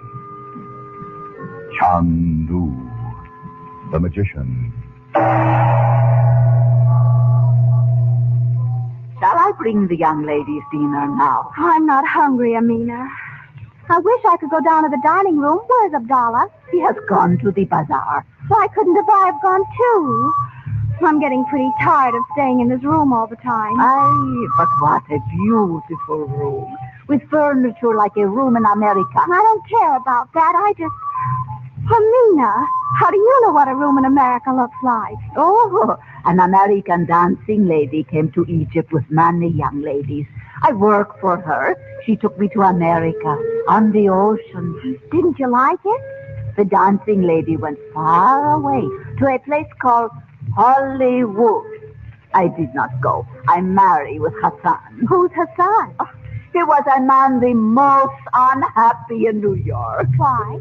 It was too cold for a man of Egypt. He had a small place down in the earth, and he sold pieces of wood and coal. You know coal? Like black stones, but it burns. Oh, yes, it burns. How did you meet him anyway, Amina? He brought pieces of wood for my dancing lady's fireplace. Can you think of a fire only for pleasant looking, not to cook food? Far, far up in the sky. In the sky? Oh, you mean a big apartment house. Oh, when I saw Hassan bring the pieces of wood, I knew he was of Egypt, and we spoke together. Sometimes I went to his place down in the earth, and we drank coffee together, but not like Egypt. Oh, funny. It's like a comedy in the movies. I do not know that. But Hassan married me, and then I helped him save many dollars to come over the ocean once more, to come here to Fayum. What does he do now? He works. Soon he will be owner of land. Then what are you doing here in the hotel? I have come to watch over you because Abdallah wishes. Oh. Look, sit down, Amina. Did Hassan know Abdallah before he went to America? Oh, Hassan worked for Abdallah many times. How do you mean, worked for him? Oh, women in Egypt do not know such things. But it is something with very much money. Hassan puts many pieces of silver into the hiding place. I should think you'd die of curiosity. Why don't you make him tell you? I would. Sure. Hassan would not be pleased. Oh, you could wear him down. I'd like to see my husband try to keep me from knowing what his business was. Miss Betty, I think he is afraid. Of what? I think Abdallah. Oh, Abdallah wouldn't scare anybody. He's been wonderful to me. Except making me stay in this room. Why does he, Amina?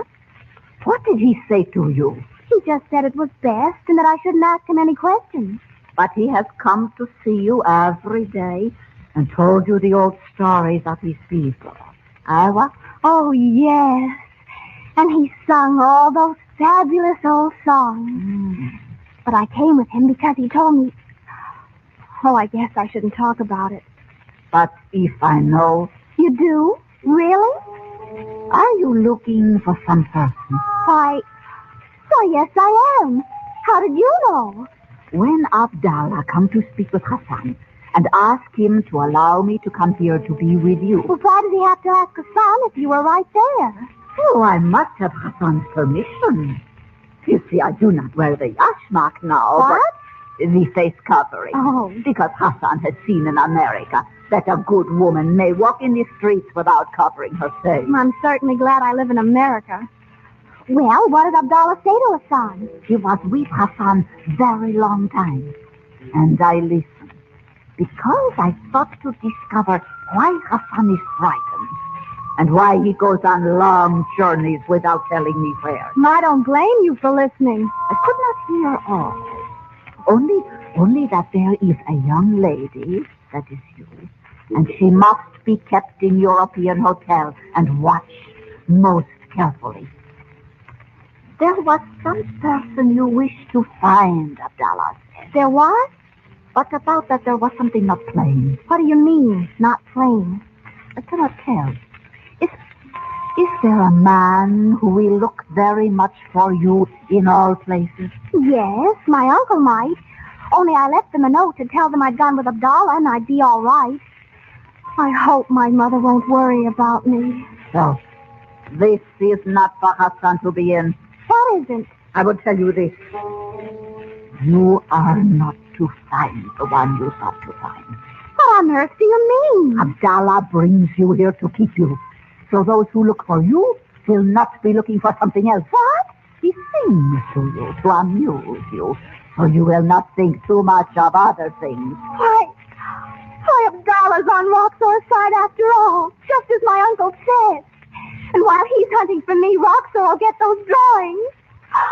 Oh, why did I ever listen to him? Who is this that you call Roxor? Listen, Amina, I'm going to get out of here somehow and get back to Cairo. Didn't you ever hear of a man named Roxor? No, I have not. Well, he's awful. Oh. I don't know all the things he's done, but he sent a man to kidnap me, and he tried to have my mother sold as a slave or something in Alexandria. And I don't know what all. Your family is his enemy? Oh, no. But it's some big secret thing my uncle knows about, and we're in it, too, for some reason. Roxor's perfectly horrible. Sure. Then Hassan must not be with him. Well, you've got to tell him about Roxor and get him to help me get away from here. Aye, but I haven't any money with me. But when I get back to Cairo, my uncle will pay him back. Oh, go and see him now, Amina, please. My mother must be worried to death. And I thought I'd find my father. And she'd be glad I came here. It is your father you came to find? A young girl alone, not a lover? Oh, no, of course not. How could Abdallah be so mean? Just wait, I'll fix him. Oh, you'll help me, won't you, Amina? Oh, Miss Betty, Well, you can't have your husband running around getting into trouble. I bet he doesn't know what it's all about anyway. That Abdallah. He's just as likely as not to have Hassan kill somebody for him. Hassan would not kill. Soon he will be big owner of land. Well, then, now you go and ask him to lend me enough money to get to Cairo. And then you get me a ticket. But I do not know. Oh, now, don't say you won't do it for me. It's for Hassan, too, remember? Oh, go on, quick. But if Abdallah returns and I am not here... I'll tell him I sent you out for something. I'm going to tell him a lot of things. Where the birds There he is. On the balcony. Oh, go on, quick. Well, I'll think of something to tell him. I'll wait till he comes in here and... Oh, Amina, go on. I do not like to have Hassan to send me here, but... where thy lightest footstep lies, blossom spring to breathe thee love. Night is fragrant with thy laughter. Come to me, my sweet white dove. Thou art fair, my sweet delight. Thou art lovely as the dawn, and like lilies in the moonlight, eyes like stars when day is dawn. Silken hair like raven's wings, lips like precious crimson wine. Always am I in thy spell, love, living but to make thee mine. All right, come on in, Abdallah. And you needn't bother singing that song to me anymore, nor any other one. Betty Lou, where is Amina? If she has left you alone and Harlem has come to you... I sent her out for some headache tablets. You are ill? If I died, what would happen? You never meant me to find my father. You brought me way up here so my uncle would be worried to death and let that old rockstar get away with... Miss Betty, how do you know of this? It's true, isn't it? Well, isn't it? You pretending to be my friend and help me find my father. You're a prince. A wonderful prince you must be. Lying to me, and I believed every word you said. Miss Betty Lou, listen to me. You have spoken the truth about my reason for taking you away. But now I cannot take you back to Cairo because I love you. What? It is true, beloved. Yours is the voice that once sang to me in my heart's dreams. You are the fragrance of the south wind across the road. I don't believe a word of it. You're trying to fool me, so I'll stay here and my mother won't know what's happened to me and keep my uncle from the... Oh, what's the use of talking? I wish I'd never spoken to you in my life. I wish I'd never seen you. Oh, no, white flower. Do not speak to me so. I am a candle which would flame, but to give you light, to make you happy, I would die 10,000 times. Well, then, just see that nobody bothers me when I get on the train to Cairo. You will not so much as smile at me. Smile at you? Well, I'd like to. What's that? It's the sheriff, a man. Oh, Amina, what's the matter? Hurry. A man in the dress of America, asking if you were here, and I told him... So, Amina, you have betrayed your husband and me. Oh, Hassan will... Don't pay any attention to him, Amina. I'll tell your husband all about him myself. Come in, whoever you are. Oh, it's Bob. Oh, Bob, I'm so glad to see you. Take me home. Take me home.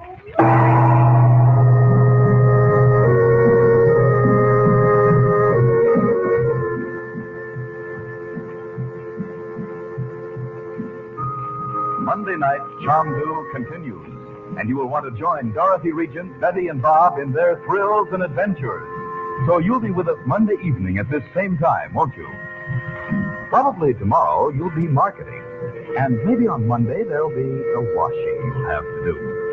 Look, here's a suggestion. Get a couple of packages of White King soap tomorrow. Get the giant-size package if you can. And will you be proud of your washing? The white things so very white. The colored things so safely guarded. The washing time shortened so considerably. The effort reduced so that you're hardly tired. And your hands feeling so good. Because White King is gentle not only to clothes, but to hands as well. The only thing it can possibly be hard on is dirt. Know what you'll say when you've used White King, do you? You'll say, I love that soap.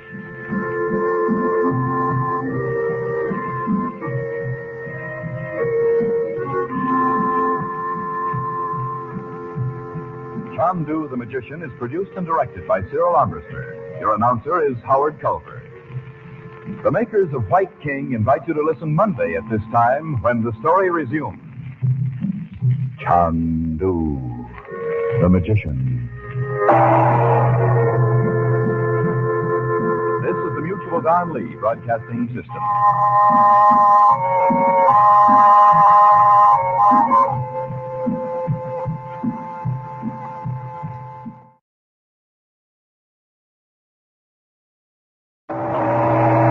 CHANDU the Magician.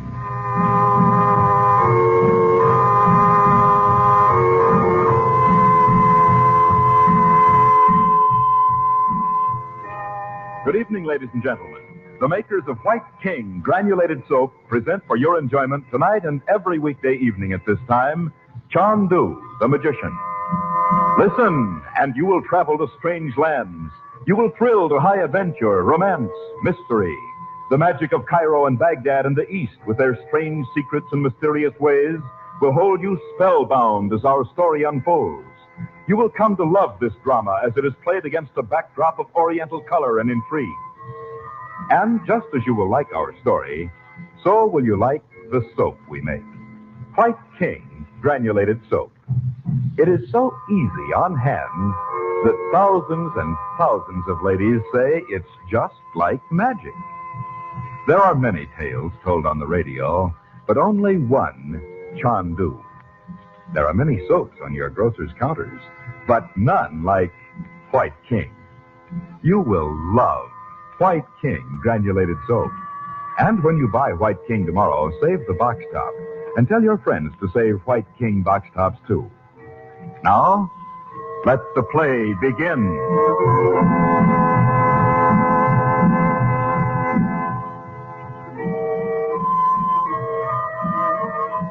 Betty Regent, tricked into going with Abdallah on a trip into the Sahara to look for her father, learns in Fayoum that the trip was planned only to divert Chandler's attention to a long search for her. But much sooner than expected, Chandler has found Betty and brought her back to Mena House, the hotel on the edge of the desert from which he is investigating the sinister activities of the man known only as Roxor. The present episode begins in the Regent's suite at the hotel. It is night. CHANDU the Magician. So then what, Betty? Well, that's all. I wasn't out of my room, not once. Didn't you see anyone but Abdallah and that woman? No, I didn't, Uncle Frank. Amina, her name was. She stayed right there every minute except when she went down for her meals. Well, even when Abdallah came to see me, she just sat there in the corner on a cushion. Were you locked in? No, of course not. But Abdallah said I had to stay there. And I thought every minute he might come and get me, and we'd go wherever Daddy was. How could you be such a goop as to believe anything Abdallah said? I know it was silly. This Amina, Betty, was she at the hotel when you arrived? No, but Abdallah brought her right away. And you know what? She lived in New York for a while. That's where she met her husband. His name's Hassan, and he's Hassan? Not the man who locked us in that room in Alexandria. Was it, Betty? Well, I don't know. I didn't see him.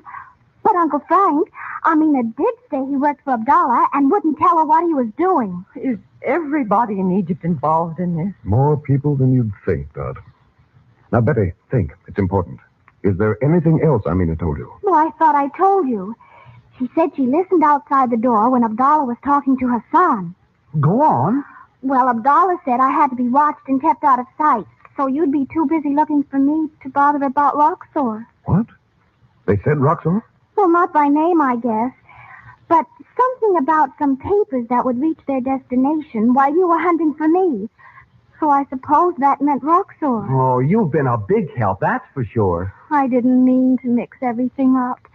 I'm so sorry, Uncle Frank. Now listen to me, Bob. We've been all over this, and there's nothing to be gained by going over it anymore. Betty was wrong. She knows it now. And this must end it. I don't want her reminded of it again. Is that clear? Well, sure. When you get that look in your eye, I bet even Roxo would run like a stricken deer. And Betty, you must promise me you'll never, never do such a thing again. You know I won't, Mother. That Abdallah. There's someone at the door, Frank. I'll see who it is. Mother, it's an Arab. Good evening. Peace be with you, Chandu. Thy day be happy, friend. From many men I have heard of thy power as a magician. Oh? And when I knew thou wert indeed in Egypt, I journeyed from the desert to speak with thee. You are most welcome. Come in. I am called Ahmed. I too have powers not given to every man. Will the great Chandu be pleased to witness my skill? Why, yes, if you like. Oh, good. He'll have to be good to beat Uncle Frank, huh, Bet? I bet he isn't half as good. What kind of tricks can you do, Ahmed? Many. Would the young Effendi like to see them? Oh, I certainly would. Be it so. Now, if the lady will allow me to take her ring. Mine? Oh, not the emerald Uncle Frank gave you. Don't you do it, Mom. Let him have it, Dorothy. Well, here it is. I take it in my hand, so I throw it from the open window. It is gone. Wait. Give him a chance to show you the trick. But I saw it go flying through the air right out the window. Now, if the lady will take an orange from the bowl on the table.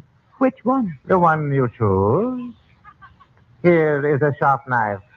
Cut the orange if it pleases you. Very well. There. Oh, there's something hard inside. Look, my ring. How wonderful. Well done, Ahmed. Well done. The praise of Chandu falls upon the ears like rainfall in the thirsty sun. And can he lay it on? I like it. It sounds kind of poetic. And now, Ahmed? If Chandu pleases, I will perform the feat of sand divining. Oh, I see. You mean tell our fortunes, Ahmed? Oh, yes, do. By all means. Let's see if anything more can happen to us. The sand can only interpret what is written, the will of Allah. What are you going to use for sand? I have brought it. It is here. We'd better spread the paper on the rug. Get that newspaper, will you, please, Bob? Sure. Shall I spread it all the way out? Yes, Bob. There you are, Ahmed. It is well. I pour out the sand, so I seat myself beside it. The lady will hear what the sand reveals. Yes. What shall I do? Only be silent while I draw in the sand the mystic symbols. The crescent of Islam, the desert sun, the blossom of the lotus. The blossom of the lotus. What do you see, Ahmed? I see thou hast come from far away, from across blue water and high mountains. Isn't he terrific? I see a house not far from the sea. There the sun shines as in Egypt. It is quiet now. The house is empty. That sure sounds like our house at home. For two reasons it is empty. Those who call it home are far away, but more, a precious secret has been taken from it. Frank, he's uncanny. Under the earth in this house is hidden in a room and guarded by the figure of a holy man. Dost thou understand this, O sister of Chandu? Indeed, I do. Can you tell me if I'm to find the one I came to Egypt to look for? I cannot see it clearly. Many times sand will not give up its secrets when the omens are not good. Oh. I see thee going into far countries seeking, but the end of thy search is concealed from me. Oh, isn't that just the most disappointing thing you ever heard? You sound like you believe that stuff. Well, you heard him describe our house. What about that? Oh, maybe he read Mother's mind. Telepathy or something. All right, if you want to be cynical. Well, just because I don't go overboard for all... Betty, don't. Ahmed, is that all you have to tell me? Sister of Chandu, it is finished. Well, that's the second time he's called you that, Mom. How did you know she was his sister? Oh, let's not ask him. It's more fun not to know. Ahmed, do mine next, will you? If Chandu pleases, Yes, go ahead, Ahmed. as thou sayest. Once more I smooth the sand and make the mystic symbols. A crescent of Islam, the desert sun, the blossom of the lotus. Why do you add the lotus blossom, Ahmed? It's not a flower of Egypt. Chandu knows the answer to his own question. You're right. I thought so when you began. I'll tell you, Betty. Ahmed will tell your fortune, and then I'll have mine told. Alone. Oh, now that's not fair if you hear ours. Oh, yes, it is. Well, if he tells you anything personal about the princess, you'll have to tell us. Every word, I promise you.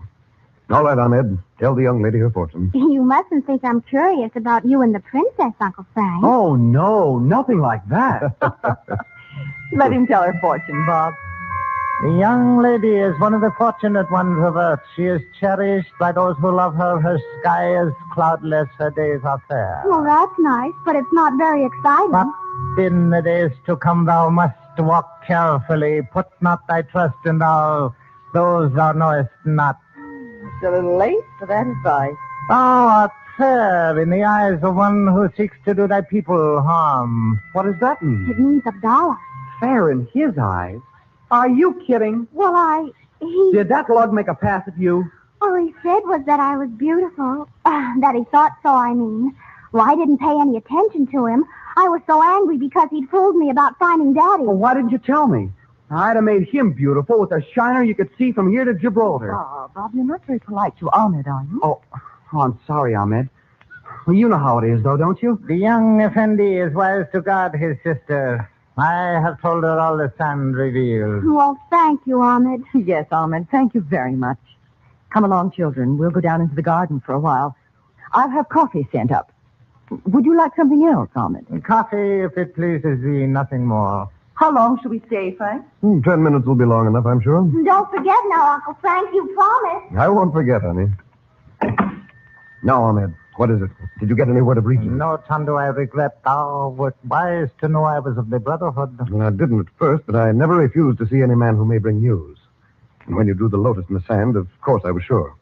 If you have no news of Regent, what message did you bring me? In Cairo, Yusuf gave me word to find a messenger who would seek to bring to Roxor the secret stolen from my sister's house. Well, did you find him? If Roxor had not been in Egypt, I would have failed. But in Alexandria, I found him. Roxor? Oh, you mean the messenger. Good. Though he is a Mussulman, I found him drinking wine. I spoke to him in the cafe. He did not see the drug I poured into his wine, and when he slept soundly, I called a friend to help me carry him to a room and parked. Well, did you find the papers? By the grace of Allah, they are here. I took from him every paper on his person. Let's see them. Passport, letter of introduction, credentials. And what's this? Well, it's only a scrap, Ahmed. It may have no value. Well, do you read English? No, I regret. Brother of the Lotus, could I then have served thee better? No, that's not what I meant. It says to Van Boden without delay. Is this all? You're sure you searched the messenger thoroughly? By the robe of Mohammed, it is all, O Chandu. Is it not enough? They've passed the drawings to some other messenger. The Regent papers aren't here after all.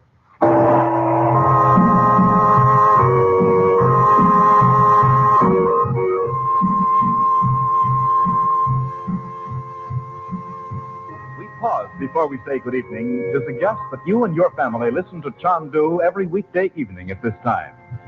Travel with us to strange places and faraway lands, and thrill with Dorothy Regent and her children Betty and Bob as they're plunged into the mystery and intrigue of Egypt and the Near East. And, of course, we'd like to have you use the soap we make, White King Granulated Soap. You'll love White King.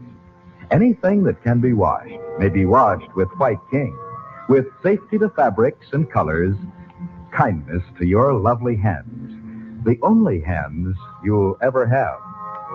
So on your radio, remember CHANDU the Magician every weekday evening at this time. And at your grocer's, remember White King Granulated Soap.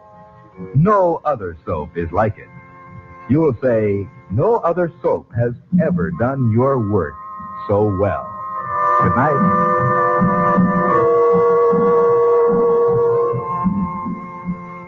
CHANDU the Magician is presented for your enjoyment every weekday evening. Frank Chandler is played by Tom Collins. The makers of White King invite you to listen tomorrow at this time when the story resumes. CHANDU the Magician. This is the Mutual Don Lee Broadcasting System.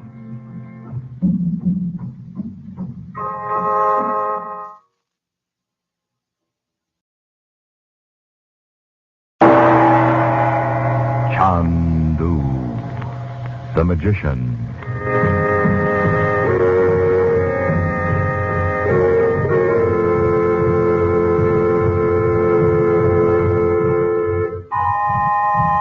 Good evening, ladies and gentlemen.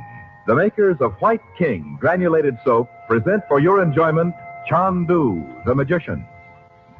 Before our play begins, we would like to take a moment, and I mean just a brief moment, to say something that will help those who have clothes to wash. Our suggestion is that you use White King granulated soap. Put White King in your washing machine. If your husband happens to do heavy, dirty work, if his overalls and jumpers and work shirts have made you work and washing trouble, you'll not only like what White King does, you'll say, I love that soap. And your hands, the hands you'd like to keep young and lovely, how kind White King will be to them. The only hands you'll ever have. And listen, save White King box tops. You're going to want them for something you're going to hear about on this program. Well, the moment is up. Now, on with CHANDU the Magician.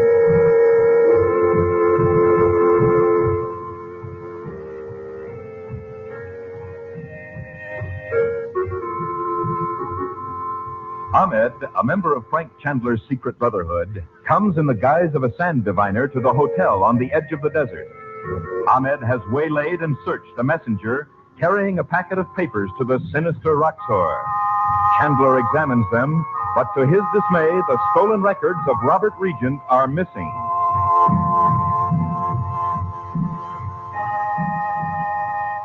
The present episode opens in the great shadowy drawing room of Princess Naji's Oriental home in Cairo. It is late afternoon. CHANDU the Magician. Be good enough to come in, Roxor. You have not been my guest for a very long time. Why is this room in darkness? You need not fear a trap, my friend. Even my servants are in their own quarters. I had the shutters closed because of the sun. You will have coffee. I have no time for such things. You sent me a message? It was most difficult, my man tells me. It should have been impossible. And it would have been so, except that one of your messengers was indiscreet. Your coffee? What are you saying? It would be well for you to seat yourself, Roxor. What I have to say will interest you. You must believe it is so, or why are you here? I came because I overlook nothing. But I will not be dangled like a puppet on a string by a woman. You would be happy to know which one of your messengers made the mistake of drinking wine in a cafe? How do you know this? Please seat yourself. I have a most important thing to say to you. I'm here, say it. Since Frank Chandler came to Egypt, I have been thinking very much of him. And of you. Chandler? Call him CHANDU, I know. Of course. But if you believe he and I could work together, you're wrong. He cares nothing for power. Such a man is worthless to me. If this is the reason for your message, I will go. It is not the reason. Roxor, I care for power. You? Only a week ago you were babbling that you and Chandler would bring all my plans to nothing. That was a week ago. Let me pour you another cup of coffee. I do not believe you. Why should I think you have so suddenly changed? I tell you, I have been thinking. Chandu wishes nothing but to finish his work here and return to India and his studies. Leaving his sister to wander over Egypt searching for Regent. While at the same time, Regent... no matter. I am growing very tired of that family's devotion to Regent. But Chandu... So, I am beginning to see which way the wind is blowing. you and Chandler when he was in Egypt before. We need not speak of that, Roxor. I will speak of it. So, when he returned now, you believed you could blow those cold ashes again into a fire. But you find he cares for nothing but his work. His work. To defeat me, Roxor. Whatever my reasons, I no longer wish to work with CHANDU. You will admit I could be of use to your plans. But now my plans are going forward everywhere. What could you do for the plan that I cannot do without you? And what would you ask when I have won? Need we bargain like the Akkadi in the bazaar? You know better than any man what I could do. You would use your sorcery against Chandler? If you ask it of me. It is true, then. You know the secrets of ancient Egypt. It is true. Then give me proof. Now? Now, here, at once. Well, you told me a lie. No, Roxor. I will try. I do not want trials and errors. I want to see it done. If you will be silent, I will try.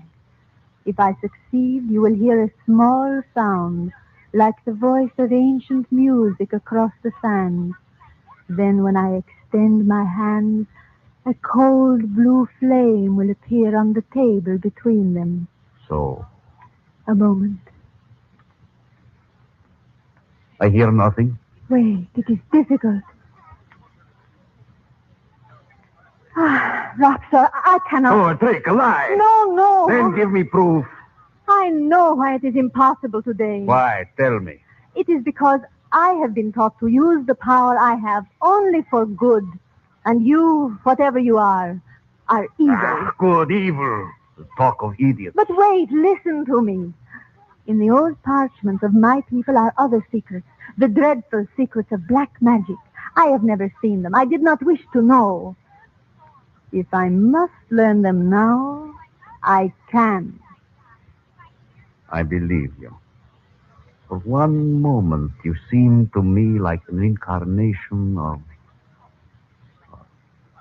No matter. Let it go. What will you say to Chandler? You may leave that to me. I am to meet him in half an hour. Where? Where do you meet him? At Mena House. Mena House. A most conventional meeting in the sitting room of the suite, surrounded by innocent American children.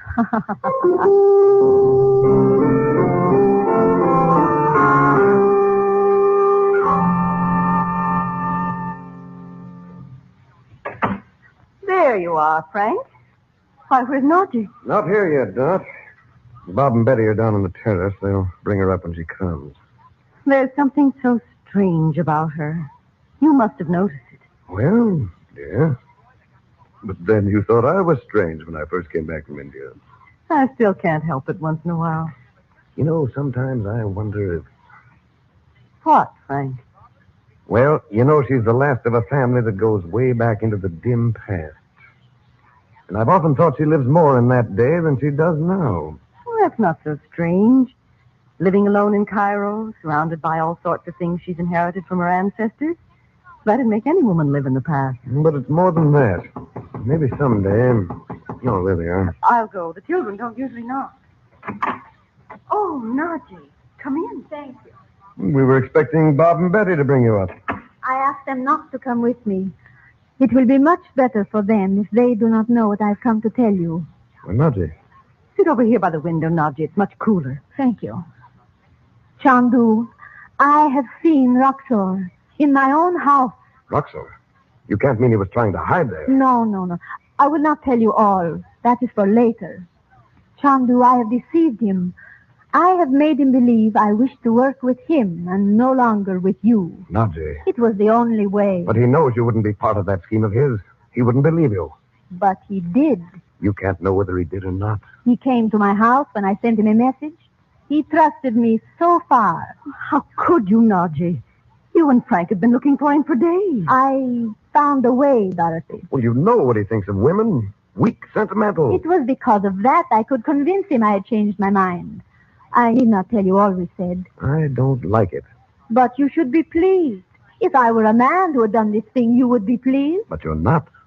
And I can't let you go on with it. It is only for a very short time. Until we discover where Robert Regent is. Naji, is he alive? I am certain now. I believe he is in Egypt. What makes you think so? A word Roxor said, not thinking. Look, Chandu, what I have brought. Roll of parchment. Let me see. You can spread it out here on the table. What is it?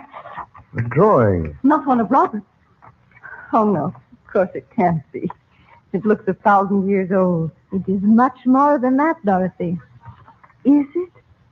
Where did you get it, Naji? It was in my house with many others older than history.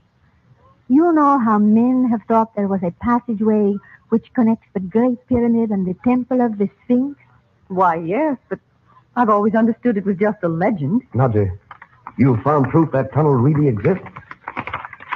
You see it here. Robert couldn't be in there. Not alive. Nothing's impossible, Dot. Why should he be?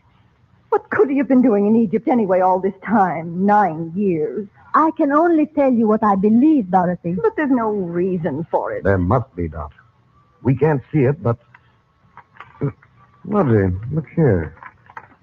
I don't see any sign of an entrance in the drawing, either from the Sphinx or the pyramid. There is none, Chandu. Then how could Rock... Wait. Suppose whoever drew this plan for the king that built the tunnel, it must have been a king. You think as I do. If the passageway was in truth a temple for the practice of black magic... Exactly. The king protected himself by not showing the entrance doors. Because my people, who were the guardians of all good, would know and would... Naji, what do you mean? I forgot. Please do not ask me, Dorothy. Very well. This is the time for us to find the doors in our own way. Well, do it then. If you really think Robert could be in such a place. This is for you, Naji. The secrets of Egypt are yours. Dorothy, you must not be afraid. If you are... I'm not afraid anymore. I don't care whether it's magic or what it is. We will be quiet then. Help me, Chandu. You know I will.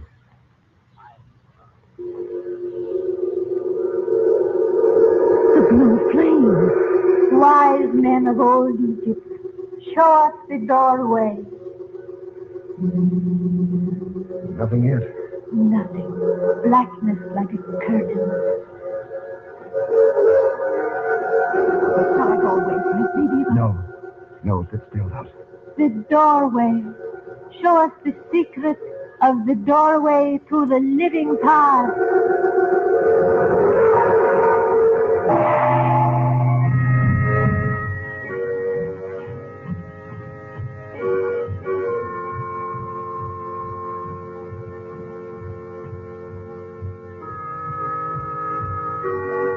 Before our program started this evening, we told you how wonderfully easy White King made the washing of heavy clothes like overalls and work shirts in your washing machine.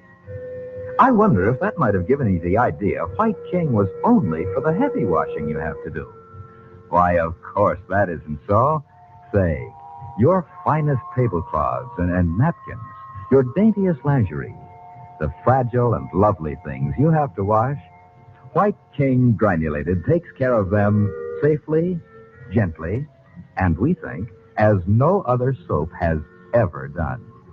There are reasons, of course, but aren't you kind of tired of hearing reasons all day long? Millions and millions and millions of packages of White King are sold. Each means that some lady has found this soap, the one that helps her most. Listen, we say you'll like it. No, we'll say more than that. You'll love White King. Until tomorrow night, when perhaps you have tried White King, good night.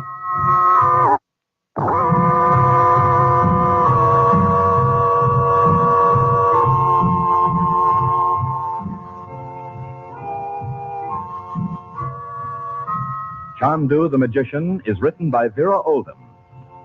The makers of White King invite you to listen tomorrow at this time when the story resumes. CHANDU the Magician. This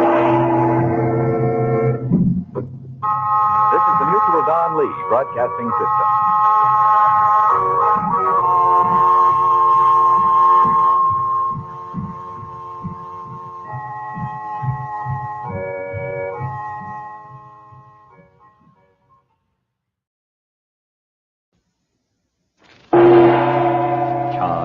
CHANDU, the magician.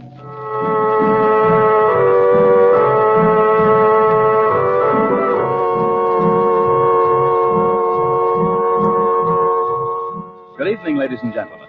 We present for your enjoyment CHANDU, the magician. And before our drama begins, we would like to suggest that probably you will like White King better than any other soap you have ever used. If you have a washing machine, listen. Get some White King from your grocer. Put some in your washer. Not so much, mind you, as the soap you've been using. Put in your clothes, put in the water, but not so hot as the water you thought you had to have to get things clean. Then turn on the power, run your wash through, and just see with your own eyes what happens.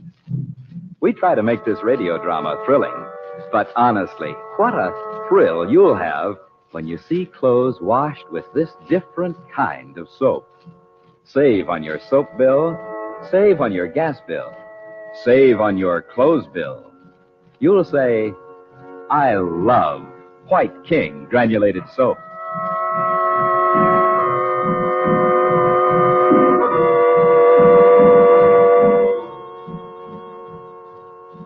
In Egypt, Frank Chandler and Princess Naji have made use of their occult powers to discover the concealed entrance to a long-lost tunnel leading from the Sphinx to the Great Pyramid.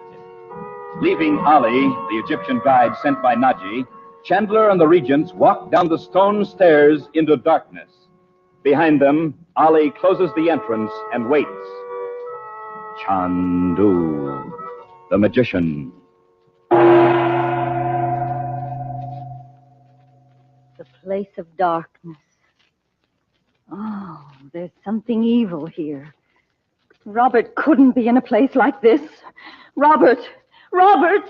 Robert! What was that? It's just an echo, Betty. Well, it sure didn't sound like it. Well, you all have flashlights. Turn them on. Okay. Frank! What's that? It's an altar, Dorothy.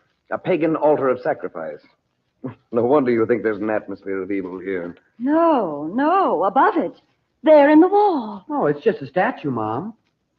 But Uncle Frank, look. The figure of a priestess of black magic. It's Naji. Oh, yes, it is. You know it can't be. It is Naji. It sure is. Come now, pull yourselves together. Look at it. It's nothing but a figure carved out of alabaster with painted features. It does look like Naji. Her eyes. Don't say that, Betty. It looks as Naji might if she... Dorothy, this figure represents a woman who was the personification of all evil. The lamp she's holding in her hands is the highest symbol of black magic. She looks so real. She was, 5,000 or 6,000 years ago. Beautiful and as deadly as a cobra. But look here. Maybe she was Naji's ancestor. You know she said No. that people... Now come along. We're going through every foot of this place, and we'll need all the time we have. What makes him act so funny? Gee, I don't know. We didn't do anything to make him sore. Well, come on. He said to come with him. Hey, wait for us, Uncle Frank. She looks so real, so lifelike, as if she might speak to me. Oh, I don't want to hear it.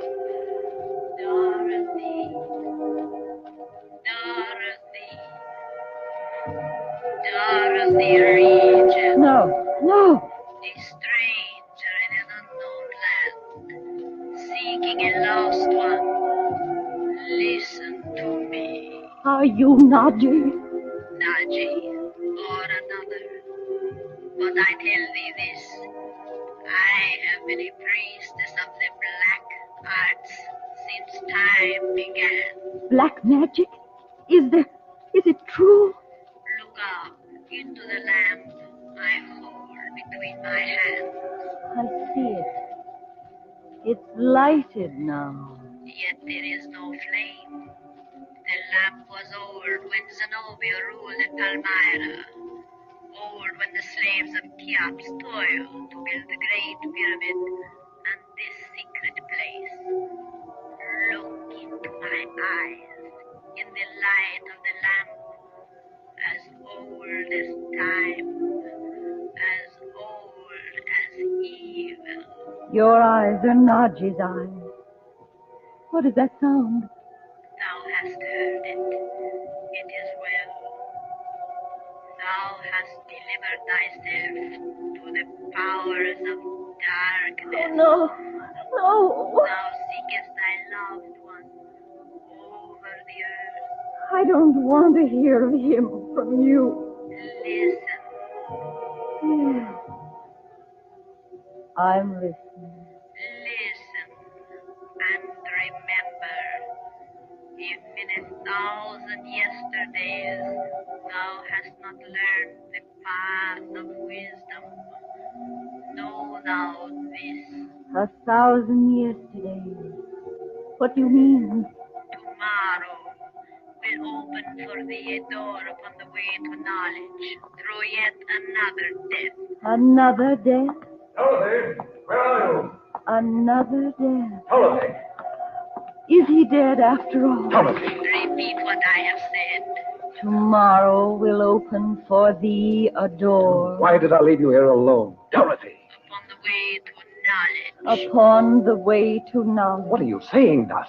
Through yet another death. What's the matter? Who is Mother talking to? Through yet another death. Mom, what are you talking about? Thou art free to go, but thou wilt never forget. I will never forget you. Forget who? Don't stand there staring at that figure, Dot. Don't look at it. Mother, darling, don't look like that. Here, give me your flashlight. There. You can't see her now. It's all right. You look just like you were hypnotized or something, Mother. We can go now. Robert isn't here. We know that, Dot. There's nobody here. Nadia was mistaken. Oh, no. She told me Robert was dead. I should never have brought you here. She said, if in 1,000 yesterdays thou hast not learned the path to wisdom. I wonder what she meant. You couldn't possibly have heard anyone say that. What does it mean? Don't ask questions, Bob. Take her other arm. But she said it, Frank. No one could have said it to you, Dorothy. It's a quotation from ancient Sanskrit. But I heard her. The lamp was lighted and Stop I it, heard... Dot. Stop it. I'm going to get you back to the hotel and then...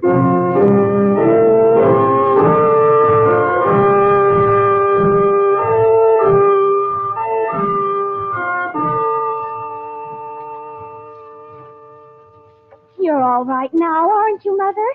You're in your own room and everything. See? Yes, darling, I see. Look here, Betty. You and Bob go downstairs and get some magazines or something to read. I want to talk to your mother alone. Okay, whatever you say. Come on, Beth. I'll close this one, too. Frank, I'm perfectly willing to listen to you, but I know what Naji said. It couldn't possibly have been Naji. She couldn't have gone into the temple, the tunnel ahead of us. Call it the temple. I know now it is. You must put that experience out of your mind, Dorothy, as you would a nightmare. Telephones and black magic, 5 minutes apart. Hello? Chandu, you have come back. Did you find him? Oh, Naji. No, we didn't. But just a moment. I want Dorothy to speak to you. Oh, no. Yes. Where are you, Naji? At my home.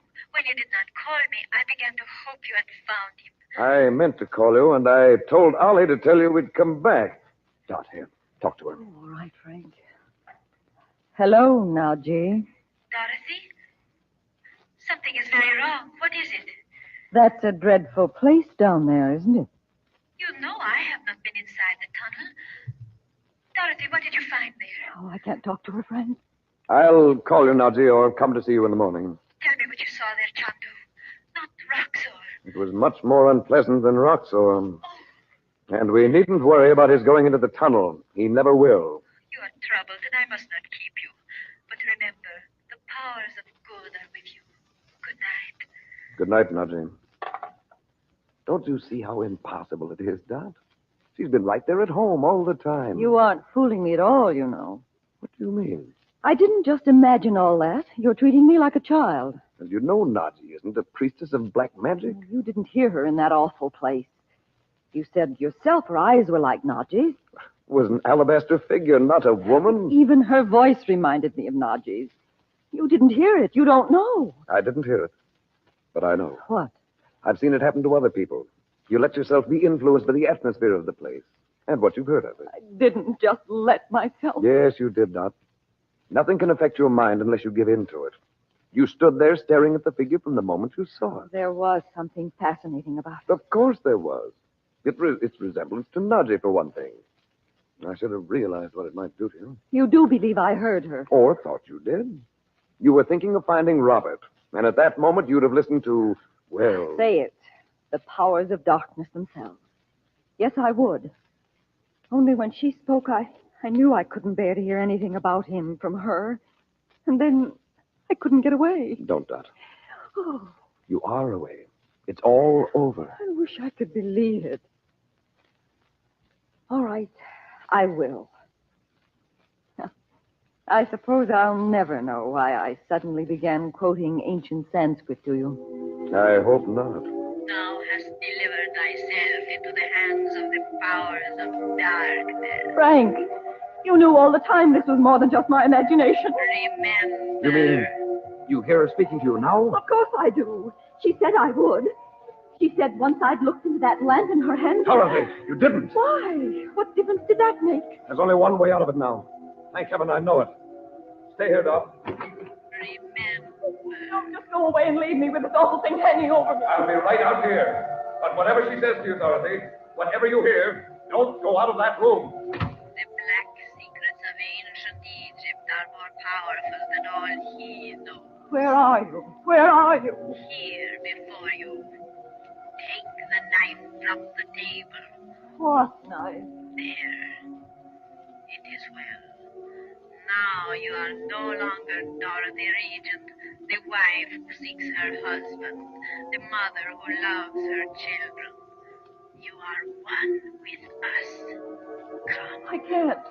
He said, my brother told me. I tell you to come. Now when I give the word... Where's Uncle Frank? He left the crystal ball on the table and... Mom, for Pete's sake, what are you doing with that knife? Take it quick and go out and lock the door. Take it.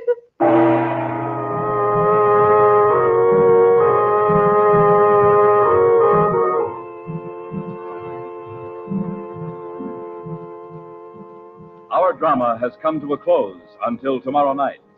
But there's drama and maybe magic in millions of homes where White King soap is used. Once upon a time, people thought they should buy 2 or 3 kinds of soap. One for washing machine and dishpan, maybe 1 or 2 for dainty things like lingerie and stockings. But more and more people discovered White King, the one and only one soap you ever need, no matter who you are, where you live, or what you have to wash. Your husband may be an engineer, or he may work in a bank. You may have sheets and pillowcases no end to wash, or you may live in a hotel with no laundering problem other than your nylons. Listen to these wonderful words. White King gets out the stubbornest dirt.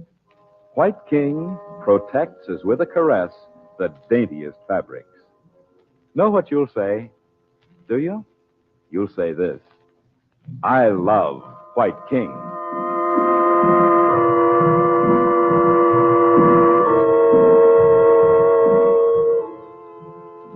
CHANDU the Magician is based on the original radio drama created by Harry A. Earnshaw. Musical effect by Corla Ponte.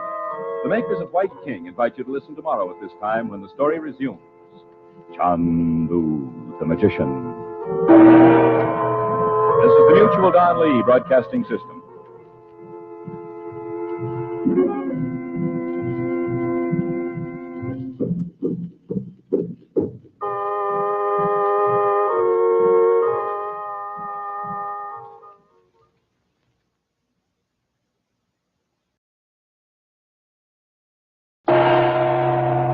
CHANDU the Magician.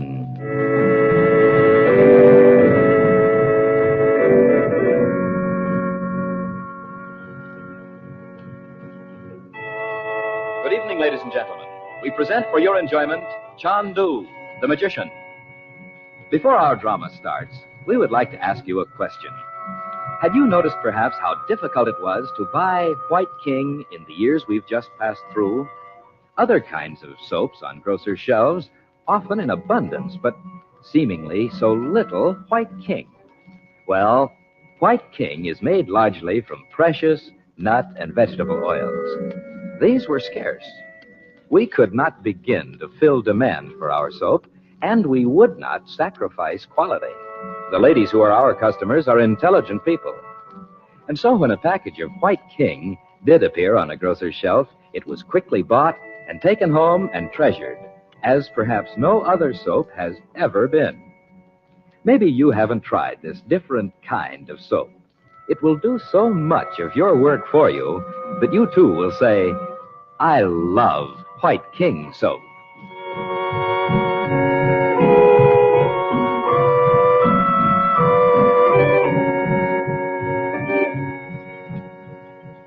Princess Naji, the strangely beautiful woman who 12 years ago was responsible for Frank Chandler's first visit to the yogi in India, contrives to reach the malevolent Roxor with a message. When he calls at her Cairo home, she tells him she no longer wishes to work with Chandler, but instead with him. Hinting at her possession of the evil secrets of black magic, she convinces Roxor she can be of great service.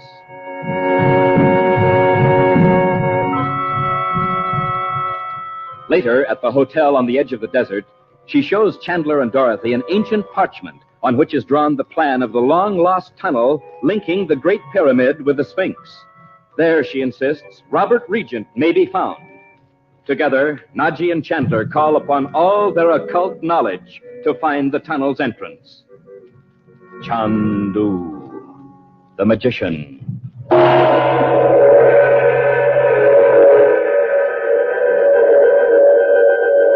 Wise men of Egypt, show us the doorway to the living path. Nothing. Still nothing. Blackness, like a great curtain. Why should I fail in this? CHANDU. Naji! Listen, Uncle Frank. Uncle Frank, we have something to tell you. Did you see it, Naji? Yes, CHANDU. Just before Bob and Betty. Where was it? I didn't see a thing. In a temple. Hey, what is this, Uncle Frank? You all look so funny. Well, don't you want to hear what we have to tell you? It's terrific. Not now, Betty. Frank, do you really think you can find a way in there? In where, Mom? I bet I know. It's something about Uncle Frank's magic. And Naji's, too, this time. And we didn't see it. Oh, gee. It scares me, but I love it anyway. What was it, Uncle Frank? What did you see? And what's that roll of paper on the table? You found Dad's drawing. No. Do not touch the parchment, Bob, nor Betty. It is not for you. Oh, I'm sorry, Naji. Yes, we don't mean to snoop. Oh, you misunderstand, and I cannot explain. Well, that's all right. Mom, what's the matter with Uncle Frank? He looks like he's 1,000 miles away. Not at all, Bob. I was just thinking. Of what we must do? Yes. We'll go there. All but you, Naji. You will go to that place without me? We must. We'll hire a guide, as tourists do, and go on the customary visit to the Sphinx. The Sphinx? Oh, I've been dying to go up and take some pictures of it. We only got to see the back of its head the other day. That's just what you can do, Betty. I only hope the sand's been cleared away from it. The sand wouldn't drift over the Sphinx in a couple of days, would it? No, I don't mean that, Bob. There's an ancient temple under the Sphinx, and every year the sand drifts in and fills it, so it has to be excavated again. It has been done, CHANDU. Even if it has.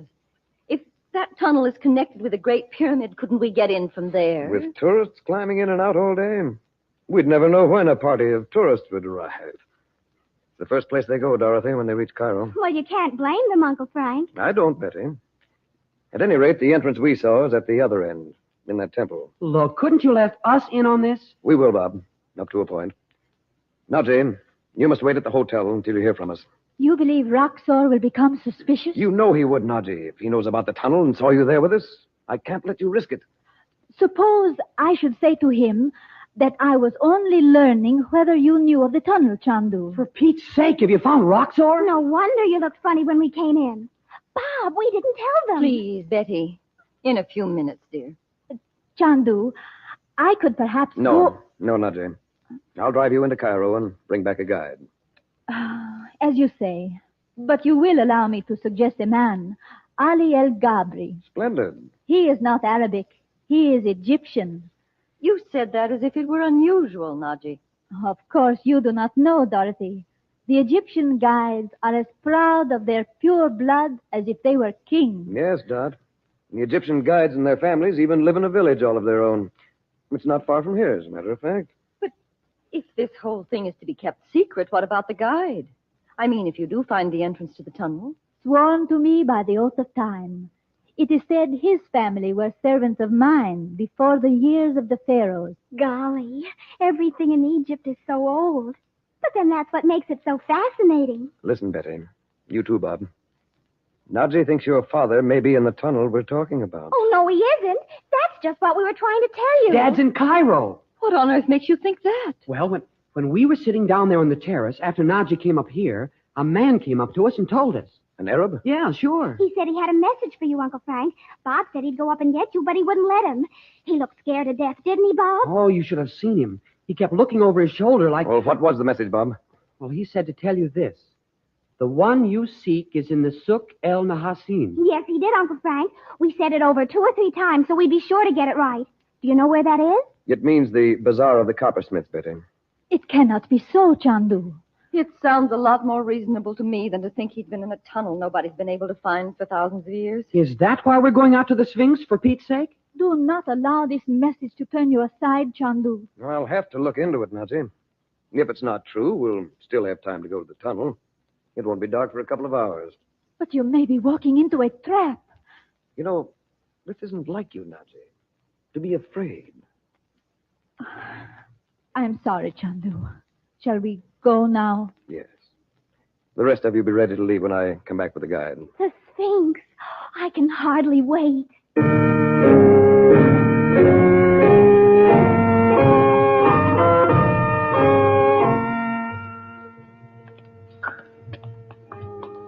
Imagine walking in here right under the Sphinx's chin. It's a funny kind of temple, though. Just a lot of pillars and rows. Oh, look up there. It doesn't look as if there ever was a roof. Well, there probably wasn't, Bob. Ollie can tell you all about it. The temple was built for the worship of Horus, the sun god. You wonder how they could lift those big blocks of stone to put up the walls. No machinery or anything. Oh, look over here at these funny carved pictures. Frank, wait a minute. Go with them, Ollie. Aywa, Effendi. What is it, Dot? Who was the man in the bazaar? Or was there anyone? Yes, he'd been there, all right. I missed him. I don't have to tell you, it probably wasn't Robert. Probably. Why don't you tell me the truth? You and Naji know something about Robert now, don't you? No, I give you my word, Dot. Look here.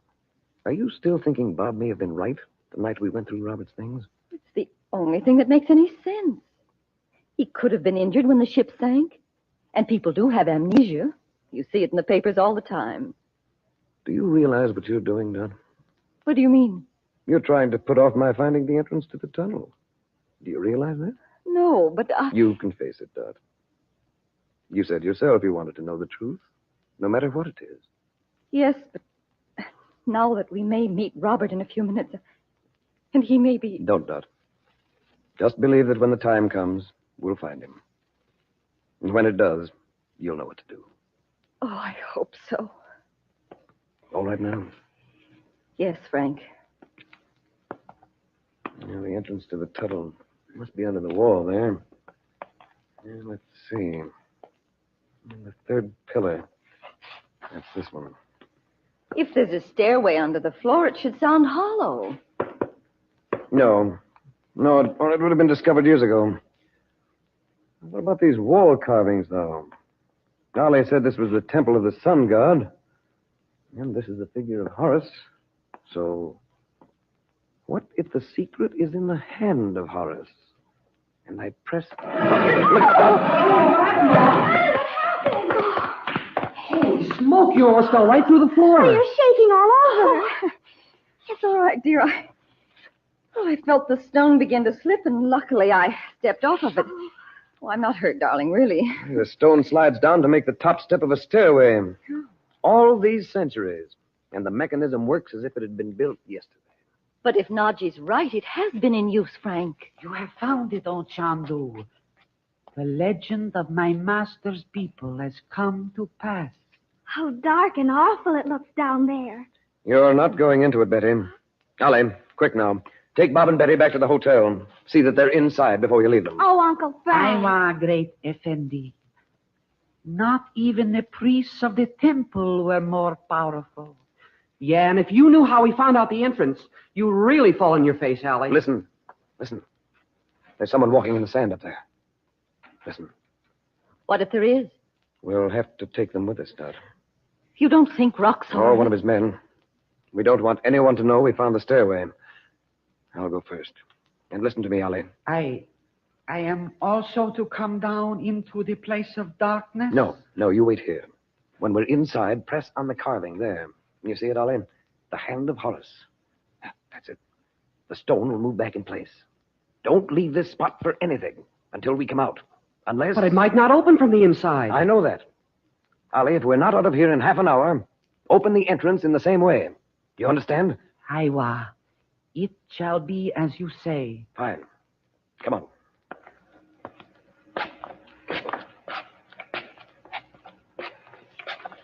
This is the bottom of the steps. Wait until Ollie closes the entrance. The place of darkness. There's something evil here. Robert couldn't be in a place like this. Robert!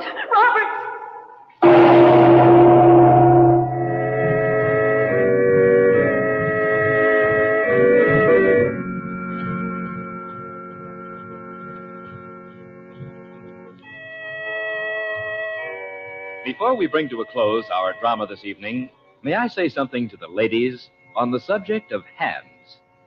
There is an extra special quality in White King soap that is extra specially kind to hands. And I'll tell you what it is. If you use the kind of soap that needs hot water to make it work, your hands are likely to be rough and red no matter what kind of soap it is, or what claims are made for it, or what it contains. But listen, White King, with its nut and vegetable oils, doesn't need hot water. In washing machine or dishpan, for heavy clothes or filmy, fragile things, White King washes the dirt away in water that's just about body temperature. Ever hear of anything like that? No wonder millions and millions of ladies say, I love White King soap. That's what you'll say, too.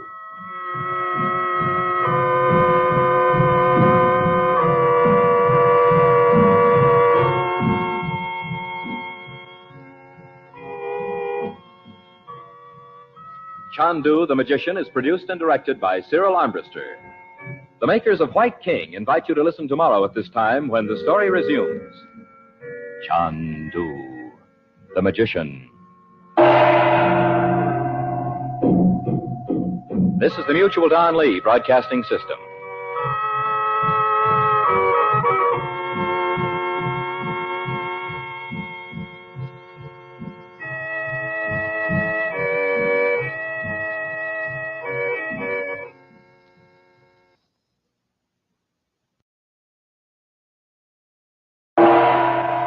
CHANDU, the Magician.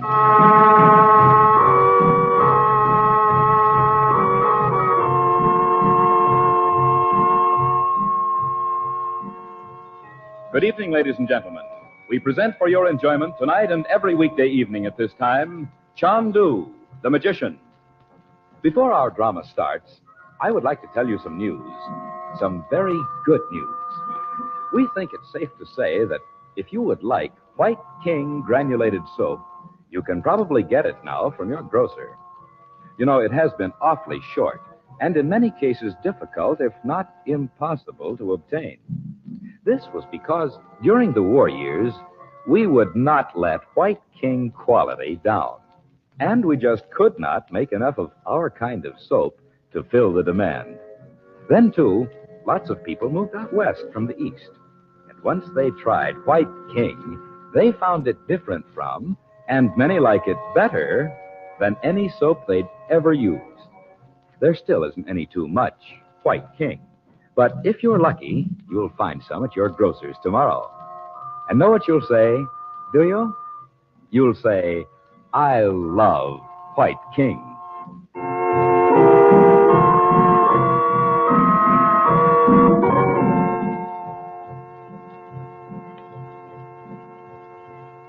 In Cairo, Frank Chandler and the Regents have been told by the mysterious Princess Naji that she believes Robert Regent may be found in the long-lost tunnel connecting the Sphinx with the Great Pyramid.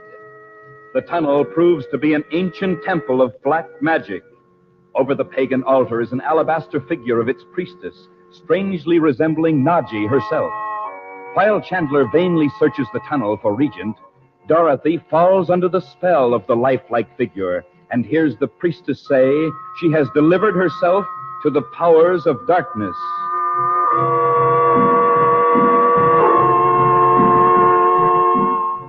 Chandler alone realizes what this may mean and hurries Dorothy back to the hotel. But when he has left her in her room, she hears the voice of the priestess once more, commanding her to pick up an Egyptian knife. Terrified that she will be forced to harm Bob and Betty, she cries out to them to leave and lock the door behind them. CHANDU, the magician. I think we ought to do something, Betty. Maybe Mom needs a doctor. Maybe she's picked up some kind of an Egyptian bug. Now, I wish Uncle Frank would come back. Where do you suppose he went? We've asked each other that 1,000,000 times. But we know he's okay. It's Mom. I don't like to go into her room again when she's asked us not to. Oh, of course not.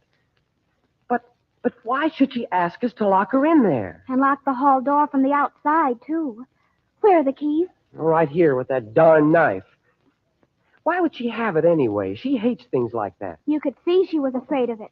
She held it out to you as if she couldn't bear to touch it. I bet it has something to do with that tunnel.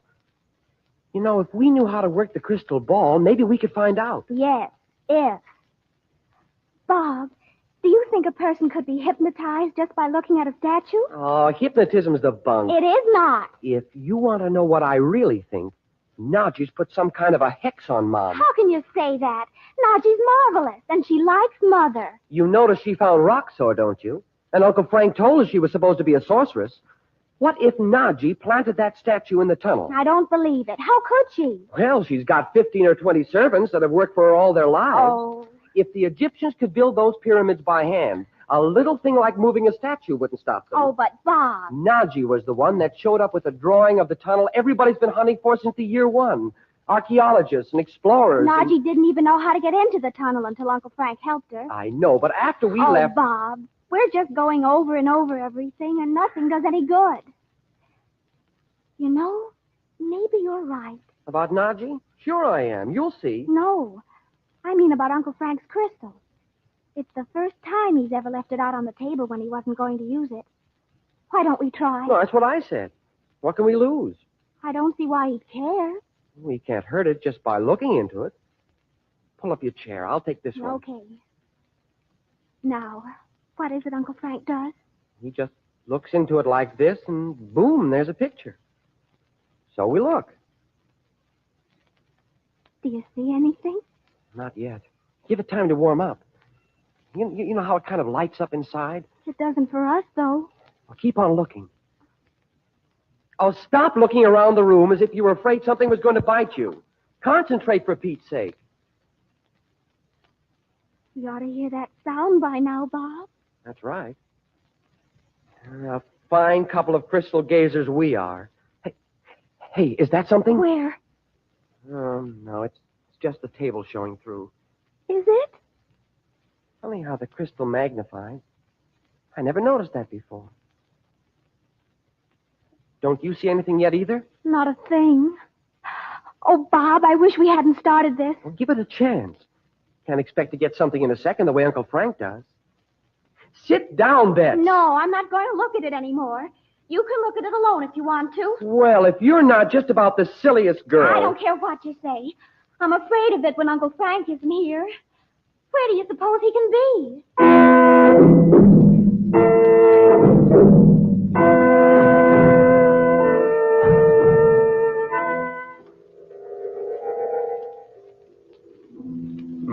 son, have I not told thee that in fear is the greatest peril? You have told me, my teacher, and I know. Yet twice thou hast feared greatly for those thou lovest. Yes, for Nadji, and now for my sister. I ask your help. The power thou needest is always at thy command. Must I have sent for thee to come to this place to remind thee once again? I do know. And yet I need your help. Tell me, my son. You know what happened in the Temple of the Black Arts? You fear the priestess is indeed Nadji. I know it's impossible. But when I saw the figure there, for a moment I was afraid it could be. My son, nothing is impossible. For countless ages, the forces of good and evil have come together. Yet, You don't mean that Nadji and this priestess are somehow the same? if thou believest that, thou hast indeed lost much that I have taught thee. Tell me what you mean, my teacher. Countless ages ago, as men count time, there began the life of her who became the priestess in the temple of the Black Arts. She chose the way of evil, and in 1,000 lives, she has chosen it still. But Nadji... Nadji knows only good. But I tell thee this, one day she will speak to thee of the secret she must keep. It is hers, my son. Leave her in peace. Then there is a reason why this priestess looks so much like Nadji? There is reason in all things. When the time is right, thou wilt understand. I'll remember. But surely I'm not to leave my sister under the influence of the priestess. Thou hast within thyself the power to remove it from her and from all who have listened to the voice of darkness. Do thy work without fear. I will. My teacher, I ask but one more thing. It is written that thou art not to come to me here again until many things have come to pass. Ask me what thou wilt. My sister's husband. Speak not of him to me now. This search is one of the duties of thy life. Across the years it has come to thee. None can take it from thee. I understand. It is true thy sister is in great peril. Go with her to the temple of the Black Arts. Do not leave it until thou hast driven out its spirit of evil. I will not. Goodbye, my teacher. Peace be in thy heart.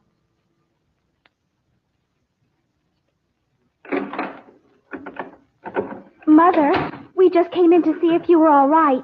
I mean, we thought you ought to have some dinner, and we wanted to ask you what to have sent up. No, I don't want anything now, really. You two go down and have your dinner. And leave you here alone? Yes, please go. Lock the door behind you. Mother, we can't just go down and eat our dinner as if nothing was wrong with you. Don't worry about me, darling. And there's nothing you can do for me. Oh, children, go on. We're just making her worse, Betsy. We better get out of here. I guess so. We'll see you in a little while. Lock it and take the key. On. Oh, how can I live with this awful thing? Afraid of what I might do to my own children. Oh, Frank, where are you? Right here, Dot. But the door's locked. I heard the key turn. I know. Sit down and listen to me. I found out what to do. About me? About that priestess? Yes. You were trying to make me believe there was really nothing wrong. If I'd told you what I suspected, you'd have been even more frightened than you were. I wasn't afraid at all at first. It seemed perfectly natural. I couldn't understand why you hurried me out of that place. It seemed natural because you'd accepted it.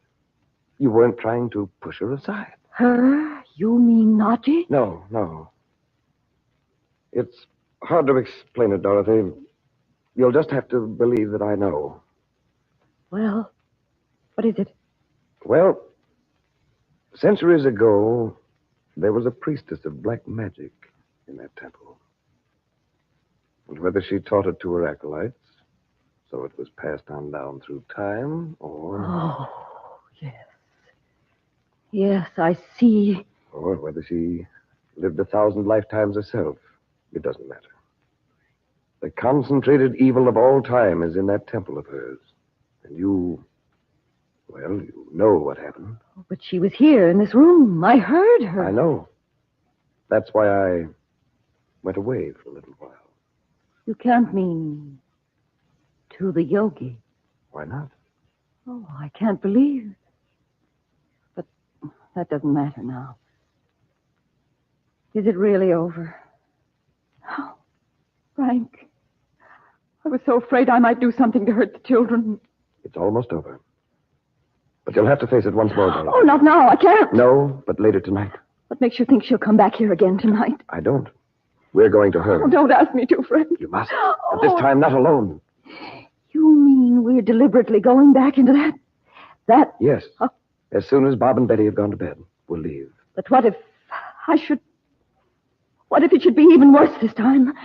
What about the children then? You must face it, Dorothy. If you don't, you'll never be rid of it as long as you live.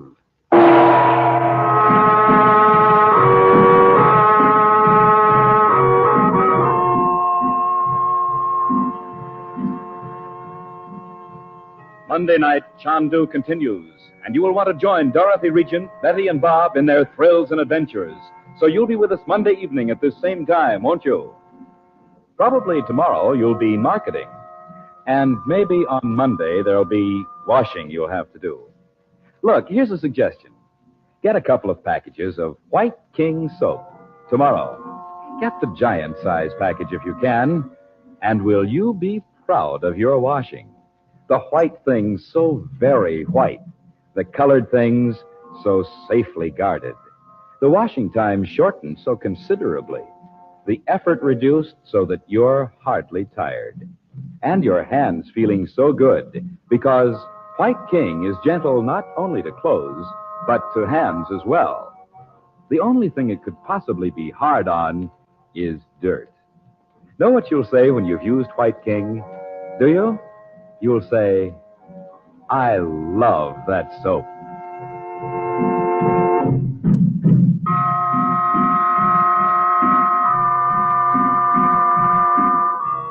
The makers of White King invite you to listen Monday at this time when the story resumes.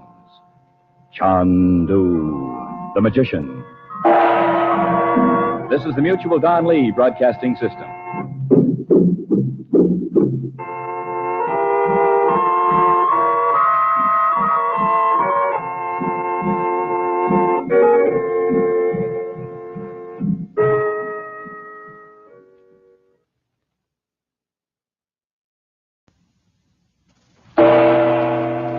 CHANDU, the Magician.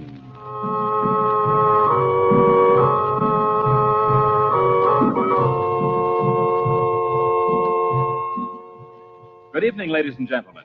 The makers of White King granulated soap present for your enjoyment tonight and every weekday evening at this time, CHANDU, the Magician. Listen, and you will travel to strange lands. You will thrill to high adventure, romance, mystery. The magic of Cairo and Baghdad in the East, with their strange secrets and mysterious ways, will hold you spellbound as our story unfolds. You will come to love this drama as it is played against a backdrop of Oriental color and intrigue.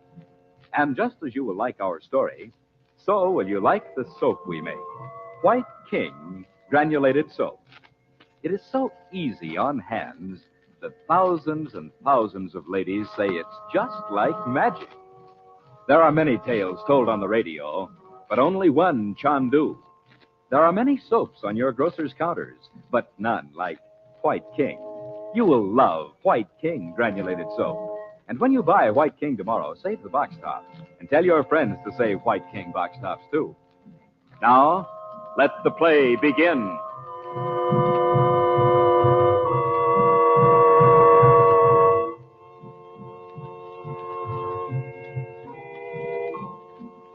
In the hidden tunnel under the Sphinx, Dorothy Regent has fallen under a sinister spell. emanating from the alabaster figure of a priestess of black magic from the days of ancient Egypt. Back in their hotel rooms on the edge of the desert, Dorothy still insists she hears the ominous voice repeating the prophecy of her endless dark enchantment. Chandler, by means of his occult powers, asks the yogi, his teacher, for help. Now, late at night, Chandler and Dorothy have left the hotel unseen, climbed alone to the plateau of the pyramids, and descended to the concealed entrance of the tunnel. CHANDU, the magician. Open it, Frank. Open it and let's get this over. Just a minute now. How you'll ever find the key to the mechanism in the darkness. I know where it is, Dot. Carving so deep you can easily trace it. The hand of Horus. There. We'll leave the stairway open this time. Have you your flashlight? Yes, but... Oh, no. I can't go down there again. You must, Dot. I'll be right beside you.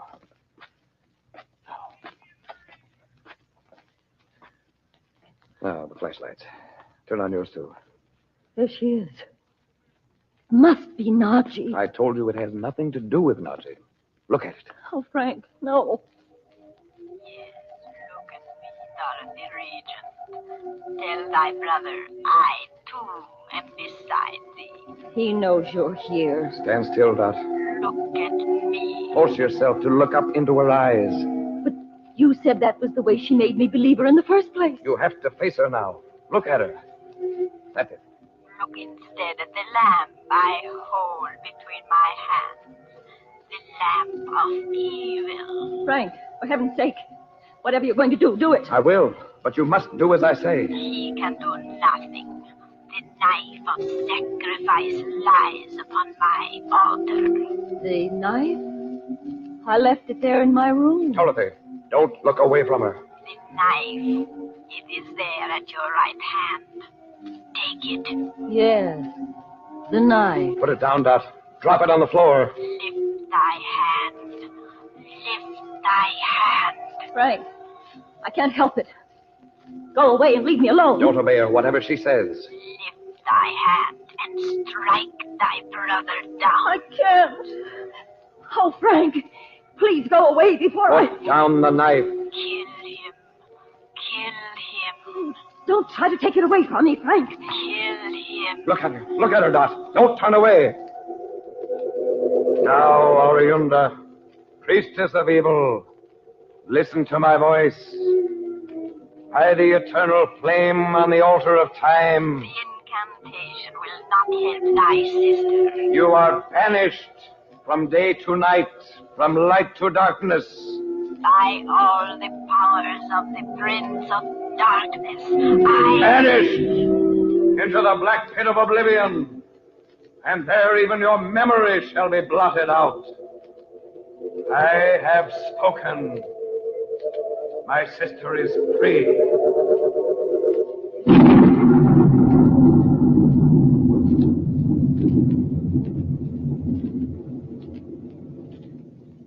Dorothy. Why? What am I doing with this knife? Well, don't you remember? No. Where on earth are we? Why, I must have been half asleep to let you take me sightseeing in the middle of the night. Why, we're in the tunnel. Where we looked for Robert this afternoon? Or was it only this afternoon? Of course it was. This is the silliest thing I've done since I was in college. And the queerest thing about it is I can't remember leaving the hotel or any... Lapse of memory? Oh, come now, that won't do. We'll go back. You'll get a good night's sleep. And tomorrow you'll do nothing but have fun, as Betty says, all day.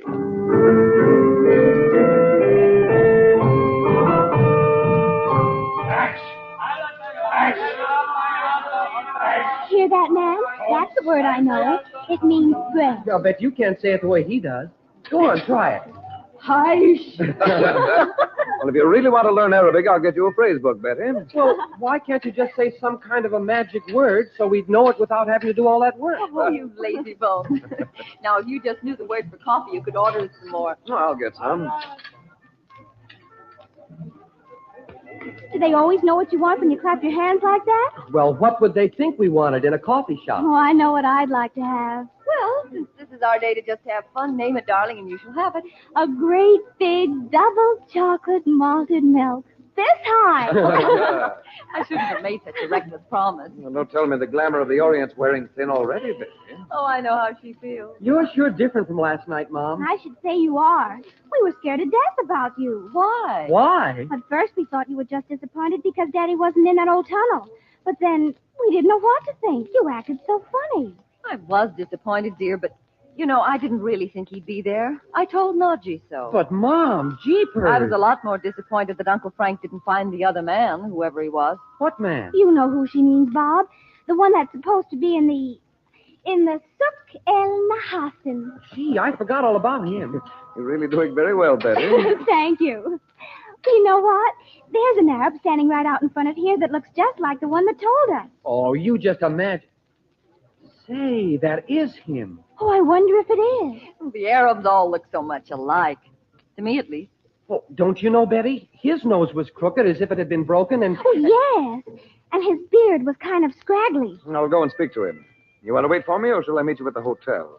I may have to go somewhere with him if Bob and Betty arrive. Oh, we'll wait. Unless you're too long, and then we'll go to the hotel.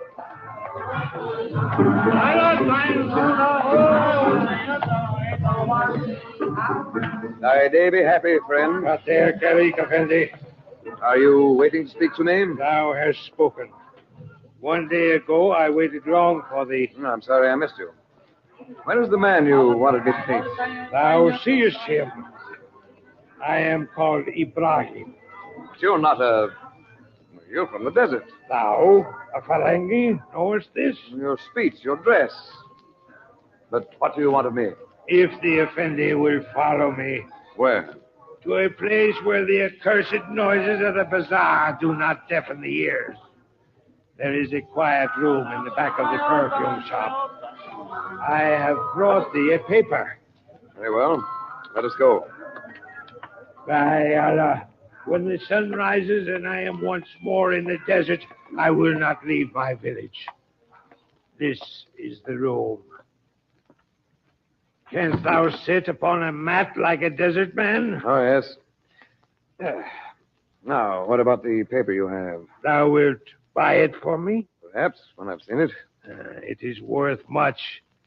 As much as a fine camel. Let me see it, and then we'll bargain. I have heard thou art a great magician. Show me the paper. Mashallah. It is here. You see?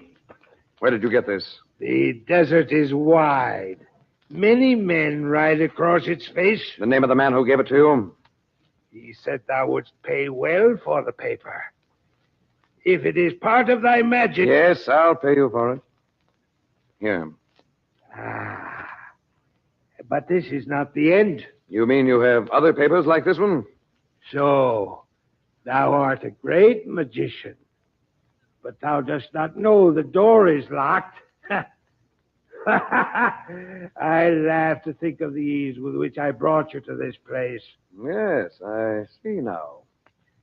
It's very cunning of you to bring me here to see the paper. Thou seest clearly for a Ferengi. Not at all.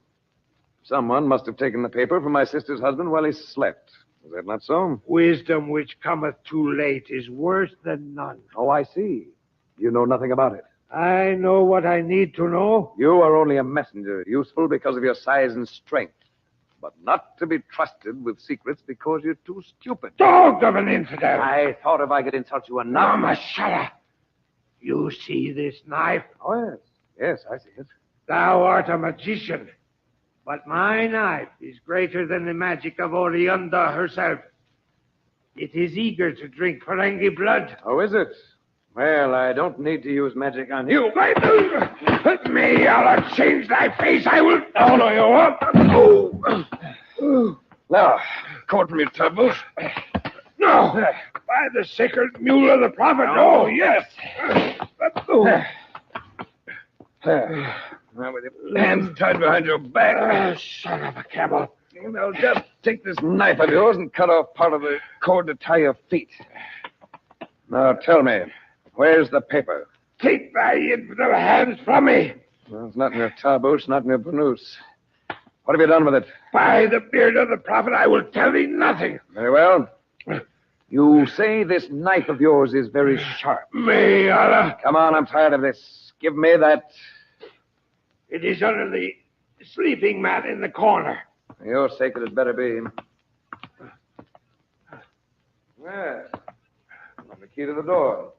You see, Ibrahim, it's a mistake to think that a magician is less than a man. Thou hast brought me to shame. I shall live to see thee lying dead before my face. You must hope to live a long time.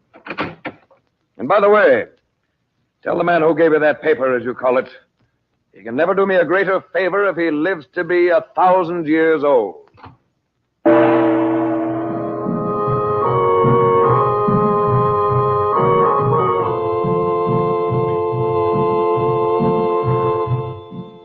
We pause before we say good evening to suggest that you and your family listen to CHANDU every weekday evening at this time.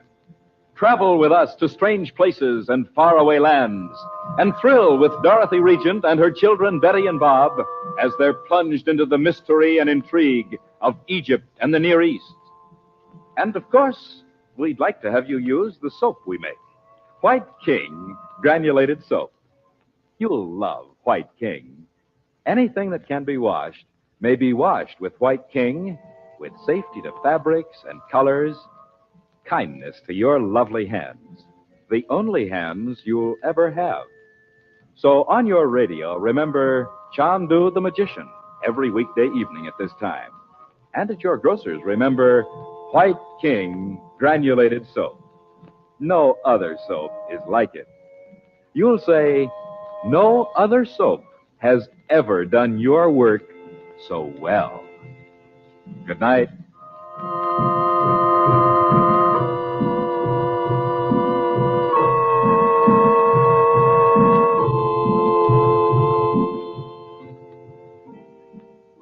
CHANDU the Magician is presented for your enjoyment every weekday evening. Frank Chandler is played by Tom Collins. The makers of White King invite you to listen tomorrow at this time when the story resumes.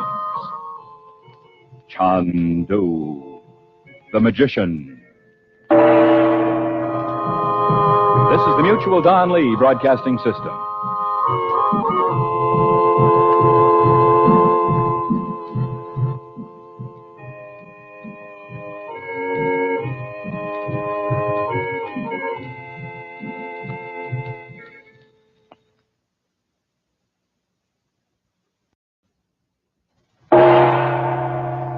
CHANDU the Magician.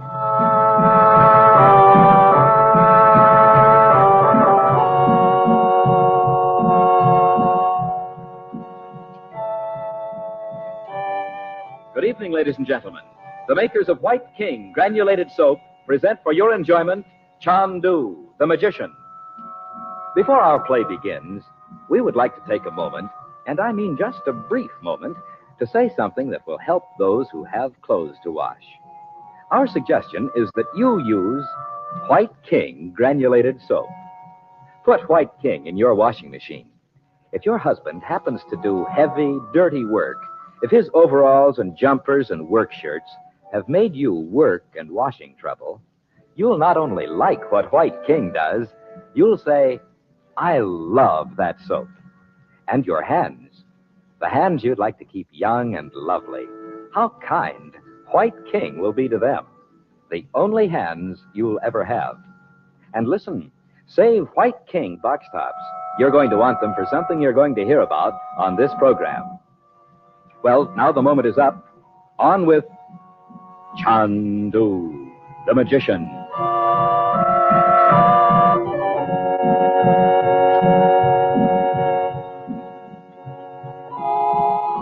By means of occult powers gained in the Far East, Frank Chandler has succeeded in releasing his sister from the strange spell under which she had fallen in the sinister temple of black magic.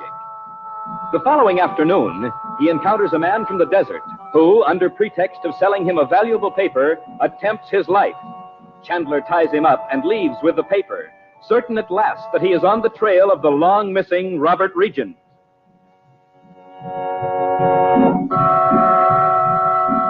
Now, in the early evening, Chandler and Princess Naji have met again in the secret room in the Egyptian pyramid. Chandu, the magician. I don't want Dorothy to hear this, Naji, but you have to know it. She will not hear if she has gone with Bob into the room of the sun god. I wouldn't have brought them up here with me, but I don't like to leave them at the hotel, especially after last night. They were pretty upset, poor kids. I knew something was wrong when I telephoned to you. It was Dorothy. Yes, it was. Oh, she was so strange. I heard her tell you she could not speak with me. It was because of what happened down there in the tunnel. The Temple of Black Magic. Naji, did you know that when you told us about it? I feared it, Chandu. I don't understand this. How could you know anything of black magic? It was because of Roxor. Roxor? Chandu, I have told you how I deceived him to make him believe I would work with him and no longer with you. And you know how I feel about that. But I know he's mine, Chandu. He believes all women are sentimental fools. I tried to tell you that, Naji. By then it had been done, Chandu. You will not misunderstand if I... You know I won't. I want you to see why I spoke to him at last of black magic. What is it, Naji? I said that I had found you interested only to finish your work here and then return to India. He thought I meant you were not interested in me. But you know better than that, don't you? Chandu, I cannot... He believed at once that I was angry with you because of this. Naji, my darling. Oh, no, Chandu, no. You said you would not misunderstand. You wouldn't listen to me before I went to India. Haven't you had enough time to change your mind? Come on down this way, Betty. Please, Chandu. Come on, Mom. Dorothy will think... I hope she will. Do you know this is the first time I've been alone with you since... I cannot listen to you. I've told you long ago, Chandu. But that was long ago. No, I say no. You can't put me off forever, you know. You don't know what you say. Naji. Chandu, I am not... Darling, don't. All right. I'll say no more about it tonight.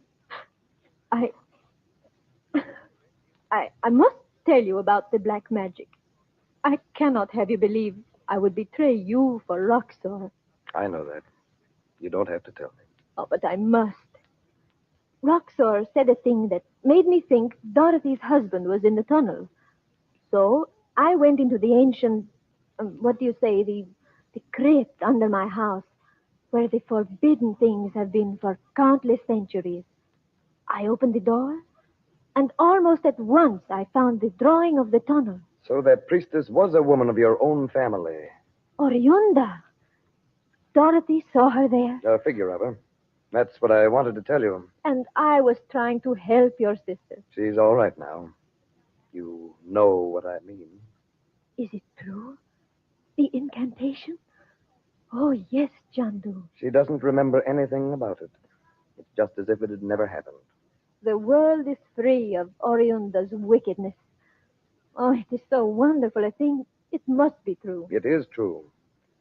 And, Naji, there's something else. You know, I told you the other day that Ahmed had found a messenger of Roxor's and brought his papers to me. But the drawings were not among them. No, but look at this. I bought it from a fellow in the bazaar this afternoon. It was just a piece of paper to him. Look, right there. Ah, who is it, Chandu? It's a picture of Robert. There's absolutely no doubt about it now. He didn't go down with that ship. Oh, can you be sure it is his photograph? Oh, of course I haven't seen him for years, but he looks exactly as he did when I saw him last. This is in a small boat. It's a lifeboat. But who would be using a camera at such a time? Look at it closely. It's a faded print, but still, you see there in the corner? Just a bit of sandy beach. A man on the shore. Yes. The war in Europe had just begun. Someone came down to watch the landing of a boatload of survivors from a torpedoed ship. He had a camera and... And in some way, the photograph was preserved for you to see. Naji, do you really believe Roxor knows where Robert is? I know he must. If you had seen his face... But the last thing he wants is to have me find Robert. So it can't be Roxor who sent me the picture. No, Chandu.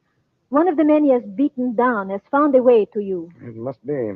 It is so strange. When I said to Roxor that day before you came to Egypt that it was Regent who still stood in his way, I was not sure. I knew there must be someone. Yes, I see.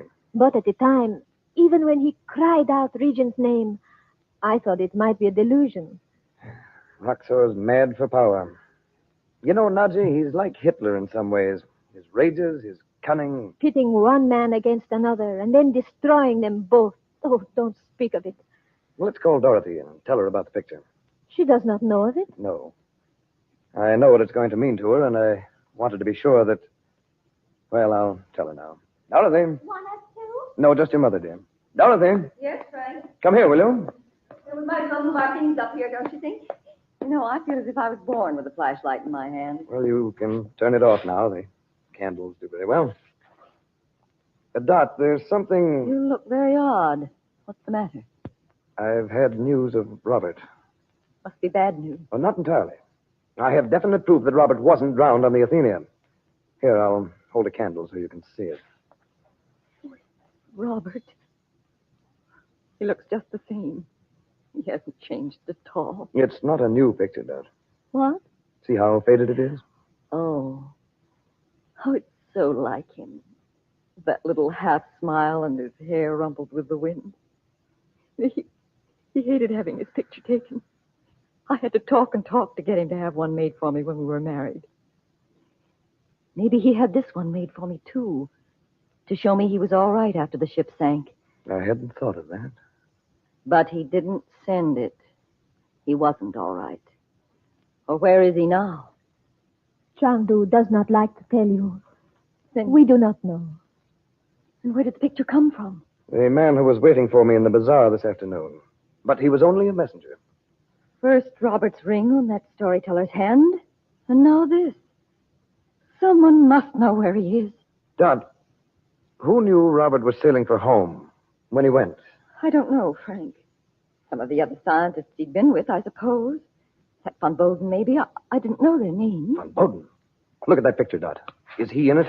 I've never seen him, Frank. Oh, I remember you told me. But he's our only link with those drawings of Robert's. Who is this man Von Boden, Chandu? All we know is that he's the only man who suspected what Robert's experiments were. And Robert left instructions that the records of them were to be burned so Von Boden wouldn't get them. He must be one of Roxor's men. What? Yes, it's possible. He could have known Robert was sailing. Suppose at the last moment, just suppose Robert was pulled out of the water by Von Boden or some other agent of Roxor's. But they said Robert wasn't in any of the lifeboats. And that boat in the picture... Well, all the lifeboats weren't accounted for, Dot. You know that.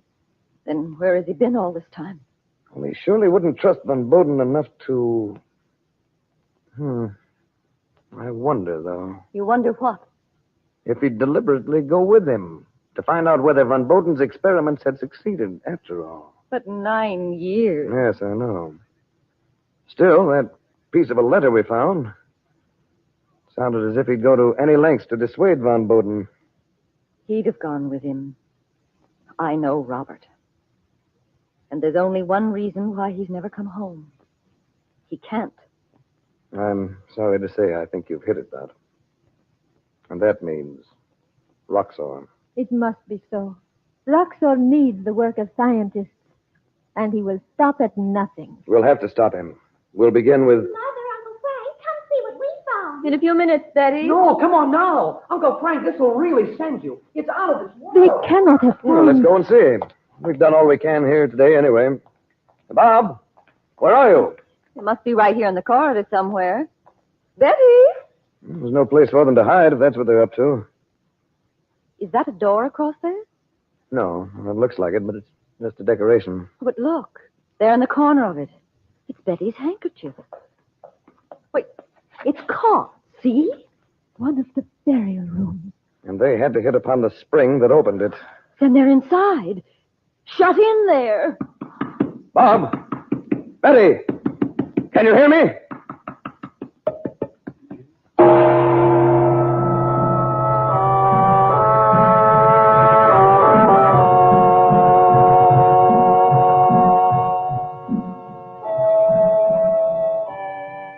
our program started this evening, we told you how wonderfully easy White King made the washing of heavy clothes like overalls and work shirts in your washing machine. I wonder if that might have given you the idea White King was only for the heavy washing you have to do. Why, of course, that isn't so.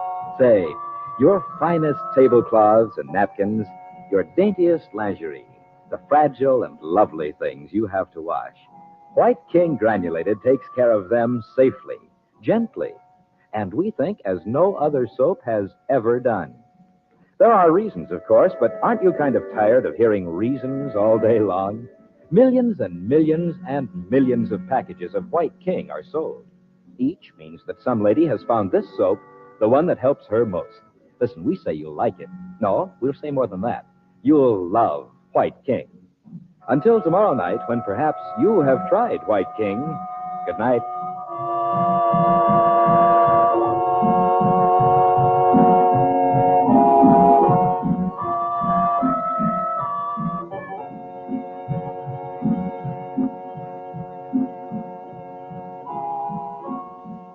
CHANDU the Magician is written by Vera Oldham.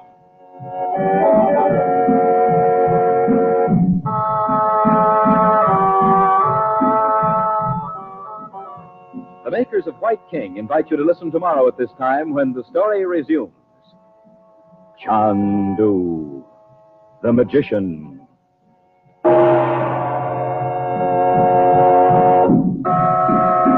This is the Mutual Don Lee Broadcasting System.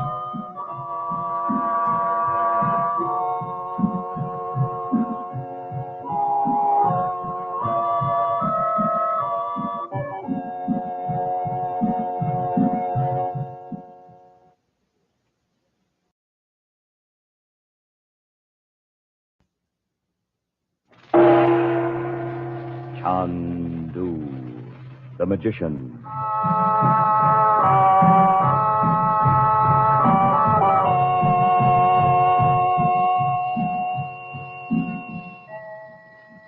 Good evening, ladies and gentlemen.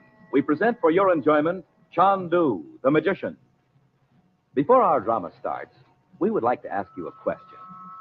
Had you noticed, perhaps, how difficult it was to buy White King in the years we've just passed through? Other kinds of soaps on grocer shelves, often in abundance, but seemingly so little White King.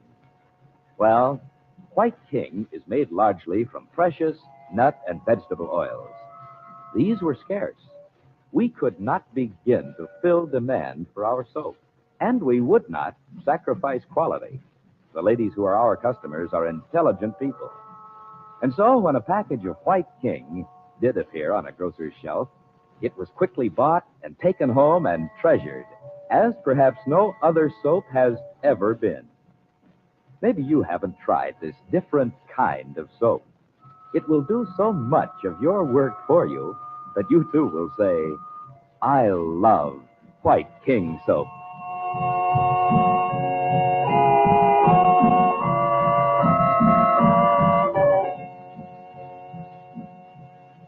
Frank Chandler has come into possession of a snapshot of Robert Regent, his sister's husband, believed to have drowned on a torpedoed ship 9 years ago. But the picture shows a group of men landing in a lifeboat on an unrecognizable beach. In their meeting place in the pyramid in Egypt, Chandler, Dorothy, and Naji piece together the few facts they have learned and agree that Regent must be a prisoner in the hands of the malignant rock sword. A moment later, Bob and Betty call to them in great excitement from the corridor outside. But when the others run out, they find that what appears to be an ornamental design on the wall is a door. Bob and Betty have opened it somehow, and it is closed behind them, locking them in. CHANDU the Magician. Well, open it, Frank. The children will suffocate in there. Now, Jane, isn't there someone in Cairo who knows these old burial rooms? An archaeologist? I know of no one. I have never heard of a door like this one. But we can't just stand here and do nothing. Well, there is no danger that Bob and Betty will die in that room, Dorothy. Unless from fright, the poor little one. No, Doc. All these rooms have air shafts. You're not just saying that. No. Every burial room that's ever been discovered in the pyramids has one. Even the tunnel under the Sphinx, don't you remember? I didn't even think of that. But if we can't get the door open, Frank, maybe they could open it from inside. The door may not be as thick as the walls. If I can make them hear me, they can tell me how they got it open in the first place. Bob! Bob! Betty! Can you hear us? Betty! Not a sound from them. Do you suppose someone else could be in there? In a room that hasn't been open for a couple thousand years? Come now, Doc. It is silly, isn't it? Well, I can't hear them because the wall's too thick.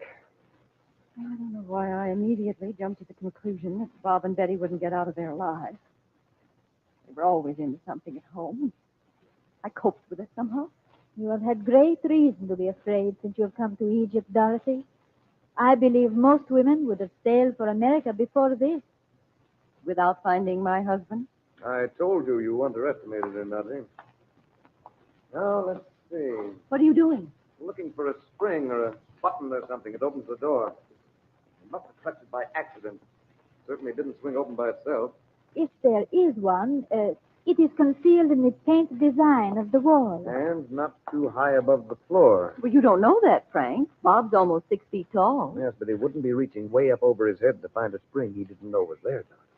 I'm going to call them again. Bob? Betty! Oh, it is useless, Dorothy. These walls are very thick. They were built for the ages. Let's stand back here and look at it. You think we might see a place in the design where the spring's hidden? Yes. Whoever went through all the trouble to install the mechanism. Wait a minute. Do you see it? Not yet, but you see, it's just the usual border of conventional figures around the doorway. But it wasn't meant to look real. What? See how that shadow's painted down the side to give the effect of depth? As if it were an actual stone casing? But why should it have been real, as you say, Chandu? The doors of burial rooms were sealed, never to be opened again. But, Naji, we know this one opens. Birds, animals, very early hieroglyphics. Maybe that's the answer. Maybe the writing itself is the key to it. Can you read it, either of you? All the inscriptions have been deciphered long ago, Dorothy. Anyway, the builders wouldn't have left an obvious key. No one ever went into a burial room after it was sealed, except tomb robbers. No, never. Until the foreign digging parties came to search for buried kings. Once I entered such a tomb with a group of these men, and there in the dust, on the floor inside the doorway, was the print of a naked foot. The footprint of the slave who closed the entrance 40 centuries ago. Oh, Frank, for goodness sake. I've got it. What is it? Where? I mean, this is what must have happened. Long after this room was sealed up, someone, probably a thief, needing a safe hiding place, he knew of the room and he managed to build this door and conceal the mechanism. How could a thief have time for all that? Bringing in material and painting and... You do not know, Dorothy. He need not have been a slave or a poor beggar dodging here and there in the streets of Cairo. He could have been the brother of a king. With slaves of his own to do the work. He could dispose of them afterward and no one would ever know. Oh, do not be so upset, Dorothy. It was often done, as Chandu said. No, he wouldn't mar the design around the false doorway. He'd know he could never match the coloring. Someone would find out what he'd done. So where would he put the gadget that opens the door? Frank, do you see it? Somewhere in plain sight. Too high. We reached accidentally. I was wrong. It must be up high, Dorothy. Bob and Betty were probably poking all around the place, trying to... Is that it? Somewhere along here. Right here. The whole stone door is movable. Oh, look. Come on in, both of you. Hurry, before it closes. Oh, but hold it open. We'll be shut in here, too. The man who built it had to get out, Dot. Oh, such darkness. I have my lighter. Stand still until we see where we are. Bob! Betty! Where are you? I told you to get here. We're right here, Mom. Wait a minute. We'll bring you a light. Just wait till you see what we found. Well, how can they bring us a light? I certainly have one. You see it? Through the doorway. There's an inner room over there. Oh, Bob, why didn't you wait for us after you called us? We might never have found the way in. Well, we didn't think, Mom. Well, if we hadn't seen Betty's handkerchief caught the corner of the door, we'd never have known where you were. Oh, I'm sorry, Mother, but we're all right, except we'll be black and blue in a few places where we bumped into things. Isn't this positively prehistoric? You don't know how true that is, Betty. Let me have one of those candles, will you, Bob? Where did you find candles? In the next room. You know, there are 3 rooms in this thing. Some old king had a regular apartment to be buried in. It was often done in this way, Bob. The number 3 is a mystic number. Oh. Well, what's all this stuff in here anyway? Burial furniture, Bob. There was probably a lot more of it once. And caskets of jewels. We haven't seen any jewels, Najee. We haven't looked. Don't bother. Tomb robbers probably got them centuries ago. Robbers. And here we felt like Columbus. Well, come on, let us show you the other room. Oh, yes, please do. There are enough candles in here to light it all up. There sure are. Here you are, Mom. And here's one for you, Najee. Oh, thank you, Betty. Hold up your candles and look around. Birds and animals and everything, painted all over everywhere.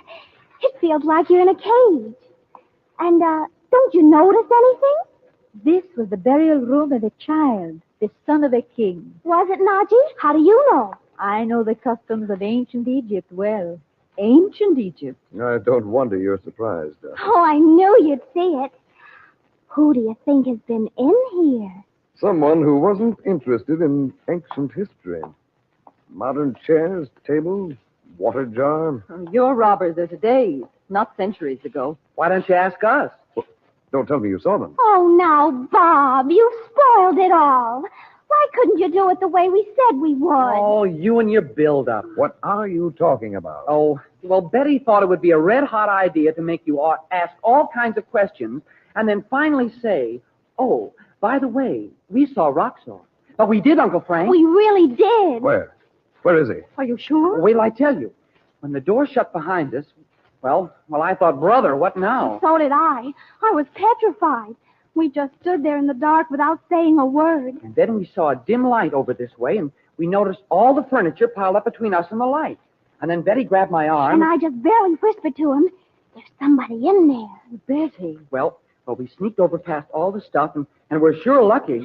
I was afraid it'd fall down with a crash and give us away. And then we tiptoed up to that doorway over there, and Bob poked his head around it. For goodness sake. And Roxor was inside. The old boy himself, just as we saw him in the crystal ball. Same white, ugly face, same little eyes like a snake. We know what he looks like, Bob. Did he see you? Oh, yes. Uncle Frank, you should have seen him. Sitting there right next to the... what do you call that case they have a mummy in? Sarcophagus. Yeah. Get on with it, Bob. Oh, I am, Uncle Frank. He had a lot of chemistry things. You know, retorts and test tubes and stuff, right on the top of the sarcophagus. Chemistry. And he had something in a bottle that gave out a kind of a greenish light. That's what we'd seen. The chemistry of the evil one. Did he see you? Well, he wouldn't have, I guess. Only I got so mad when I thought he must have given that storyteller Dad's ring and that maybe he knew where Dad is. I just quit right in there and... And when Roxor saw Bob, he looked as if he'd burst. And then before you could say boo, he snatched up that green bottle and... Yeah, and he stepped behind a big gold chair that looked like a king's throne, and boom, it was all dark. If we hadn't found these candles, we'd really have been scared. Oh, you foolish children. You have been protected from death. Well, give me another candle, somebody. Oh, here, take mine. Are you going in there? Of course I am. Wait here. Oh, be careful. Uncle Frank, can't I give you a hand? Oh, Bob, please, stay here. You can all come in here now if you like. It's all right. I wonder if there's a mummy in that sarcophagus. I hope not. How could Roxor have found a way to this place? Well, I'm only glad we know he has. But there's nothing here. Yes, there is. What, Uncle Frank? Something white down behind the sarcophagus. A piece of paper. Just a scrap torn off of... Dorothy, look. What, Frank? Look here. It says, it could be done if we could obtain the help of Regent.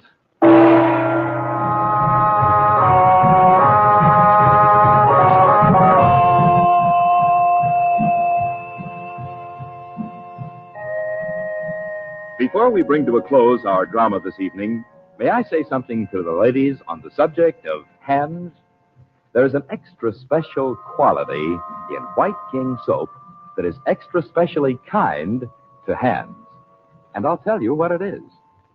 If you use the kind of soap that needs hot water to make it work, your hands are likely to be rough and red no matter what kind of soap it is, or what claims are made for it, or what it contains. But listen, White King, with its nut and vegetable oils, doesn't need hot water. In washing machine or dishpan, for heavy clothes or filmy, fragile things, White King washes the dirt away in water that's just about body temperature. Ever hear of anything like that? No wonder millions and millions of ladies say, I love White King soap. That's what you'll say, too.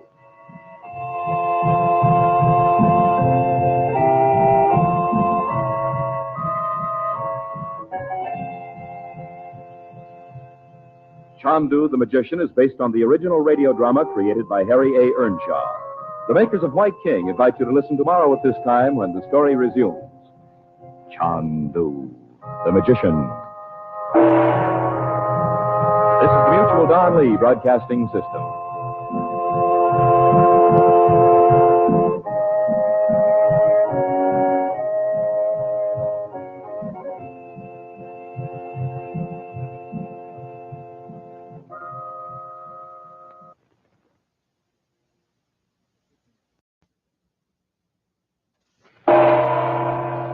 CHANDU, the Magician.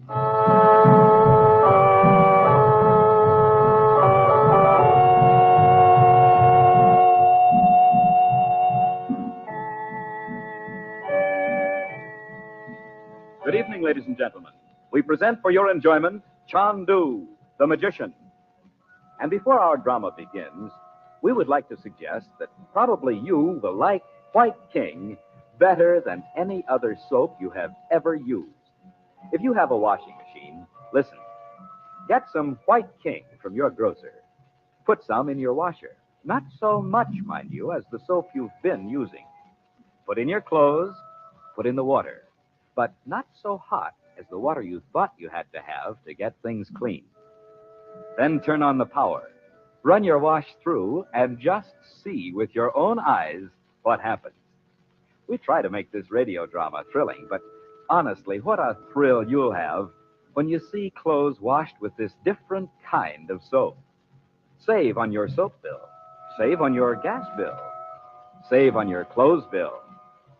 You'll say, I love White King granulated soap.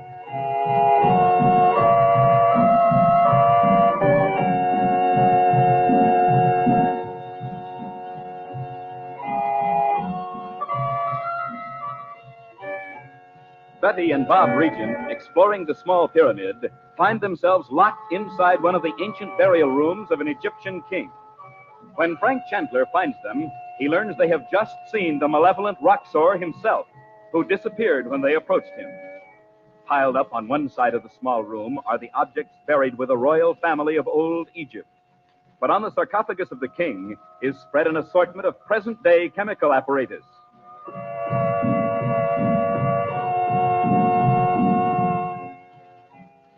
A moment later, Chandler comes upon a scrap of paper with a reference to Robert Regent. CHANDU, the Magician.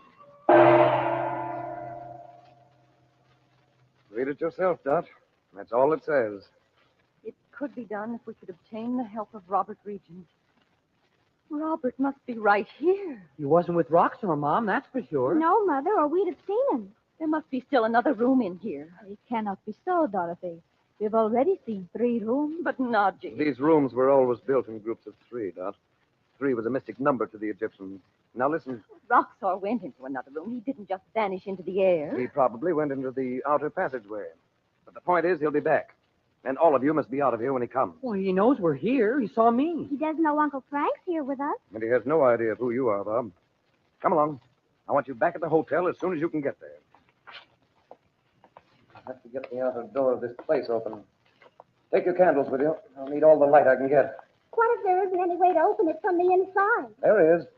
Whoever built the mechanism had to get out himself, you know. Better. You see, I told you when we were first locked in here. You didn't sound any too sure of it. You sounded as scared as I felt. Oh. Frank, if Roxor didn't know who Bob was... How could he, Dot? He probably thought Bob had wandered away from a party of tourists. Oh, Bob, look out! Huh? Oh, Betty, what is it? He almost bumped into that pile of chairs and things. I thought he'd knocked them all down all over us. Oh, I'll be glad to be out of this place. Uncle Frank, I don't see how tourists could come in here. Neither do I. They don't. But Roxor may not know that. Anyway, he'll have to come back here to collect his chemicals and... Wait a minute. Hold your candles up. There, look. Here's the way out. This lever. In plain sight. Well, let me work it. Go ahead, Bob.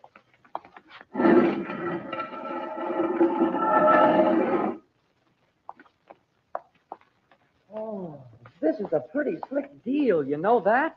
And look up there at the wall. You'd never know from this side it was anything but a painted design. There's no time for that now, Betty. Go outside and walk around for a few minutes as if you really were tourists. There's sure to be a crowd of camel boys and guides around with other parties. At night? Well, coming out to the Sphinx by moonlight's one of the things everyone does in Cairo, Dorothy. Go on now. I am to stay with you, Chandu. Oh, no, you're not, Najee. You've already put yourself in a dangerous position with Roxor. But, Chandu, I could No. help. You're going with the others. Oh, come back to the hotel with us, Najee. Fine. And remember, don't any of you leave it until I come back.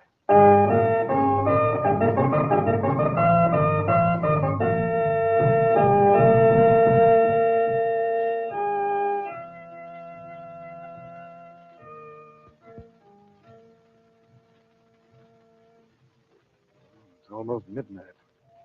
Where can he be?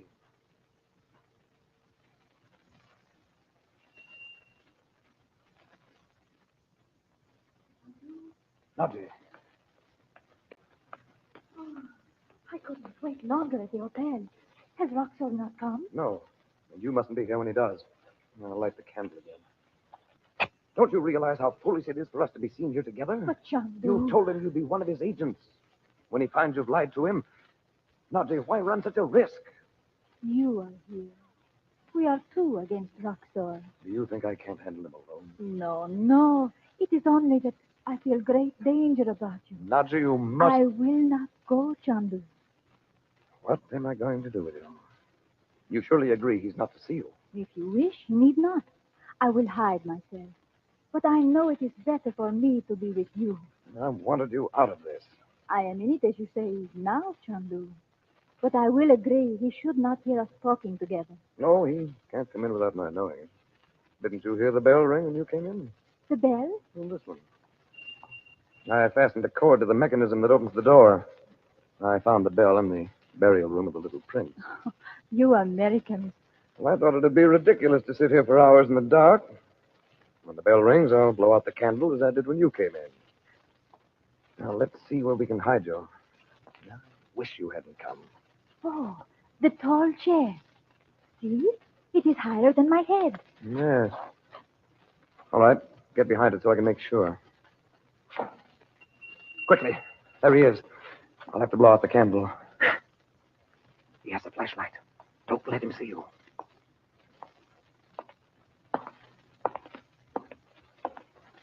Oh. Good evening, Roxor. You know me by that name? Who are you? My name is Chandler. Chandler. So, I see you at last. I have heard you are in Egypt.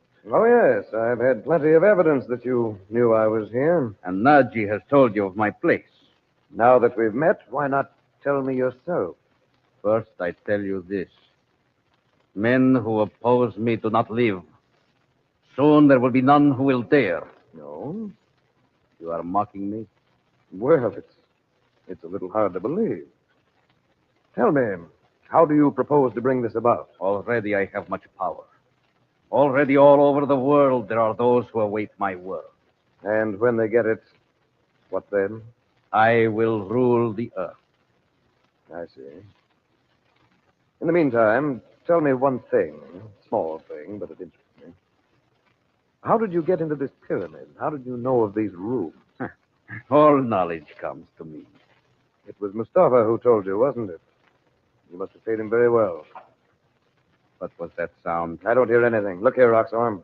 If you're so open about your great plan, why did you make it so hard for me to find you? There were many things to be done. I admit you made them necessary. Did I indeed? You have stood in my way more than once, Chandler. I have heard of you from men of many countries. Now I have seen you, I wonder if the things they told me are true. Maybe I can help you. What sort of things? You are clever to convince so many people you are a wizard, a magician. Thank you. I know it can be nothing but trickery. Yet, it convinced intelligent men. You would do well to come in with me. You really think so? I have heard you care nothing for power. If that is so, you are wrong. Perhaps. Just what is this scheme of yours, Roxo? I will tell you. What is it that makes the difference between a king and a slave? Power. Why is it good to be rich? Power. There is nothing else to live for but power. Well, how do you expect to get it? For many years I've been working. You know I'm a scientist. No, are you? I have invented many useful things. This one gas I compress in small tubes. One tube is open, one city is destroyed. And thousands of people killed. What is that to me? Human life is scum on the surface of a dirty pool. And when you've destroyed it all, what good will your power be? Perhaps I have learned how to create life. A race of people who exist only to serve me the master. Now, what would you say to that? I don't know that I'd care to be one of them. You would not be. You would be a master also. I see. Just what would you want me to do? First, I want your secrets. Whatever it is you learned in India to make men believe you are a magician. Is that all? I want the secret of Robert Regent. You sent a man to America to steal it. And a very good job he made of it, too. What? It was not you who drugged my courier in Cairo and took the drawings from him? Why don't you just have Regent make you another set of drawings? It must have been Naji. She tricked me with her talk of black magic. But you don't believe in magic. You don't seriously think she's a sorceress, do you? No. There is something about her. Oh, she was just trying to impress you. But we were talking about Regent. I have already told you. The record of Regent's experiment is the one thing I must have to hold the world in my hands, like an apple. Well, surely he can duplicate it for you. Where is he? What was that? Wait, Roxor. Wait there. I knew I'd heard a sound before. I in the dark to spy on me. How do you dare? Doctor, I knew Chandu was to come here. I came to warn you. You're lying. I will be rid of both of you. You see this small tube? It's the new gas. Get away from him, Najim. No, Chandu. Do not try to take it from him. He's insane. I told you. You told him? That was a long time ago, Roxor. Now, Dave, get out of this place. No, she will not. And you will not. I have told you too much. You idiot. You didn't tell me anything I didn't know. I will go now by the small door. As I go out, I will throw the tube on the floor. Before either of you reach the door, you will die. Good night, Chandu.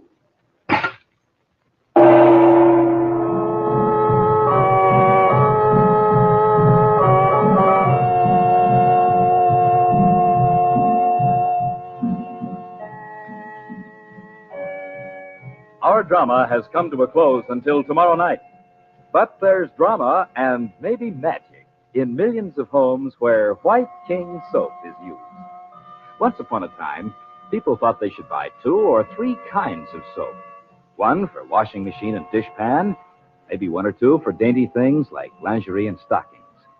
But more and more people discovered White King, the one and only one soap you ever need. No matter who you are, where you live, or what you have to wash. Your husband may be an engineer, or he may work in a bank. You may have sheets and pillowcases, no end to wash. Or you may live in a hotel with no laundering problem other than your nylons. But listen to these wonderful words. White King gets out the stubbornest dirt. White King protects, as with a caress, the daintiest fabrics. Know what you'll say? Do you? You'll say this: I love White King.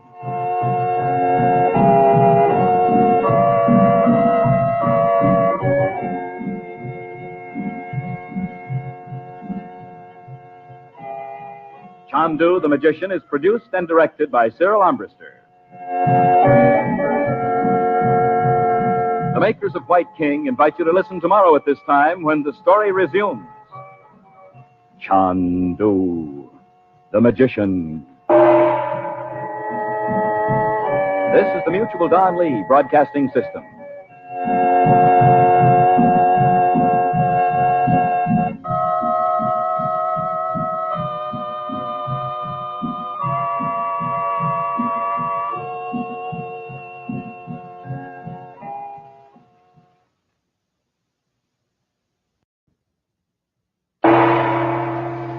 CHANDU, the Magician.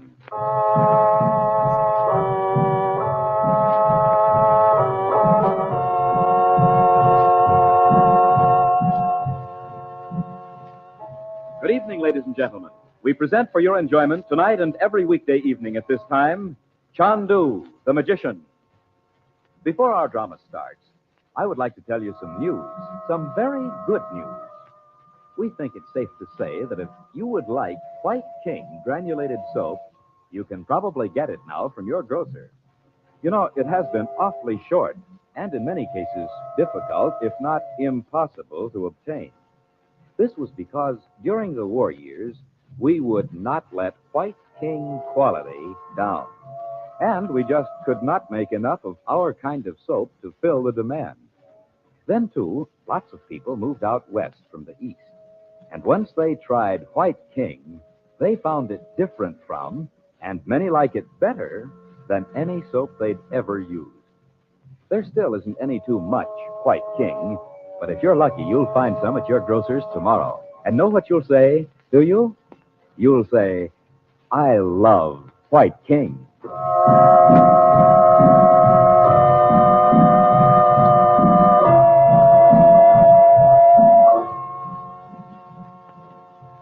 In the hidden room in the pyramid, Frank Chandler, known in the Far East as CHANDU the Magician, has come face to face with the sinister Roxor at last. But before Roxor arrives, Princess Naji joins Chandler. At his insistence, she agrees to hide in the shadows so Roxor will not see her. Chandler has almost led Roxor to the point of disclosing where Robert Regent is when Roxor discovers Naji's presence. Realizing he has been tricked, he snatches up a glass tube filled with a deadly gas, smashes it on the floor, and is gone.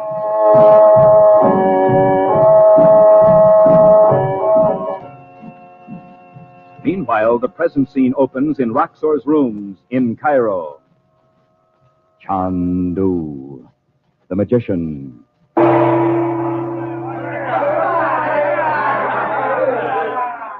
Order! Roxor will return to Cairo tomorrow. Let us have a little joy tonight. Tonight we laugh, and plans to capture the world are forgotten. What hast thou done, Philip? What is behind the curtain? Eat yourselves and await entertainment from the Arabian Nights. Listen and watch. I draw the curtain.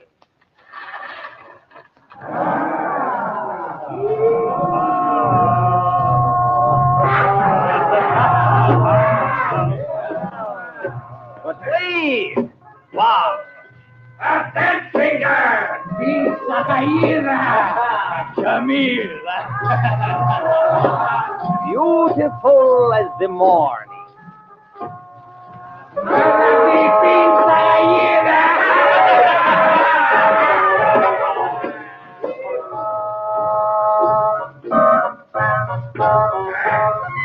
Nobody God!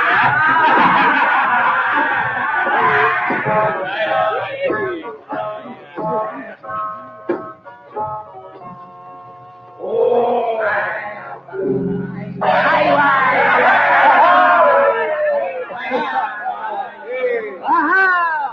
Grocery call, give her money. Are you miser? No, by Allah! A lot of gears. Hold on. Wait. More is coming. I'm not a Khadif commanding entertainment, Selim. Not even the Sultan can have more enjoyment than we. Wait.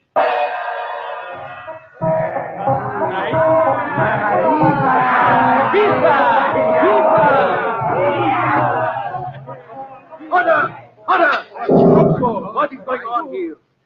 This is a cafe that you must have music and dancing. Is this the way you behave yourselves when I'm not here? Must you be watched like children? Selim, what do you mean by this? It was an hour of entertainment, nothing more. Go outside and wait, brothers. Fools, weaklings. Take the girl and the musician, see they do not return. Pleasure. I have no enjoyment, as you call it. There is no time for anything but the work. The great Roxor is above these simple things. You need them not. We have but passed the hours until you should return. Very well. For this one time, I shall say no more of. Selim, in this great moment, I cannot be too angry. Even with fools. I, Roxor, am all-powerful. You have always had great power, Athene. Has more come to you? You shall hear. Chandler, the great Chandu, is dead. Dead?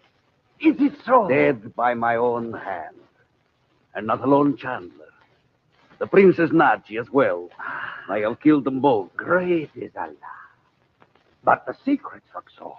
How will you learn the secrets now? I do not need his secrets. We had not meant to kill him until I had learned more. But when Naji... I saw Naji there. I knew she had lied to me. No one lies to Roxor twice. I do not question your wisdom, Athene. But the secret of Robert Regent... Do not concern yourself, Sim. I will get it from him. Yes, Master. Is it permitted to ask how Chandu died? Tonight I am in a mood to answer your questions. But I have been asking questions of myself. How did Chandler know of that room? And I have the answer. The boy who found his way to that room this afternoon was Regent's son. He must have told Chandler, so that when I returned, he was waiting for me. Roxor, again I say, I do not question your wisdom. But if the boy saw you... He saw me working on my great experiment, and he called me by my name. Allah. It is only by Chandu's magic he could have known. I tell you that magic was nothing but tricks. Your father. I left the boy there. I thought he would starve to death before he found the way out. By the beard of the prophet Roxor, thou art as great as Saladin. I could have made use of Chandler and his trickery. I went so far as to offer him a place with me. And such an honor does not come to every man. What man would not seize a chance for power? What man could dare to stand against you, Master? Almost I had told him where Regent is. But it is over now. When the Regent's wife goes to find why her brother has not returned from the pyramid, in one breath, she will lie dead beside him. You have spoken, Master.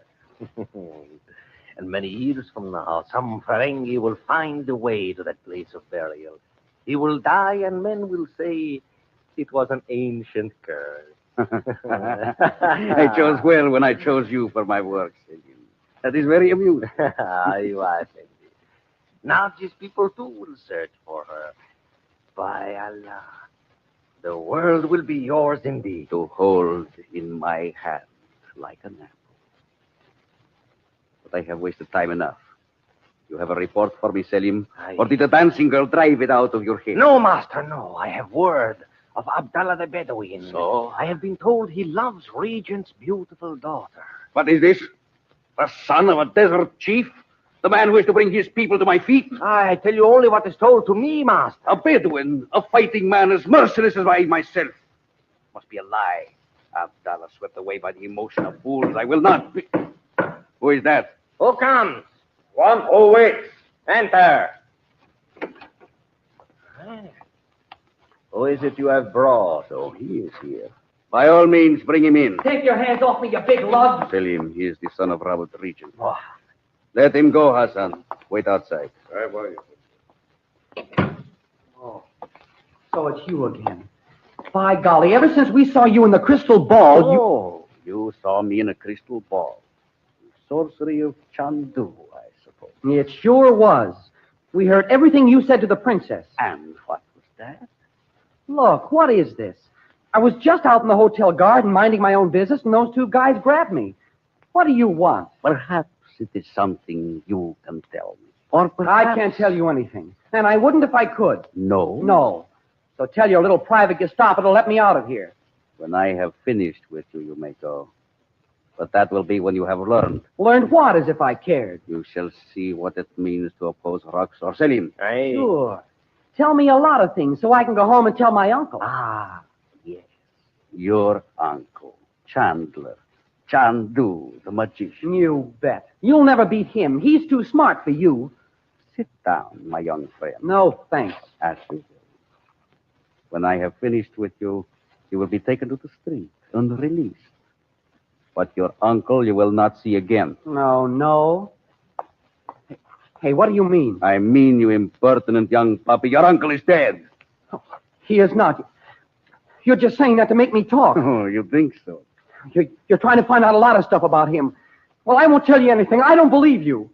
Do you know where he went with the Princess Nachi? Well, I know where he went, but the princess wasn't with him. To the pyramid? Okay. You knew that anyway if you went back to get your things. And Nachi was not with him. No, she was... Say, is that where she went? You are beginning to believe me. Perhaps you heard the plan. That Nachi was to hide in this. She was not. My uncle wouldn't let her go with him. Still, I tell you, they are both there now. Lying on the cold stone near the sarcophagus. Dead. You mean you killed them? Oh, I don't believe it. You shall believe me. Listen, you young fool. You saw the chemicals in that room. Why, sure we saw them. In one tube was the new gas I have perfected. To kill 1,000 people in one breath. And I opened the tube in Chandler's face. So, you are ready to believe. Why, you're not even human. What is that sound? Selim, what is it? I know what it is. You'll see. Tell me at once. Tell me. Let him go, Roxor. Let him go. Chandler's voice.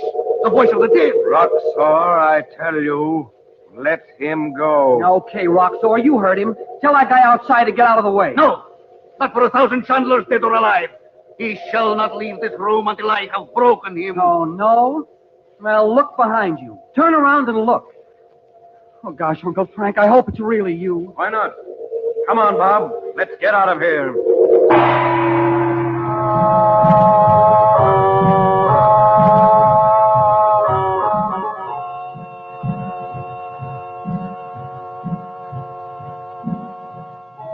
Monday night, CHANDU continues, and you will want to join Dorothy Regent, Betty, and Bob in their thrills and adventures. So you'll be with us again Monday evening at this same time, won't you? Probably tomorrow you'll be marketing, and maybe on Monday there'll be washing you'll have to do. Look, here's a suggestion. Get a couple of packages of White King soap tomorrow. Get the giant-size package if you can, and will you be proud of your washing? The white things so very white. The colored things so safely guarded. The washing time shortened so considerably. The effort reduced so that you're hardly tired. And your hands feeling so good. Because White King is gentle not only to clothes, but to hands as well. The only thing it could possibly be hard on is dirt. Know what you'll say when you've used White King, do you? You'll say, I love that soap.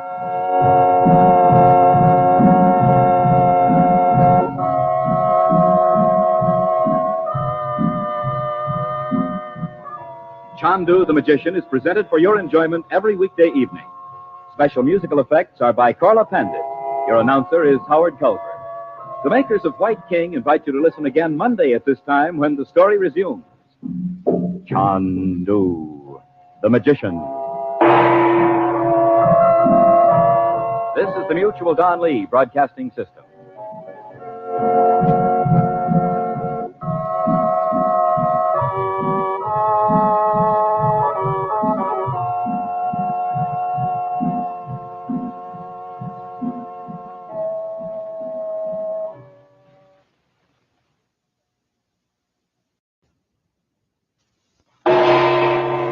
CHANDU, the magician.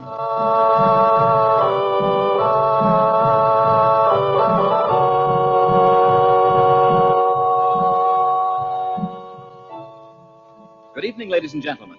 The makers of White King Granulated Soap present for your enjoyment tonight and every weekday evening at this time, CHANDU, the magician. Listen, and you will travel to strange lands. You will thrill to high adventure, romance, mystery. The magic of Cairo and Baghdad in the East with their strange secrets and mysterious ways will hold you spellbound as our story unfolds. You will come to love this drama as it is played against a backdrop of Oriental color and intrigue. And just as you will like our story, so will you like the soap we make. White King Granulated Soap. It is so easy on hands that thousands and thousands of ladies say it's just like magic. There are many tales told on the radio, but only one, CHANDU. There are many soaps on your grocer's counters, but none like White King. You will love White King Granulated Soap. And when you buy White King tomorrow, save the box top and tell your friends to save White King box tops too.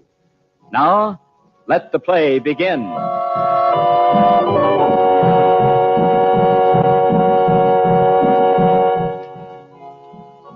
In Cairo, Roxor returns to his rooms jubilant over having used his newly perfected gas to kill Frank Chandler and Princess Naji in the hidden room in the pyramid. Then, almost at once, two of Roxor's Arabs bring in Bob Regent. But as Roxor attempts to question Bob, Chandler suddenly appears and vanishes, taking Bob with him.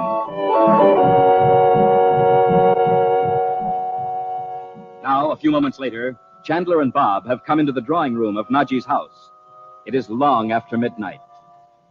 CHANDU, the magician. I don't get this. I thought we were going to the hotel. After what happened tonight, we decided to come back here. You'll have the room you had when we first came here to stay. Oh. Well, for Pete's sake, why aren't you and Betty more excited?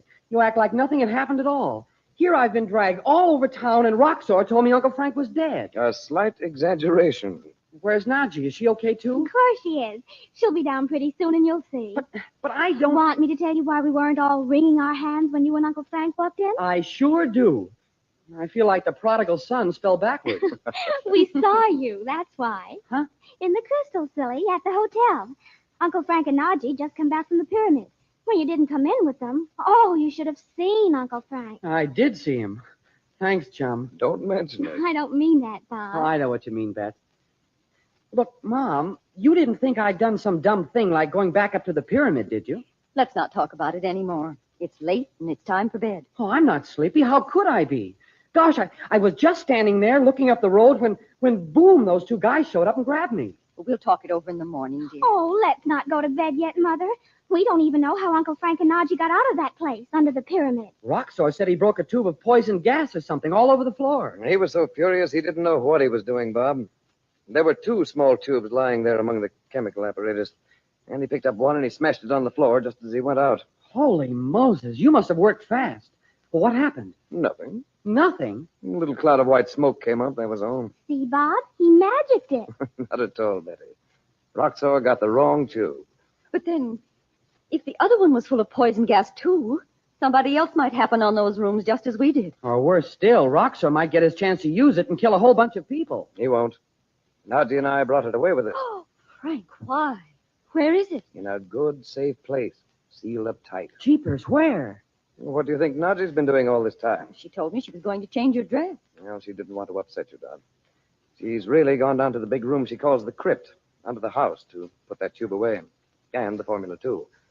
So, for the moment, that's that. Well, I don't see what good it did to take the tube of that stuff. Roxor can make more. Not without the formula. It was in the room, too. He left it in the one place he thought nobody'd look. The sarcophagus. Exactly, Dot. Well, suppose we Oh, all... but Frank, you can't keep that deadly thing. You just can't. No, we can't do anything else. I certainly can't break it open. But you could... And think. We've got hold of one of Roxor's most important weapons. Without the sample and the formula, it could take him years to perfect it again. And in the meantime... This sounds kind of crude, but if Roxor has a gas that would kill a whole city, well, why would he waste it on just you and Nadji? When he gets into one of his rages, Bob, he doesn't think. That's the only explanation I know. You're just being modest. I bet he'd think it was worth it to get rid of you. Oh, Betty, you can think more gruesome thoughts than any child I ever saw. Well, don't you think he would? I mean... I know what you mean, and it's time for bed. You too, Bob. You'll be sleepy enough in the morning when it's time to get up. No, none of you need to get up early. I'll be gone long before you... Out of Cairo? Oh, I'm sorry. Didn't I tell you, Dot? I have to go away for a day or so on business. Oh. I know you don't like to have me keep asking you, but are you going somewhere you think Robert might be? I wish I could tell you I was. Well, who on earth could that be at this time of night? I'd better go and see him. The servants are surely all in bed. But Nadja keeps the man at the gate all night. I'll be back in a moment. Who is it? I must speak to him. They call CHANDU. Who is it? I am Abdallah, the Bedouin. Oh, it is you, CHANDU. When they told me at the hotel you had gone... Just a minute. I have much to say to you. I beg you, let me come in. I have no weapon. Then how did you get past the man at the gate? When I said I must speak to you, he waited only to take my knife before... All right. The princess will deal with him. Come in. When you have heard what I have come to say, CHANDU, you will not regret it. That will depend on what it is. Who was it, Frank? Abdallah! What's he doing here? Why did you let him in? He says he has something to tell me. Betty, you and Bob had better go upstairs. Why? I'd sure like to hear Mother, you don't think I'm afraid of him, do you? Well, just the same, I'd rather you went upstairs. Sister of CHANDU, I am under the roof of the princess. What of it? Well, he means, Bob, that it's a disgrace for an Arab to harm anyone in the house where he's a guest. But run along, you and Betty. Okay. Well, all right. I don't see why we have to be sent to bed like children. All right, Abdullah. Let's have it. CHANDU, hear me. I have come to help you. All my men are at your word. Did Roxor think I'd believe you because you came here in the middle of the night? I do not come from Roxor. I am in his service no longer. You don't believe that, Frank? Not for a minute. So if that's all, Abdullah, I speak the truth. CHANDU, hear my words. I beg you. Well? In my land, I am a prince. For many centuries, my fathers have been rulers of men. Caravans bearing treasures of ivory and rubies and perfume have filled our chests with gold. No man has called himself our master. Roxor tried to offer me a bribe tonight. I'm not interested. I speak for myself, not for Roxor. All this treasure is yours, CHANDU. All my men, skilled in fighting, all my racing camels, my swift horses, the finest in the world. I'm not recruiting an army, Abdullah. Oh, send him away, Frank. No, CHANDU. Offer me a test to prove I do not lie. Ask me what you will. I'll ask you a question. What about my husband's ring you wore that day in the bazaar? Where did you get it? Sister of CHANDU, Roxor took it from the finger of Robert Regent. Well, you're getting down to business at last. Abdallah, when was this? 9 years. It must have been on the ship. No, but it was not long after the ship sank into the sea. Then Roxor was aboard the Athenia, Dot. But he wasn't in that picture in the lifeboat. Roxor did not sail on the great ship CHANDU. He was to go to America with the Effendi Regent, but how do you say it? Roxor became angry. You mean they quarreled? It must have been over that scientific discovery of Robert's. Sister of CHANDU, the Effendi Regent did not know Roxor had stolen papers from him while he slept. That can't be true, Frank. I think it is, Dot. Roxor took a lot of Robert's papers before the ship sailed. And then he found out the only one he really wanted wasn't among them. I was, CHANDU. So he sent you to get them. You were on the ship. I remember now. Dot, where's that picture of the men on the lifeboat? Up in my room. Shall I get it? There is no need, CHANDU. It is so. I was in the boat, in the dress of your country. I had no time to steal the papers from the Effendi Regent before the great ship was sunk. Oh, the curse of the prophet be Abdallah, you pulled Robert Regent out of the water. Where did you take him? By the mercy of Allah, I saved his life. I knew Roxor would kill me if I came to him with my hands empty. Well, this sounds like the truth, Dot. He couldn't save the papers he was after, so he thought Where did you take my husband, Abdallah? A very long way, sister of Chandu. It was to Algiers, where Raksar was. You left him with that maniac? It is so. He knew not where he was. You mean he was ill? He didn't look ill in the picture. Tell me. Steady, Dot. All this was 9 years ago. Oh, Where is he, Abdallah? I have not seen him since that day, Chandu. Now, you will believe I have finished with Raksar and wish to join you. Why? Because of Miss Betty Lou. What do you mean? She is so gentle, so beautiful, like a white flower. Is this the way you speak to her? I am a Bedouin prince. In the black tents of my people, she will be a princess. Miss Regent is not for you. If you served me 1,000 years, she could never be. Don't even discuss it, Frank. Women do not understand these things, Chandu. Men should decide them, is it not so? My sister's answer and mine are the same, Abdallah. No. Bismillah. But time may change your answer if Allah wills. No. So be it. But I will still serve you, Chandu. Do you doubt me now? Well, I'll make you a bargain, Abdallah. On the word of a Bedouin, I will keep it. Suppose I said to you, you may join me if you'll find out for me where Roxor's headquarters is. That no man knows. Some of his agents must know. Well, what do you say? I can only say I will do what I can. You will learn I am to be trusted. If you find out where this place is, send me a letter addressed to Shepherd's Hotel. And I am to see Miss Betty Lou before I go? No, Abdallah. She's not to know anything about this. You'll have to understand that, Abdallah. It's final. Bismillah. Sister of Chandu, may your days be filled with happiness. Goodbye, Abdallah. Abdallah, fi aman illah. Allah. You will not see me until I have won your trust. Peace be with you. Summons. I should get this message before he goes. Wait, Abdallah, wait! We can't be out of the house already. Abdallah!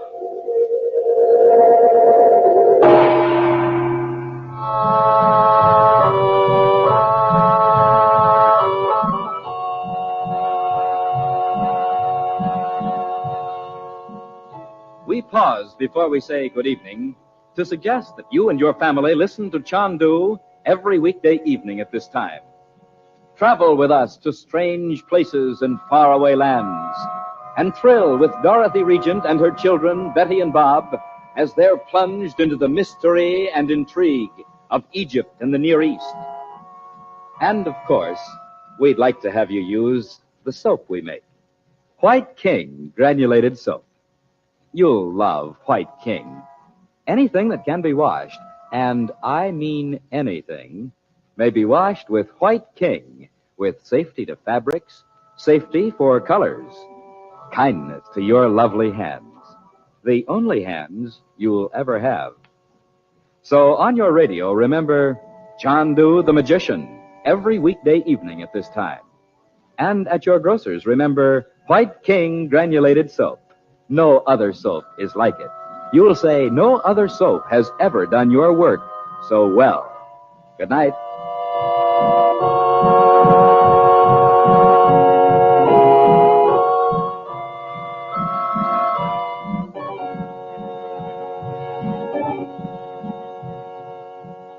Chandu the Magician is presented for your enjoyment every weekday evening. Frank Chandler is played by Tom Collins. The makers of White King invite you to listen tomorrow at this time when the story resumes. Chandu the Magician. This is the Mutual Don Lee Broadcasting System.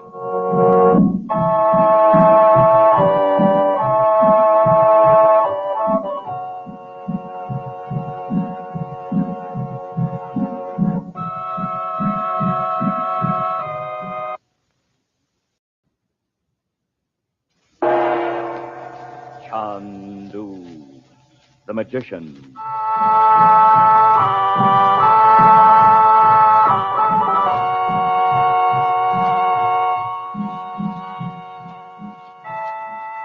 Good evening, ladies and gentlemen. The makers of White King Granulated Soap present for your enjoyment Chandu the Magician. Before our play begins, we would like to take a moment, and I mean just a brief moment, to say something that will help those who have clothes to wash. Our suggestion is that you use White King granulated soap. Put White King in your washing machine. If your husband happens to do heavy, dirty work, if his overalls and jumpers and work shirts have made you work and washing trouble, you'll not only like what White King does, you'll say, I love that soap. And your hands, the hands you'd like to keep young and lovely, how kind White King will be to them. The only hands you'll ever have. And listen, save White King box tops. You're going to want them for something you're going to hear about on this program. Well, the moment is up. Now on with CHANDU, the magician.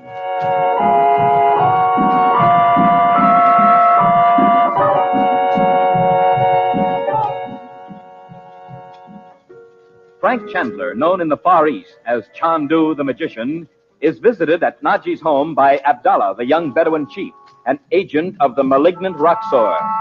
Abdallah has come to offer his services to Chandler instead.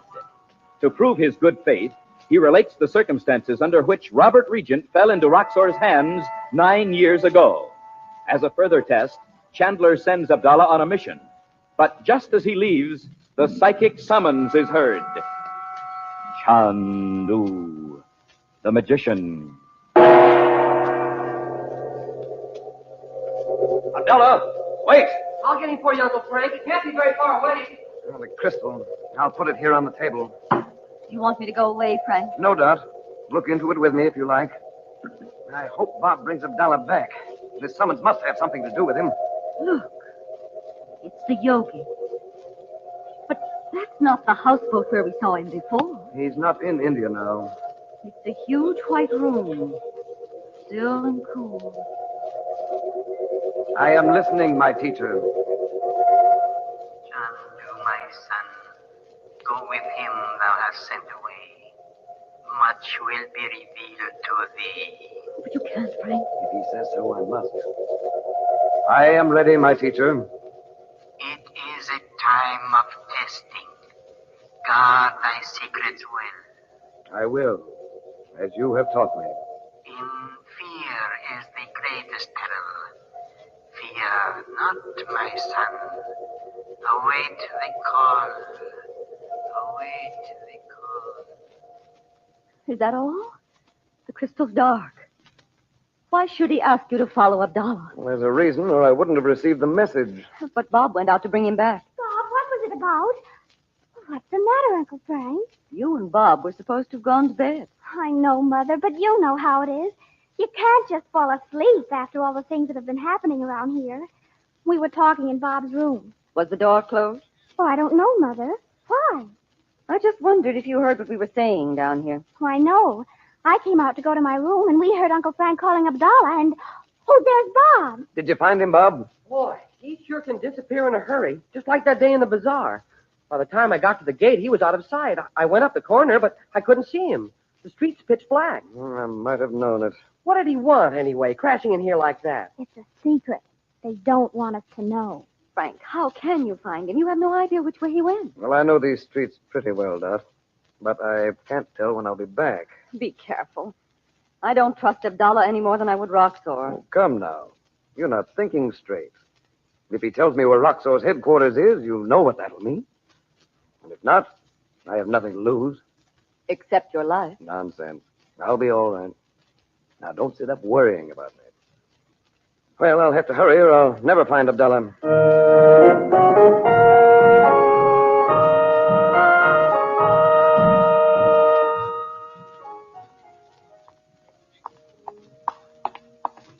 Abdallah, is that you? CHANDU.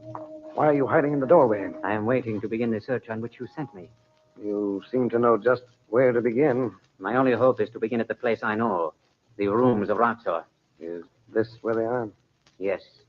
When he is in Cairo, he stays here. I hope to find Roxor away and perhaps a man loose-tongued with wine. Whatever he knows, I will learn. You said Roxor never told any of his men where his hiding place is. So, you still do not believe I speak the truth? You think the word of a Bedouin chief is worth so little you must follow me through the streets. I came here because I was sent. Let that be enough. Sent? Yes. And I'm going with you. Chandu, you told My me. plans have changed. Well, let's go. Which way is it? Not far from here.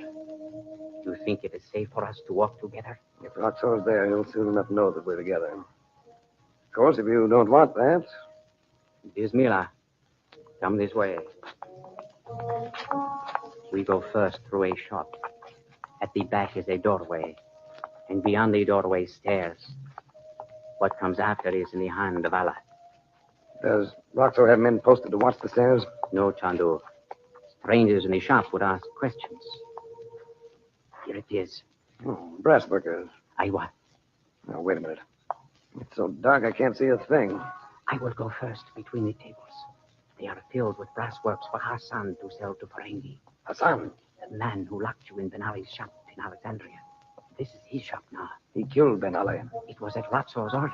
Ratsor had planned that Ben Ali should die many months ago. He was... Muhammad! What have I done? We're in for it now. Come away, Chandu. It is... Stand still. Roxor's men will run right past us in the dark. Not a sound out of them.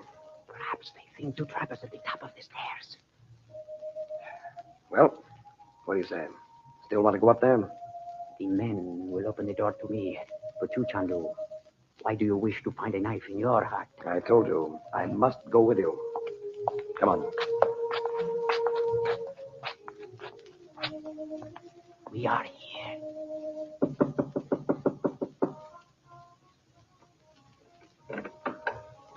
The door is not locked. Wait, Chandu. Come inside, Chandu. I have lighted a candle. They are gone. What? All of them? Not one is here. Raksar has gone from Cairo. Nothing of his has been left behind. You see?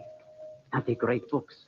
Not the glass in strange shapes, such as the alchemists use to work spells. What about the men who work for him here? He surely doesn't take them with him. Each one has gone away to do his work for Raksar. Mashallah, who can tell how long it will be before I find even one of them? Oh, patience, Abdullah. You'll find a way to trace them if you really put your mind to it. What have you done before while Roxor's away? If he has no work for me, I go into the desert to my people. It must be so now. Raksar sent me no word. You, don't think he suspects you wanted to work with me? Asha, Allah forbid. Well, since we're here, let's look around. Roxor may have overlooked something I'd find useful. Raksar makes no mistakes, Chandu. I'll have a look anyway. I'm pretty lucky. Let's try Roxor's own room. How could you know which it is? Oh, I have ways. Mashallah. It is true you are a sorcerer. Now bring that candle, will you? Oh, never mind, here's one. You're right. He certainly took all his things away. Raksar leaves nothing undone, Chandu. Well, I'll say this for him. He does a fine job of indoctrination on his men. What a dictator. I think I do not understand. Now, let it go. Oh, here's something. Huh? Just bits of paper, but... It can be nothing. You see, there is no writing. Yes, I see that. But this wouldn't be the first time Roxor's habit of tearing paper to bits has been useful to me.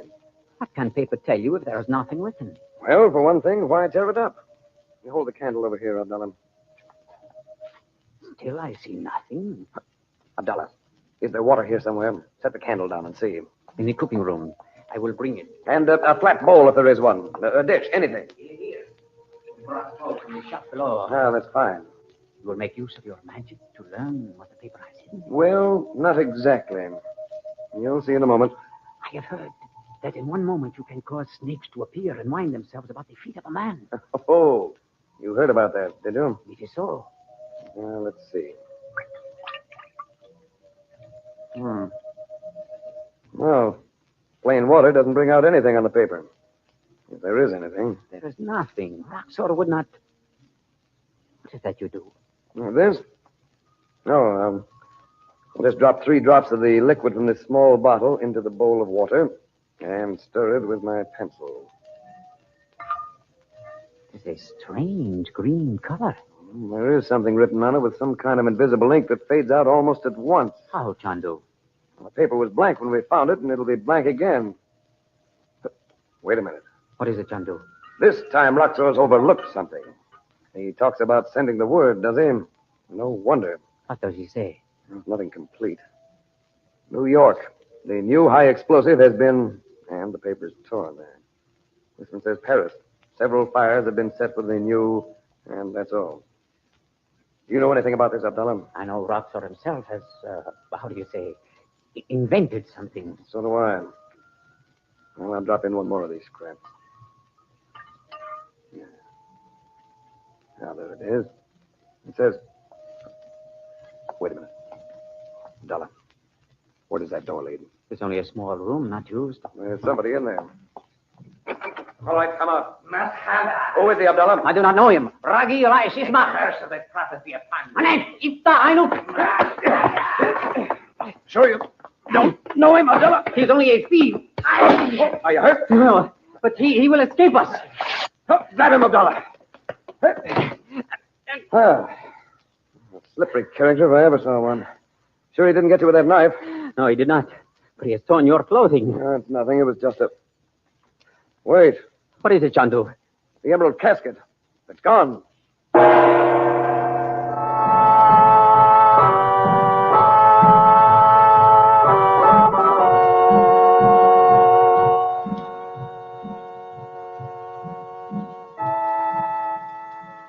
Before our program started this evening, we told you how wonderfully easy White King made the washing of heavy clothes like overalls and work shirts in your washing machine. I wonder if that might have given you the idea White King was only for the heavy washing you have to do. Why, of course, that isn't so. Say, your finest tablecloths and napkins, your daintiest lingerie, the fragile and lovely things you have to wash, White King Granulated takes care of them safely, gently, and we think as no other soap has ever done. There are reasons, of course, but aren't you kind of tired of hearing reasons all day long? Millions and millions and millions of packages of White King are sold. Each means that some lady has found this soap, the one that helps her most. Listen, we say you'll like it. No, we'll say more than that. You'll love White King. Until tomorrow night, when perhaps you have tried White King, good night.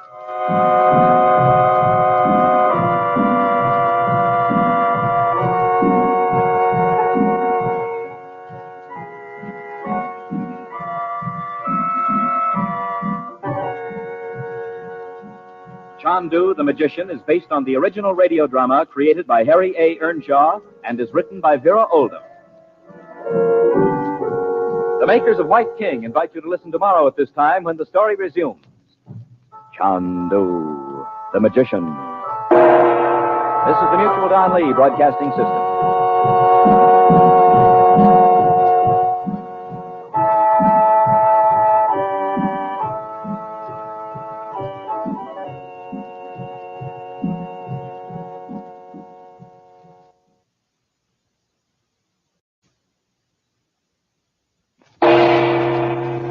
CHANDU, the Magician.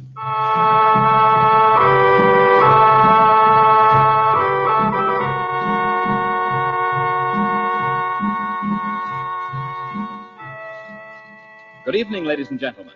We present for your enjoyment CHANDU, the Magician. Before our drama starts, we would like to ask you a question. Had you noticed, perhaps, how difficult it was to buy White King in the years we've just passed through?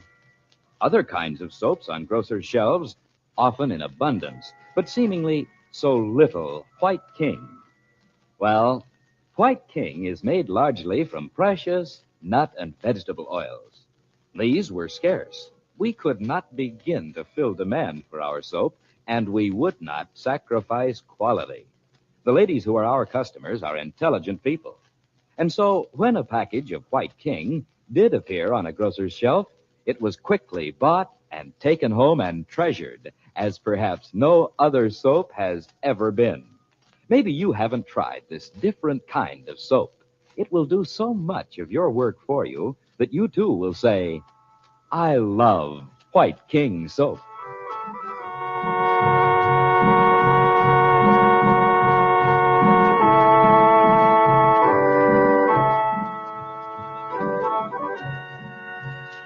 Frank Chandler, known in the Far East as CHANDU the Magician, has been urged by the young Bedouin chief, Abdallah, one of Roxor's agents, to allow Abdallah to join forces with him. As a test, Chandler has sent him to discover Roxor's secret headquarters. But a moment later, a strange message from the yogi sends Chandler out to follow Abdallah through the black streets of the native quarter of Cairo. They reach Roxor's temporary rooms, but they are empty. In a dark closet, Chandler finds an Arab hiding. He pulls him out, but the man slips away from him and rushes down the stairs into the darkness. Then Chandler discovers that the precious emerald casket is gone.